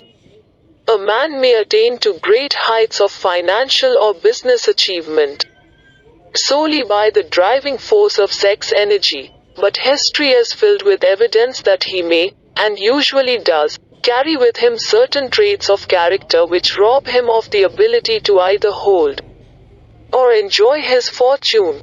This is worthy of analysis, thought, and meditation, for it states a truth, the knowledge of which may be helpful to women as well as men. Ignorance of this has cost thousands of people their privilege of happiness, even though they possessed riches. The emotions of love and sex leave their unmistakable marks upon the features. Moreover, these signs are so visible that all who wish may read them. The man who is driven by the storm of passion, based upon sex desires alone, plainly advertises that fact to the entire world by the expression of his eyes and the lines of his face. The emotion of love, when mixed with the emotion of sex, softens, modifies, and beautifies the facial expression. No character analyst is needed to tell you this. You may observe it for yourself. The emotion of love brings out, and develops, the artistic and the aesthetic nature of man. It leaves its impress upon one's very soul, even after the fire has been subdued by time and circumstance. Memories of love never pass. They linger, guide, and influence long after the source of stimulation has faded. There is nothing new in this. Every person who has been moved by genuine love knows that it leaves enduring traces upon the human heart. The effect of love endures, because love is spiritual in nature. The man who cannot be stimulated to great heights of achievement by love is hopeless, he is dead, though he may seem to live. Even the memories of love are sufficient to lift one to a higher plane of creative effort. The major force of love may spend itself and pass away, like a fire which has burned itself out, but it leaves behind indelible marks as evidence that it passed that way. Its departure often prepares the human heart for a still greater love. Go back into your yesterdays, at times, and bathe your mind in the beautiful memories of past love. It will soften the influence of the present worries and annoyances. It will give you a source of escape from the unpleasant realities of life, and maybe, who knows, your mind will yield to you, during this temporary retreat into the world of fantasy, ideas, or plans which may change the entire financial or spiritual status of your life. If you believe yourself unfortunate, because you have loved and lost, perish the thought.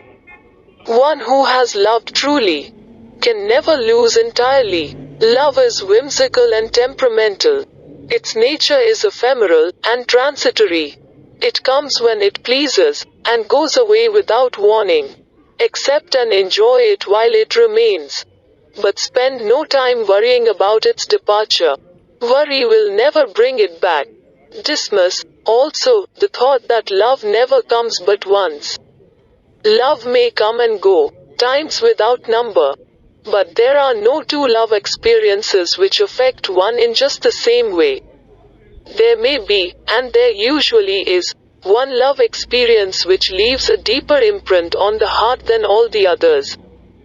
But all love experiences are beneficial, except to the person who becomes resentful and cynical when love makes its departure. There should be no disappointment over love. And there would be none if people understood the difference between the emotions of love and sex. The major difference is that love is spiritual, while sex is biological. No experience, which touches the human heart with a spiritual force, can possibly be harmful, except through ignorance or jealousy. Love is, without question, life's greatest experience. It brings one into communion with infinite intelligence. When mixed with the emotions of romance and sex, it may lead one far up the ladder of creative effort. The emotions of love, sex, and romance are sides of the eternal triangle of achievement-building genius. Nature creates genie through no other force. Love is an emotion with many sides, shades, and colors. The love which one feels for parents or children is quite different from that which one feels for one's sweetheart. The one is mixed with the emotion of sex, while the other is not. The love which one feels in true friendship is not the same as that felt for one's sweetheart, parents, or children, but it, too, is a form of love. Then, there is the emotion of love for things inanimate, such as the love of nature's handiwork. But the most intense and burning of all these various kinds of love is that experienced in the blending of the emotions of love and sex. Marriages, not blessed with the eternal affinity of love, properly balanced and proportioned with sex, cannot be happy ones and seldom endure. Love, alone, will not bring happiness in marriage, nor will sex alone. When these two beautiful emotions are blended, marriage may bring about a state of mind closest to the spiritual that one may ever know on this earthly plane. When the emotion of romance is added to those of love and sex, the obstructions between the finite mind of man and infinite intelligence are removed. Then a genius has been born. What a different story is this than those usually associated with the emotion of sex. Here is an interpretation of the emotion which lifts it out of the commonplace, and makes of it potter's clay in the hands of God, from which he fashions all that is beautiful and inspiring. It is an interpretation which would, when properly understood, bring harmony out of the chaos which exists in too many marriages. The disharmonies often expressed in the form of nagging may usually be traced to lack of knowledge on the subject of sex. Where love, romance and the proper understanding of the emotion and function of sex abide, there is no disharmony between married people. Fortunate is the husband whose wife understands the true relationship between the emotions of love, sex, and romance. When motivated by this holy triumvirate, no form of labor is burdensome. Because even the most lowly form of effort takes on the nature of a labor of love. It is a very old saying that a man's wife may either make him or break him, but the reason is not always understood. The making and breaking is the result of the wife's understanding or lack of understanding of the emotions of love, sex, and romance. Despite the fact that men are polygamous, by the very nature of their biological inheritance, it is true that no woman has as great an influence on a man as his wife, unless he is married to a woman totally unsuited to his nature. If a woman permits her husband to lose interest in her, and become more interested in other women, it is usually because of her ignorance or indifference toward the subjects of sex, love, and romance. This statement presupposes, of course, that genuine love once existed between a man and his wife. The facts are equally applicable to a man who permits his wife's interest in him to die. Married people often bicker over a multitude of trivialities. If these are analyzed accurately, the real cause of the trouble will often be found to be indifference or ignorance on these subjects. Man's greatest motivating force is his desire to please woman. The hunter who excelled during prehistoric days, before the dawn of civilization, did so because of his desire to appear great in the eyes of woman. Man's nature has not changed in this respect. The hunter of today brings home no skins of wild animals, but he indicates his desire for her favor by supplying fine clothes, motor cars, and wealth. Man has the same desire to please woman that he had before the dawn of civilization. The only thing that has changed is his method of pleasing. Men who accumulate large fortunes and attain to great heights of power and fame do so, mainly, to satisfy their desire to please women. Take women out of their lives, and great wealth would be useless to most men. It is this inherent desire of man to please woman, which gives woman the power to make or break a man. The woman who understands man's nature and tactfully caters to it, need have no fear of competition from other women. Men may be giants, with indomitable willpower when dealing with other men, but they are easily managed by the women of their choice. Most men will not admit that they are easily influenced by the women they prefer, because it is in the nature of the male to want to be recognized as the stronger of the species.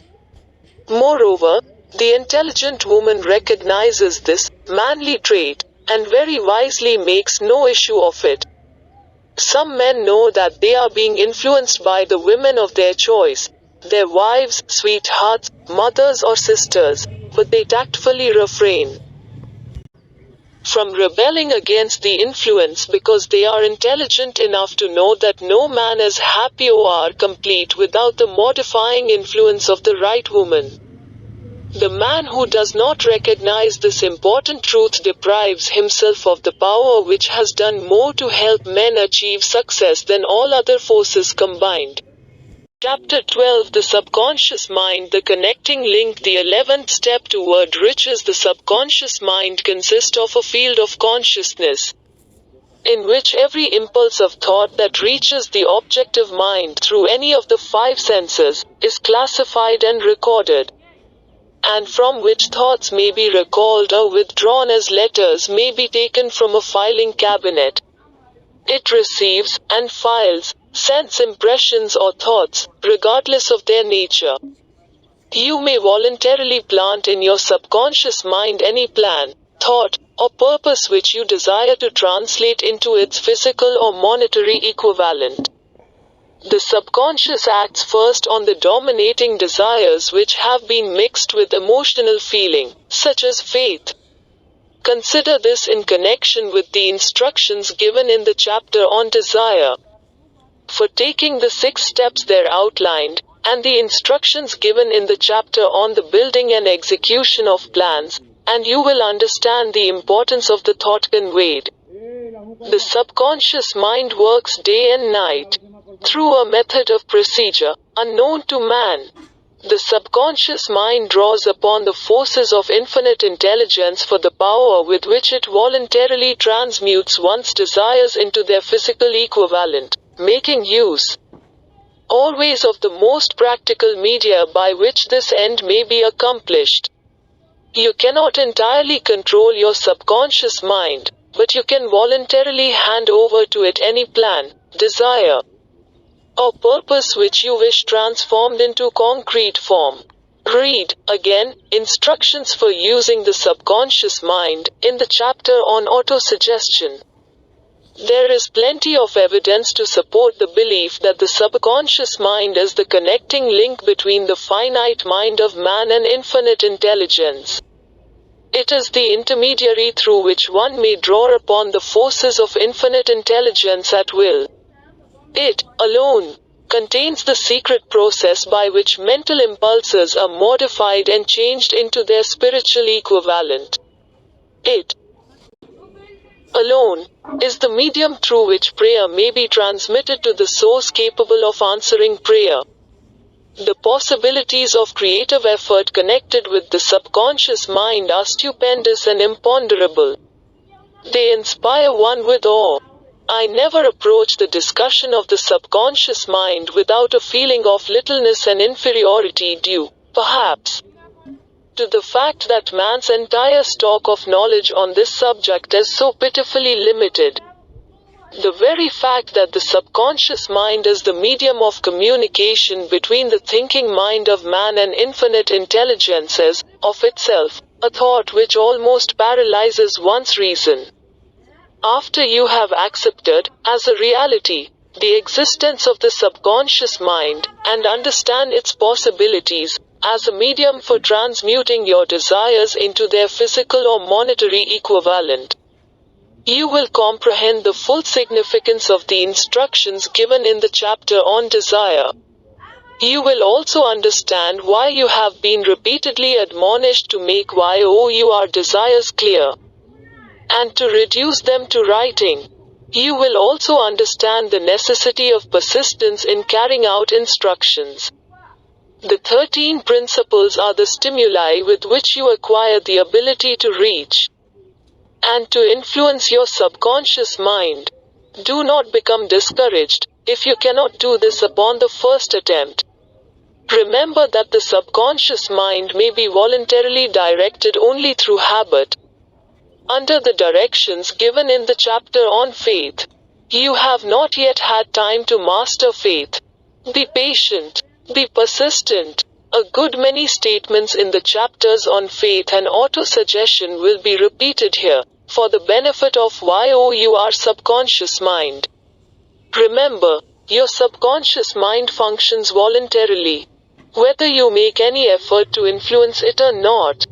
This, naturally, suggests to you that thoughts of fear and poverty, and all negative thoughts serve as stimuli to your subconscious mind, unless you master these impulses and give it more desirable food upon which it may feed. The subconscious mind will not remain idle. If you fail to plant desires in your subconscious mind, it will feed upon the thoughts which reach it as the result of your neglect. We have already explained that thought impulses, both negative and positive, are reaching the subconscious mind continuously, from the 4 sources which were mentioned in the chapter on sex transmutation. For the present, it is sufficient if you remember that you are living daily, in the midst of all manner of thought impulses which are reaching your subconscious mind, without your knowledge. Some of these impulses are negative, some are positive. You are now engaged in trying to help shut off the flow of negative impulses, and to aid in voluntarily influencing your subconscious mind through positive impulses of desire. When you achieve this, you will possess the key which unlocks the door to your subconscious mind. Moreover, you will control that door so completely that no undesirable thought may influence your subconscious mind. Everything which man creates begins in the form of a thought impulse. Man can create nothing which he does not first conceive in thought. Through the aid of the imagination, thought impulses may be assembled into plans.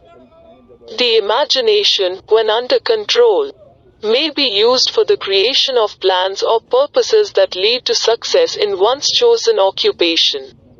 All thought impulses, intended for transmutation into their physical equivalent, voluntarily planted in the subconscious mind, must pass through the imagination and be mixed with faith. The mixing of faith with a plan or purpose intended for submission to the subconscious mind may be done only through the imagination. From these statements, you will readily observe that voluntary use of the subconscious mind calls for coordination and application of all the principles. Ella Wheeler Wilcox gave evidence of her understanding of the power of the subconscious mind when she wrote, "You never can tell what a thought will do in bringing you hate or love, for thoughts are things, and their airy wings are swifter than carrier doves. They follow the law of the universe, each thing creates its kind, and they speed over the track to bring you back whatever went out from your mind." Mrs. Wilcox understood the truth that thoughts which go out from one's mind also embed themselves deeply in one's subconscious mind, where they serve as a magnet, pattern, or blueprint by which the subconscious mind is influenced while translating them into their physical equivalent. Thoughts are truly things, for the reason that every material thing begins in the form of thought energy. The subconscious mind is more susceptible to influence by impulses of thought mixed with feeling or emotion than by those originating solely in the reasoning portion of the mind.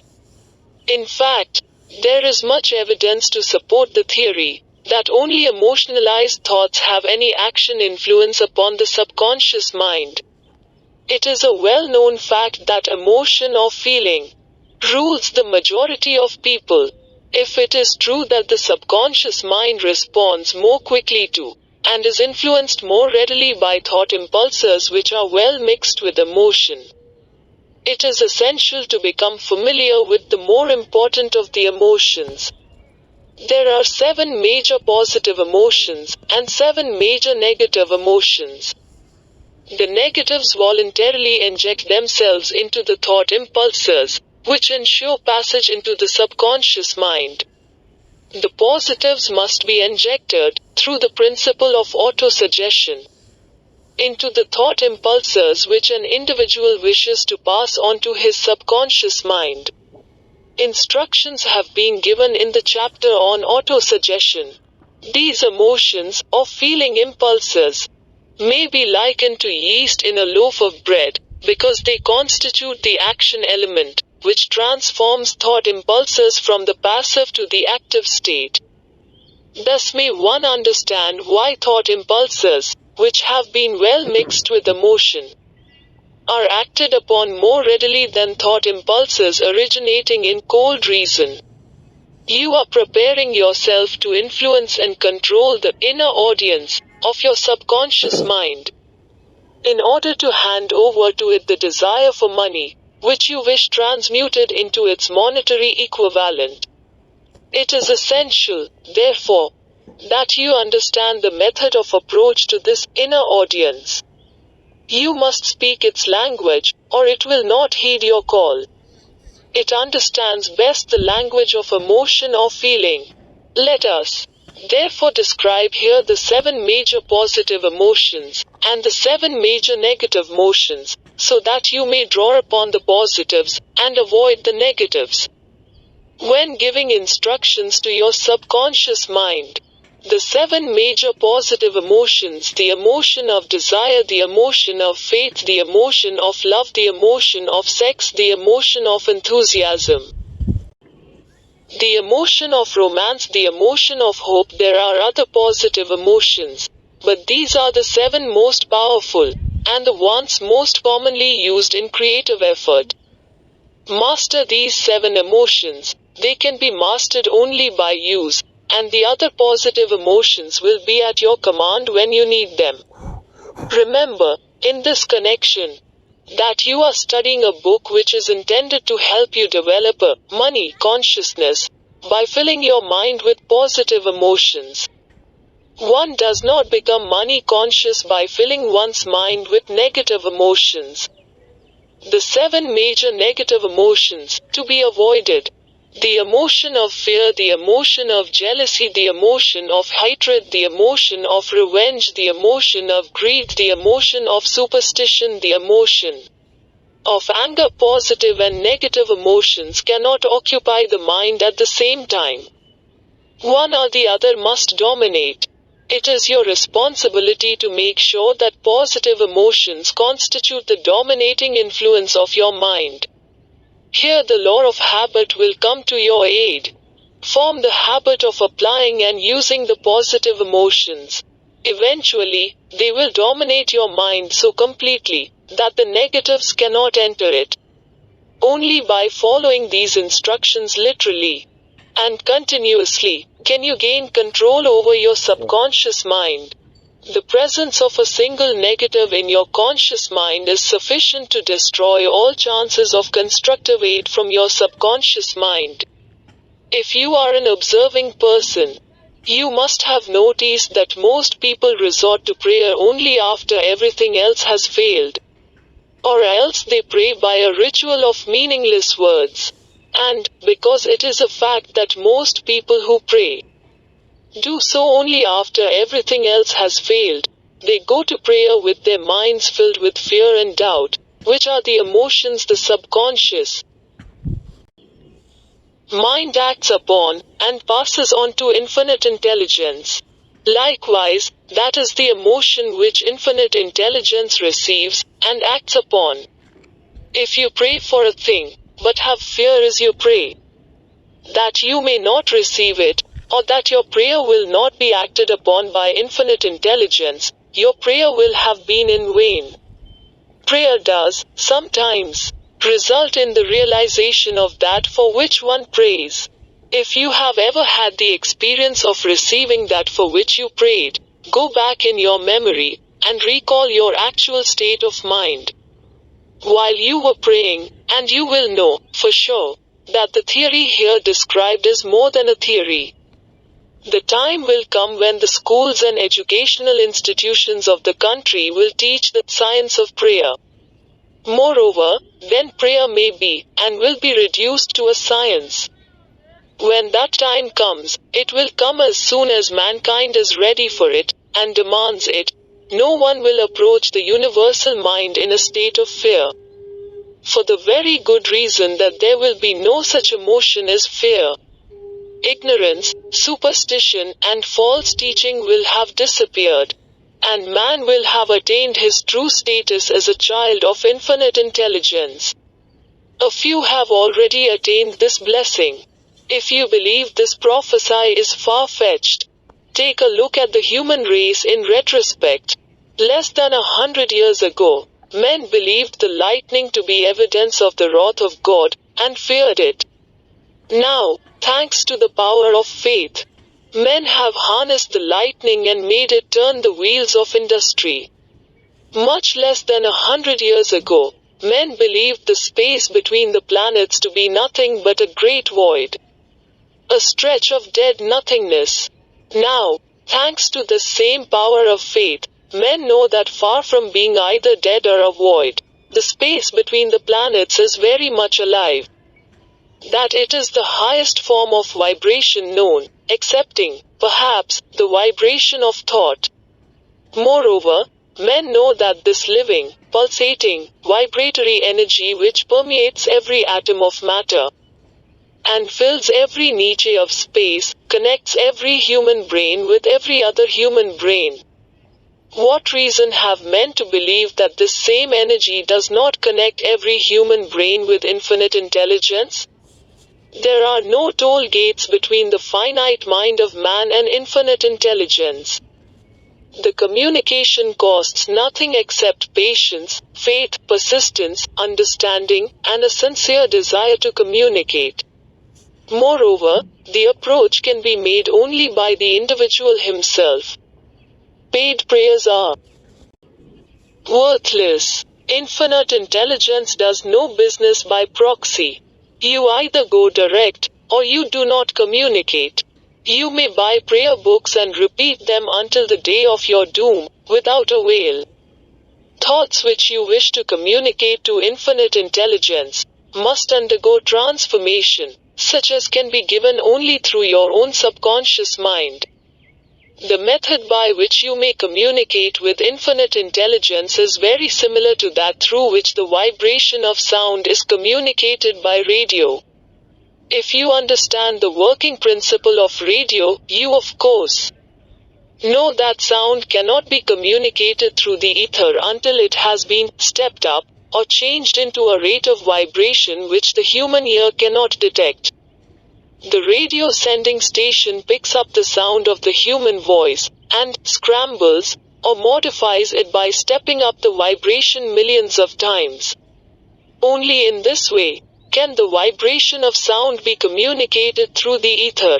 After this transformation has taken place, the ether picks up the energy, which originally was in the form of vibrations of sound, carries that energy to radio receiving stations, and these receiving sets step that energy back down to its original rate of vibration so it is recognized as sound.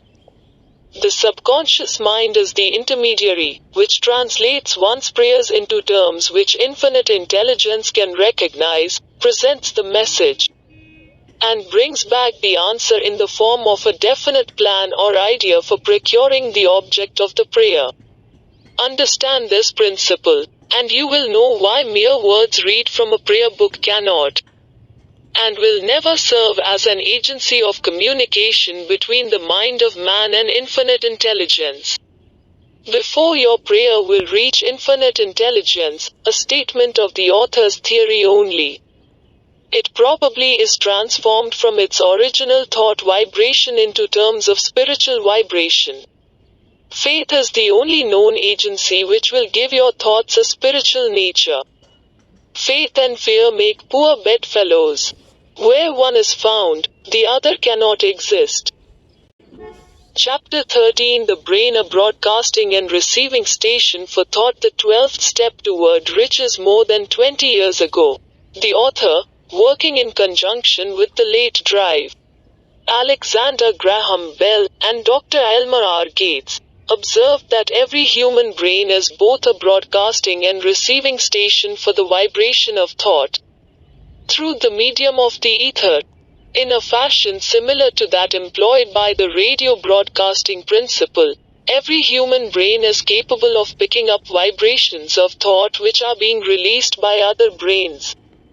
In connection with the statement in the preceding paragraph, compare and consider the description of the creative imagination, as outlined in the chapter on imagination.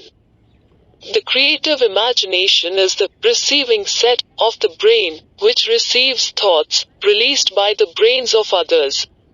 It is the agency of communication between one's conscious or reasoning mind and the four sources from which one may receive thought stimuli.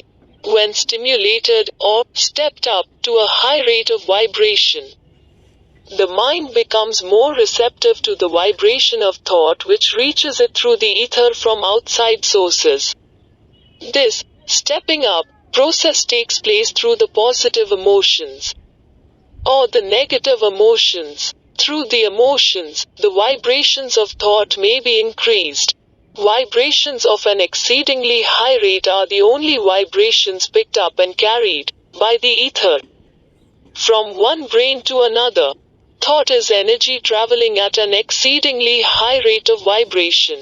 Thought, which has been modified or stepped up by any of the major emotions, vibrates at a much higher rate than ordinary thought, and it is this type of thought which passes from one brain to another, through the broadcasting machinery of the human brain.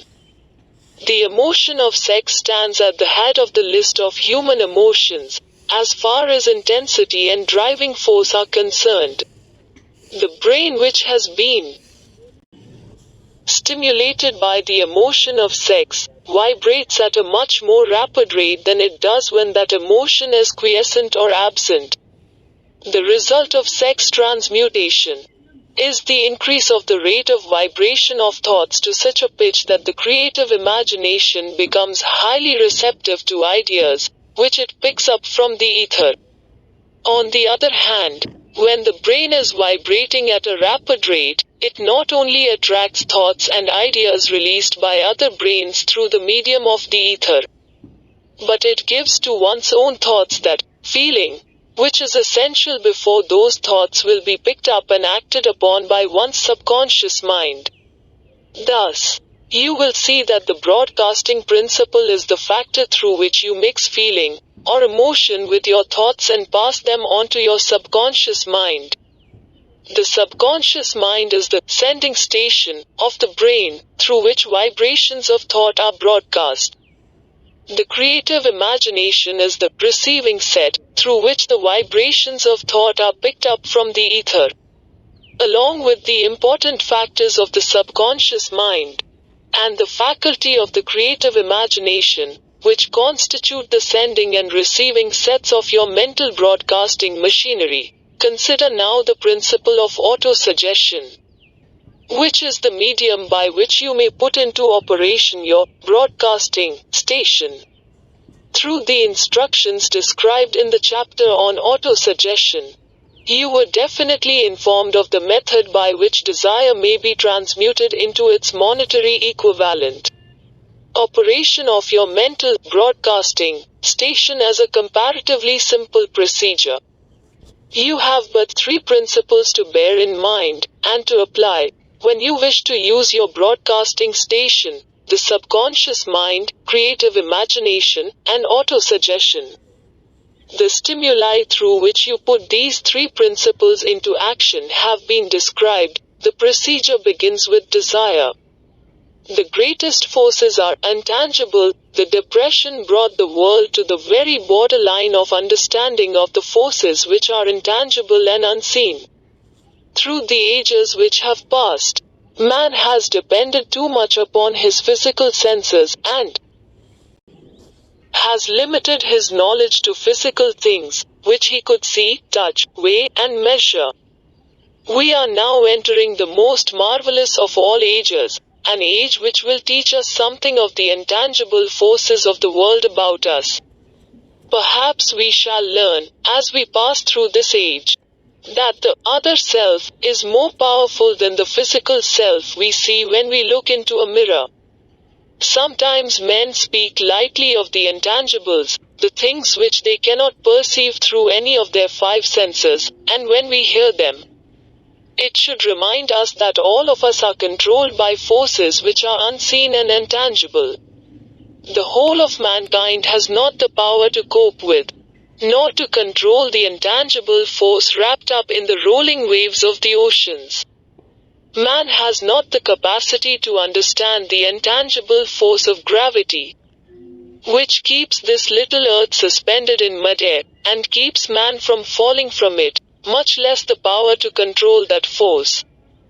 Man is entirely subservient to the intangible force which comes with a thunderstorm, and he is just as helpless in the presence of the intangible force of electricity, nay, he does not even know what electricity is, where it comes from, or what is its purpose.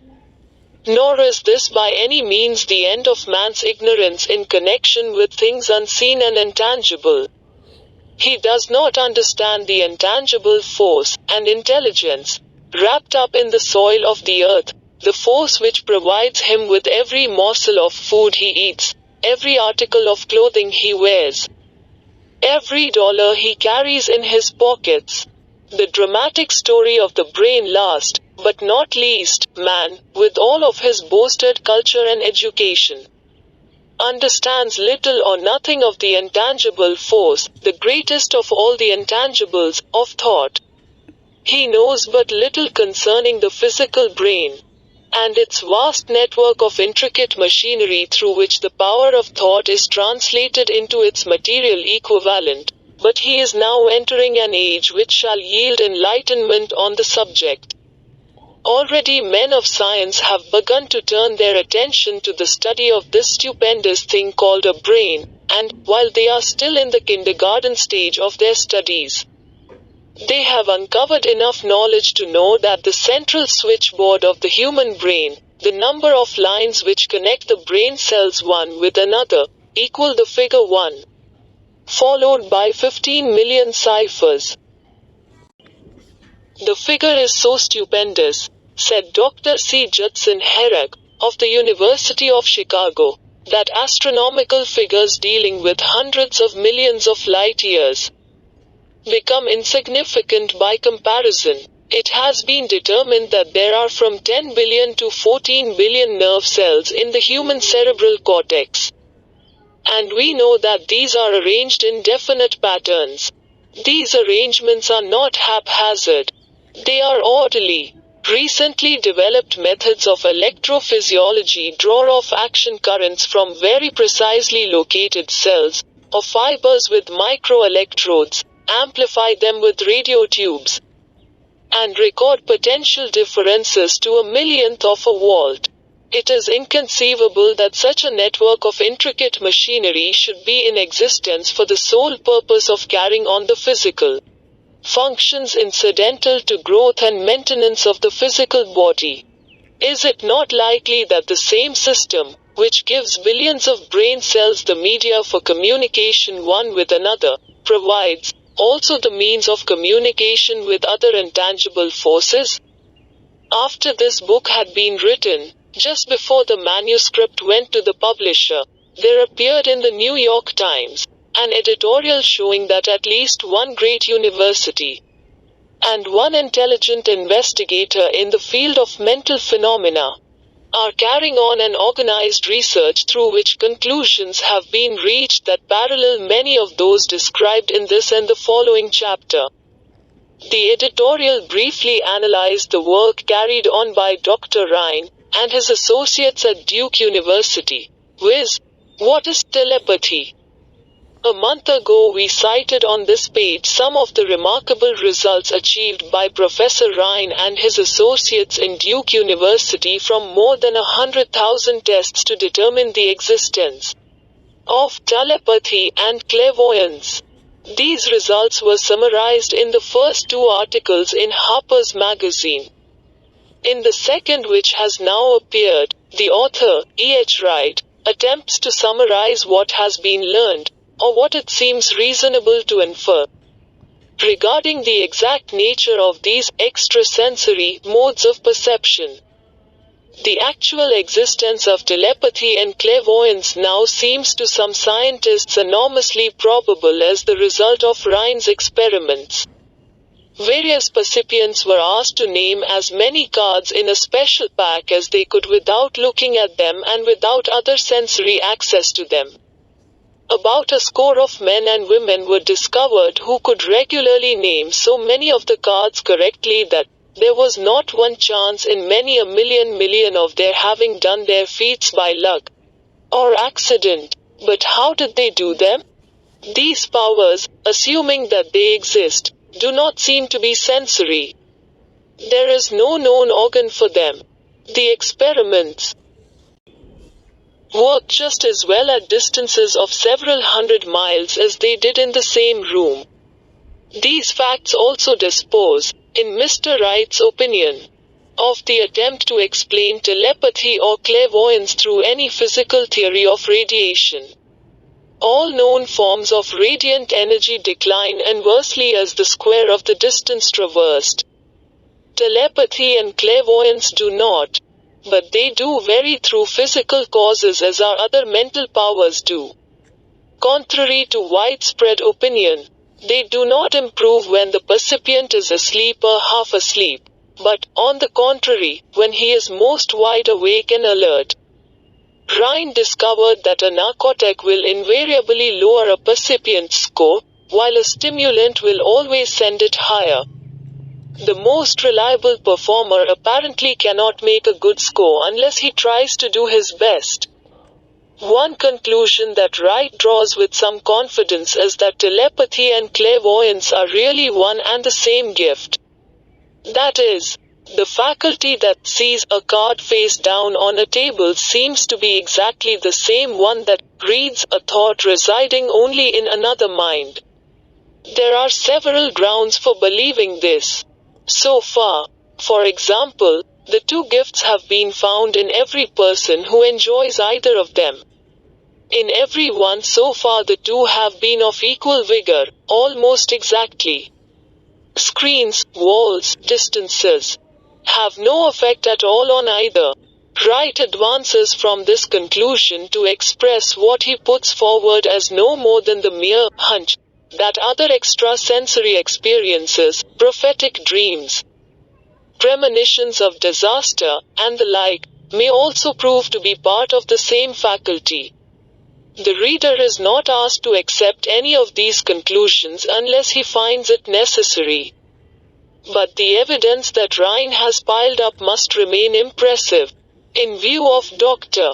Rhine's announcement in connection with the conditions under which the mind responds to what he terms extra-sensory modes of perception, I now feel privileged to add to his testimony by stating that my associates and I have discovered what we believe to be the ideal conditions under which the mind can be stimulated so that the sixth sense described in the next chapter can be made to function in a practical way.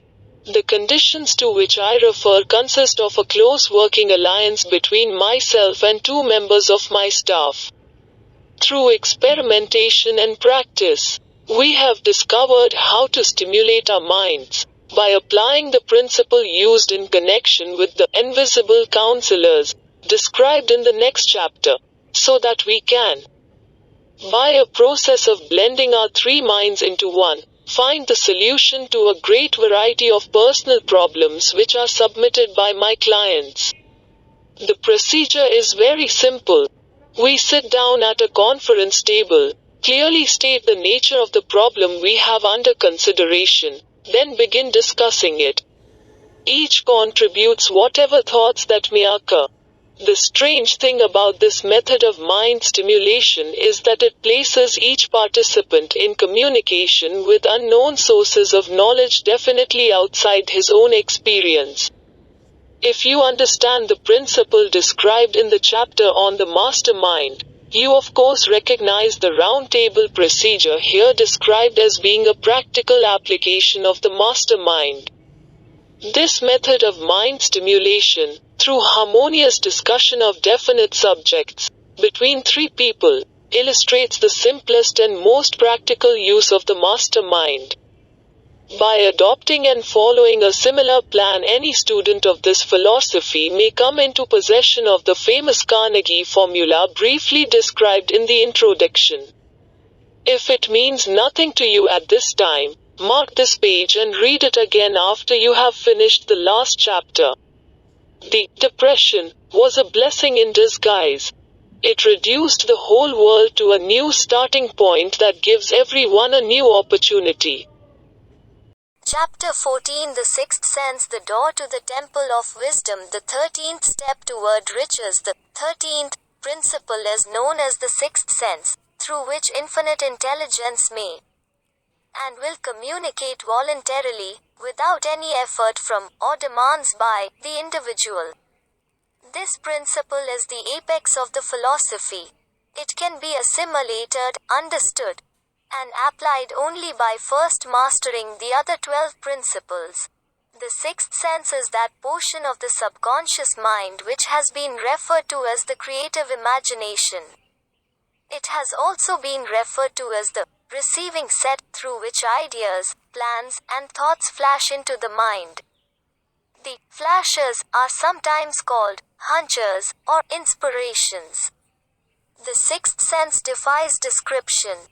It cannot be described to a person who has not mastered the other principles of this philosophy.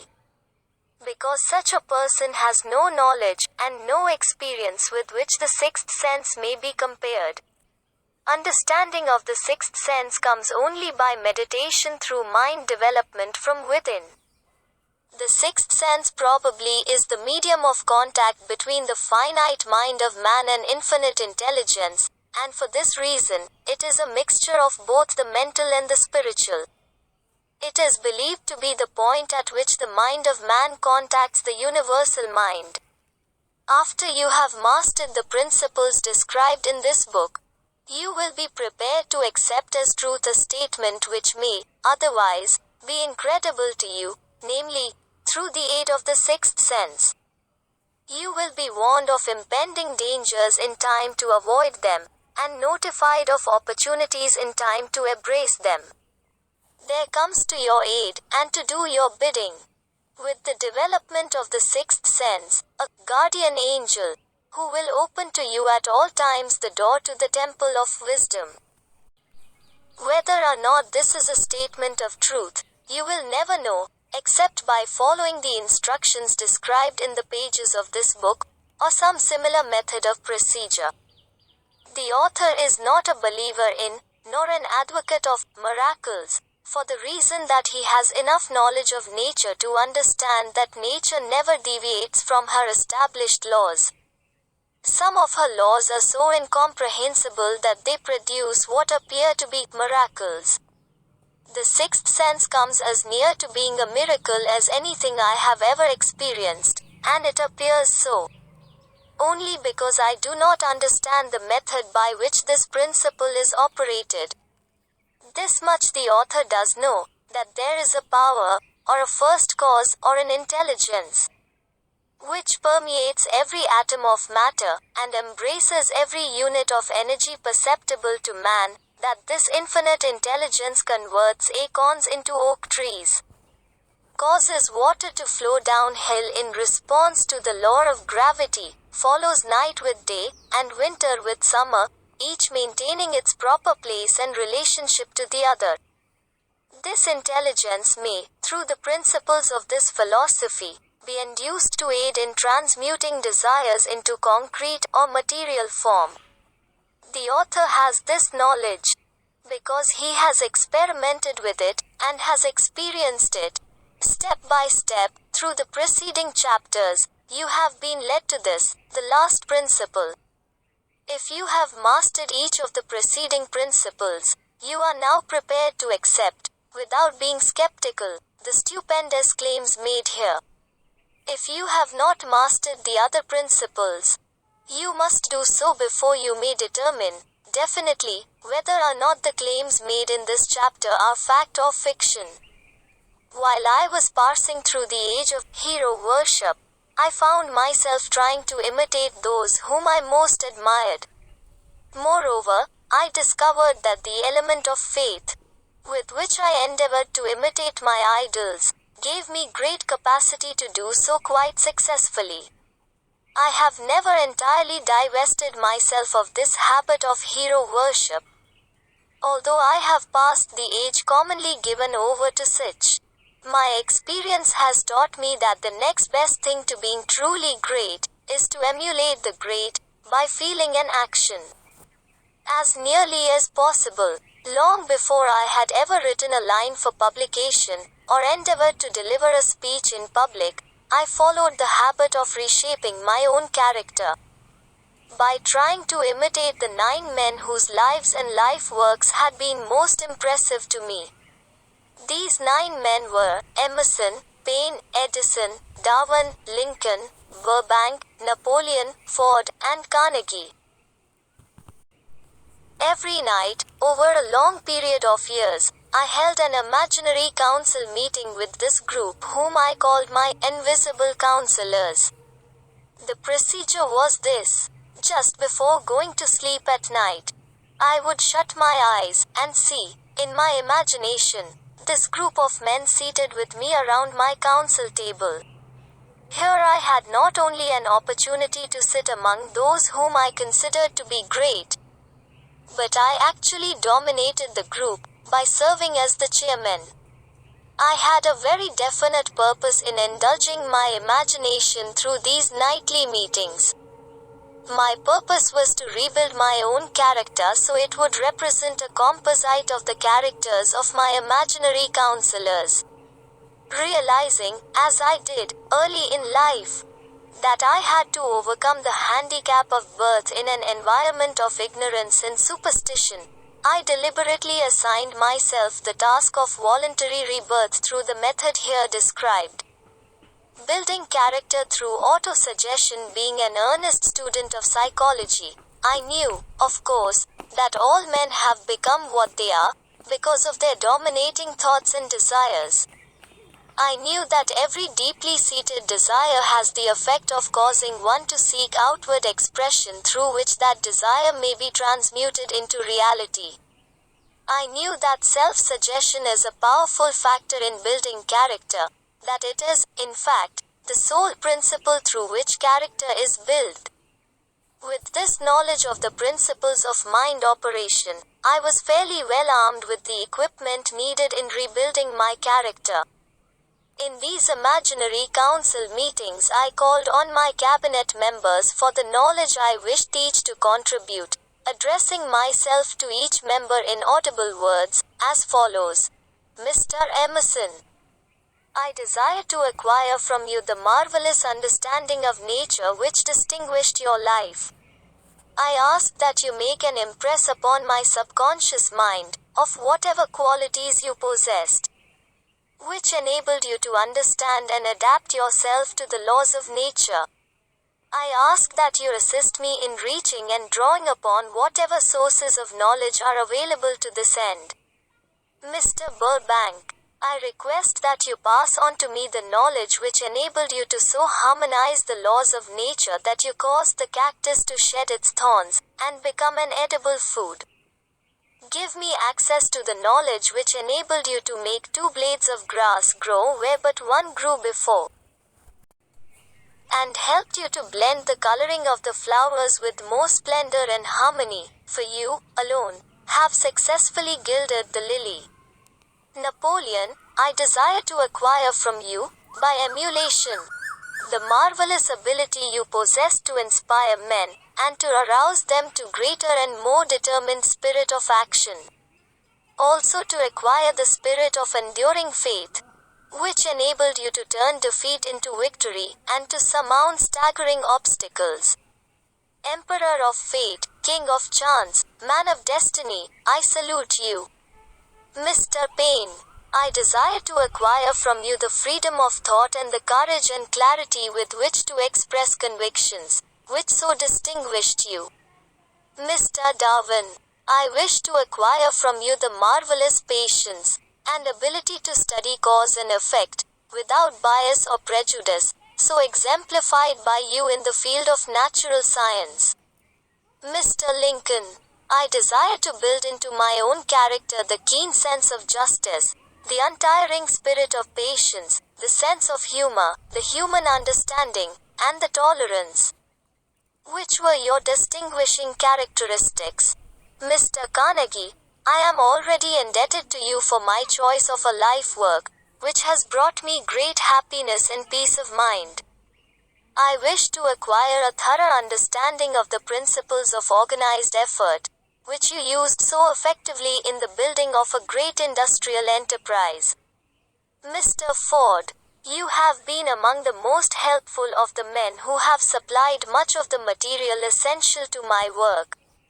I wish to acquire your spirit of persistence, the determination, poise, and self-confidence which have enabled you to master poverty, organize, unify, and simplify human effort, so I may help others to follow in your footsteps.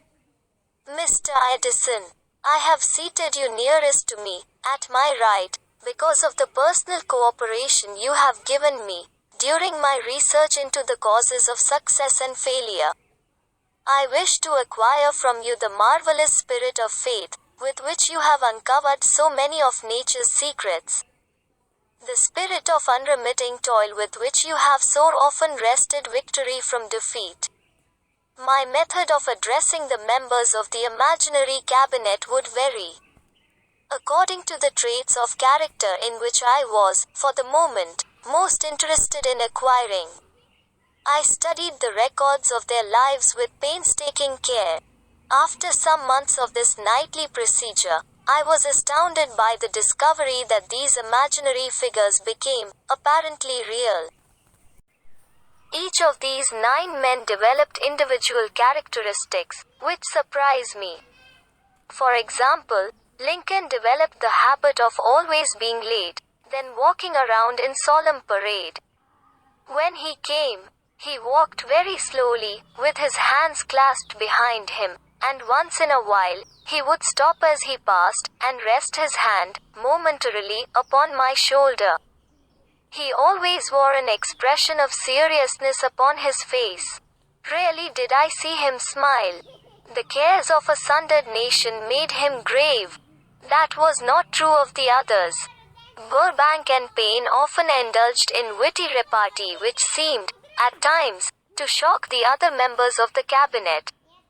One night Payne suggested that I prepare a lecture on the age of reason, and deliver it from the pulpit of a church which I formerly attended. Many around the table laughed heartily at the suggestion. Not Napoleon. He drew his mouth down at the corners and groaned so loudly that all turned and looked at him with amazement. To him the church was but a pawn of the state, not to be reformed, but to be used as a convenient inciter to mass activity by the people. On one occasion Burbank was late.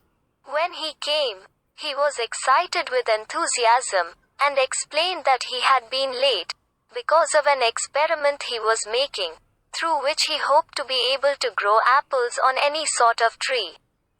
Payne chided him by reminding him that it was an apple which started all the trouble between man and woman. Darwin chuckled heartily as he suggested that Payne should watch out for little serpents. When he went into the forest to gather apples, as they had the habit of growing into big snakes, Emerson observed, "No serpents, no apples," and Napoleon remarked, "No apples, no state." Lincoln developed the habit of always being the last one to leave the table after each meeting. On one occasion, he leaned across the end of the table, his arms folded, and remained in that position for many minutes. I made no attempt to disturb him. Finally, he lifted his head slowly, got up and walked to the door, then turned around, came back, and laid his hand on my shoulder and said, "My boy, you will need much courage if you remain steadfast in carrying out your purpose in life. But remember, when difficulties overtake you, the common people have common sense. Adversity will develop it." One evening Edison arrived ahead of all the others. He walked over and seated himself at my left, where Emerson was accustomed to sit, and said, "You are destined to witness the discovery of the secret of life. When the time comes, you will observe that life consists of great swarms of energy or entities, each as intelligent as human beings think themselves to be.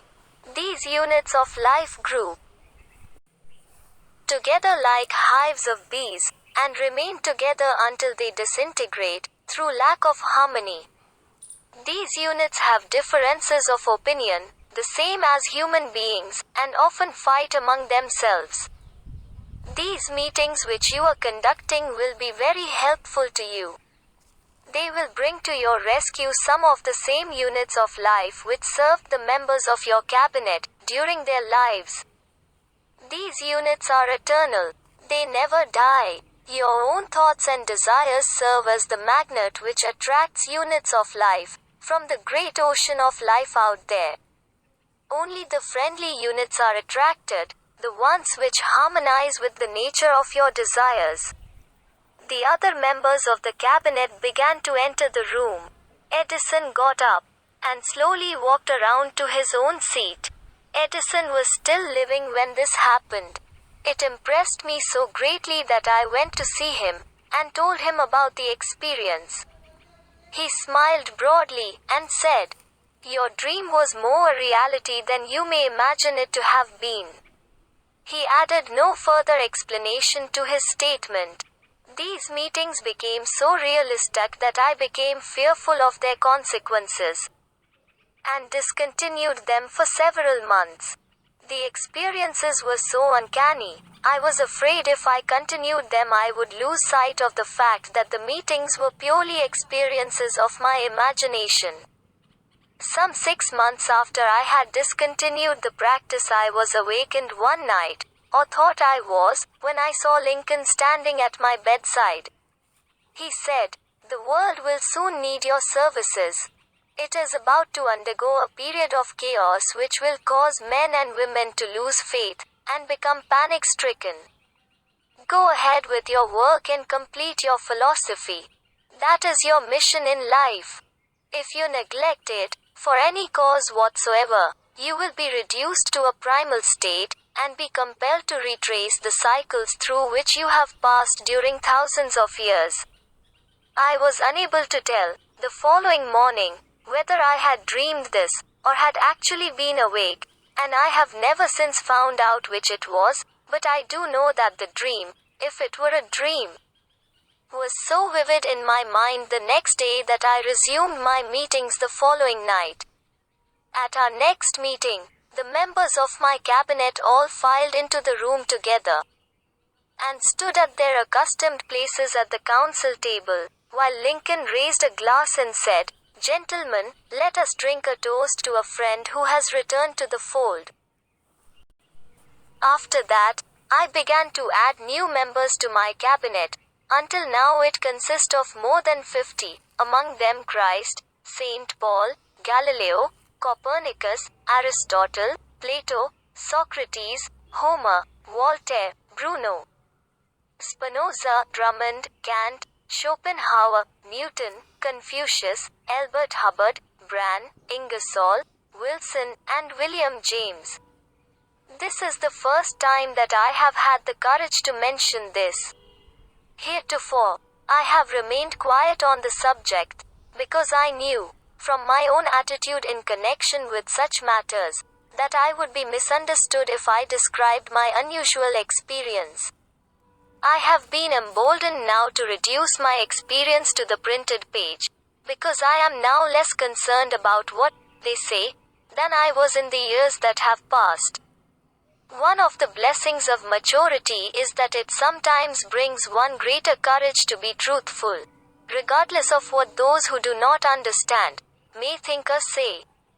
Lest I be misunderstood, I wish here to state most emphatically that I still regard my cabinet meetings as being purely imaginary, but I feel entitled to suggest that, while the members of my cabinet may be purely fictional, and the meetings existent only in my own imagination, they have led me into glorious paths of adventure, rekindled an appreciation of true greatness, encouraged creative endeavor, and emboldened the expression of honest thought. Somewhere in the cell structure of the brain is located an organ which receives vibrations of thought, ordinarily called hunches. So far, science has not discovered where this organ of the sixth sense is located, but this is not important. The fact remains that human beings do receive accurate knowledge through sources other than the physical senses. Such knowledge, generally, is received when the mind is under the influence of extraordinary stimulation. Any emergency which arouses the emotions and causes the heart to beat more rapidly than normal may, and generally does, bring the sixth sense into action. Anyone who has experienced a near accident while driving knows that on such occasions, the sixth sense often comes to one's rescue and aids, by split seconds, in avoiding the accident. These facts are mentioned preliminary to a statement of fact which I shall now make, namely, that during my meetings with the invisible counselors, I find my mind most receptive to ideas, thoughts, and knowledge which reach me through the sixth sense. I can truthfully say that I owe entirely to my invisible counselors full credit for such ideas, facts, or knowledge as I received through inspiration. On scores of occasions, when I have faced emergencies, some of them so grave that my life was in jeopardy, I have been miraculously guided past these difficulties through the influence of my invisible counselors. My original purpose in conducting council meetings with imaginary beings was solely that of impressing my own subconscious mind, through the principle of autosuggestion, with certain characteristics which I desired to acquire. In more recent years, my experimentation has taken on an entirely different trend. I now go to my imaginary counselors with every difficult problem which confronts me and my clients. The results are often astonishing. Although I do not depend entirely on this form of counsel, you, of course, have recognized that this chapter covers a subject with which a majority of people are not familiar. The sixth sense is a subject that will be of great interest and benefit to the person whose aim is to accumulate vast wealth. But it need not claim the attention of those whose desires are more modest. Henry Ford undoubtedly understands and makes practical use of the sixth sense. His vast business and financial operations make it necessary for him to understand and use this principle. The late Thomas A. Edison understood and used the sixth sense in connection with the development of inventions, especially those involving basic patents, in connection with which he had no human experience and no accumulated knowledge to guide him, as was the case while he was working on the talking machine and the moving picture machine. Nearly all great leaders, such as Napoleon, Bismarck, Joan of Arc, Christ, Buddha, Confucius, and Muhammad, understood and probably made use of the sixth sense almost continuously. The major portion of their greatness consisted of their knowledge of this principle. The sixth sense is not something that one can take off and put on at will. Ability to use this great power comes slowly, through application of the other principles outlined in this book. Seldom does any individual come into workable knowledge of the sixth sense before the age of 40. More often the knowledge is not available until one is well past 50, and this for the reason that the spiritual forces, with which the sixth sense is so closely related, do not mature and become usable except through years of meditation, self-examination, and serious thought. No matter who you are, or what may have been your purpose in reading this book, you can profit by it without understanding the principle described in this chapter. This is especially true if your major purpose is that of accumulation of money or other material things. The chapter on the sixth sense was included because the book is designed for the purpose of presenting a complete philosophy by which individuals may unerringly guide themselves in attaining whatever they ask of life. The starting point of all achievement is desire. The finishing point is that brand of knowledge which leads to understanding of self, understanding of others, understanding of the laws of nature, recognition and understanding of happiness. This sort of understanding comes in its fullness only through familiarity with and use of the principle of the sixth sense. Hence that principle had to be included as a part of this philosophy, for the benefit of those who demand more than money. Having read the chapter, you must have observed that while reading it, you were lifted to a high level of mental stimulation. Splendid! Come back to this again a month from now, read it once more, and observe that your mind will soar to a still higher level of stimulation. Repeat this experience from time to time, giving no concern as to how much or how little you learn at the time. And eventually you will find yourself in possession of a power that will enable you to throw off discouragement, master fear, overcome procrastination, and draw freely upon your imagination.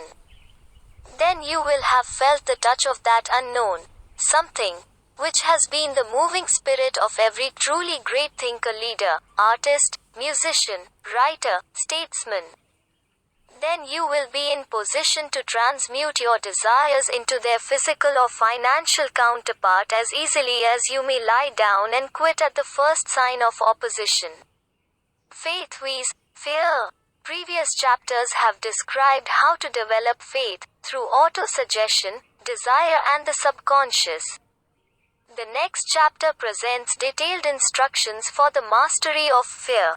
Here will be found a full description of the 6 fears which are the cause of all discouragement, timidity, procrastination, indifference, indecision, and the lack of ambition, self-reliance, initiative, self-control, and enthusiasm. Search yourself carefully as you study these 6 enemies, as they may exist only in your subconscious mind, where their presence will be hard to detect. Remember, too, as you analyze the 6 ghosts of fear, that they are nothing but ghosts because they exist only in one's mind. Remember, also, that ghosts, creations of uncontrolled imagination, have caused most of the damage people have done to their own minds. Therefore, ghosts can be as dangerous as if they lived and walked on the earth in physical bodies. The ghost of the fear of poverty, which seized the minds of millions of people in 1929, was so real that it caused the worst business depression this country has ever known. Moreover, this particular ghost still frightens some of us out of our wits.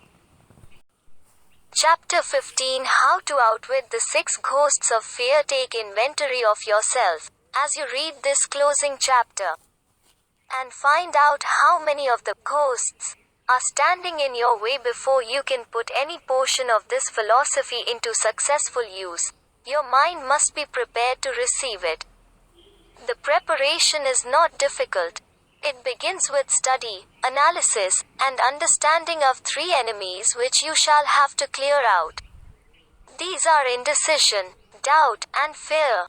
The 6th sense will never function while these 3 negatives, or any of them, remain in your mind. The members of this unholy trio are closely related. Where one is found, the other 2 are close at hand. Indecision is the seedling of fear. Remember this, as you read. Indecision crystallizes into doubt, the 2 blend and become fear. The blending process often is slow. This is one reason why these 3 enemies are so dangerous. They germinate and grow without their presence being observed. The remainder of this chapter describes an end which must be attained before the philosophy, as a whole, can be put into practical use. It also analyzes a condition which has, but lately, reduced huge numbers of people to poverty, and it states a truth which must be understood by all who accumulate riches, whether measured in terms of money or a state of mind of far greater value than money. The purpose of this chapter is to turn the spotlight of attention upon the cause and the cure of the 6 basic fears. Before we can master an enemy, we must know its name, its habits, and its place of abode. As you read, analyze yourself carefully, and determine which, if any, of the 6 common fears have attached themselves to you. Do not be deceived by the habits of these subtle enemies. Sometimes they remain hidden in the subconscious mind, where they are difficult to locate, and still more difficult to eliminate. The 6 basic fears. There are 6 basic fears, with some combination of which every human suffers at one tune or another. Most people are fortunate if they do not suffer from the entire 6, named in the order of their most common appearance. They are the fear of poverty, at the bottom of the fear of criticism, most of one's the fear of ill health, worries, the fear of loss of love of someone, the fear of old age, the fear of death. All other fears are of minor importance. They can be grouped under these 6 headings. The prevalence of these fears, as a curse to the world, runs in cycles. For almost 6 years, while the depression was on, we floundered in the cycle of fear of poverty. During the World War, we were in the cycle of fear of death. Just following the war, we were in the cycle of fear of ill health, as evidenced by the epidemic of disease which spread itself all over the world. Fears are nothing more than states of mind. One state of mind is subject to control and direction. Physicians, as everyone knows, are less subject to attack by disease than ordinary laymen, for the reason that physicians do not fear disease. Physicians, without fear or hesitation, have been known to physically contact hundreds of people daily who were suffering from such contagious diseases as smallpox without becoming infected. Their immunity against the disease consisted largely, if not solely, in their absolute lack of fear. Man can create nothing which he does not first conceive in the form of an impulse of thought. Following this statement comes another of still greater importance, namely, man's thought impulses begin immediately to translate themselves into their physical equivalent, whether those thoughts are voluntary or are involuntary. Thought impulses which are picked up through the ether, by mere chance, thoughts which have been released by other minds, may determine one's financial, business, professional, or social destiny just as surely as do the thought impulses which one creates by intent and design. We are here laying the foundation for the presentation of a fact of great importance to the person who does not understand why some people appear to be lucky, while others of equal or greater ability, training, experience, and brain capacity seem destined to ride with misfortune. This fact may be explained by the statement that every human being has the ability to completely control his own mind. And with this control, obviously, every person may open his mind to the tramp thought impulses which are being released by other brains, or close the doors tightly and admit only thought impulses of his own choice. Nature has endowed man with absolute control over but one thing, and that is thought. This fact, coupled with the additional fact that everything which man creates begins in the form of a thought, leads one very near to the principle by which fear may be mastered. If it is true that all thought has a tendency to clothe itself in its physical equivalent, and this is true, beyond any reasonable room for doubt, it is equally true that thought impulses of fear and poverty cannot be translated into terms of courage and financial gain. The people of America began to think of poverty following the Wall Street crash of 1929. Slowly, but surely that mass thought was crystallized into its physical equivalent, which was known as a depression. This had to happen. It is in conformity with the laws of nature. The fear of poverty, there can be no compromise between poverty and riches. The two roads that lead to poverty and riches travel in opposite directions. If you want riches, you must refuse to accept any circumstance that leads toward poverty. The word riches is here used in its broadest sense, meaning financial, spiritual, mental and material estates. The starting point of the path that leads to riches is desire. In Chapter 1, you received full instructions for the proper use of desire. In this chapter, on fear, you have complete instructions for preparing your mind to make practical use of desire. Here, then, is the place to give yourself a challenge which will definitely determine how much of this philosophy you have absorbed. Here is the point at which you can turn prophet and foretell accurately what the future holds in store for you. If, After reading this chapter, you are willing to accept poverty. You may as well make up your mind to receive poverty. This is one decision you cannot avoid. If you demand riches, determine what form and how much will be required to satisfy you. You know the road that leads to riches. You have been given a road map which, if followed, will keep you on that road. If you neglect to make the start or stop before you arrive, no one will be to blame but you. This responsibility is yours. No alibi will save you from accepting the responsibility if you now fail or refuse to demand riches of life. Because the acceptance calls for but one thing, incidentally, the only thing you can control, and that is a state of mind. A state of mind is something that one assumes.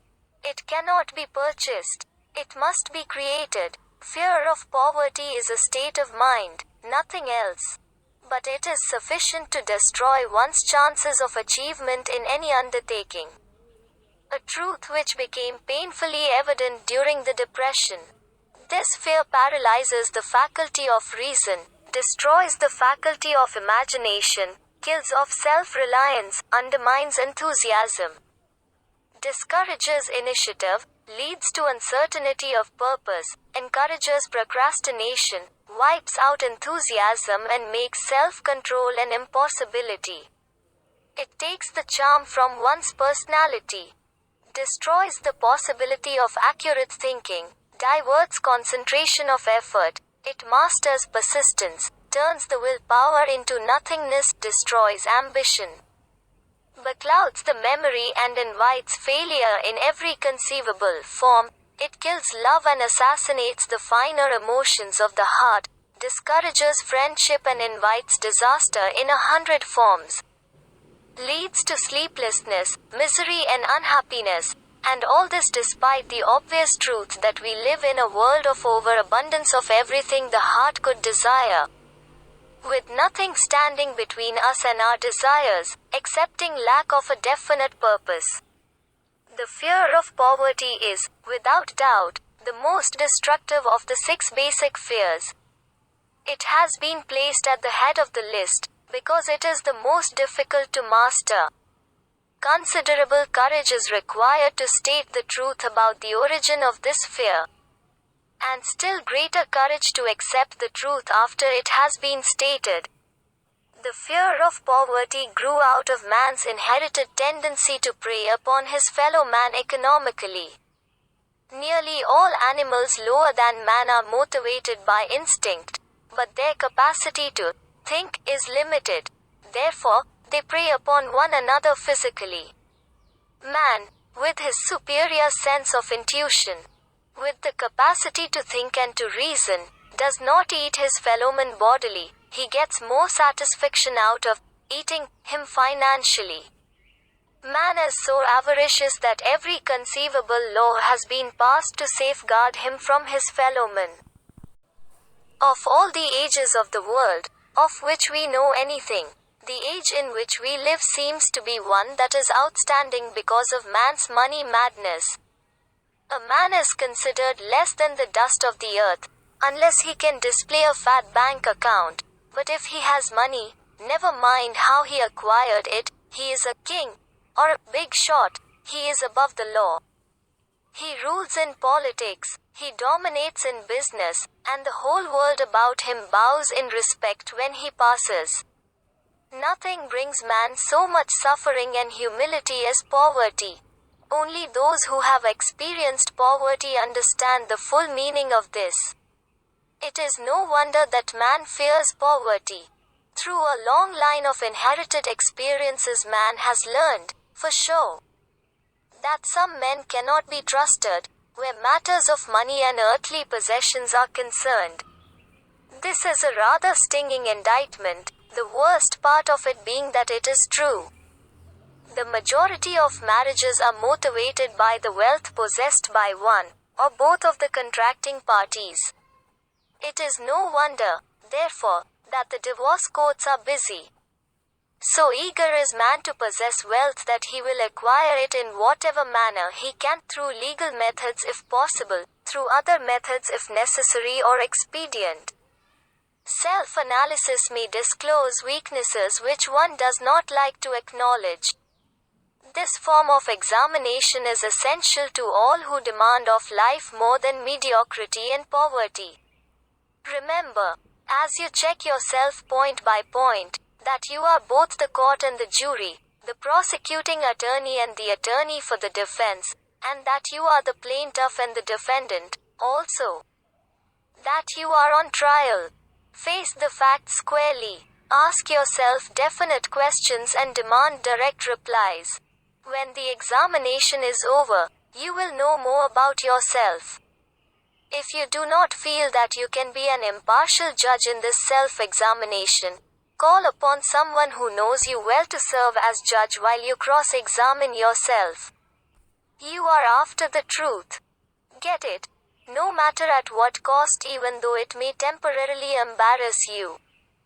The majority of people, if asked what they fear most, would reply, "I fear nothing." The reply would be inaccurate, because few people realize that they are bound, handicapped, whipped spiritually and physically through some form of fear. So subtle and deeply seated is the emotion of fear that one may go through life burdened with it, never recognizing its presence. Only a courageous analysis will disclose the presence of this universal enemy. When you begin such an analysis, search deeply into your character. Here is a list of the symptoms for which you should look. Symptoms of the fear of poverty: indifference, commonly expressed through lack of ambition, willingness to tolerate poverty, acceptance of whatever compensation life may offer without protest. Mental and physical laziness, lack of initiative, imagination, enthusiasm and self-control, indecision. The habit of permitting others to do one's thinking. Staying on the fence. Doubt, generally expressed through alibis and excuses designed to cover up, explain away, or apologize for one's failures, sometimes expressed in the form of envy of those who are successful, or by criticizing them. Worry, usually expressed by finding fault with others, a tendency to spend beyond one's income, neglect of personal appearance, scowling and frowning. Intemperance in the use of alcoholic drink, sometimes through the use of narcotics, nervousness, lack of poise, self-consciousness and lack of self-reliance. The habit of looking for the negative side of every circumstance, thinking and talking of possible failure instead of concentrating upon the means of succeeding. Knowing all the roads to disaster, but never searching for the plans to avoid failure. Waiting for the right time to begin putting ideas and plans into action, until the waiting becomes a permanent habit. Remembering those who have failed, and forgetting those who have succeeded. Seeing the hole in the donut, but overlooking the donut.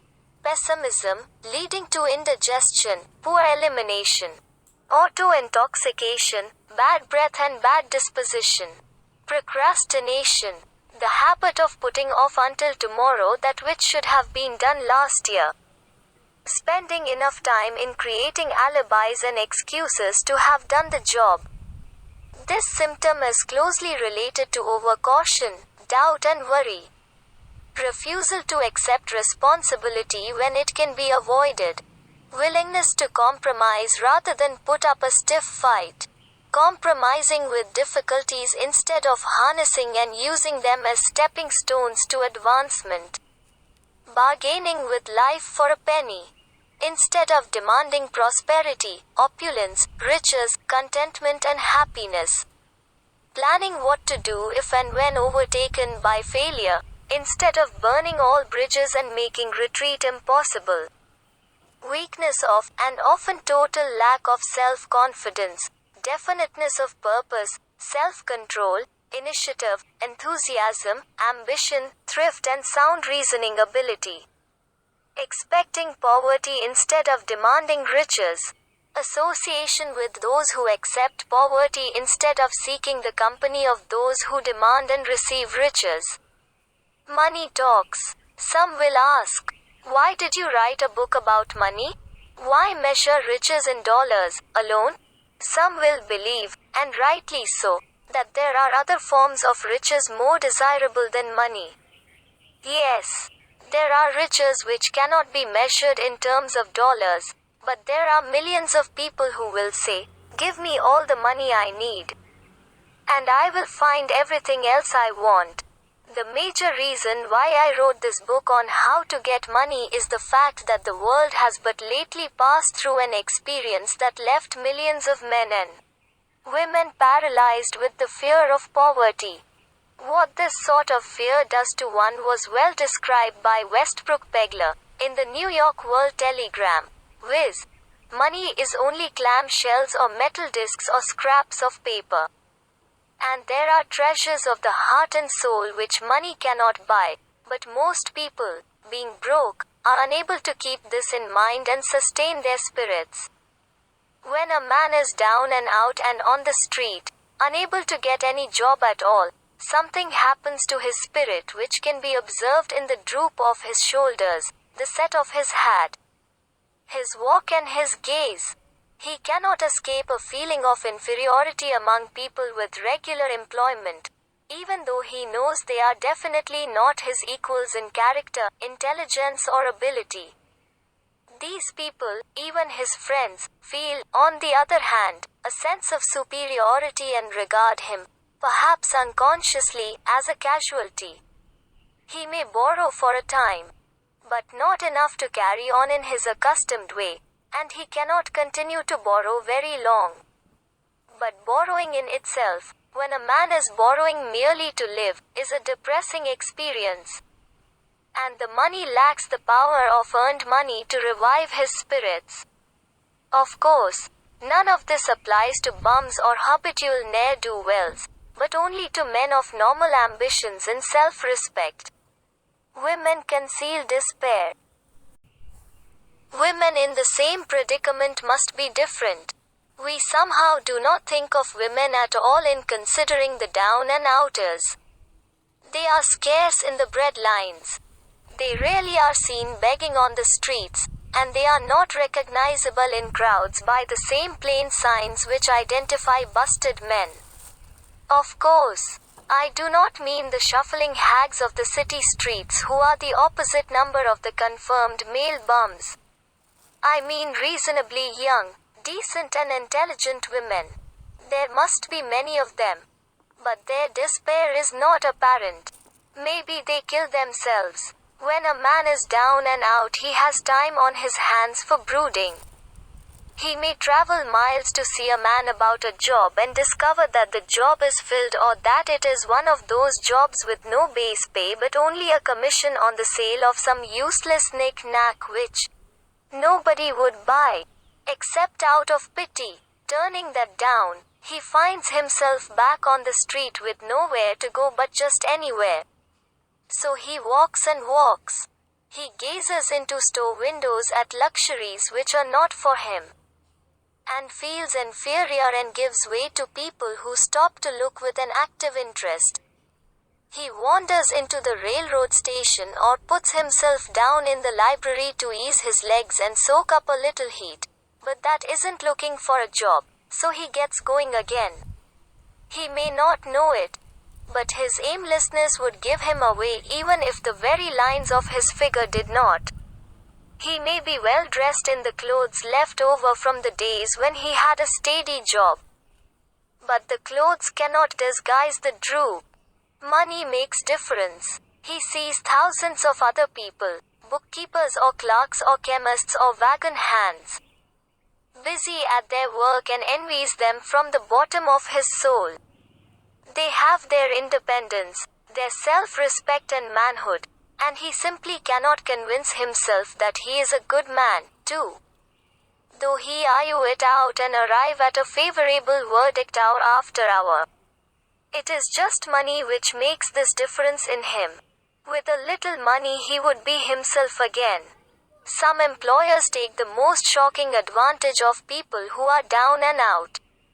The agencies hang out little colored cards offering miserable wages to busted men, $12 a week, $15 a week.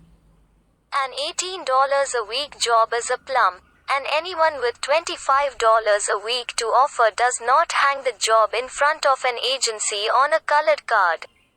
I have a want ad clipped from a local paper demanding a clerk, a good, clean penman, to take telephone orders for a sandwich shop from 11 a.m. to 2 p.m. for $8 a month, not $8 a week but $8 a month. The ad says also, state religion. Can you imagine the brutal effrontery of anyone who demands a good, clean penman for 11 cents an hour inquiring into the victim's religion? But that is what busted people are offered. The fear of criticism, just how man originally came by this fear, no one can state definitely. But one thing is certain, he has it in a highly developed form. Some believe that this fear made its appearance about the time that politics became a profession. Others believe it can be traced to the age when women first began to concern themselves with styles in wearing apparel. This author, being neither a humorist nor a prophet, is inclined to attribute the basic fear of criticism to that part of man's inherited nature which prompts him not only to take away his fellowman's goods and wares, but to justify his action by criticism of his fellowman's character. It is a well-known fact that a thief will criticize the man from whom he steals, that politicians seek office not by displaying their own virtues and qualifications, but by attempting to besmirch their opponents. The fear of criticism takes on many forms, the majority of which are petty and trivial. Bald-headed men, for example, are bald for no other reason than their fear of criticism. Heads become bald because of the tight-fitting bands of hats which cut off the circulation from the roots of the hair. Men wear hats, not because they actually need them, but mainly because everyone is doing it. The individual falls into line and does likewise, lest some other individual criticize him. Women seldom have bald heads, or even thin hair, because they wear hats which fit their heads loosely, the only purpose of the hats being adornment. But it must not be supposed that women are free from the fear of criticism. If any woman claims to be superior to man with reference to this fear, ask her to walk down the street wearing a hat of the vintage of 1890. The astute manufacturers of clothing have not been slow to capitalize this basic fear of criticism, with which all mankind has been cursed. Every season the styles in many articles of wearing apparel change. Who establishes the styles? Certainly not the purchaser of clothing, but the manufacturer. Why does he change the styles so often? The answer is obvious. He changes the styles so he can sell more clothes. For the same reason the manufacturers of automobiles, with a few rare and very sensible exceptions, change styles of models every season. No man wants to drive an automobile which is not of the latest style, although the older model may actually be the better car. We have been describing the manner in which people behave under the influence of fear of criticism as applied to the small and petty things of life.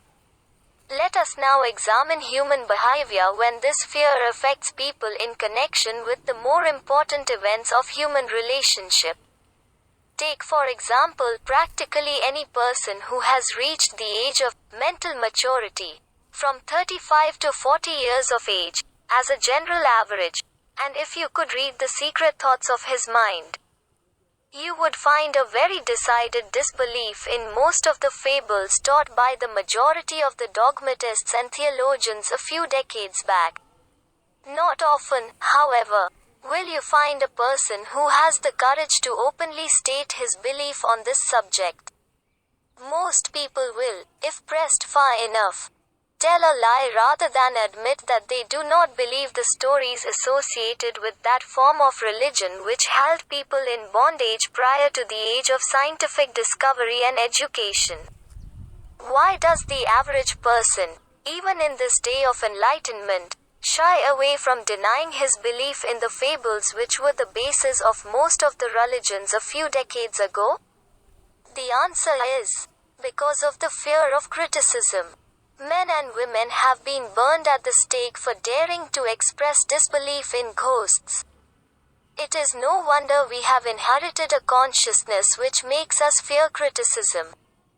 The time was, and not so far in the past, when criticism carried severe punishments. It still does in some countries. The fear of criticism robs man of his initiative, destroys his power of imagination, limits his individuality, takes away his self-reliance, and does him damage in 100 other ways. Parents often do their children irreparable injury by criticizing them. The mother of one of my boyhood chums used to punish him with a switch almost daily, always completing the job with the statement, "You land in the penitentiary before you are 20. He was sent to a reformatory at the age of 17. Criticism is the one form of service, of which everyone has too much. Everyone has a stock of it which is handed out, gratis, whether called for or not. One's nearest relatives often are the worst offenders. It should be recognized as a crime. In reality, it is a crime of the worst nature for any parent to build inferiority complexes in the mind of a child through unnecessary criticism. Employers who understand human nature get the best there is in men, not by criticism, but by constructive suggestion. Parents may accomplish the same results with their children. Criticism will plant fear in the human heart, or resentment, but it will not build love or affection. Symptoms of the fear of criticism. This fear is almost as universal as the fear of poverty, and its effects are just as fatal to personal achievement, mainly because this fear destroys initiative and discourages the use of imagination. The major symptoms of the fear are self-consciousness, generally expressed through nervousness, timidity in conversation and in meeting strangers, awkward movement of the hands and limbs, shifting of the eyes. Lack of poise, expressed through lack of voice control, nervousness in the presence of others, poor posture of body, poor memory. Personality, lacking in firmness of decision, personal charm, and ability to express opinions definitely. The habit of sidestepping issues instead of meeting them squarely. Agreeing with others without careful examination of their opinions. Inferiority complex. The habit of expressing self-approval by word of mouth and by actions, as a means of covering up a feeling of inferiority. Using big words to impress others, often without knowing the real meaning of the words. Imitating others in dress, speech and manners. Boasting of imaginary achievements. This sometimes gives a surface appearance of a feeling of superiority. Extravagance. The habit of trying to keep up with the Joneses, spending beyond one's income. Lack of initiative. Failure to embrace opportunities for self-advancement. Fear to express opinions. Lack of confidence in one's own ideas. Giving evasive answers to questions asked by superiors. Hesitancy of manner and speech, deceit in both words and deeds. Lack of ambition, mental and physical laziness, lack of self-assertion, slowness in reaching decisions, easily influenced by others. The habit of criticizing others behind their backs and flattering them to their faces, the habit of accepting defeat without protest. Quitting an undertaking when opposed by others, suspicious of other people without cause. Lacking in tactfulness of manner and speech, unwillingness to accept the blame for mistakes. The fear of ill health. This fear may be traced to both physical and social heredity. It is closely associated, as to its origin, with the causes of fear of old age and the fear of death, because it leads one closely to the border of terrible worlds, of which man knows not, but concerning which he has been taught some discomforting stories. The opinion is somewhat general, also, that certain unethical people engaged in the business of selling health have had not a little to do with keeping alive the fear of ill health. In the main, man fears ill health because of the terrible pictures which have been planted in his mind of what may happen if death should overtake him. He also fears it because of the economic toll which it may claim. A reputable physician estimated that 75% of all people who visit physicians for professional service are suffering with hypochondria, imaginary illness. It has been shown most convincingly that the fear of disease, even where there is not the slightest cause for fear, often produces the physical symptoms of the disease feared. Powerful and mighty is the human mind. It builds or it destroys. Playing upon this common weakness of fear of ill health, dispensers of patent medicines have reaped fortunes. This form of imposition upon credulous humanity became so prevalent some 20 years ago that Collier's Weekly magazine conducted a bitter campaign against some of the worst offenders in the patent medicine business. During the flu epidemic which broke out during the World War, the mayor of New York City took drastic steps to check the damage which people were doing themselves through their inherent fear of ill health. He called in the newspaper men and said to them, "Gentlemen, I feel it necessary to ask you not to publish any scare headlines concerning the flu epidemic. Unless you cooperate with me, we will have a situation which we cannot control." The newspapers quit publishing stories about the flu, and within 1 month the epidemic had been successfully checked. Through a series of experiments conducted some years ago, it was proved that people may be made ill by suggestion. We conducted this experiment by causing 3 acquaintances to visit the victims, each of whom asked the question, "What ails you? You look terribly ill." The first questioner usually provoked a grin, and a nonchalant, "Oh, nothing, I'm all right," from the victim. The second questioner usually was answered with the statement, "I don't know exactly, but I do feel badly." The third questioner was usually met with the frank admission that the victim was actually feeling ill. Try this on an acquaintance if you doubt that it will make him uncomfortable, but do not carry the experiment too far. There is a certain religious sect whose members take vengeance upon their enemies by the hexing method. They call it placing a spell on the victim. There is overwhelming evidence that disease sometimes begins in the form of negative thought impulse. Such an impulse may be passed from one mind to another, by suggestion, or created by an individual in his own mind. A man who was blessed with more wisdom than this incident might indicate, once said, "When anyone asks me how I feel, I always want to answer by knocking him down." Doctors send patients into new climates for their health, because a change of mental attitude is necessary. The seed of fear of ill health lives in every human mind. Worry, fear, discouragement, disappointment in love and business affairs, cause this seed to germinate and grow. The recent business depression kept the doctors on the run, because every form of negative thinking may cause ill health. Disappointments in business and in love stand at the head of the list of causes of fear of ill health. A young man suffered a disappointment in love which sent him to a hospital. For months he hovered between life and death. A specialist in suggestive therapeutics was called in. The specialist changed nurses, placing him in charge of a very charming young woman who began, by pre-arrangement with the doctor, to make love to him the first day of her arrival on the job.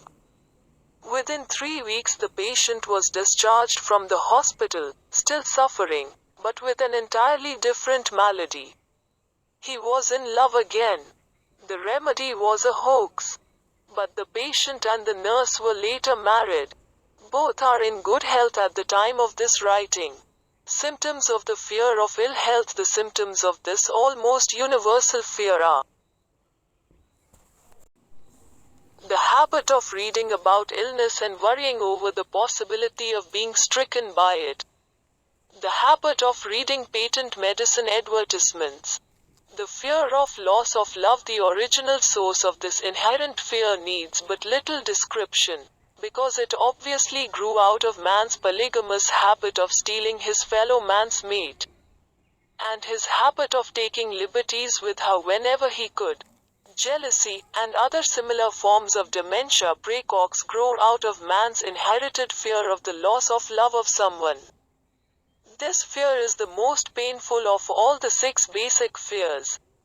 It probably plays more havoc with the body and mind than any of the other basic fears, as it often leads to permanent insanity.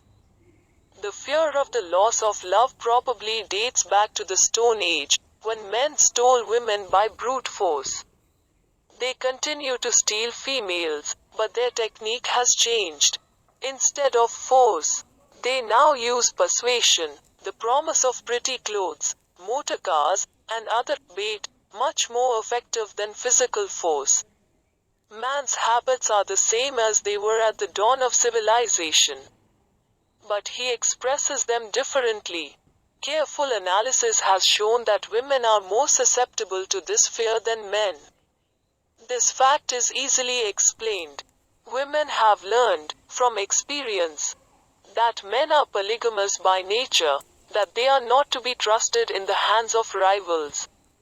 Symptoms of the fear of loss of love. The distinguishing symptoms of this fear are jealousy, the habit of being suspicious of friends and loved ones without any reasonable evidence of sufficient grounds.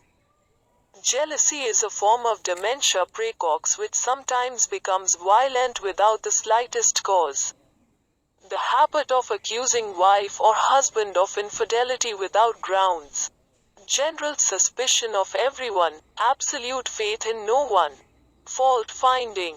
The habit of finding fault with friends, relatives, business associates and loved ones upon the slightest provocation, or without any cause whatsoever. Gambling. The habit of gambling, stealing, cheating, and otherwise taking hazardous chances to provide money for loved ones, with the belief that love can be bought. The habit of spending beyond one's means, or incurring debts, to provide gifts for loved ones, with the object of making a favorable showing. Insomnia, nervousness, lack of persistence, weakness of will, lack of self-control, lack of self-reliance, bad temper. The fear of old age. In the main, this fear grows out of 2 sources. First, the thought that old age may bring with it poverty. Secondly, and by far the most common source of origin, from false and cruel teachings of the past which have been too well mixed with fire and brimstone, and other bogies cunningly designed to enslave man through fear. In the basic fear of old age, man has 2 very sound reasons for his apprehension, one growing out of his distrust of his fellowman, who may seize whatever worldly goods he may possess, and the other arising from the terrible pictures of the world beyond, which were planted in his mind, through social heredity before he came into full possession of his mind. The possibility of ill health, which is more common as people grow older, is also a contributing cause of this common fear of old age. Eroticism also enters into the cause of the fear of old age, as no man cherishes the thought of diminishing sex attraction. The most common cause of fear of old age is associated with the possibility of poverty. Poorhouse is not a pretty word. It throws a chill into the mind of every person who faces the possibility of having to spend his declining years on a poor farm. Another contributing cause of the fear of old age is the possibility of loss of freedom and independence, as old age may bring with it the loss of both physical and economic freedom. Symptoms of the fear of old age. The commonest symptoms of this fear are the tendency to slow down and develop an inferiority complex at the age of mental maturity, around the age of 40. Falsely believing oneself to be slipping because of age. The truth is that man's most useful years, mentally and spiritually, are those between 40 and 60. The habit of speaking apologetically of oneself as being old, merely because one has reached the age of 40 or 50. Instead of reversing the rule and expressing gratitude for having reached the age of wisdom and understanding. The habit of killing off initiative, imagination, and self-reliance by falsely believing oneself too old to exercise these qualities.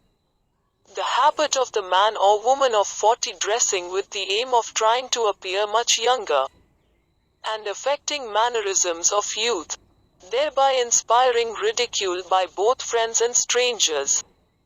The fear of death. To some, this is the cruelest of all the basic fears. The reason is obvious. The terrible pangs of fear associated with the thought of death, in the majority of cases, may be charged directly to religious fanaticism. So-called heathen are less afraid of death than the more civilized. For hundreds of millions of years man has been asking the still unanswered questions. Whence and whither? Where did I come from, and where am I going? During the darker ages of the past, the more cunning and crafty were not slow to offer the answer to these questions, for a price. Witness, now, the major source of origin of the fear of death. Come into my tent, embrace my faith, accept my dogmas, and I will give you a ticket that will admit you straight away into heaven when you die, cries a leader of sectarianism. Remain out of my tent, says the same leader, and may the devil take you and burn you throughout eternity. Eternity is a long time. Fire is a terrible thing. The thought of eternal punishment, with fire, not only causes man to fear death, it often causes him to lose his reason. It destroys interest in life and makes happiness impossible. During my research, I reviewed a book entitled, A Catalogue of the Gods, in which were listed the 30,000 gods which man has worshipped. Think of it, 30,000 of them, represented by everything from a crawfish to a man. It is little wonder that men have become frightened at the approach of death. While the religious leader may not be able to provide safe conduct into heaven, nor, by lack of such provision, allow the unfortunate to descend into hell, the possibility of the latter seems so terrible that the very thought of it lays hold of the imagination in such a realistic way that it paralyzes reason, and sets up the fear of death. In truth, no man knows, and no man has ever known, what heaven or hell is like. Nor does any man know if either place actually exists. This very lack of positive knowledge opens the door of the human mind to the charlatan, so he may enter and control that mind with his stock of legerdemain and various brands of pious fraud and trickery. The fear of death is not as common now as it was during the age when there were no great colleges and universities. Men of science have turned the spotlight of truth upon the world, and this truth is rapidly freeing men and women from this terrible fear of death. The young men and young women who attend the colleges and universities are not easily impressed by fire and brimstone. Through the aid of biology, astronomy, geology, and other related sciences, the fears of the Dark Ages which gripped the minds of men and destroyed their reason have been dispelled. Insane asylums are filled with men and women who have gone mad because of the fear of death. This fear is useless. Death will come, no matter what anyone may think about it. Accept it as a necessity, and pass the thought out of your mind. It must be a necessity, or it would not come to all. Perhaps it is not as bad as it has been pictured. The entire world is made up of only two things, energy and matter. In elementary physics we learn that neither matter nor energy, the only two realities known to man, can be created nor destroyed. Both matter and energy can be transformed, but neither can be destroyed. Life is energy, if it is anything. If neither energy nor matter can be destroyed, of course life cannot be destroyed. Life, like other forms of energy, may be passed through various processes of transition or change, but it cannot be destroyed. Death is mere transition. If death is not mere change or transition, then nothing comes after death except a long, eternal, peaceful sleep, and sleep is nothing to be feared. Thus you may wipe out, forever, the fear of death. Symptoms of the fear of death. The general symptoms of this fear are the habit of thinking about dying instead of making the most of life, due, generally, to lack of purpose or lack of a suitable occupation. This fear is more prevalent among the aged, but sometimes the more youthful are victims of it. The greatest of all remedies for the fear of death is a burning desire for achievement, backed by useful service to others. A busy person seldom has time to think about dying. He finds life too thrilling to worry about death. Sometimes the fear of death is closely associated with the fear of poverty, where one's death would leave loved ones poverty-stricken. In other cases, the fear of death is caused by illness and the consequent breaking down of physical body resistance. The commonest causes of the fear of death are ill health, poverty, lack of appropriate occupation, disappointment over love, insanity, religious fanaticism. Old man worry is a state of mind based upon fear. It works slowly, but persistently. It is insidious and subtle. Step by step it digs itself in, until it paralyzes one's reasoning faculty, destroys self-confidence and initiative. Worry is a form of sustained fear caused by indecision, therefore it is a state of mind which can be controlled. An unsettled mind is helpless. Indecision makes an unsettled mind. Most individuals lack the willpower to reach decisions promptly, and to stand by them after they have been made, even during normal business conditions.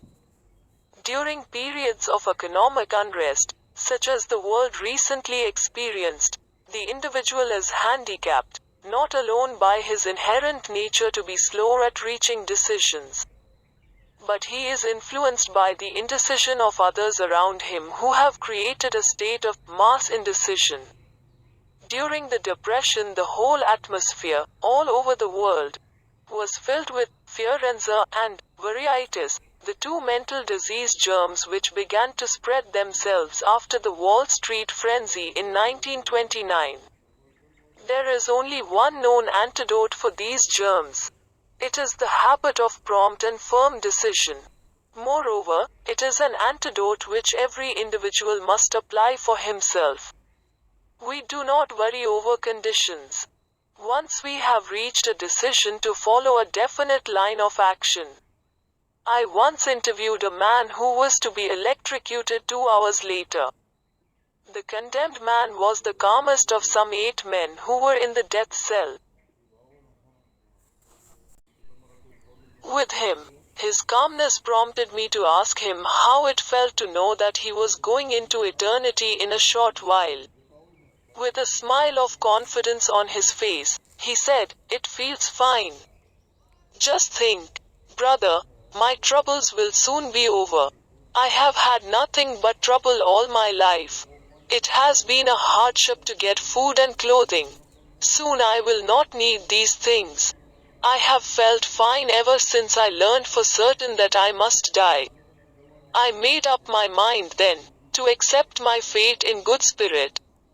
As he spoke, he devoured a dinner of proportions sufficient for 3 men, eating every mouthful of the food brought to him, and apparently enjoying it as much as if no disaster awaited him. Decision gave this man resignation to his fate. Decision can also prevent one's acceptance of undesired circumstances. The 6 basic fears become translated into a state of worry through indecision. Relieve yourself forever of the fear of death by reaching a decision to accept death as an inescapable event. Whip the fear of poverty by reaching a decision to get along with whatever wealth you can accumulate without worry. Put your foot upon the neck of the fear of criticism by reaching a decision not to worry about what other people think, do, or say. Eliminate the fear of old age by reaching a decision to accept it, not as a handicap, but as a great blessing which carries with it wisdom, self-control, and understanding not known to youth. Acquit yourself of the fear of ill health by the decision to forget symptoms. Master the fear of loss of love by reaching a decision to get along without love, if that is necessary. Kill the habit of worry, in all its forms, by reaching a general, blanket decision that nothing which life has to offer is worth the price of worry. With this decision will come poise, peace of mind, and calmness of thought which will bring happiness. A man whose mind is filled with fear not only destroys his own chances of intelligent action, but he transmits these destructive vibrations to the minds of all who come into contact with him, and destroys also their chances. Even a dog or a horse knows when its master lacks courage. Moreover, a dog or a horse will pick up the vibrations of fear thrown off by its master, and behave accordingly. Lower down the line of intelligence in the animal kingdom, one finds this same capacity to pick up the vibrations of fear. A honey bee immediately senses fear in the mind of a person, for reasons unknown. A bee will sting the person whose mind is releasing vibrations of fear, much more readily than it will molest the person whose mind registers no fear. The vibrations of fear pass from one mind to another just as quickly and as surely as the sound of the human voice passes from the broadcasting station to the receiving set of a radio, and by the medium. Mental telepathy is a reality. Thoughts pass from one mind to another, voluntarily, whether or not this fact is recognized by either the person releasing the thoughts or the persons who pick up those thoughts. The person who gives expression, by word of mouth, to negative or destructive thoughts is practically certain to experience the results of those words in the form of a destructive kickback. The release of destructive thought impulses, alone, without the aid of words, produces also a kickback in more ways than one. First of all, and perhaps most important to be remembered, the person who releases thoughts of a destructive nature must suffer damage through the breaking down of the faculty of creative imagination. Secondly, the presence in the mind of any destructive emotion develops a negative personality which repels people and often converts them into antagonists. The third source of damage to the person who entertains or releases negative thoughts lies in this significant fact: these thought impulses are not only damaging to others, but they embed themselves in the subconscious mind of the person releasing them, and they become a part of his character. One is never through with a thought, merely by releasing it. When a thought is released, it spreads in every direction, through the medium of the ether. But it also plants itself permanently in the subconscious mind of the person releasing it. Your business in life is, presumably, to achieve success. To be successful, you must find peace of mind. acquire the material needs of life, and above all, attain happiness. All of these evidences of success begin in the form of thought impulses. You may control your own mind. You have the power to feed it whatever thought impulses you choose. With this privilege goes also the responsibility of using it constructively. You are the master of your own earthly destiny just as surely as you have the power to control your own thoughts. You may influence, direct, and eventually control your own environment, making your life what you want it to be, or you may neglect to exercise the privilege which is yours, to make your life to order, thus casting yourself upon the broad sea of circumstance, where you will be tossed hither and yon, like a chip on the waves of the ocean. The Devil's Workshop. The seventh basic evil. In addition to the 6 basic fears, there is another evil by which people suffer. It constitutes a rich soil in which the seeds of failure grow abundantly. It is so subtle that its presence often is not detected. This affliction cannot properly be classed as a fear. It is more deeply seated and more often fatal than all of the 6 fears. For want of a better name, let us call this evil susceptibility to negative influences. Men who accumulate great riches always protect themselves against this evil. The poverty-stricken never do. Those who succeed in any calling must prepare their minds to resist the evil. If you are reading this philosophy for the purpose of accumulating riches, you should examine yourself very carefully to determine whether you are susceptible to negative influences. If you neglect this self-analysis, you will forfeit your right to attain the object of your desires. Make the analysis searching. After you read the questions prepared for this self-analysis, hold yourself to a strict accounting in your answers. Go at the task as carefully as you would search for any other enemy you knew to be awaiting you in ambush, and deal with your own faults as you would with the more tangible enemy. You can easily protect yourself against highway robbers, because the law provides organized cooperation for your benefit, but the 7th basic evil is more difficult to master, because it strikes when you are not aware of its presence, when you are asleep, and while you are awake. Moreover, its weapon is intangible, because it consists of merely a state of mind. This evil is also dangerous because it strikes in as many different forms as there are human experiences. Sometimes it enters the mind through the well-meant words of one's own relatives. At other times, it bores from within, through one's own mental attitude. Always it is as deadly as poison, even though it may not kill as quickly. How to protect yourself against negative influences? To protect yourself against negative influences, whether of your own making, or the result of the activities of negative people around you. Recognize that you have and put it into constant use, until it builds a wall of immunity against negative influences in your own mind. Recognize the fact that you, and every other human being, are, by nature, lazy, indifferent, and susceptible to all suggestions which harmonize with your weaknesses. Recognize that you are, by nature, susceptible to all the 6 basic fears, and set up habits for the purpose of counteracting all these fears. Recognize that negative influences often work on you through your subconscious mind.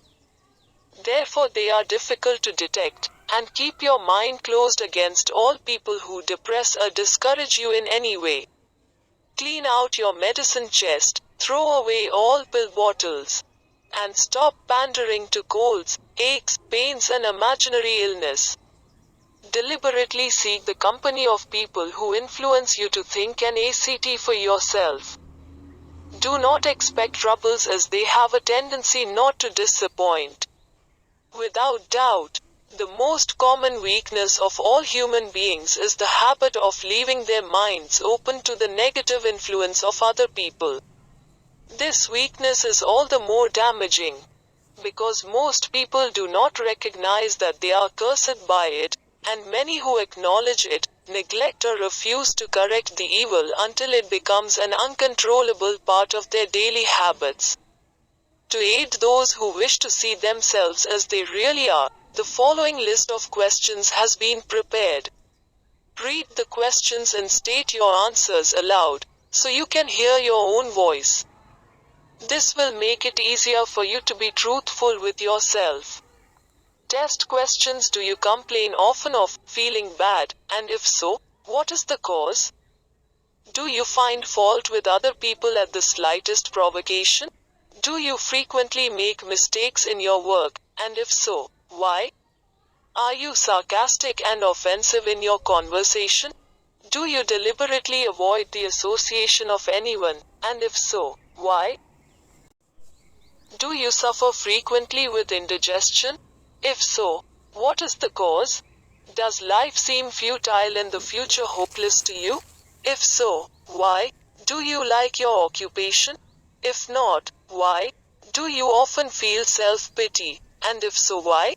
Are you envious of those who excel you? To which do you devote most time, thinking of success or of failure?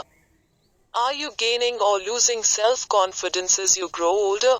Do you learn something of value from all mistakes? Are you permitting some relative or acquaintance to worry you? If so, why? Are you sometimes in the clouds, and at other times in the depths of despondency? Who has the most inspiring influence upon you? What is the cause?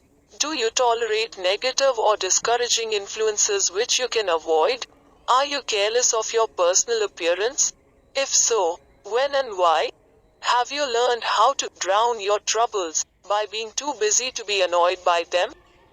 Would you call yourself a spineless weakling if you permitted others to do your thinking for you? Do you neglect internal bathing until auto-intoxication makes you ill-tempered and irritable? How many preventable disturbances annoy you, and why do you tolerate them? Do you resort to liquor, narcotics, or cigarettes to quiet your nerves? If so, why do you not try willpower instead? Does anyone nag you, and if so, for what reason? Do you have a definite major purpose, and if so, what is it, and what plan have you for achieving it? Do you suffer from any of the 6 basic fears? If so, which ones? Have you a method by which you can shield yourself against the negative influence of others? Do you make deliberate use of auto-suggestion to make your mind positive? Which do you value most? Your material possessions, or your privilege of controlling your own thoughts? Are you easily influenced by others, against your own judgment? Has today added anything of value to your stock of knowledge or state of mind? Do you face squarely the circumstances which make you unhappy, or sidestep the responsibility? Do you analyze all mistakes and failures and try to profit by them, or do you take the attitude that this is not your duty? Can you name 3 of your most damaging weaknesses? What are you doing to correct them? Do you encourage other people to bring their worries to you for sympathy? Do you choose, from your daily experiences, lessons or influences which aid in your personal advancement? Does your presence have a negative influence on other people as a rule? What habits of other people annoy you most? Do you form your own opinions or permit yourself to be influenced by other people? Have you learned how to create a mental state of mind with which you can shield yourself against all discouraging influences? Does your occupation inspire you with faith and hope?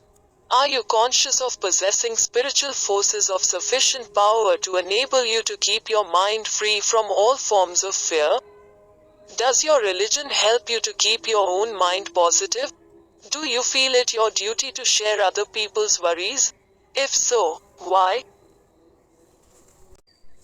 If you believe that birds of a feather flock together, what have you learned about yourself by studying the friends whom you attract? What connection, if any, Do you see between the people with whom you associate most closely, and any unhappiness you may experience? Could it be possible that some person whom you consider to be a friend is, in reality, your worst enemy, because of his negative influence on your mind? By what rules do you judge who is helpful and who is damaging to you? Are your intimate associates mentally superior or inferior to you? How much time out of every 24 hours do you devote to A. Your occupation, B. Sleep, C. Play and relaxation, D. Acquiring useful knowledge, A. Plain waste, who among your acquaintances, A. Encourages you most, B. Cautions you most, C. Discourages you most, D. Helps you most in other ways? What is your greatest worry? Why do you tolerate it? When others offer you free, unsolicited advice, do you accept it without question, or analyze their motive? What, above all else, do you most desire? Do you intend to acquire it? Are you willing to subordinate all other desires for this one? How much time daily do you devote to acquiring it? Do you change your mind often? If so, why? Do you usually finish everything you begin? Are you easily impressed by other people's business or professional titles, college degrees, or wealth? Are you easily influenced by what other people think or say of you? Do you cater to people because of their social or financial status? Whom do you believe to be the greatest person living? In what respect is this person superior to yourself? How much time have you devoted to studying and answering these questions? At least one day is necessary for the analysis and the answering of the entire list. If you have answered all these questions truthfully, you know more about yourself than the majority of people. Study the questions carefully, come back to them once each week for several months, and be astounded at the amount of additional knowledge of great value to yourself you will have gained by the simple method of answering the questions truthfully. If you are not certain concerning the answers to some of the questions, seek the counsel of those who know you well, especially those who have no motive in flattering you, and see yourself through their eyes. The experience will be astonishing. You have absolute control over but one thing, and that is your thoughts. This is the most significant and inspiring of all facts known to man. It reflects man's divine nature. This divine prerogative is the sole means by which you may control your own destiny. If you fail to control your own mind, you may be sure you will control nothing else. If you must be careless with your possessions, let it be in connection with material things. Your mind is your spiritual estate. Protect and use it with the care to which divine royalty is entitled. You were given for this purpose. Unfortunately, there is no legal protection against those who, either by design or ignorance, poison the minds of others by negative suggestion. This form of destruction should be punishable by heavy legal penalties, because it may and often does destroy one's chances of acquiring material things which are protected by law. Men with negative minds tried to convince Thomas A. Edison that he could not build a machine that would record and reproduce the human voice, because, they said, no one else had ever produced such a machine. Edison did not believe them. He knew that the mind could produce anything the mind could conceive and believe, and that knowledge was the thing that lifted the great Edison above the common herd. Men with negative minds told F. W. Woolworth he would go broke trying to run a store on 5 and 10 cent sales. He did not believe them. He knew that he could do anything, within reason, if he backed his plans with faith. Exercising his right to keep other men's negative suggestions out of his mind, he piled up a fortune of more than $100 million. Men with negative minds told George Washington he could not hope to win against the vastly superior forces of the British, but he exercised his divine right to believe. Therefore this book was published under the protection of the Stars and Stripes, while the name of Lord Cornwallis has been all but forgotten. Doubting Thomases scoffed scornfully when Henry Ford tried out his first crudely built automobile on the streets of Detroit. Some said the thing never would become practical. Others said no one would pay money for such a contraption.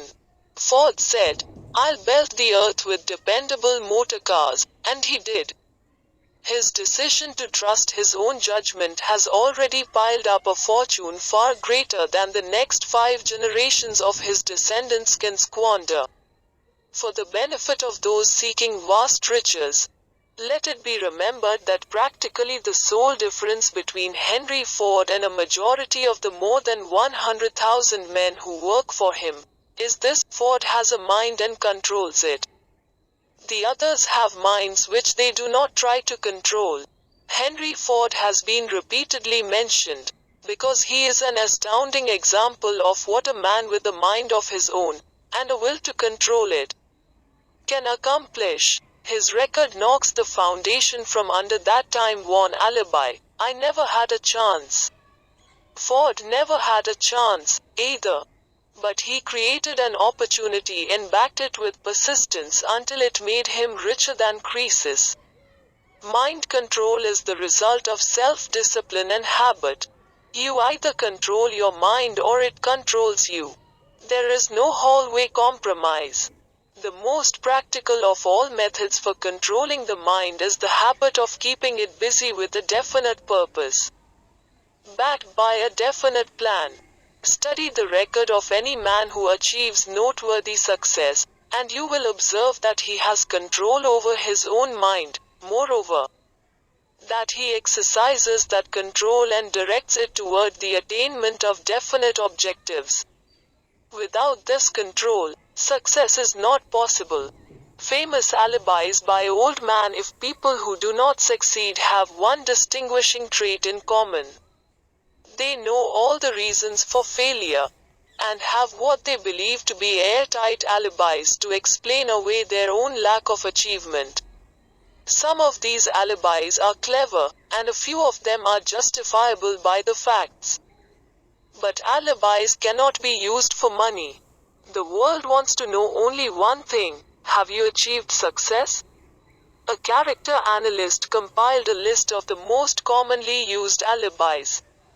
As you read the list, examine yourself carefully, and determine how many of these alibis, if any, are your own property.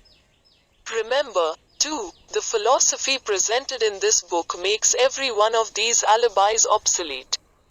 If I didn't have a wife and family, if I had enough pull, if I had money, if I had a good education, if I could get a job, if I had good health, if I only had time, if times were better, if other people understood me, if conditions around me were only different, if I could live my life over again, if I did not fear what they would say, if I had been given a chance, if I now had a chance, if other people didn't have it in for me, if nothing happens to stop me, if I were only younger, if I could only do what I want, if I had been born rich, if I could meet the right people, if I had the talent that some people have, if I dared assert myself, if I only had embraced past opportunities, if people didn't get on my nerves, if I didn't have to keep house and look after the children, if I could save some money, if the boss only appreciated me, if I only had somebody to help me, if my family understood me, if I lived in a big city, if I could just